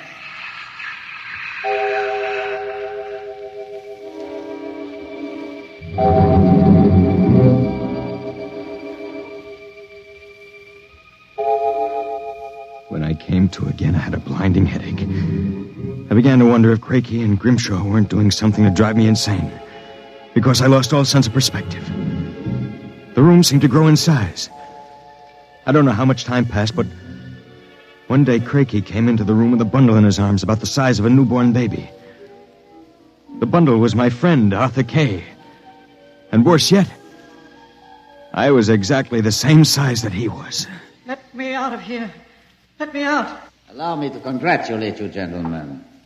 How are you feeling? You dirty monster. I'm disappointed, gentlemen. Do you not feel privileged to be a part of an experiment that will place me at the very top rank of the world's endocrinologists? What are you doing to us, you madman? It has long been established, gentlemen, that dwarfism and giantism result from injury to or malfunction of the pituitary and thyroid glands. The interlock between these glands was thought to be a hormone. I have discovered that this was incorrect. It was an enzyme. An enzyme I isolated some years ago. I was well on the way to synthesis in Germany when the surrender interrupted me. The interruption also limited the number and type of subjects on whom I could experiment. I was forced to find others. Such as Harlan Ward? Mr. Ward was only a control experiment. I suppose you plan the same for us. No, gentlemen. For you, I have reserved a special privilege. You, gentlemen, will be the first to test the full effects of the enzyme. In short, I intend that you, Mr. Kay, and you, Mr. Doherty, when the experiment is completed, will emerge as perfectly healthy, normal individuals. Except, of course, that you will be only 5 inches tall.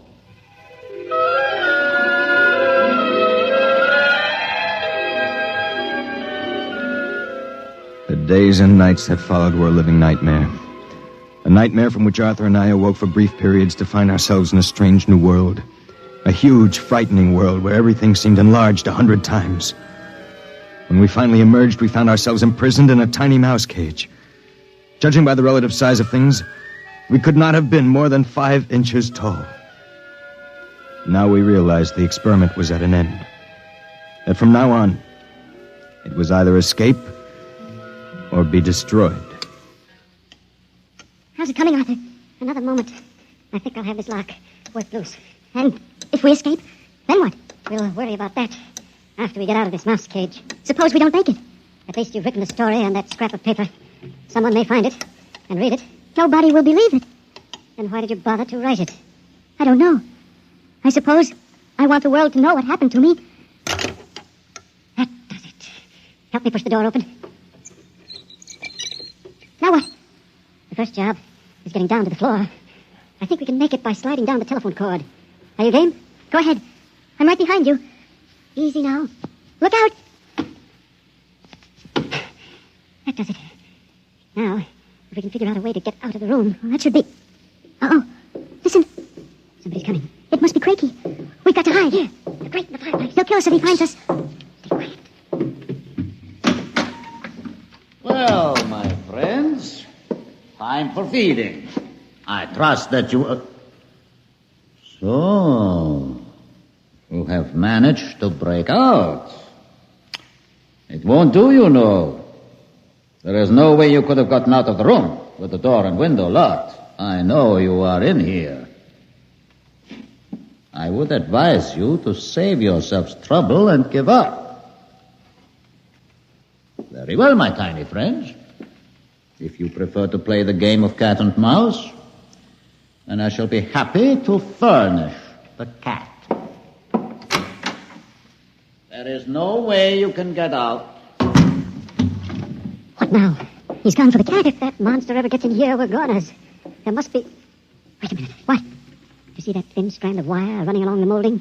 What about it? It's the automatic fire alarm. When the alarm is tripped by a fire or short circuit, all the locks are sprung so that the patients can escape from their rooms. If I can short that wire before Cricky lets the cat into the building, let's go. There's a tiny sliver of steel from the cage on the floor. I'll work with that. You keep an ear to the door. Go ahead. This insulation is tough as rawhide. Blast this stuff. Hurry up, Arthur, for God's sake. There it is. Stand away. I'm going to short it. Ready? Okay. We made it. There goes the door. Let's make a run for it down the hall. If we can get to the garden, we've got a chance. I smell smoke. The short may have actually started a fire. Come on. Wait a minute. I have to go back. The manuscript. Don't be a fool. There's no time. Come on. You go ahead. I'll catch up. Hurry up. I'll wait in the hall. Only a second. I've got it. Come on. There's nothing to stop us now. Arthur? Where are you? It's funny. Arthur? Arthur? Arthur, what's happened to you?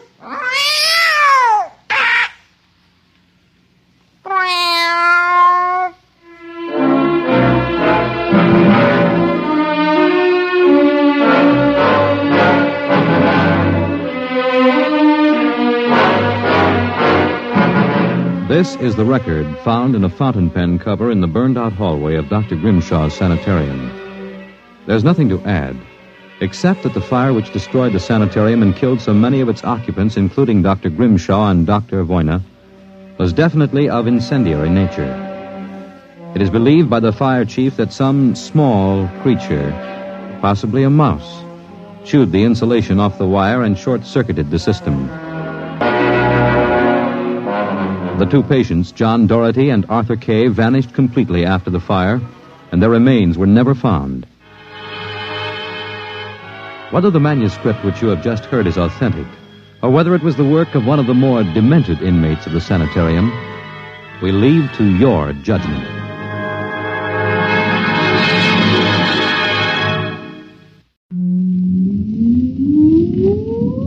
Countdown for blast off. X-5, 4, 3, 2, X-1, fire.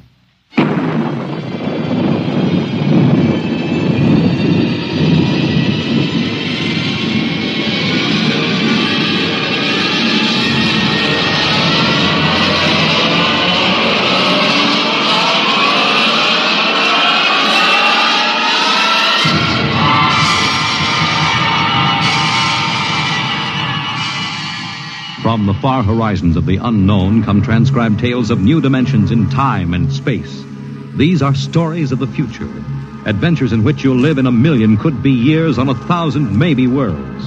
The National Broadcasting Company, in cooperation with Street and Smith, publishers of astounding science fiction, presents X minus 1.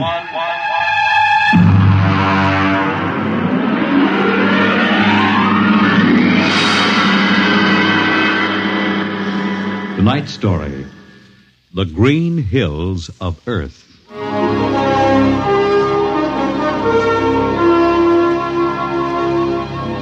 The men who pioneer the trade routes of the world, the sailors of the clipper ships, the whaling men, railroaders, black gangs on the tramp steamers, all have their own stories and song about dangers and struggles of their lives.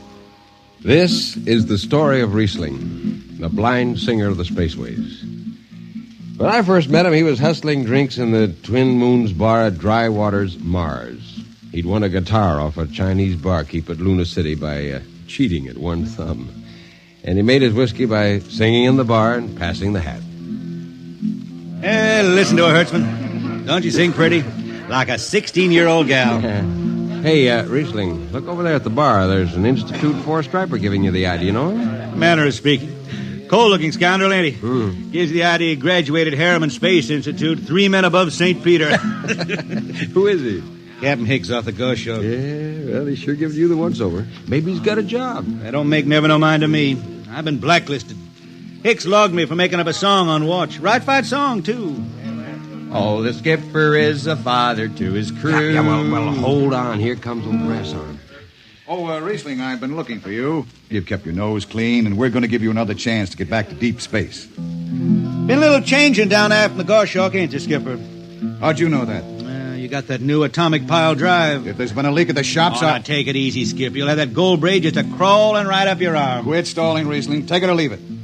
It's a loop trip to Jupiter with the standard release. I reckon. Double pay when you get back, if you get back.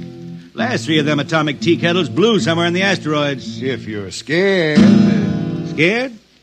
Well, that Goshawk is one stinking old tub. Her engine's got more bugs than a beagle dog in spring. And our new drive's about as safe as a pretty gal in the Ozarks. But I reckon she'll do for one more trip.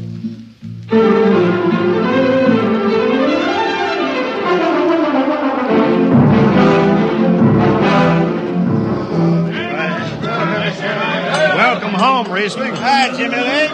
Meet my friend Hertzman. He can't hold his liquor no more than a sieve, poor boy. Riesling, you sober enough to sign the book? Drunk or sober, I make my mark. Stand aside.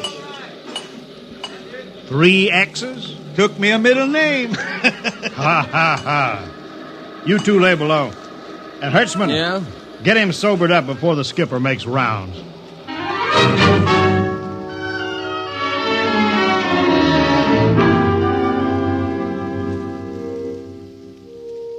Cargo stowed, Captain. Fuel lines away and ready. Good, Casey. What's that? What it? Oh, that's a guitar, I guess. If it's that shoeless hillbilly, I'm going to tell him. Hi, Skipper. Riesling, what the devil are you doing up here? That number 2 jet ain't fit.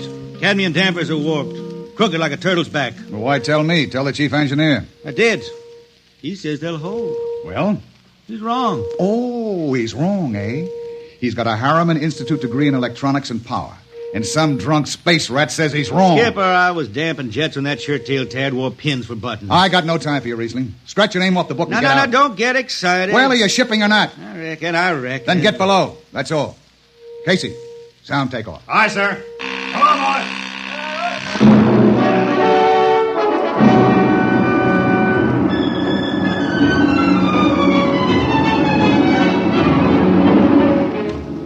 On a Hawk-class clunker in those days, damping was done by hand with a multiplying vernier and a danger peeper. Jetmen slept with one ear tuned to that, and as long as the peeper ticked off slow and steady, we knew the ship was safe. For a while. Riesling, you better stow that guitar. If Jimmy Legs catches you, he'll blow a gasket. Don't worry, I could damp this tea kettle in my sleep. Yeah, how's number 2? All right, so far. Say, did you ever hear that song about Hicks? The one that got me blacklisted? No. Oh, the skipper is the father of his crew. A gentle guide and light to me and you. But on Mars he likes his women if they walk or if they're swimming or if they got 6 arms instead of 2. Second verse is better. Yeah. The skipper likes his liquor by the quart. Yeah, he'd go from Mars to Venus for a snort. He'll drink rocket fuel and... Well, hi, Skipper. Didn't see you come in. You were too busy, eh? Who's watching the gauge? I got an eye on it. Don't you fret none. Riesling, I'm going to fix it so you couldn't get a space berth on a rocket-powered pogo stick. You're logged. Report to Casey under arrest. I don't rightly think I will, Skipper. You what? Well, you kind of forget, Skipper. According to Space Code, you can't remove a jetman till the end of the watch, right? You tell me Riesling, your shift is over at 2300. And I'll see you ride the rest of the way in slop locker. Maybe. In the meantime, you clear out of my power room. I gotta make me up a 3rd verse from a song.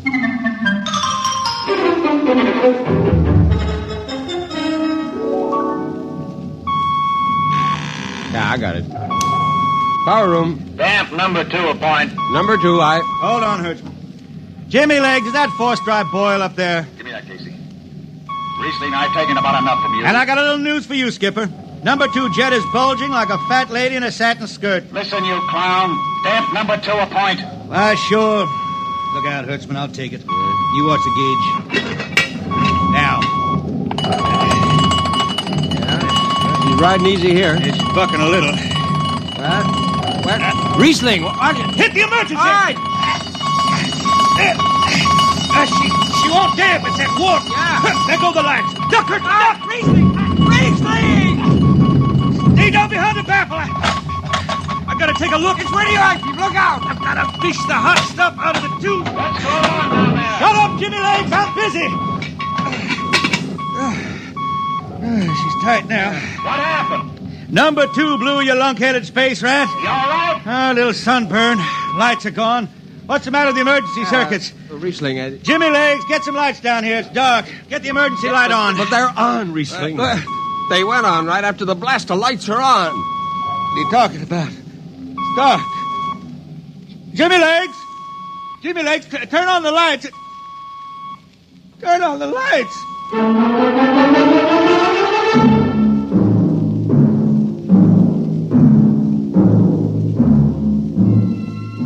That blue, radioactive glow from the jets was the last thing Riesling ever saw.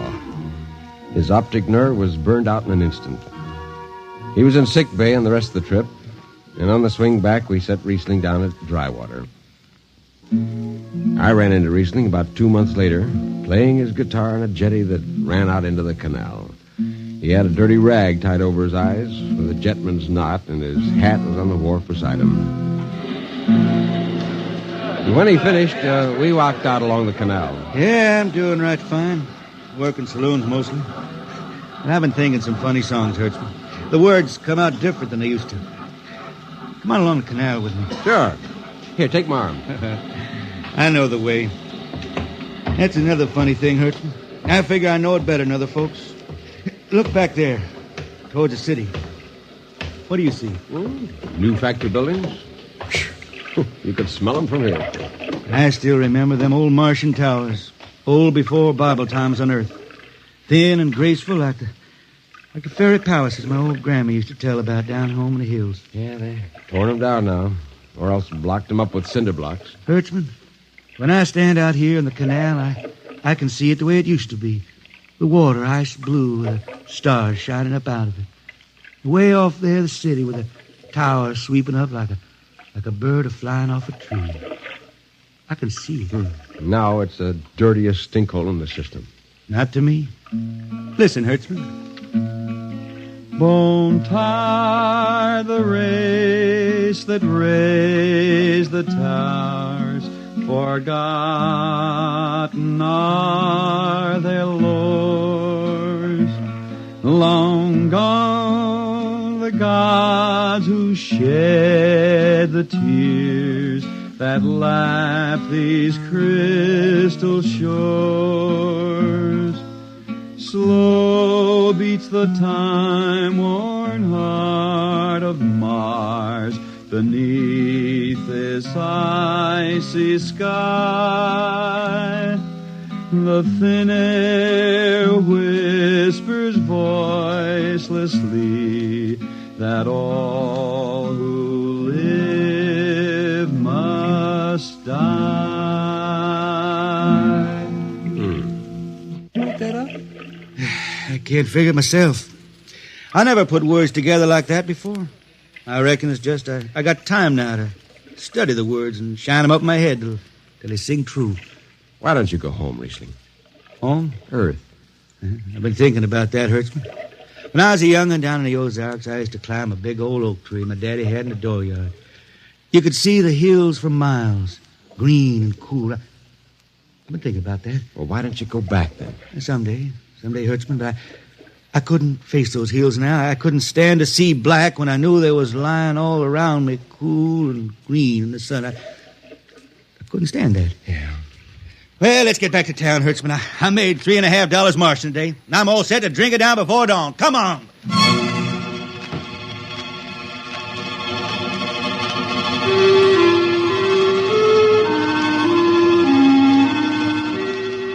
I lost track of Riesling after that. I shipped out in a slow freight of the Condor class for Luna, and he hitched a hike to Venusberg in an ore ship in the Tri-Planet run. So he beat around the system, Venusberg to Layport to Drywater to New Shanghai and back.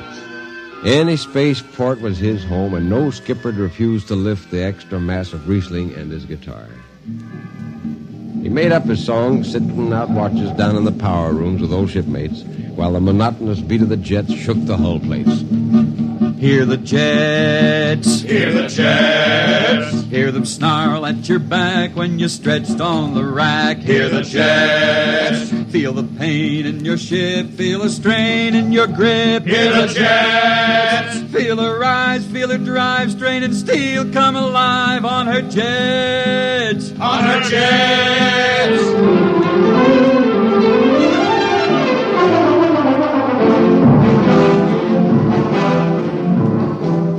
Little by little, his songs began to travel along with Spaceways ahead of him. Raw spaceman songs. A different kind of song. Strange, sad songs, like the ones you find printed in the Centennial editions. Well, there's one called Dark Star Passing and Death Song of a Weed Cold. And then finally, The Green Hills of Earth. It grew for 20 years, that song. They say it started way back when Riesling was down in the labor camps in Venus singing for the indentured men. When when he hit Venus, he'd always head out for the backwoods to sing for them. First, if someone will kindly pass a bottle. Oh, it ain't much, Riesling. Here. It'll do. Oh, what is that stuff? Tequila. You can't make him good here on Venus. What do you use? Karak bush. Home it is. It is different. How'd you come to sign on? When a man comes out the village from the city, he says there's work. You sign the paper and you work. Work? It's work, all right. 10 stinking hours in the jungle with machete. How long you signed for? Well, then I only speak Spanish. I don't know. The paper says 10 years. 10 years. How long you got to go? What's the use? We ain't getting home.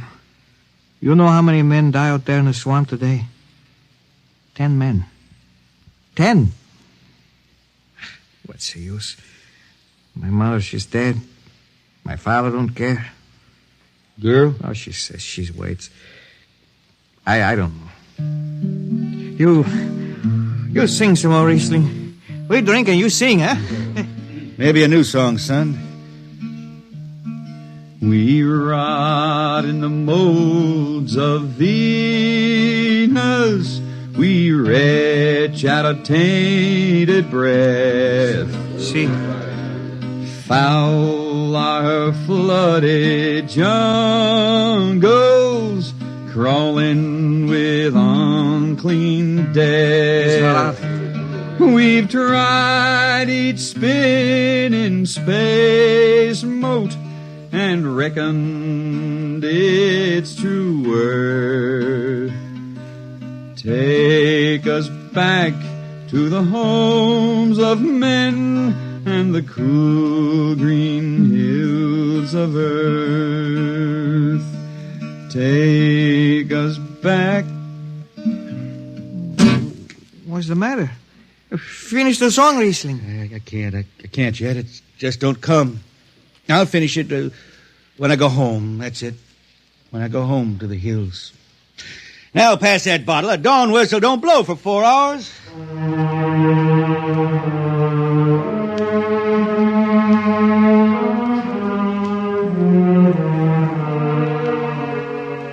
That's where the Green Hills started. And I was there when it was finished. It was 20 years after that. And there wasn't a man flying or on the beach that hadn't heard of Riesling and his songs. He was getting old now for a spaceman. He was a familiar figure through the system. Tall, gaunt, with that dirty bandage tied across his blind eyes. I was a chief jetman then on the old Falcon. We were cradled at Venus, Ellis Isle, scheduled for a direct jump to Great Lakes, Illinois, on Earth. I was checking in Dunwich when Riesling felt his way up the gangway and came through the lock. Hey, Riesling! Who's that? Mike Hertzman. Hertzman? What are you doing on this old hog boat? Well, I figured I'd ride it back to Earth. Earth? You going home, Riesling? I thought you were never going to make that run. What changed your mind? Oh, I've been hankering to set foot in the Ozarks again. Yeah, how about those hills? I've been singing about them so long now, Hertzman. I got to finish the song. I got to set foot in the dooryard and hear the wind through that oak tree. about the last thing I'll be doing. I gotta get home before... Look, Riesling. There's a new company policy in effect now. No more deadhead rides. A new code book's in force. Oh, that don't bother me none. I'm riding her back to Earth. I'm going to finish my song. It's got to be there. Yeah, but the skipper's one of them youngsters fresh out of Harriman Institute cadet training. He'll throw the book at you. At me? I've been around space as long as Haley's Common, Brewster's Ridge. I'm going back to Earth. The green hills of Earth. I'm going home. All secured, Hertzman? Yes, sir. What are you doing here? This is Riesling, Captain. Riesling, huh? I'm dragging it back to Earth, Captain. Not in this ship.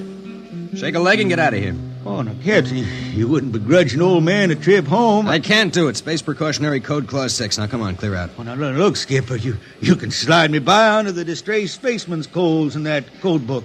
Distressed spaceman, my eye. You've been bumming around the system for 30 years. Oh, Skipper, you're making me do something I never done to no one before. I'm an old man. An old blind man. I want to go home. I never crawled in front of a force drop in my life, but you gotta let me drag home. The law says a man's got a trip coming to him, and you can stretch for a poor old blind man. Now, can't you? You got to, Skipper. All right, you old space rat, but keep out of the way. I run an efficient ship, and I don't want any trouble. Oh, no, sir, no trouble. I'll just lay down to the power room. I'd kind of like to be near the jets when they blast off for Earth.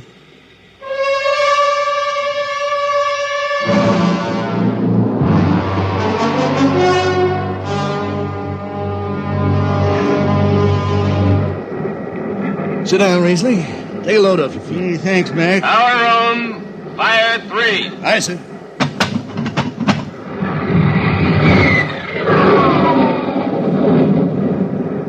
Have you seen these new automatic tampers, Riesling? Don't have to do nothing, just sit and watch. Yeah, where's the peeper? Turned off. It's all automatic. Youngsters have it solved. When I was twisting her tail, you had to stay awake. You got the old hand damping plates on? Oh, but the links. I unshipped them. They cover up the dials. You might need them. Oh, the automatics handle everything. Well, you're finally going home, Riesling, huh? Won't seem the same out past the moon. Yeah, I've been waiting for this a long time, Mac. It's gonna be good to get home, I reckon. The Argent skies calling spacemen back to their trade. Mac, I got the emergency. The hand dampers. Here are the links. Mac, they ought to be on the wall somewhere here. I got them. What's the alarm? Emergency squad coming in. Stay out. The place is hot. Radiation blast. Stay behind the baffle. I got the links shipped. I can hand damper now. What's going on in there? I'm spilling jet 3. Is this McDougal? McDougal's dead. This is Riesling on watch. Riesling! Get out of there. You'll kill yourself. Don't worry, Skipper. I know this power room like the inside of my shirt. Somebody's got the damper. Riesling, I'm sending in the crew. No use. The whole room will be hot for an hour and the other jets won't hold. Oh, Skipper, throw on recording tape. What? Throw on a recording tape. I got a song to finish. And I gotta make it right now. Yeah, I can hear it. Riesling, the radiation will burn you down. She's clear now, Skipper. She'll burn out clean. Riesling, are you all right? I reckon. Pretty sharp sunburn. You'll pick me out of here with tongs and bury me in a lead shield coffin. Radiation's getting bright. I can almost see it. Bright, rosy like the sun. Like the sun over the hills down home. We pray for one last landing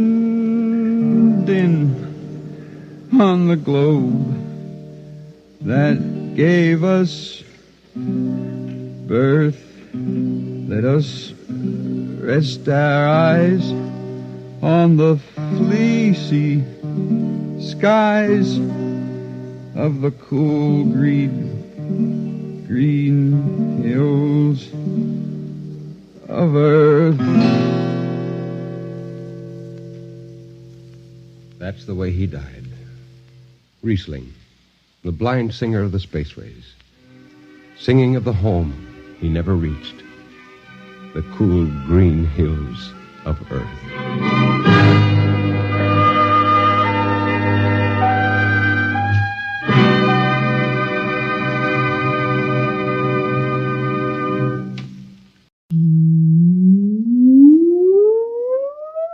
Countdown for blastoff. X -5, -4, -3, -2, X -1, fire.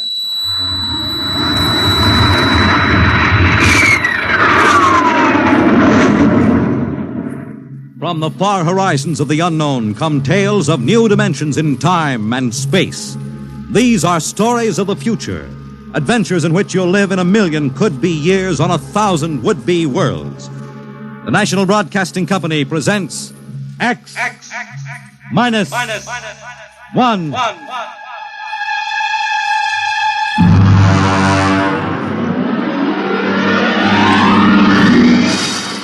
Tonight's story, The Man in the Moon.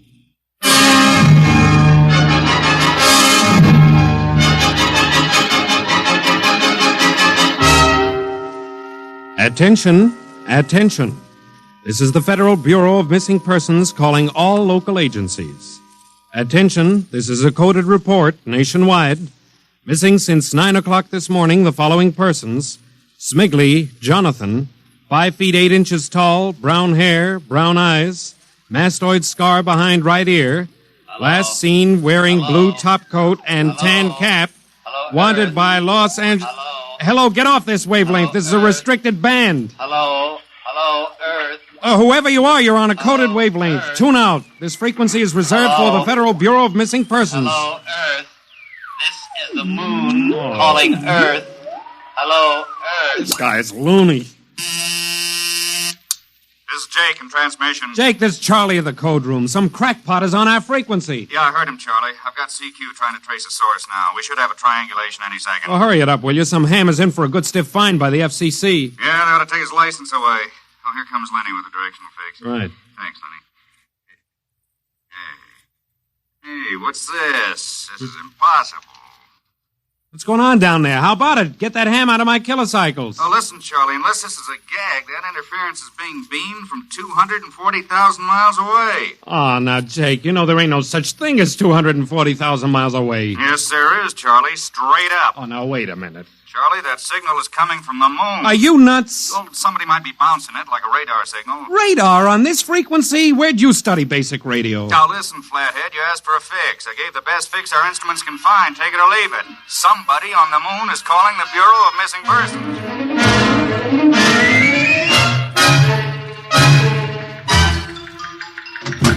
Mr. Timken! Mr. Timken! What's the sweat, Charlie? Shouldn't you be broadcasting? Listen, Mr. Timken. You know I'm a sober citizen, right? Hmm? Never once have I broadcast with the smell of alcohol on my breath, right? Right. In all your 12 years here at the Bureau, did I once what's ever... the matter, Charlie? We're picking up a message on our wavelength. Well, did you report to the FCC? I ain't got the nerve. Well, what's wrong? You'll scream when you hear this, Mr. Timken. You'll jump right out the window, but... we are getting an SOS from the moon.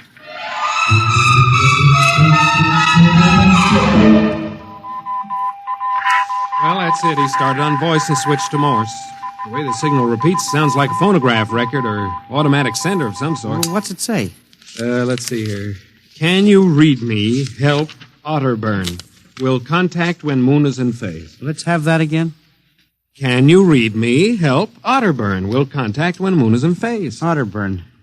That sounds like a name, huh? Otterburn. Wait a minute. Something registered? Cornelius Otterburn. Holy jumping Jehoshaphat. Hey, where are you going? Talk to the chief. Hey, wait a minute. What are you going to tell him? We just got a CQ from the man in the moon? That's exactly what I am going to tell him, Charlie. Hey. Oh, this is just too much for me.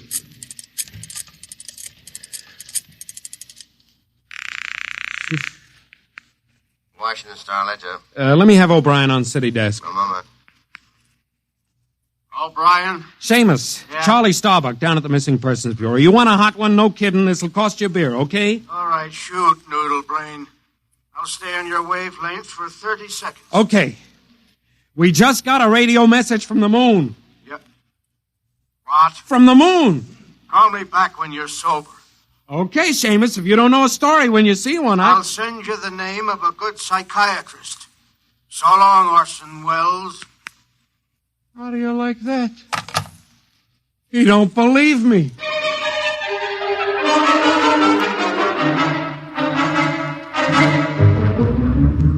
Otterburn, Mr. Wade.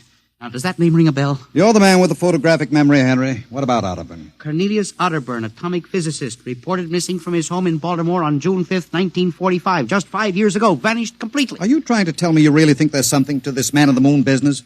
Henry, I'm surprised at you.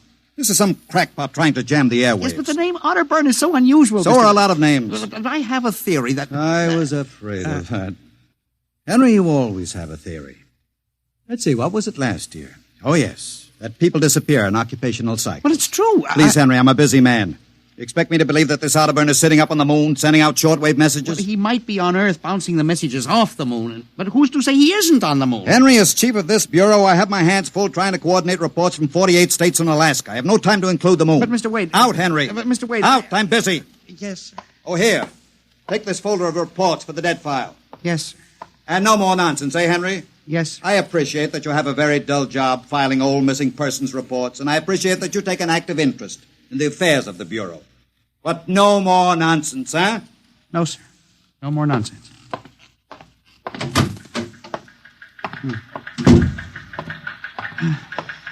Pardon me. Hmm? You are Mr. Henry Timken. That's my name. Permit me, Jefferson Philo, scientific feature writer. Oh, how do you do? Oh, are you a newspaper man? Not exactly. I write as a hobby. Occasionally the papers give me leads on an assignment. If I may have a moment of your time. Oh, certainly. Just sit down at my desk over here. Thank you. My, that's quite a stack of papers. Filing. I'm the records custodian of the Bureau. 12 years and never misplaced a record. Magnificent. I admire the precise mind, Mr. Timken. Of course. Now, Mr. Timken, Mr. O'Brien, the editor of the Star Ledger, said I might drop by and investigate a rumor. Only a rumor, mind you, that a message from the, moon? Well, we aren't certain it's from the moon. It may be a bounce. They have bounced radar waves off the moon, you know. Yes, I know. I wrote the first newspaper article on it. Really? I'd be interested to read it. I must have a copy in my briefcase. Well, don't bother. Oh, but I insist.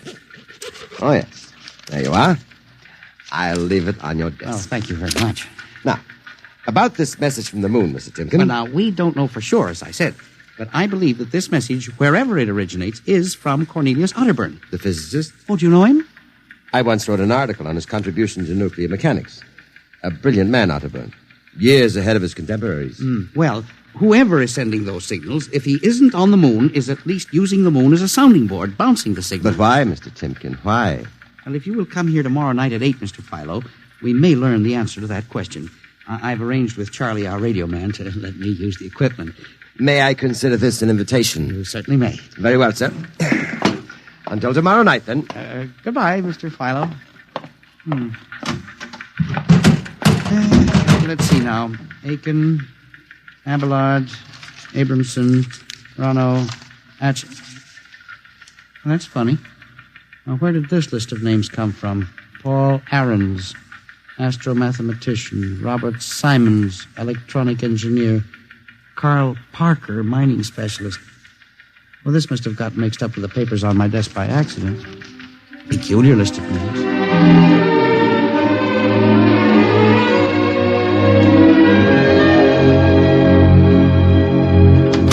Oh, good morning, Charlie. Oh, hi, Mr. Timken. See, we made the papers. Oh? And how? And as the chief steamed up about it, he really gave me what for. What did the paper say? Oh, mostly ha-ha. Here's the Herald. Listen.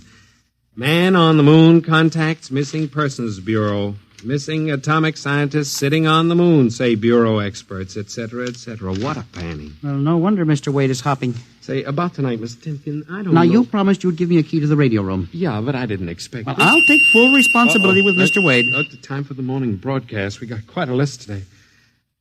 Well, mind if I listen a while? We may hear Otterburn. Well, I ain't self-conscious. Just stick around. Yes. Attention. Attention. This is the Federal Missing Persons Bureau calling all local agencies. Nationwide. This is a coded broadcast. The following persons are missing. Aaron's Dr. Paul, 5'5", brown hair, brown eyes, scar on left side of chin, thick glasses. Aaron's. Occupation, astromathematician. Missing since 6 o'clock this morning. Being sought by Bel Air police. Charlie. Repeat. Dr. Paul Charlie, Aaron's. shut it off a second. Hold it. Delay 1 minute.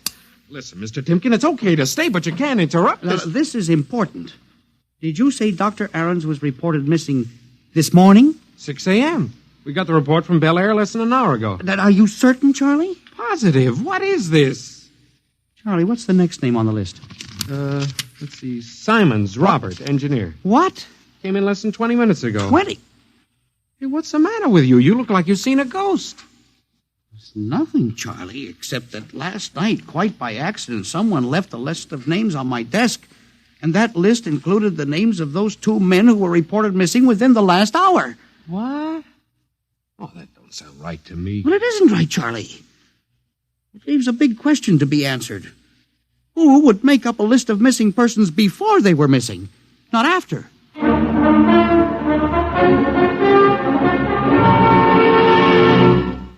And you say this list of names was left on your desk accidentally? Well, I believe so, Mr. Wade. Do you have any ideas, Henry? Well, it's hard to say. Mr. Philo left some papers from his briefcase. Mr. Philo? Well, a science feature writer. I see. You were the leak on that story, then? Yes, sir, I'm afraid I was.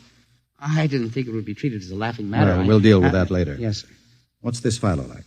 Well, he's a strange old duck, bald, thick glasses, tall. He walks stooped over. Seems to know a great deal about scientific data, but, of course, being a science writer, Is there any other possibility? Well, I believe that this is all hooked up with the broadcast from Otterburn. That seems to be a very remote possibility. Well, the Missing Persons Bureau deals in remote possibilities, Mr. Wade. I do not require a statement of policy. Yes, sir. What's the theory? Well, for some time now, it has been my contention that in a country like ours, where even the cleverest criminal can be ferreted out and located eventually, there is no such thing as a missing person. I was afraid of that. Now, for 12 years now, I have kept the central files, where information from all over the country is channeled and recorded.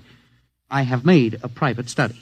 This is beginning to sound familiar, Henry. And I have discovered that each year, literally thousands of persons vanish, leaving no trace. They are never located. Where do they go? Nobody knows. And they disappear in interesting cycles. What sort of cycles? Occupations, for example. 1 year we'll have a run on, well, say, coal miners. Next year the proportion of engineers increases. And then scientists. And what do you think happens, Henry? I don't know, Mr. Wade, but I'm beginning to suspect that somebody else has discovered the same phenomenon, even to the point, perhaps, of being able to predict who will turn up among the missing next. Philo? Well, I don't know. But I would like to find out. And you think Otterburn may be a part of this picture? Mr. Wade, I definitely do. Henry, do you honestly expect me to buy an idea like that? It is more than an idea. The 2 top men on this list are missing, and... Maybe so, but the rest of them aren't. Parker, Watson, Gibbs. Why, I saw Parker in the restaurant where I had lunch today. Yes, but and if you Mr. think I'm going to make myself a laughingstock by accepting such a crack-brain theory... Well, Excuse me. Yes. Hello, Wade speaking. Yes? Yes? I see. What name? Just a moment. Henry, let me see that list again. Here you are, sir. Go ahead. I see. I'll get back to you. I guess I owe you an apology, Henry. Sir? Harold Parker was just reported missing. Parker? 3rd man on your list. Holy mackerel. Exactly. Henry, for a good many years now, I've ridiculed these theories of yours. I don't know. Perhaps I've underestimated you. Maybe this time you've really stumbled onto something. What do you intend to do, Mr. Wade? I don't know. I haven't thought it out yet. I was planning to listen for another broadcast tonight in the hope that Otterburn might try to contact us again. Good idea. I believe I'll join you. I also invited Mr. Philo, the feature writer. Oh? I'll be glad to meet him. I'm beginning to get interested in your Mr. Philo. Mr. Wade, you don't think... That he's mixed up in this? Yes, sir. I don't know, Henry. But it suddenly strikes me that we don't know very much about him, really. We ought to contact the police. No, Henry. I think we're better off keeping this between ourselves for the moment. We're dealing with the unknown. And in solving an equation for the X factor, it's often easier to limit the number of terms. You follow me? I don't know, Mr. Wade. There may be more danger in what you have discovered than you are aware of. Let's keep it quiet. You agree? Maybe you're right, Mr. Wade. I hadn't thought of the danger involved.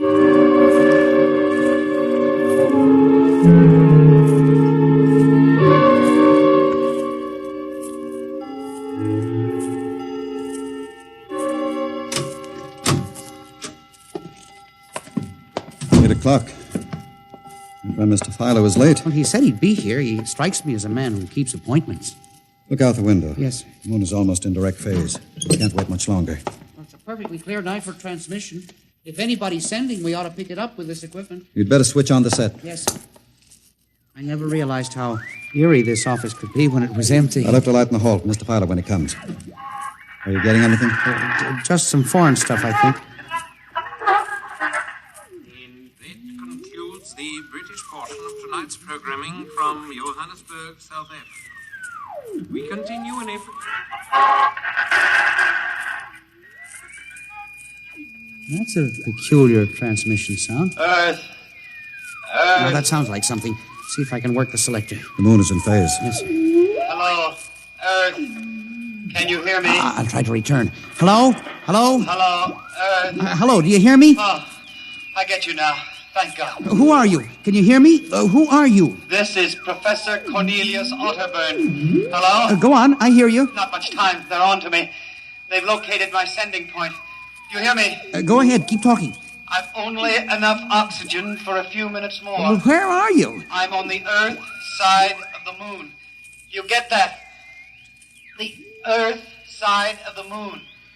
A volcanic crater. Good. Start that recorder, Mr. Wade. Go on. Explain, please. Explain, Now please. listen closely. There is an Earth colony on the moon. There is an Earth colony on the far side of the moon, made up of renegade scientists and criminals. Professor Ernst Halsman. He died in an insane asylum in 1938. Professor Ernst Halsman discovered nuclear rocket power in 1935. Turned his plans over to escaped inmates of the asylum. They took off and set up a colony on the far side of the moon in 1938. Go ahead, we're recording you. Each year, they recruit new colonists from Earth. Slave labor, mostly. I was kidnapped in 1945. Yes, I know. Keep talking. They wanted me to work on atomic drive for their flying disc. Hello? Still getting you. Go on. Last month, 6 others and I escaped. Speak louder. You got to stop them. Stop them. Stop who? The moon colony, planning to take over the Earth invasion. Oh. Hang on. No oxygen. Hard to breathe. Listen, they have agents on Earth. You hear me? Agents on Earth? Where? Who? Hello? Hello? Hello? Agents in... Henry, look out. Someone at the window, get down. Henry, are you all right? I think so. This shot smashed the transmitter. And the lights. Strike a match. Careful. It was close. I got a look at him. From the description, it was your Mr. Philo. We got a recording anyway, but not the most important part of the message. Poor Otterburn, suffocating to death. Henry, we've got to get you out of here. He said they have agents. Philo was probably one of them. He'll be looking for you now, trying to kill you. But the police... Do you think the police would believe a fantastic story like this? People being kidnapped to the moon as slave labor? Moon colony planning an invasion of the Earth? But Henry, believe me, they'd trap us into straitjackets before we could finish. Well, we've got to do something. We need time. Time to get proof. You don't think my theory was bunk then? I know it wasn't, Henry. Right now, my only concern is for your safety. But we can't walk out of here. Philo's probably waiting. Listen, there's a service elevator that leads to the basement garage. Yeah? We can get down there. There are some delivery trucks parked there all night. We can probably get one started. The garage door's off the ramp, work from the inside. We'll start the mechanism and make a run for it. I don't know. I think if we call the police... By the time the police get here, we'll be dead. You think Philo will wait outside all night? Come on. That's an order. Okay. But what about the recording of Otterburn's notes? We'll leave that here in the safe in my office. They'll never get into that. Let's go. You buzz the elevator while I hide the recording.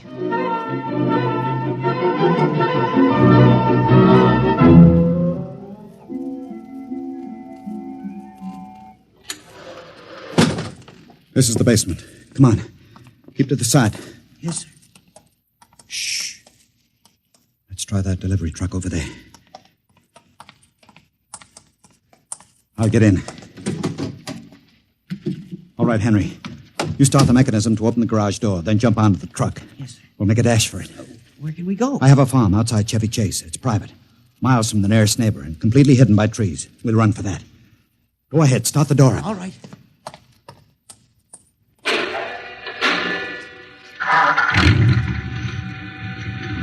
Quick. Jump in. There we go, Henry. Cross your fingers.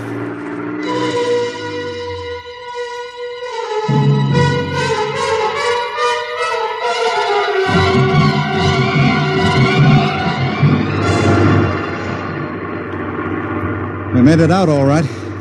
Anything doing? There's a blue coupe behind us, Mr. Wade. It seems to be following. I'll cut up Pennsylvania Avenue. Now Route 1, toward Baltimore. It is following. He turned with us. Can you go faster? Not much faster. Oh, he's gaining on us. I've got an idea. Hang on, Henry. Yes. Why'd you stop? I'll turn off the lights.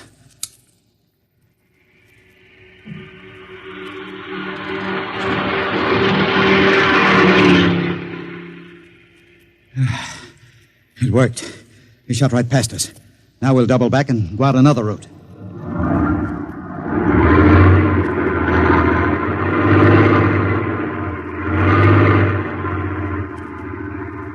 Well, I don't see anything. I think we've lost him. Good. I think everything's going to be all right now. We can be at my farm in less than an hour.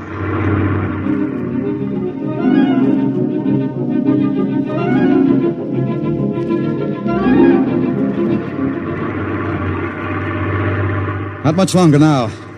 Is anyone behind us? I thought I saw the blue coupe again, but I was mistaken. Whew.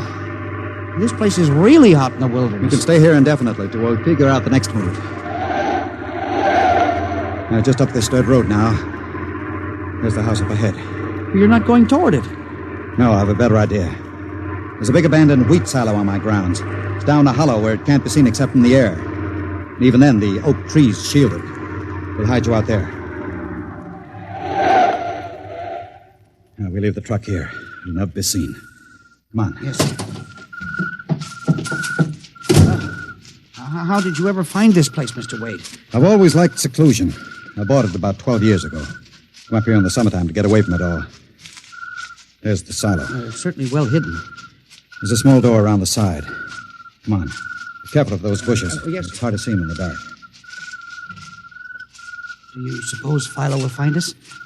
I assure you, Henry, Mr. Fowler will never find us here. Not in a million years. Here's the door.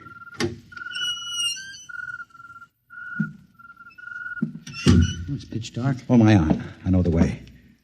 Just a few steps up, and another door. Steel. This is an unusual silo. Double-walled, wood outside and steel inside. Completely fireproof. An army couldn't wreck it. We're inside the inner shell. Careful. Yes. We're in a circular room. Stay here a moment. I'll go outside and see if the coast is clear. In a moment, your eyes will become accustomed to the darkness. I'll bring back some food and water. Don't be long, Mr. Wade. This place gives me the willies. Just a moment.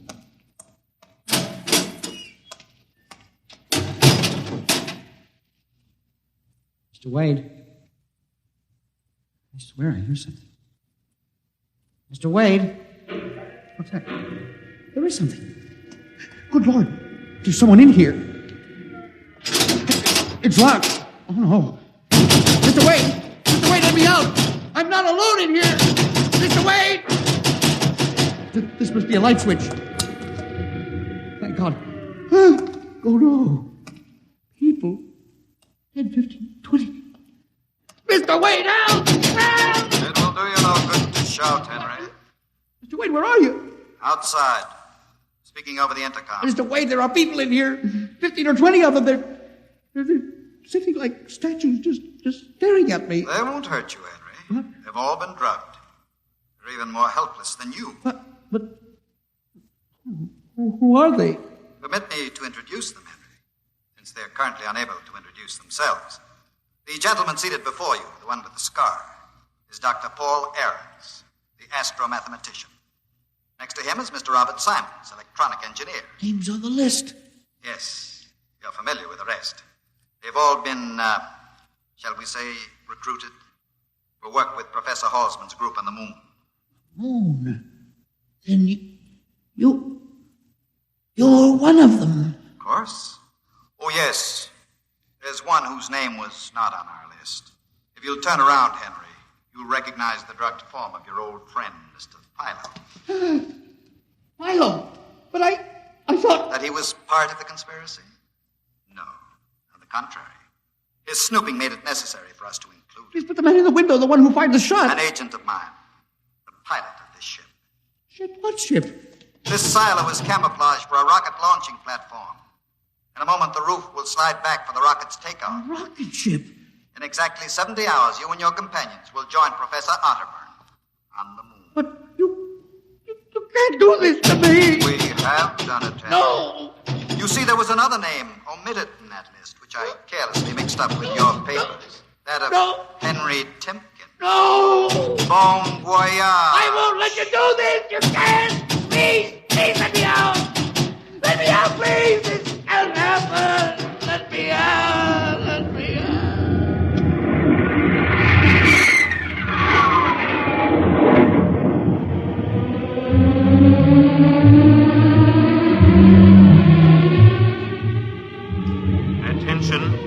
Attention. Missing since 8 o'clock last night, the following persons. Timken Henry, age 45, height 5 feet 8, 165 pounds, brown eyes, slightly balding, occupation records custodian. Repeat, Timken Henry, age 45, height 5 feet 8, 165 pounds.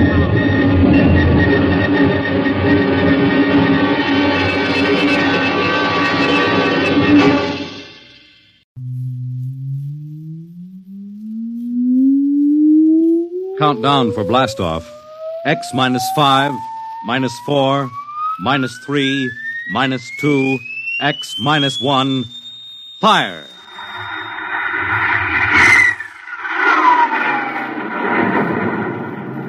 From the far horizons of the unknown come transcribed tales of new dimensions in time and space. These are stories of the future, adventures in which you'll live in 1,000,000 could-be years on 1,000 would-be worlds. The National Broadcasting Company presents X minus 1.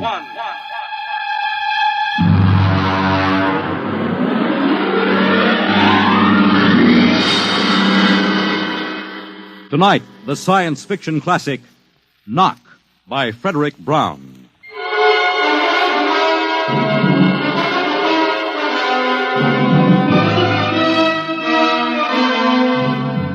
Tonight we have a strange story to tell.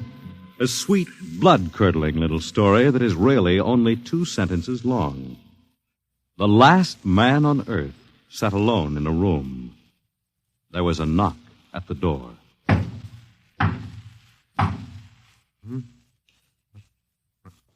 What's that?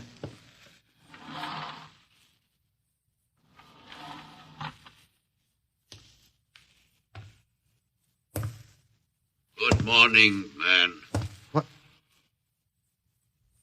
Who are you? You have regained consciousness. Who are you? I am Zan.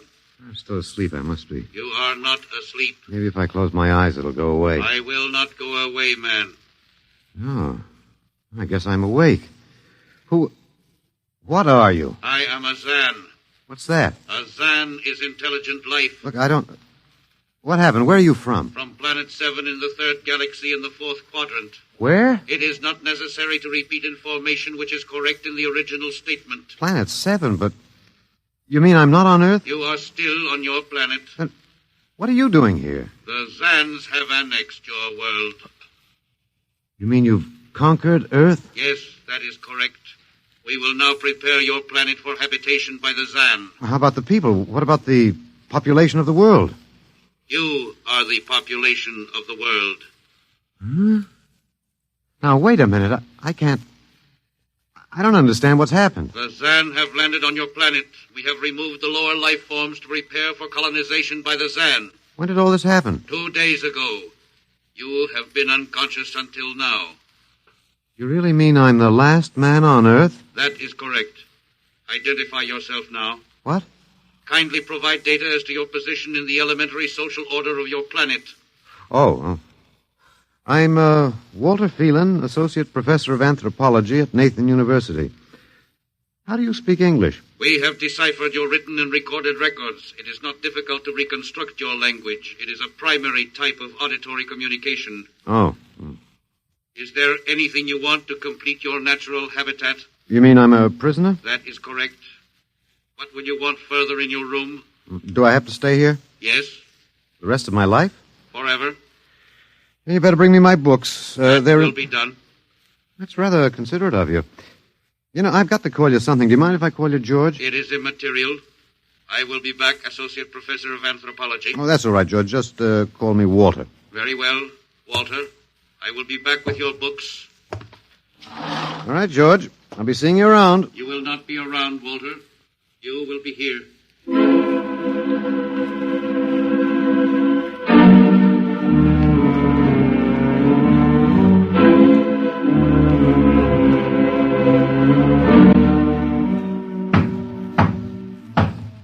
Come in. Oh, hello, George. Hello, Walter. Wait a minute. You're not George. You're different somehow. It makes no difference. The Zan are many, and they are one. Then I'll call you George, too. I'll call you old George. What can I do for you? Point 1. You will please henceforth sit with your chair facing the other way. Uh-huh. I thought so, George. That plain wall is different from the other side, isn't it? That is correct. It is transparent. Yeah, that's what I thought. I'm in a zoo, right? That is correct. How many other animals do you have in the zoo, George? 216. Not complete, George. Even a Bush League zoo could beat that. Did you just pick at random? Yes. All species would have been too many.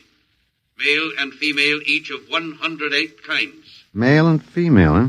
Of all the animals? There is a female of your species among the collection. Anyone I know? Well, never mind. It doesn't matter anyway. Well, what do you feed us all, eh? For carnivorous species, we make synthetics. The flora was not hurt by the vibrations which destroyed animal life. Oh, nice for the flora. Well, George, you started out with point 1. I deduce there is a point 2 kicking around somewhere. What is it? Something we do not understand. Oh? 2 of the other animals sleep and do not wake. They are cold. Don't worry, George. It happens in the best regulated zoos. What is wrong with them, Walter? Nothing much. They're just dead. Dead? Mm-hmm. That means stopped. But nothing stopped them. Each was alone. Well, maybe they just died of old age. Old age? I do not understand. You don't? Well, how old are you, George? Your planet went around the sun about 7,000 times since I was born. 7,000 years? Yes, I am still young. Yeah, a babe in arms. Look, George, you've got something to learn about this planet you've hijacked. Here on Earth, we've got somebody you don't know where you come from. An old man with a beard and an hourglass and a scythe. Your vibrations didn't kill him. What is he? Oh, old man Death. Down here, our people and animals live until somebody, the Grim Reaper, stops them. He will stop more? Well, he gets us all, George. With your lifespan, it won't seem like a minute and we'll all be gone. Looks like you made a mistake, George. And I don't think there's much you can do about it. That is not correct. The Zan is a logical being. We will take action.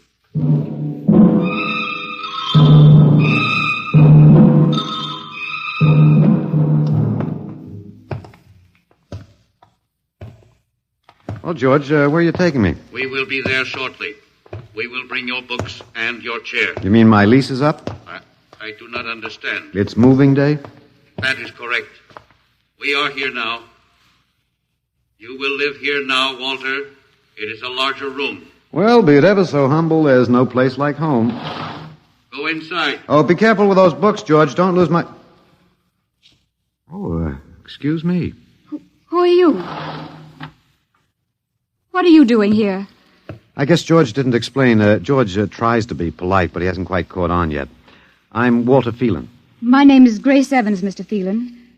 What's all this about? Why did they bring me here? I think I know why, but let's go back a bit. Do you know just what has happened otherwise? No, not exactly. Well, I've been talking to George. George? Well, that's what I call them, all of them. There's no way to tell them apart anyway. There aren't many of them here yet. They come from outside the solar system, sort of an advanced scouting party. I saw their spaceship. It's as big as a mountain. Yeah, they're moving in on us.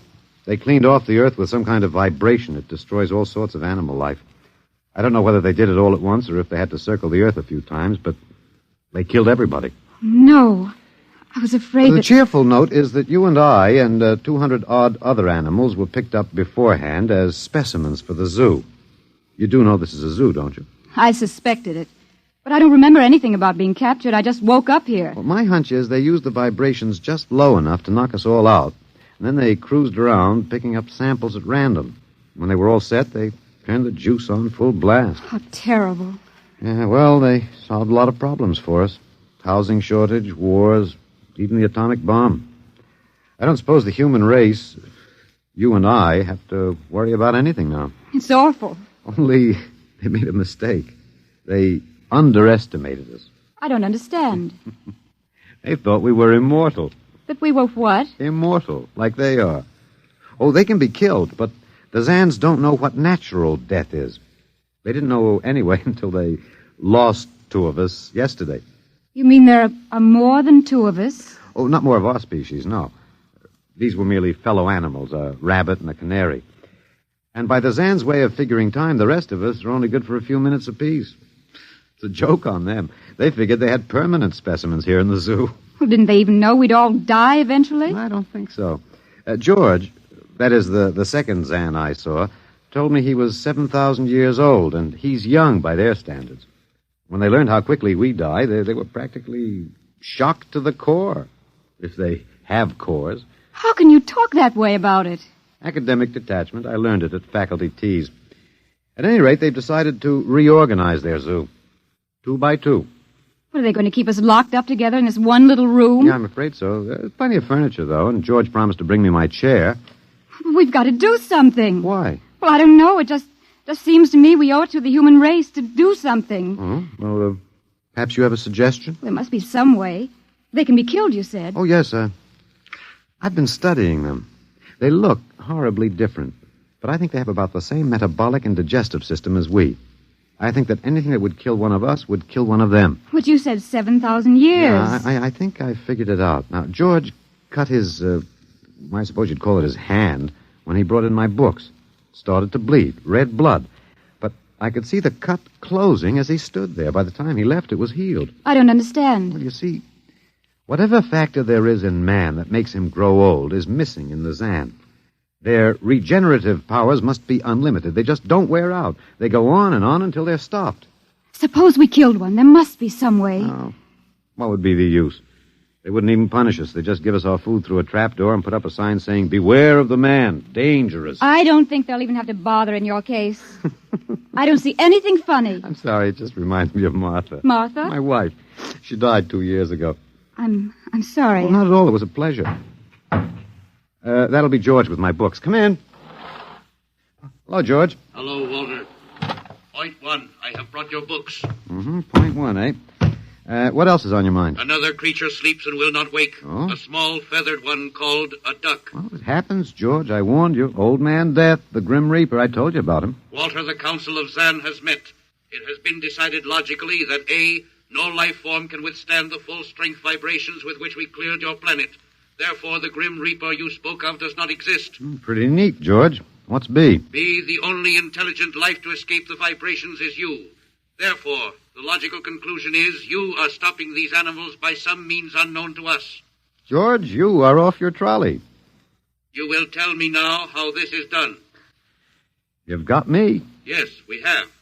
It is necessary to save the remaining specimens as long as possible. If we do not get the information, we may be forced to dispense with your species entirely.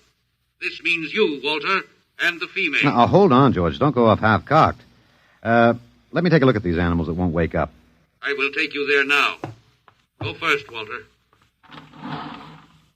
After you, my dear George.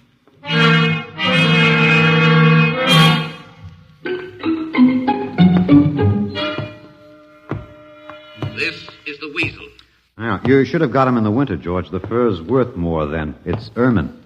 This is the reptile cage. Mm-hmm. Here are the ducks. That is the male. The female has been stopped. Yeah, lucky girl. What's the matter, fellow? Lonely? Walter, you will tell me how you stopped the female duck. Oh, you got me, George. I didn't do it. Maybe she died of the Dutch elm blight. Walter, you are not being logical. We have concluded you are stopping these animals. Tell us now how it is done. I've told you, George. I haven't the foggiest notion. Very well. We will have to take further action. Oh, what are you going to do, George? We will go back now to your room.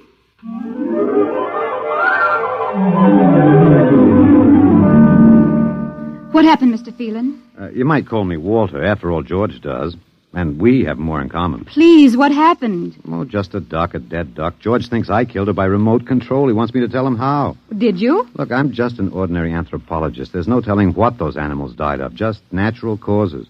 But George can't see it that way. He thinks I'm holding out on him. Good. What? At least we can get back at them some way.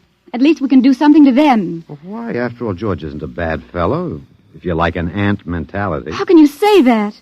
Well, they murdered the human race. I suppose so, but we can't change that now, so why think about it? We just can't sit here and do nothing. I fail to see how we can do anything else. But at least we could be fighting. I can't see the virtue in that. I was more or less content with my books, and we've got George to talk to. Of all the men in the world they had to pick, don't you want to fight back? Don't you want to keep on fighting to the end? It hadn't occurred to me. But we've got to, Walter. Why? Well, I can't really explain it, but, Walter, if there was any good in man, it was that he kept on struggling against nature and, in the end, even against himself. But he kept on fighting for what he thought was right, and we're all that's left. Walter, we just can't end by giving up. We've got to keep on fighting. You know, you do remind me of Martha. There isn't much left for us. We could beat them in this one small thing. We can pretend there's a secret about death. We could refuse to tell them anything. Well, there isn't anything to tell. But they don't know that. Promise me you won't give in. Well, I suppose the worst they can do is kill us. All right, Miss Evans. Hello, George. Hello, Walter. Now you will tell us how these animals are stopped. George, this may come as a shock to you, but I've decided not to tell you. Why? Oh, a romantic attachment to lost causes. My grandfather was a Confederate officer. Walter, you are not being logical. Neither was my grandfather. He charged a Yankee battery with 1 round of ammunition and a corncob pipe. You are not logical, but that is expected in lower life forms. You will come with me now, Walter. Where are you taking him? To the 2nd level. Go now, Walter. You won't tell them. I can't guarantee anything, but as of now, I don't intend to. We've got to fight, Walter. Remember that. We've got to go out fighting. Yes. Yes, I think you're right. Go now, Walter. Goodbye. It's been a pleasure, Miss Evans. I am waiting. Go now, Walter. After you, my dear George.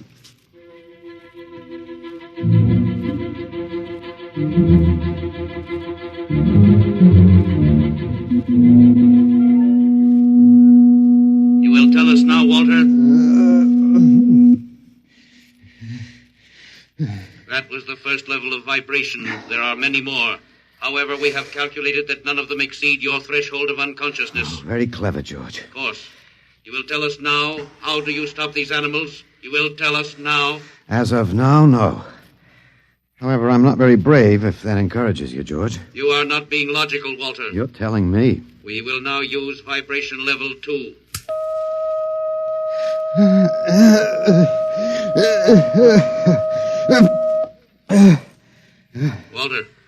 Walter, you are still conscious. Let me alone, George. You will tell us now how you stop the animals? Let me alone. We have had vibration levels 1 and 2.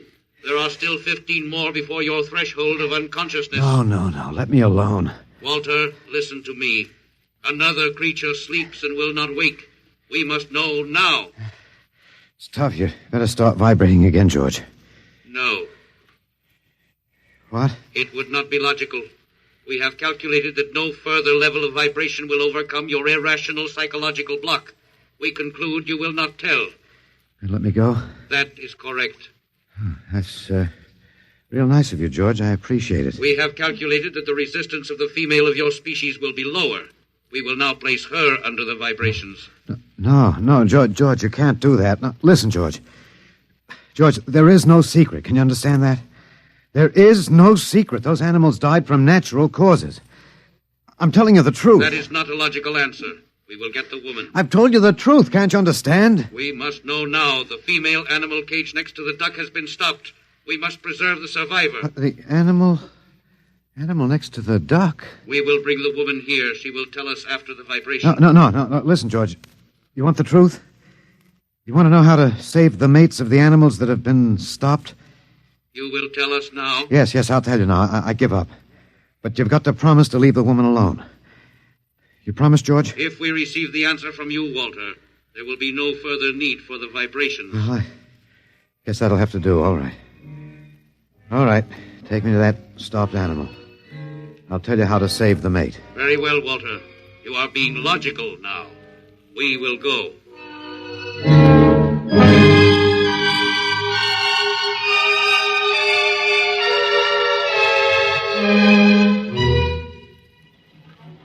Walter, are you all right? Just let me catch my breath a minute. What did they do? What happened?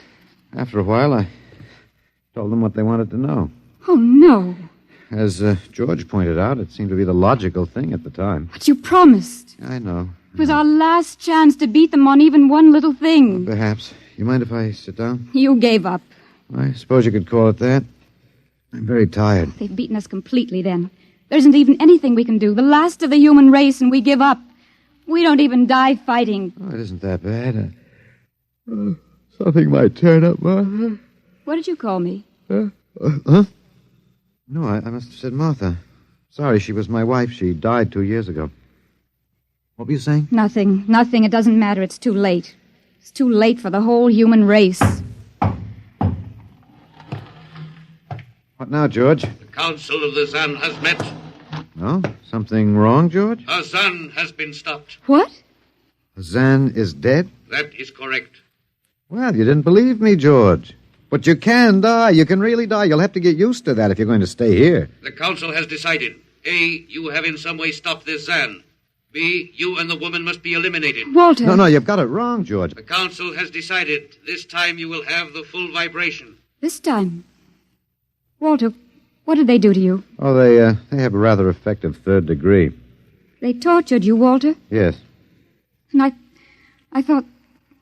Oh, Walter, it was all my fault. I wouldn't even have tried without you. I suppose we have a last chance now to end with some dignity. I think you're a very brave man, Walter. No, not very. There isn't much else to do. Do we go now, George? Now, Walter. Wait. What's that? I have been told another Zan has died. Now will you believe me? The Council of the Zan meets now. 2 gone already, and you were with me, George. You know I didn't kill this one. What stopped him then? I told you, it's Old Man Death. You came to the wrong planet, George. Your immortality doesn't go down here. He can stop you, but you can't stop him. And you'll all die if you stick around. What now? The Council has decided. This is a place of death. We will leave your planet. Leave? You mean you're giving up? It is not safe for the Zan. Oh, Walter, they're leaving. They're really going. Come on then, George. And don't hurry back. It would not be logical to do so.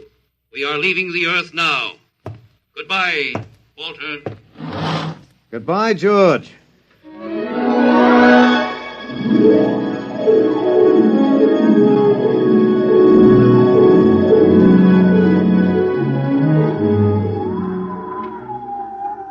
Well, they're all aboard now. So wonderful to feel the sun and the wind again. Yeah, they've closed the hatches. Walter, is it safe for us to be out here? Yes, they're not interested in us any longer. They only want to get away. And I want to see this, Grace. The Zan leaving Earth forever. They're blasting off. There they go. Yes, it's all over now. Well, I suppose we might as well go back in. I still don't understand. Walter, what made them go? I just told him the facts of life. Of death, you mean? No, of life. After all, I thought George was old enough to know. At 7,000 years, he was going to be a pretty big boy. I wish you'd stop joking and tell me what happened. Look out for the step. Well, you remember when the first animals died? The rabbit and the duck? Yeah, and their mates just started to pine and waste away? Yes. Well, that worried the Zan. They wanted to keep the last specimens alive if they could. So finally, I broke down and told them about affection. Affection? Yes. And then I introduced Donald. Donald? Who's that? Here we are. Grace, meet Donald. Oh, Walter, please. What does affection have to do with it? That's what the Zan wanted to know. I told him it was love that made the world go round. That having lost his mate, Donald would die immediately unless he had affection and constant petting. Petting? I even showed him how. Here, fella, come on. Come here. Yeah. I held Donald in my arms, and I petted him a while. Then I let the Zan take over with the animal in the next cage. What animal? Take a look. You mean this cage? Mm-hmm. Watch out. Don't go too close. Walter, it's a rattlesnake. Yes. Their metabolism made it impossible for them to die of old age, but I had a hunch that they could be poisoned. Then it was the snake that killed the two Zan. Mm-hmm. They never even knew what bit them. Then you outwitted them, Walter. Well, I suppose... I thought you'd just given up. Oh, Walter, I'm so ashamed. You don't have to be. I had given up. I probably wouldn't have fought if you hadn't pushed me. Well, we've got a world to plan. A new world, Grace. I know. We'll have to decide which animals to let out of the zoo and which ones it'd be safer to keep in. But first, there's a bigger problem. What's that? The human race. Oh. We've got to make a decision about that. Pretty important one. Yes, but... It's been a nice race, even if nobody won it. Of course, it may go backward for a while until it gets its breath, but we can save the books and all the most important things and get it started ahead once more. No. It's the Garden of Eden all over again. But, Eve, you'll have to watch out for that snake. Now, don't be ridiculous, Walter. Funny, you even blush like Martha. Only you're stronger than she was. Prettier, too. I wish you'd forget about Martha. I think I will, my dear. If you'll give me time. Now, Walter Phelan, you listen to me. If you think for 1 minute that I thought it would never happen to me again. But it is love that makes the world go round. So, Grace, if you could only... No. I wouldn't marry you if you were the last man on earth. But that's exactly what I am. I don't care. I don't even want to talk about it. I'm going out. All right, my dear, but think it over. And please come back.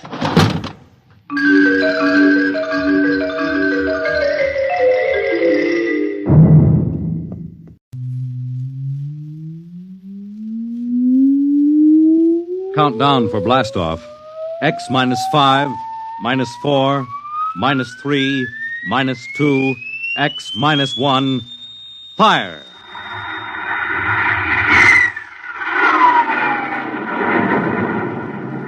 From the far horizons of the unknown come transcribed tales of new dimensions in time and space. These are stories of the future, adventures in which you'll live in 1,000,000 could-be years on 1,000 would-be worlds. The National Broadcasting Company presents X -1.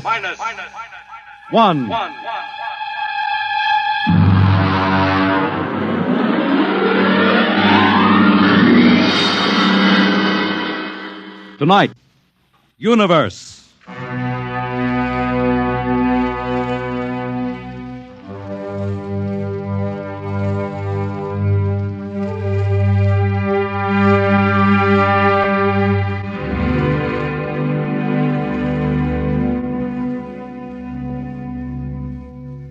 We are just beginning to discover how boundless our universe really is.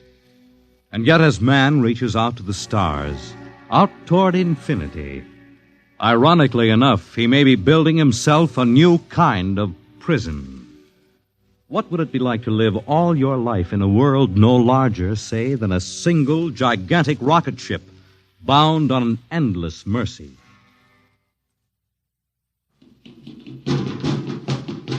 Hugh, look out! You all right? Yes. Just missed me. What was it? Mutant with a slingshot, I think. Must have dashed down that passageway. Want to go after it? Oh, we'd never catch it, Alan. It's probably 12 decks above us by now. I didn't think they ever came down this far. Trolls usually get them before they reach this level. They get more daring with each generation. This one looked like a female. Male or female, it might have killed us.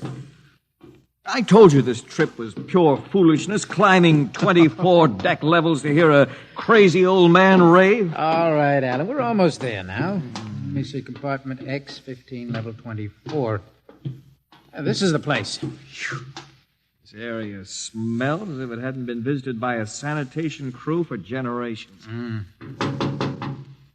This part of the ship is almost deserted. Yes? Is this the compartment of John the Witness? Who are you? My name is Hugh Hoyland, cadet from Scientist Barracks. This is my friend Alan Mahoney. What do you want of John the Witness? Well, only to talk. Are you a believer in Jordan? Naturally. I have heard that there are those among the younger scientists who doubt the word of Jordan. To doubt is death. We're not heretics. Ah, enter.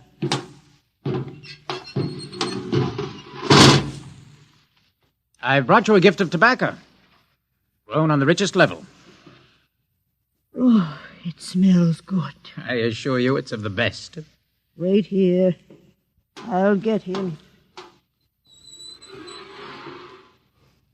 What a rat's nest. Shh. Well, what the devil do you think he can tell you? Alan, I'm not sure.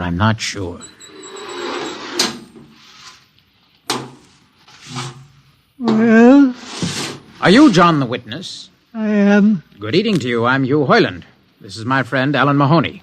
What brings a gentleman of the scientist class to my humble compartment? I've heard that you and your parents before you have been keepers of the legend of the ship. Since Jordan gave the word. I'm anxious to hear the word as Jordan spoke it.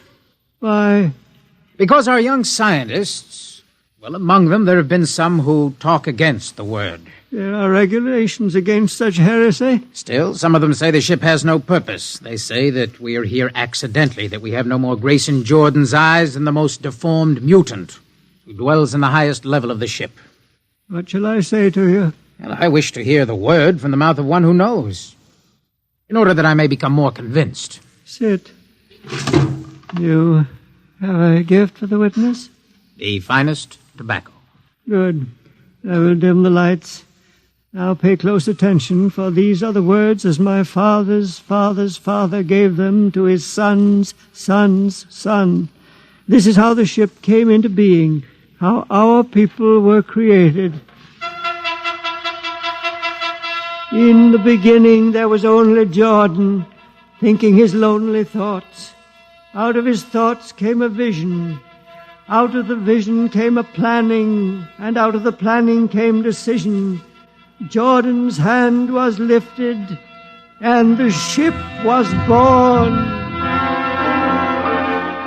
Mile after mile of good compartments, tank after tank for gold and corn, ladder and passage, door and locker fit for the needs of the yet unborn.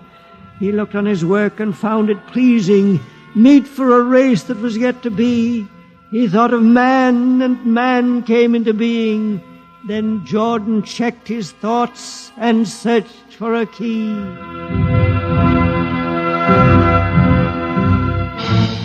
Man untamed would shame his maker. Man unruled would spoil the plan. So Jordan made the regulations, and order came to the works of man. A crew he created to work at their stations, scientists to guide the plan. Over them all he created captain, made him judge of the race of man. Thus it was in the golden age.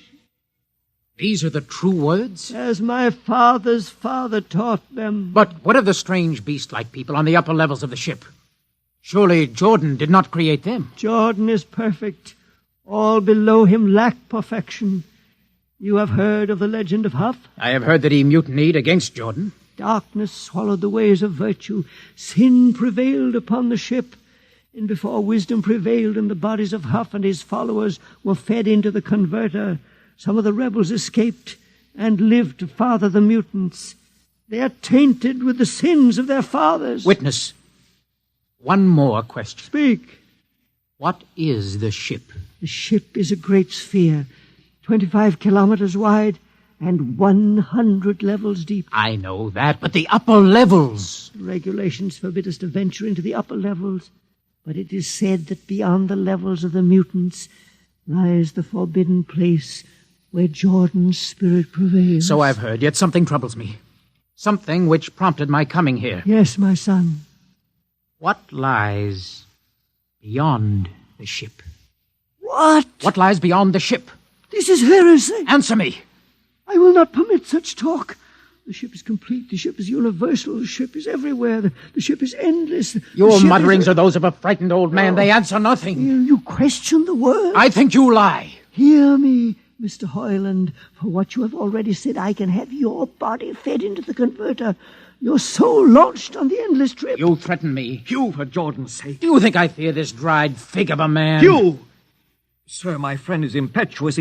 He does not understand. I might be persuaded to forget a substantial gift. Why, you pig! Hugh! Alan, come on. The sight of this so-called holy man offends me. No, you shall not leave. Don't try to frighten me with that gun, old man. Remain where you are, heretic. I warn you, put down that gun. No, closer. Drop it. No, very well, then. Death to the heretic.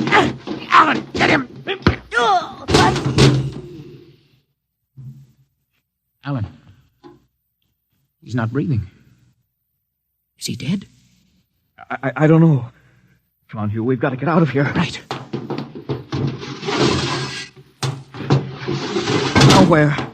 We can't go back. They'd feed us into the converter before we could even... What's that? An alarm. That old woman must have turned it in. Come on, Alan. The patrol will be here in no time. Where can we go? Yes, where? The upper levels. No, the mutants. We'll have to take our chances. Come on, Alan, let's go. Listen, that's the patrol.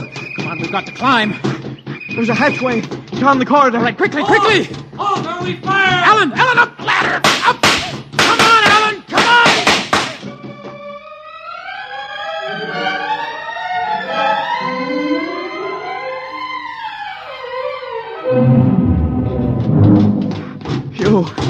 Hugh, wait. How far are we from the outside wall? Judging by the slope of the deck, about 2 miles. Alan, let's try this passageway here. If you hadn't asked him that stupid question. Now, there's no use going over that. But why did you do it? I've been thinking about it for a long time. When he began to give me those stupid, tight answers, well, I just saw red, I guess. Who are you to question the ways of Jordan? When you asked me to go with you to visit the witness, I thought you wanted spiritual help. I never dreamed. I'm sorry, Alan. I'm sorry. I couldn't foresee this. Wait a minute. What? I saw something move. Where? Near that bulkhead. I don't see anything. Maybe my eyes are going bad. Still, listen! You behind us! Alan, look out!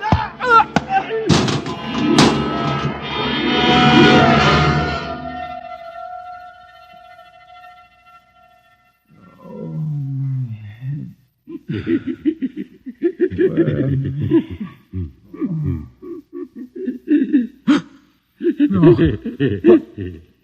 What are you? Away that knife. Keep away from me, you. Don't kill him. Not yet. Who are you? You must forgive my friend Bobo. Like so many of my people, he's rather impetuous where members of the so-called super race are concerned. Who are you? What place is this? As you can guess, from my leg, I'm a mutant. Mutant? Where is Alan? Your friend is dead. Dead? I was not able to restrain my people in time to save him. Why don't you destroy me and get it over with? We do not kill for pleasure, Mr. Hoyland. Only when necessary. You know my name? I read your identification tag. Who are you? Mutants can't read. My name is Gregory. Gregory? I'm a leader of my people. You see, although we are unfortunate in our heredity, Mr. Hoyland, many of us are quite intelligent. And why do you live like animals? We'd rather live like free animals than like regimented slaves, as you do. I've heard you practice cannibalism. Undoubtedly, you hear many things about us. You turn your head. Why? That monster. I've never seen a creature like him. Bobo is an unfortunate. He was born without the power of speech. How can you tolerate such a monstrosity? We've learned to live with difference. If we began to destroy our imperfects as you do on the lower levels, there would soon be no one left. It violates the regulations. The word of Jordan You know, states Mr. specifically Hoyland, that...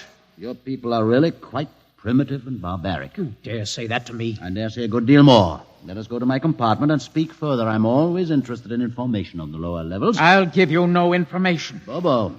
No. I want Mr. Hoyland in my cabin, please. No. I would advise you to go quietly, Mr. Hoyland. Bobo has a hatred of superior beings, which is unfortunate, but quite understandable. Proceed.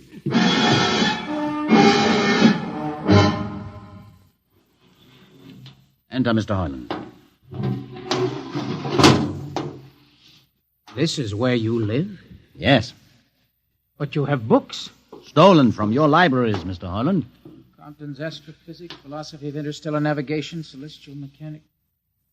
You've read these? Most of them. I had no idea that you... Why did you bring me here? What do you intend to do?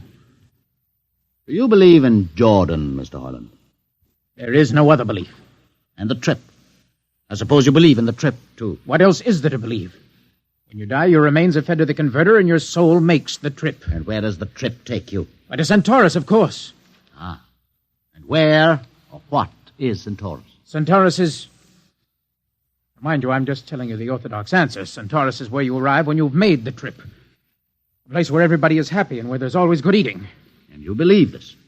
Well, the peasants believe it literally, but many of the younger scientists, like myself, know it is figurative and symbolic. Why do you ask? Did it ever occur to you, Mr. Hoyland, that the trip is exactly what your peasants believe it is? What? And that the ship and all the crew were actually going somewhere, moving? The ship can't go anywhere. It already is everywhere. Imagine a place bigger than the ship. Much bigger.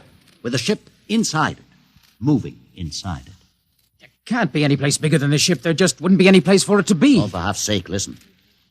You know the lowest level? Of course.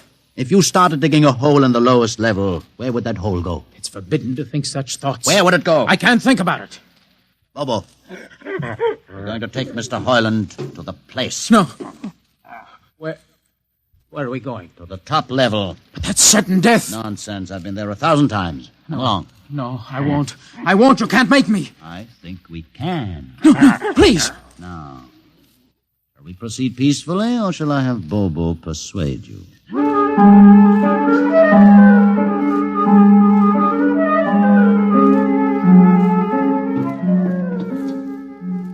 Open the door, Bobo. Inside. No. What place is this? This, Mr. Hoyland, is the main control room. Now, Mr. Hoyland, you're trembling.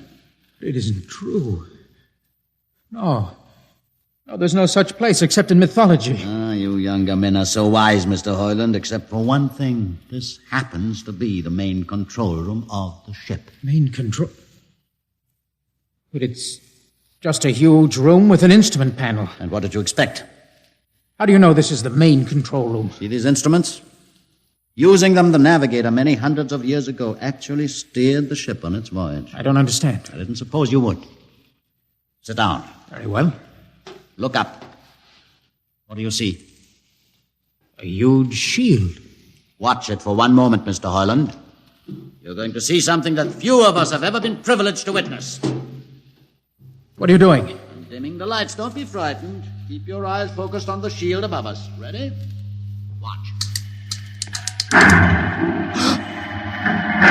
It's sliding back. Ghost of Jordan. Well? What am I seeing? The universe, Mr. Hoyland. The universe in all its beauty.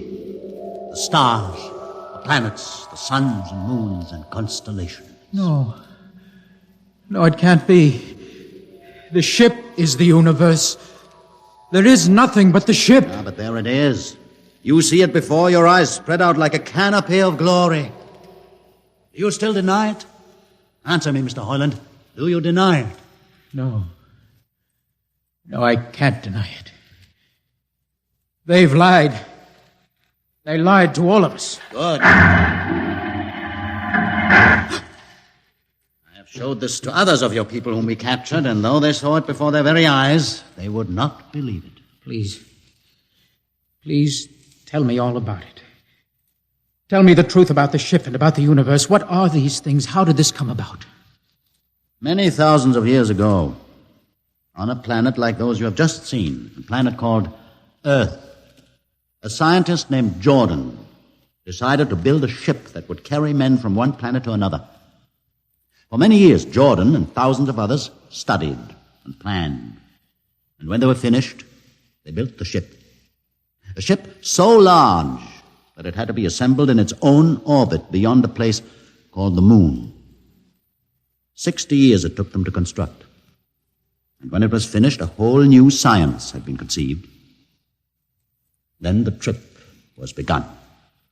The trip that was to land a colony of Earthmen on a far-off planet called Centaurus, millions of light years beyond the furthest planet ever reached before.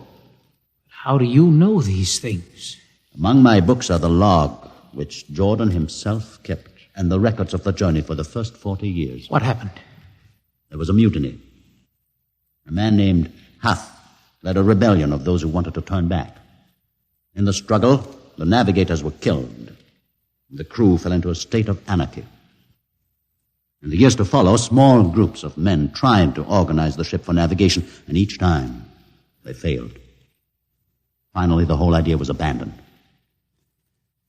And so, for centuries, we have swung in space, unmanned, undirected, living in a lost world of our own making, without purpose, without direction. Why have you told me this? Can't you guess? You want to finish the trip. Yes, but I can't. You can't? Look at me, Mr. Hoyland. You see, a mutant, a man with a twisted leg. My people are outcasts, condemned to death if we so much as set foot in the lower levels of the ship. The main drive is in the lower levels where my people are forbidden to go. No. It would mean that both our people would have to work together. Our differences encouraged rather than denied. All right. I'll see the captain himself. I have an uncle on the central board. I'll tell him what I've seen here. And do you think he'll believe you? Send one of your people with me. That's asking a good deal. I'm risking a good deal by going back. Very well. Bobo will go with you. Bobo? He can't talk. There will be no need for talk. I will write a message guaranteeing safe conduct for a group of unarmed scientists to visit the main control room. Bobo will take you safely through our territory. What happens when you reach your own level is up to you.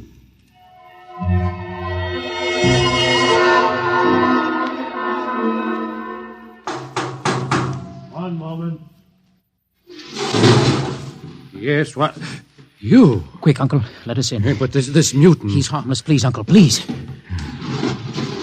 Now, what is this? You're wanted for... I know all about that. Uncle, listen.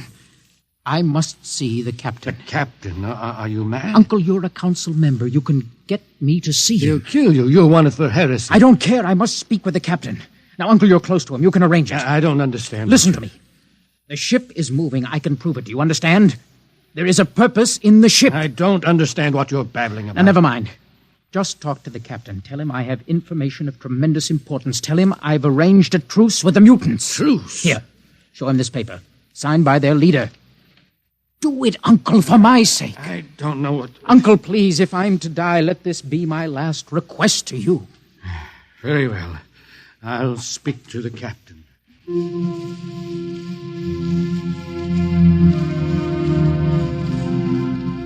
And you say, Mr. Hoyland, that you saw this with your own eyes? I swear it, Captain. I swear it on the word of Jordan. Let me see the paper again. Commander Erst, what do you think? I don't know, sir. It might be a trick. I guarantee you safe conduct. If these things are as Mr. Hoyland reports them, it would pay to risk a few lives. The man is a convicted heretic. Still, we must not discount his word. He has a safe conduct, and the mutant risked its life coming with him. I think we might investigate. Captain, you mean you will do it? I will have an expedition outfitted. Dismissed, Mr. Hoyland. Thank you, sir.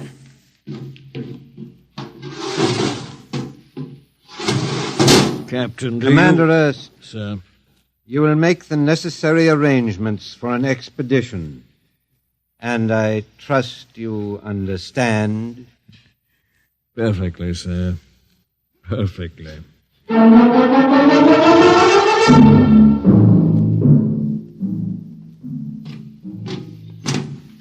Lieutenant. Mr. Hoyland? You better halt your men here. This is the spot. Patrol! Halt! Well, I see no welcoming party of mutants. There'll be none. Their leader will meet you inside the main control room. You don't say. And just where is this main control room? Beyond that door. I see. All right, men. Ready up. Lieutenant, why do you ready arms? In case of ambush. Ambush? Now, wait a minute, Lieutenant. What are those men doing with that ray gun? Just aiming it at the door. Are you mad? No, Mr. Hoyland, but most certainly you are to think that we could be lured up here to be slaughtered with a fantastic story about some mythical control room. Guns ready, sir. Lieutenant, I warn you, these people have acted in good faith. You can't break that faith. Oh, mutant! Come out! For Jordan's sake, Hold Lieutenant. It. A little too quiet for comfort. Mutant! Open the door! Please, Jordan, don't let anything happen. Don't let... All right, it's opening. Ready, men? Someone's coming out. Steady. Gregory, stay back! You fools! You've killed him! Here come the rest of them. Fire! Fire!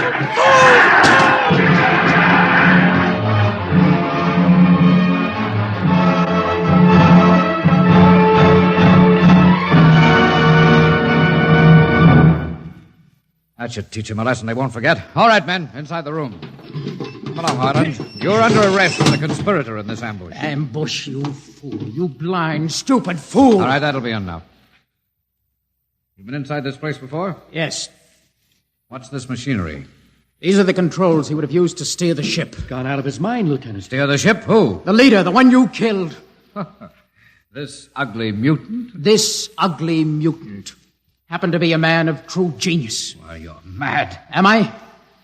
Lieutenant, this man had a vision which would have saved you, but you chose to kill him because you couldn't stand the sight of his difference from you. Shut up, Highland. Don't listen to him, man. You can't shut your eyes, and you can't shut your minds, and you can't shut your ears to this!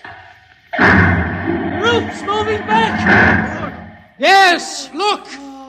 Let the vision of this confound your ignorance and blind your eyes. This is the heritage of stars and open skies, for which men have yearned for centuries. Try to destroy this, and you will only destroy yourselves. Death to the heritage.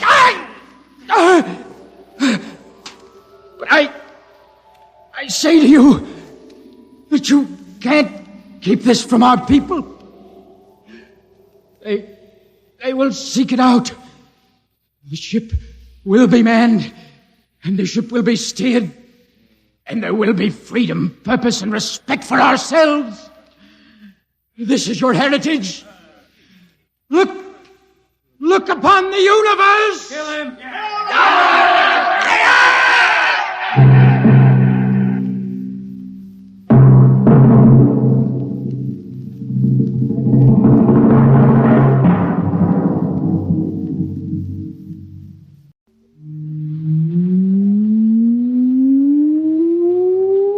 Countdown for blastoff.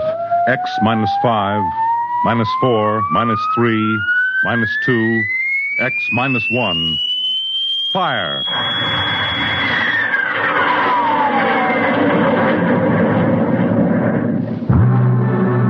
the far horizons of the unknown come transcribed tales of new dimensions in time and space. These are stories of the future, adventures in which you'll live in 1,000,000 could-be years, on 1,000 maybe worlds. The National Broadcasting Company presents X minus 1.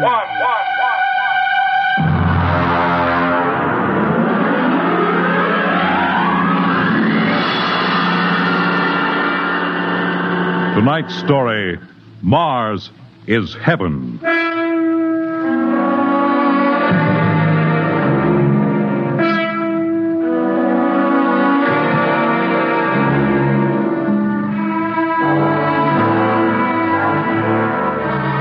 When the first space rocket lands on Mars, what will we find? Only the ruins of a dead and deserted planet? Or will there be life? Intelligent life in some strange form that we can only imagine? Will we be welcomed with open arms? Or will the Martians treat us as invaders? Only one thing is certain. Someday, a giant metal ship will take off from Earth to travel through the black velocities, the silent gulfs of space, to descend at last into the darkness of the upper Martian atmospheres. And on that day, man will finally know the answers. The day we first land on Mars.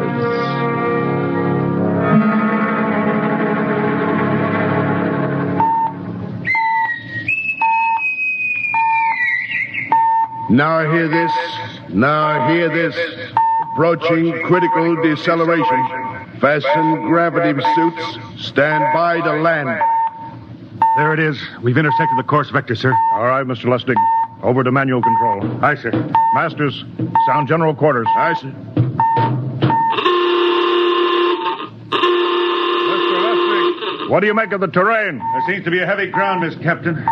We won't be able to use the infrared lights. And we'll have to come in on radar. Isn't that a little risky, sir? Landing in the dark? I'd rather run the danger of a blind landing, Lieutenant, than come in without the cover of darkness.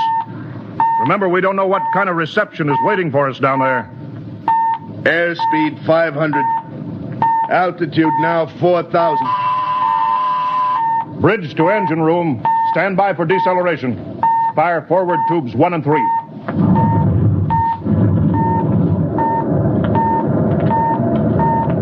Steady as she goes, Mr. Lustig. As she goes, sir. Airspeed 100.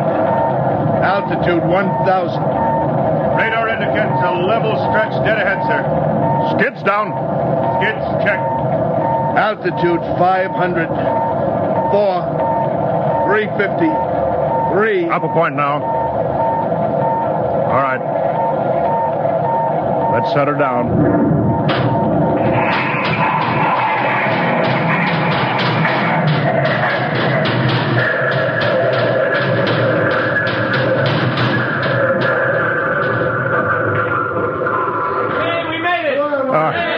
Cut the power. Masters, pipe battle stations. Aye, sir. All secured, sir. Well, gentlemen, we're now on Mars, April 20th, 1987, 4:33 Greenwich time. Enter that in the log, Masters. Aye, sir. Well, gentlemen, it's less than 2 hours till dawn. As soon as it's light, we'll send out a landing party. Masters, get me an all-over hookup.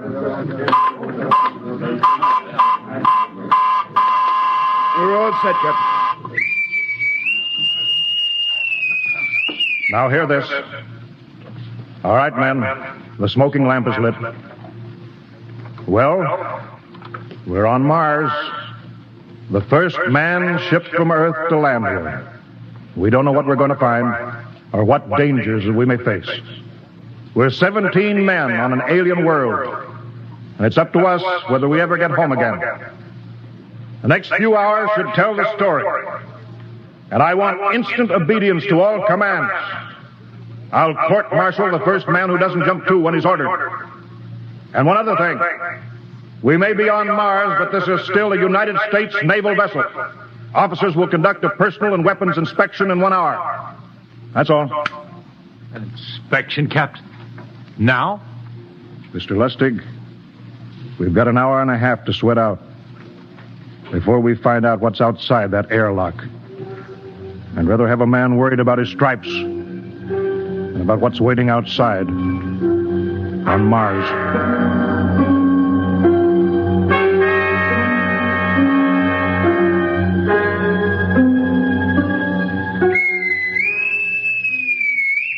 Now hear this. Landing party report to forward airlock. Captain Black, Lieutenant Hingston, Lieutenant Lustig, and Dr. Horst report immediately to forward airlock. It's now landing time -5. Well, they're paging us. You ready, Dr. Horst? Yes, Mr. Lustig. As ready as I will ever be. Come on, let's get in the lock.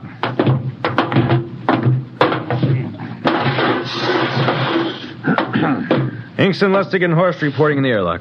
Very well, sir. The captain will join you. 4 minutes to go. At least the captain would get here. What difference does it make? I just want to get it over with, that's all. Anybody got a cigarette? Yeah, I think you're smoking too much, Lieutenant Lustig.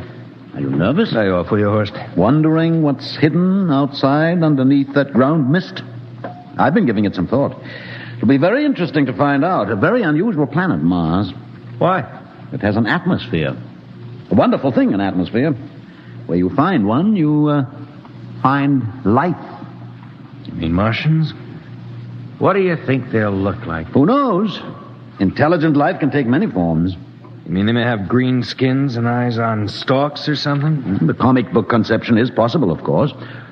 Or they may have developed far beyond us. Perhaps they have a science that can produce weapons far more dangerous than our atomic missiles. You think we may have to fight our way out? After all, we are invaders. Now hear this. Landing time -2. All right. We heard this. You know what I'd like to find outside that airlock? Good old Illinois. Ever been there, Lustig? Only Chicago. Well, you ought to see my hometown. Green lawns, big white houses. Sounds like my hometown. My grandmother used to have one of those iron deer on the lawn. Every Halloween, we'd paint another color. One time, we painted it black and white like a Holstein cow. Where does your family live, Dr. Horst? I have no family. When I was a child, they were gassed to death in the Dachau concentration camp.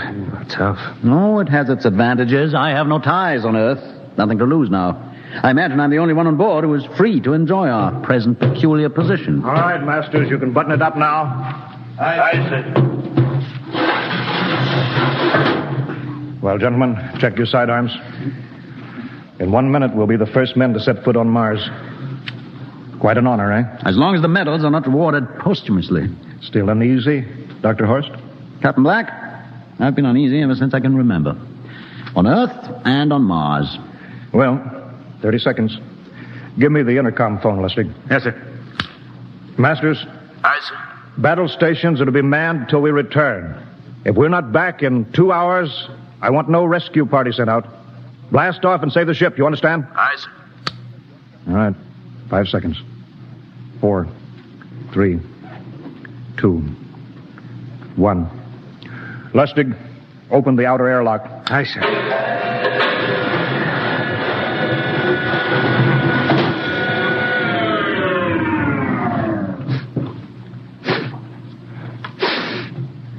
It's fresh air. Let's go. All right, now, take it easy. It's too dark to move fast. Quiet, isn't it? Not even a wind. Can't see anything from this ground this time. We don't know what's out here. All right, come on. What the quiet? Captain, I could swear that sounds like a rooster. I don't hear it anymore. Very homely but unlikely sound. A rooster crowing on Mars? Hingston. Aye, sir. Set that machine gun 25 yards to the flank. We'll stay here till the ground mist lifts. Aye, sir. What do you make of the ground, Horst? Grass. Plain grass. You can see some large foliage there where the mist's thinned out. What the? Hingston, hold your fire, you fool! I hit it, Captain. What?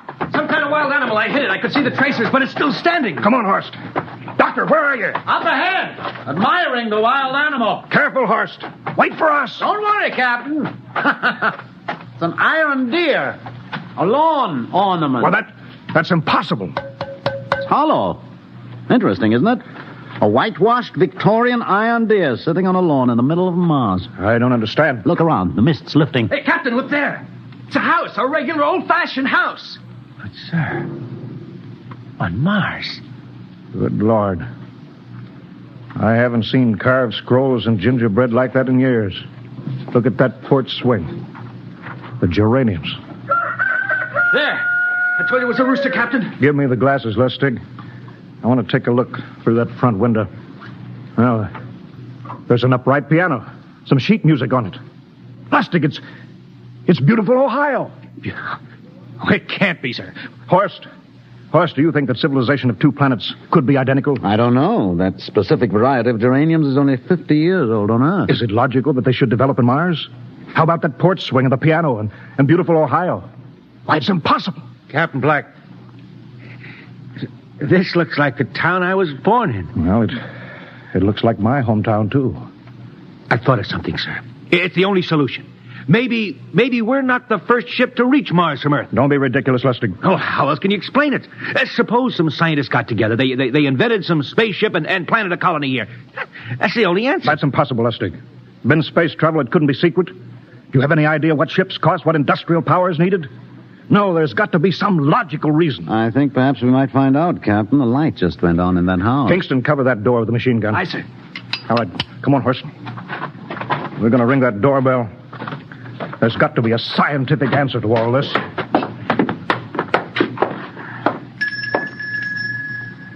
And there's something moving in there. Stand back, Horst. Give me a clear shot. Are you sure a bullet can stop a Martian? Steady now.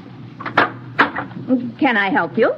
Well, If you're selling anything, it's much too early. No, wait just a minute. What town is this? What do you mean? Are you census takers? No. We're strangers here. We want to know how this town got here. Is this a game? No, it's not a game. We're from Earth. From where? From Earth. Do you mean out of the ground? Are you sure you're feeling well? Madam, we came in a flying ship across space. We're from the third planet, Earth. This is Mars. Now do you understand? Mars. You go away now, you hear? I'll call my husband from upstairs and he'll chase you. Go on. But this is Mars, isn't it? This is Green Lake, Wisconsin, in the United States of America. Bounded on the east by the Atlantic and on the west by the Pacific. Now go away. Goodbye. Horst, do you suppose it's really possible? I've got to find out more about this. I told you I'd call my husband. Now you go away. You've got to tell me one thing first. What year is this? Year? 1928, of course. For goodness sake. You hear that, Horst? And we know it's 1987, and we know this is Mars. Horst, is it possible that we got fouled up, made some tremendous blunder, circled around, and landed back on Earth? In 1928? Well, maybe some switch in time or dimension. Could we have shifted somehow, gone backward in time? Oh, Horst, this won't hold water. It's not logical. We checked every mile. We went past the moon, out into space. We're on Mars. Lustig out at point. Kingston in the rear. Keep that gun at half load. Aye, sir. Horst, there's got to be some cold, logical solution. Captain. What? That house down the street, the white one with the green shutters. Lustig, what's the matter? I never thought of... Thank God! Lustig, come back here. He's running for that house. That crazy fool. After him, quick. Lustig, stop! Come down off of that porch. Grandpa! Lustig, what the devil do you think you're doing? Albert! Grandma, Grandpa, it is you. Lustig, what is going on here? Albert, it's been so many years. How you've grown, boy. It's so good to see you. Lieutenant Lustig! Oh. Captain, Grandma, I want you to meet my friends. This is Captain Black. Captain, I want you to meet my grandfolks. Howdy. Any friend of Albert's is a friend of ours. How long have you been here, Grandma? Oh, a good many years, ever since we died. Ever since you what? Oh, yes, sir. They've been dead 30 years. What? Oh, now, don't you trouble yourself. It's all right. We're alive again, that's all. Do you mean to tell me that Mars is heaven? Oh, nonsense, no. All we know is here we're alive again. And who are we to question God's infinite ways? Well, Lustig, we're going back to the ship. But, Captain, I want to talk to my grandpa. Lieutenant Lustig, I don't like any part of this. You'll come back with us if I have to club you and carry you. Aye, sir. Now, let's go. Heaven only knows what they've run up against back at the ship.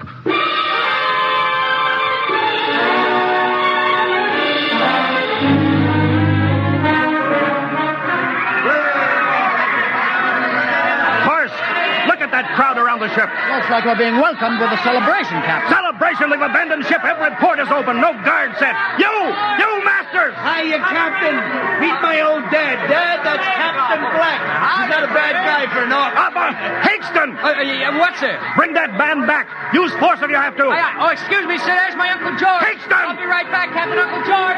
What the devil is going on here? Understand, sir? They've all found friends and relatives. They're all here. You're right, Captain. I've found it. The whole crew's out in the crowd. But I gave orders. Definite orders. You don't understand, Captain. I understand mutiny. I don't care how many relatives show up. I'll have discipline. Johnny! Johnny, you old son of a gun! It's you, Edward. Yes. It can't be. Oh, of course it is. Johnny, Ed. you old...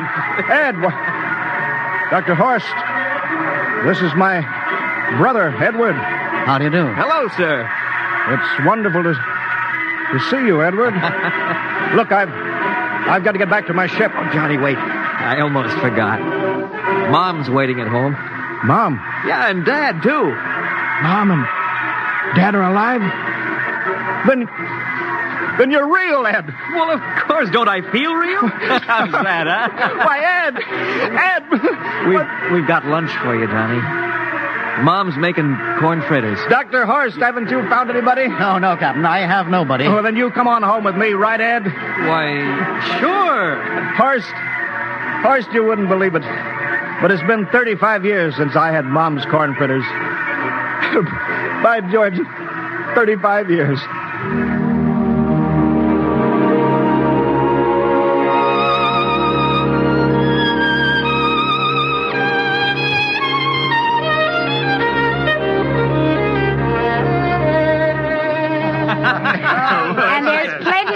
Kitchen, so don't hold back, Johnny.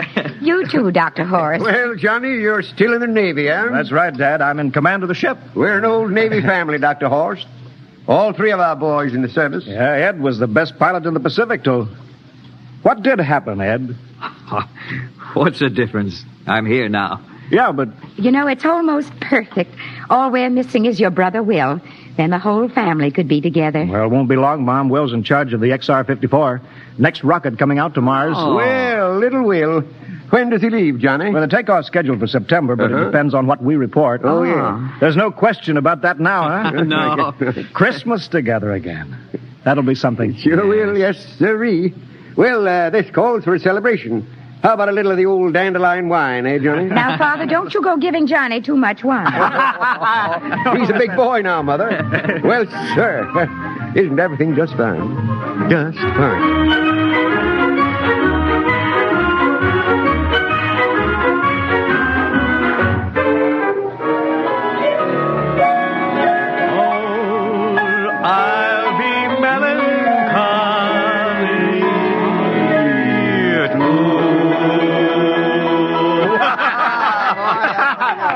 Play that one again, will you, Ed? Oh, sure.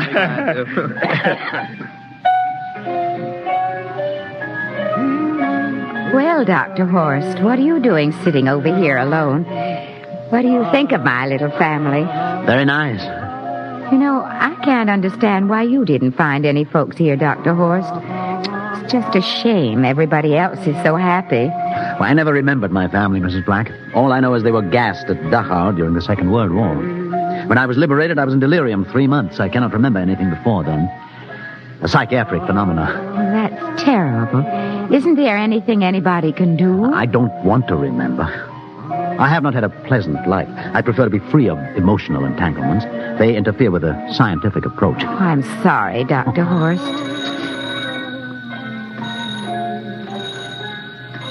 Oh, I'll get it. That's our ring, long and 3 shorts. I remember that. Well, maybe we'd better call it a night. You must be getting tired, Johnny. I'd better be going back to the ship. Nonsense. You stay the night. We insist. I just couldn't rest thinking of you all alone on that ship. I'll be all right. Well, good night. Oh, wait a minute, Dr. Horst. That phone message was for you. Me? Yes, that's right. A message from Anna. Anna? I don't... Well, there, she must be an old friend. Isn't that nice? I don't... You sure it was for me? I don't remember any Anna. Well, she asked if you were better. Perhaps she's someone who knew you at Dachau. Anna? She said she's coming over here first thing in the morning. So you'll have to stay over. Yes, well, that settles it then. You stay here, Horst. You can bunk with me in my old room. Yeah, but Johnny, we thought you'd like to be with Edward. So you could talk the way you used to. Well, we camped with Dr. Horst on the daybed. I think we better share the room tonight. Be plenty of time for talking, Ed. Yes, I guess so. I suppose I better drop back to the ship. You know, Ed, security check. But why do you have to do that here? I don't know, Mom. There's no good reason, I guess. Suppose we skip it tonight, huh? Well, good night, everybody. Oh, it's good to have you home, Johnny. It's good to be home, Mom.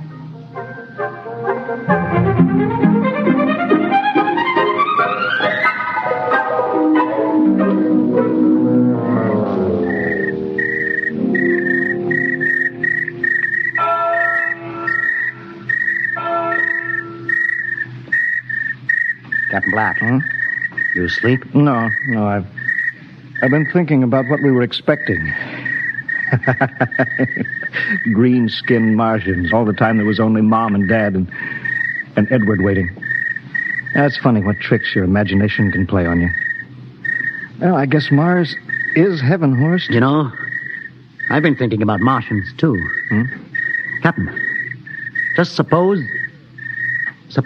there were Martians, and they saw us land, and suppose they thought of us as invaders. What would be the best weapon they could use against our atom bombs, huh? I don't see what you're getting at. They would want to disarm us first, huh? To wipe out all suspicion, to make us feel at home. Captain, suppose this house isn't real.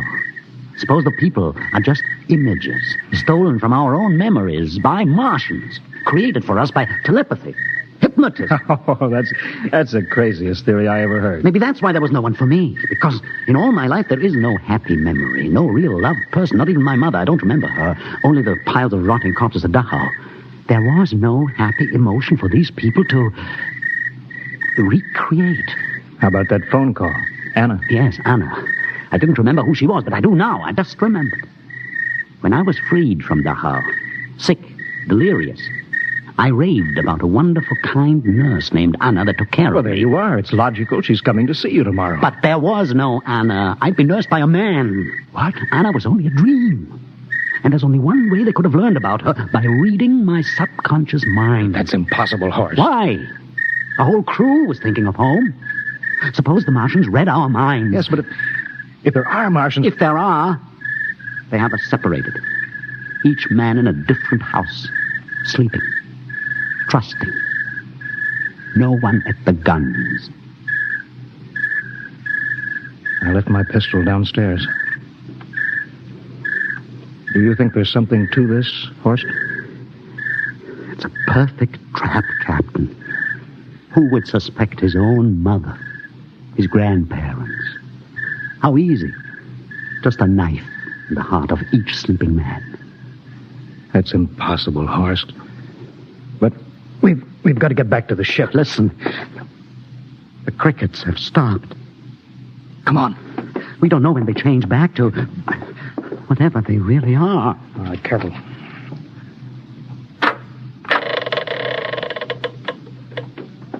Where are you going, John? Ed, we wanted a drink of water. That's all, Ed. You're not thirsty, John. You don't want a drink. Look out! You don't want a His drink. face! It's changing! He's a Martian! Run, horse! Run! You can't get away, John. This way, Horst! Horst, where are you?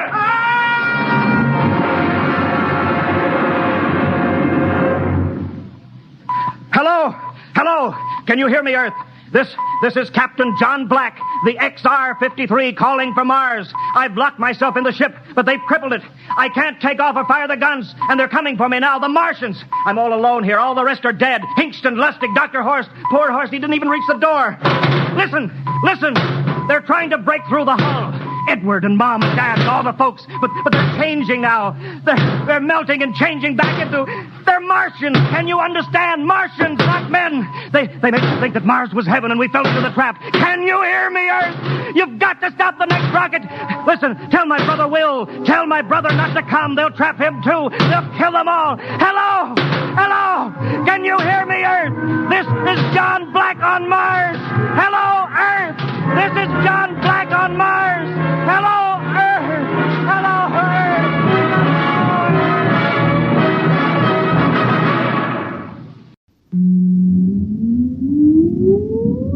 Countdown for blast off. X minus 5, 4, 3, 2, X minus 1, fire.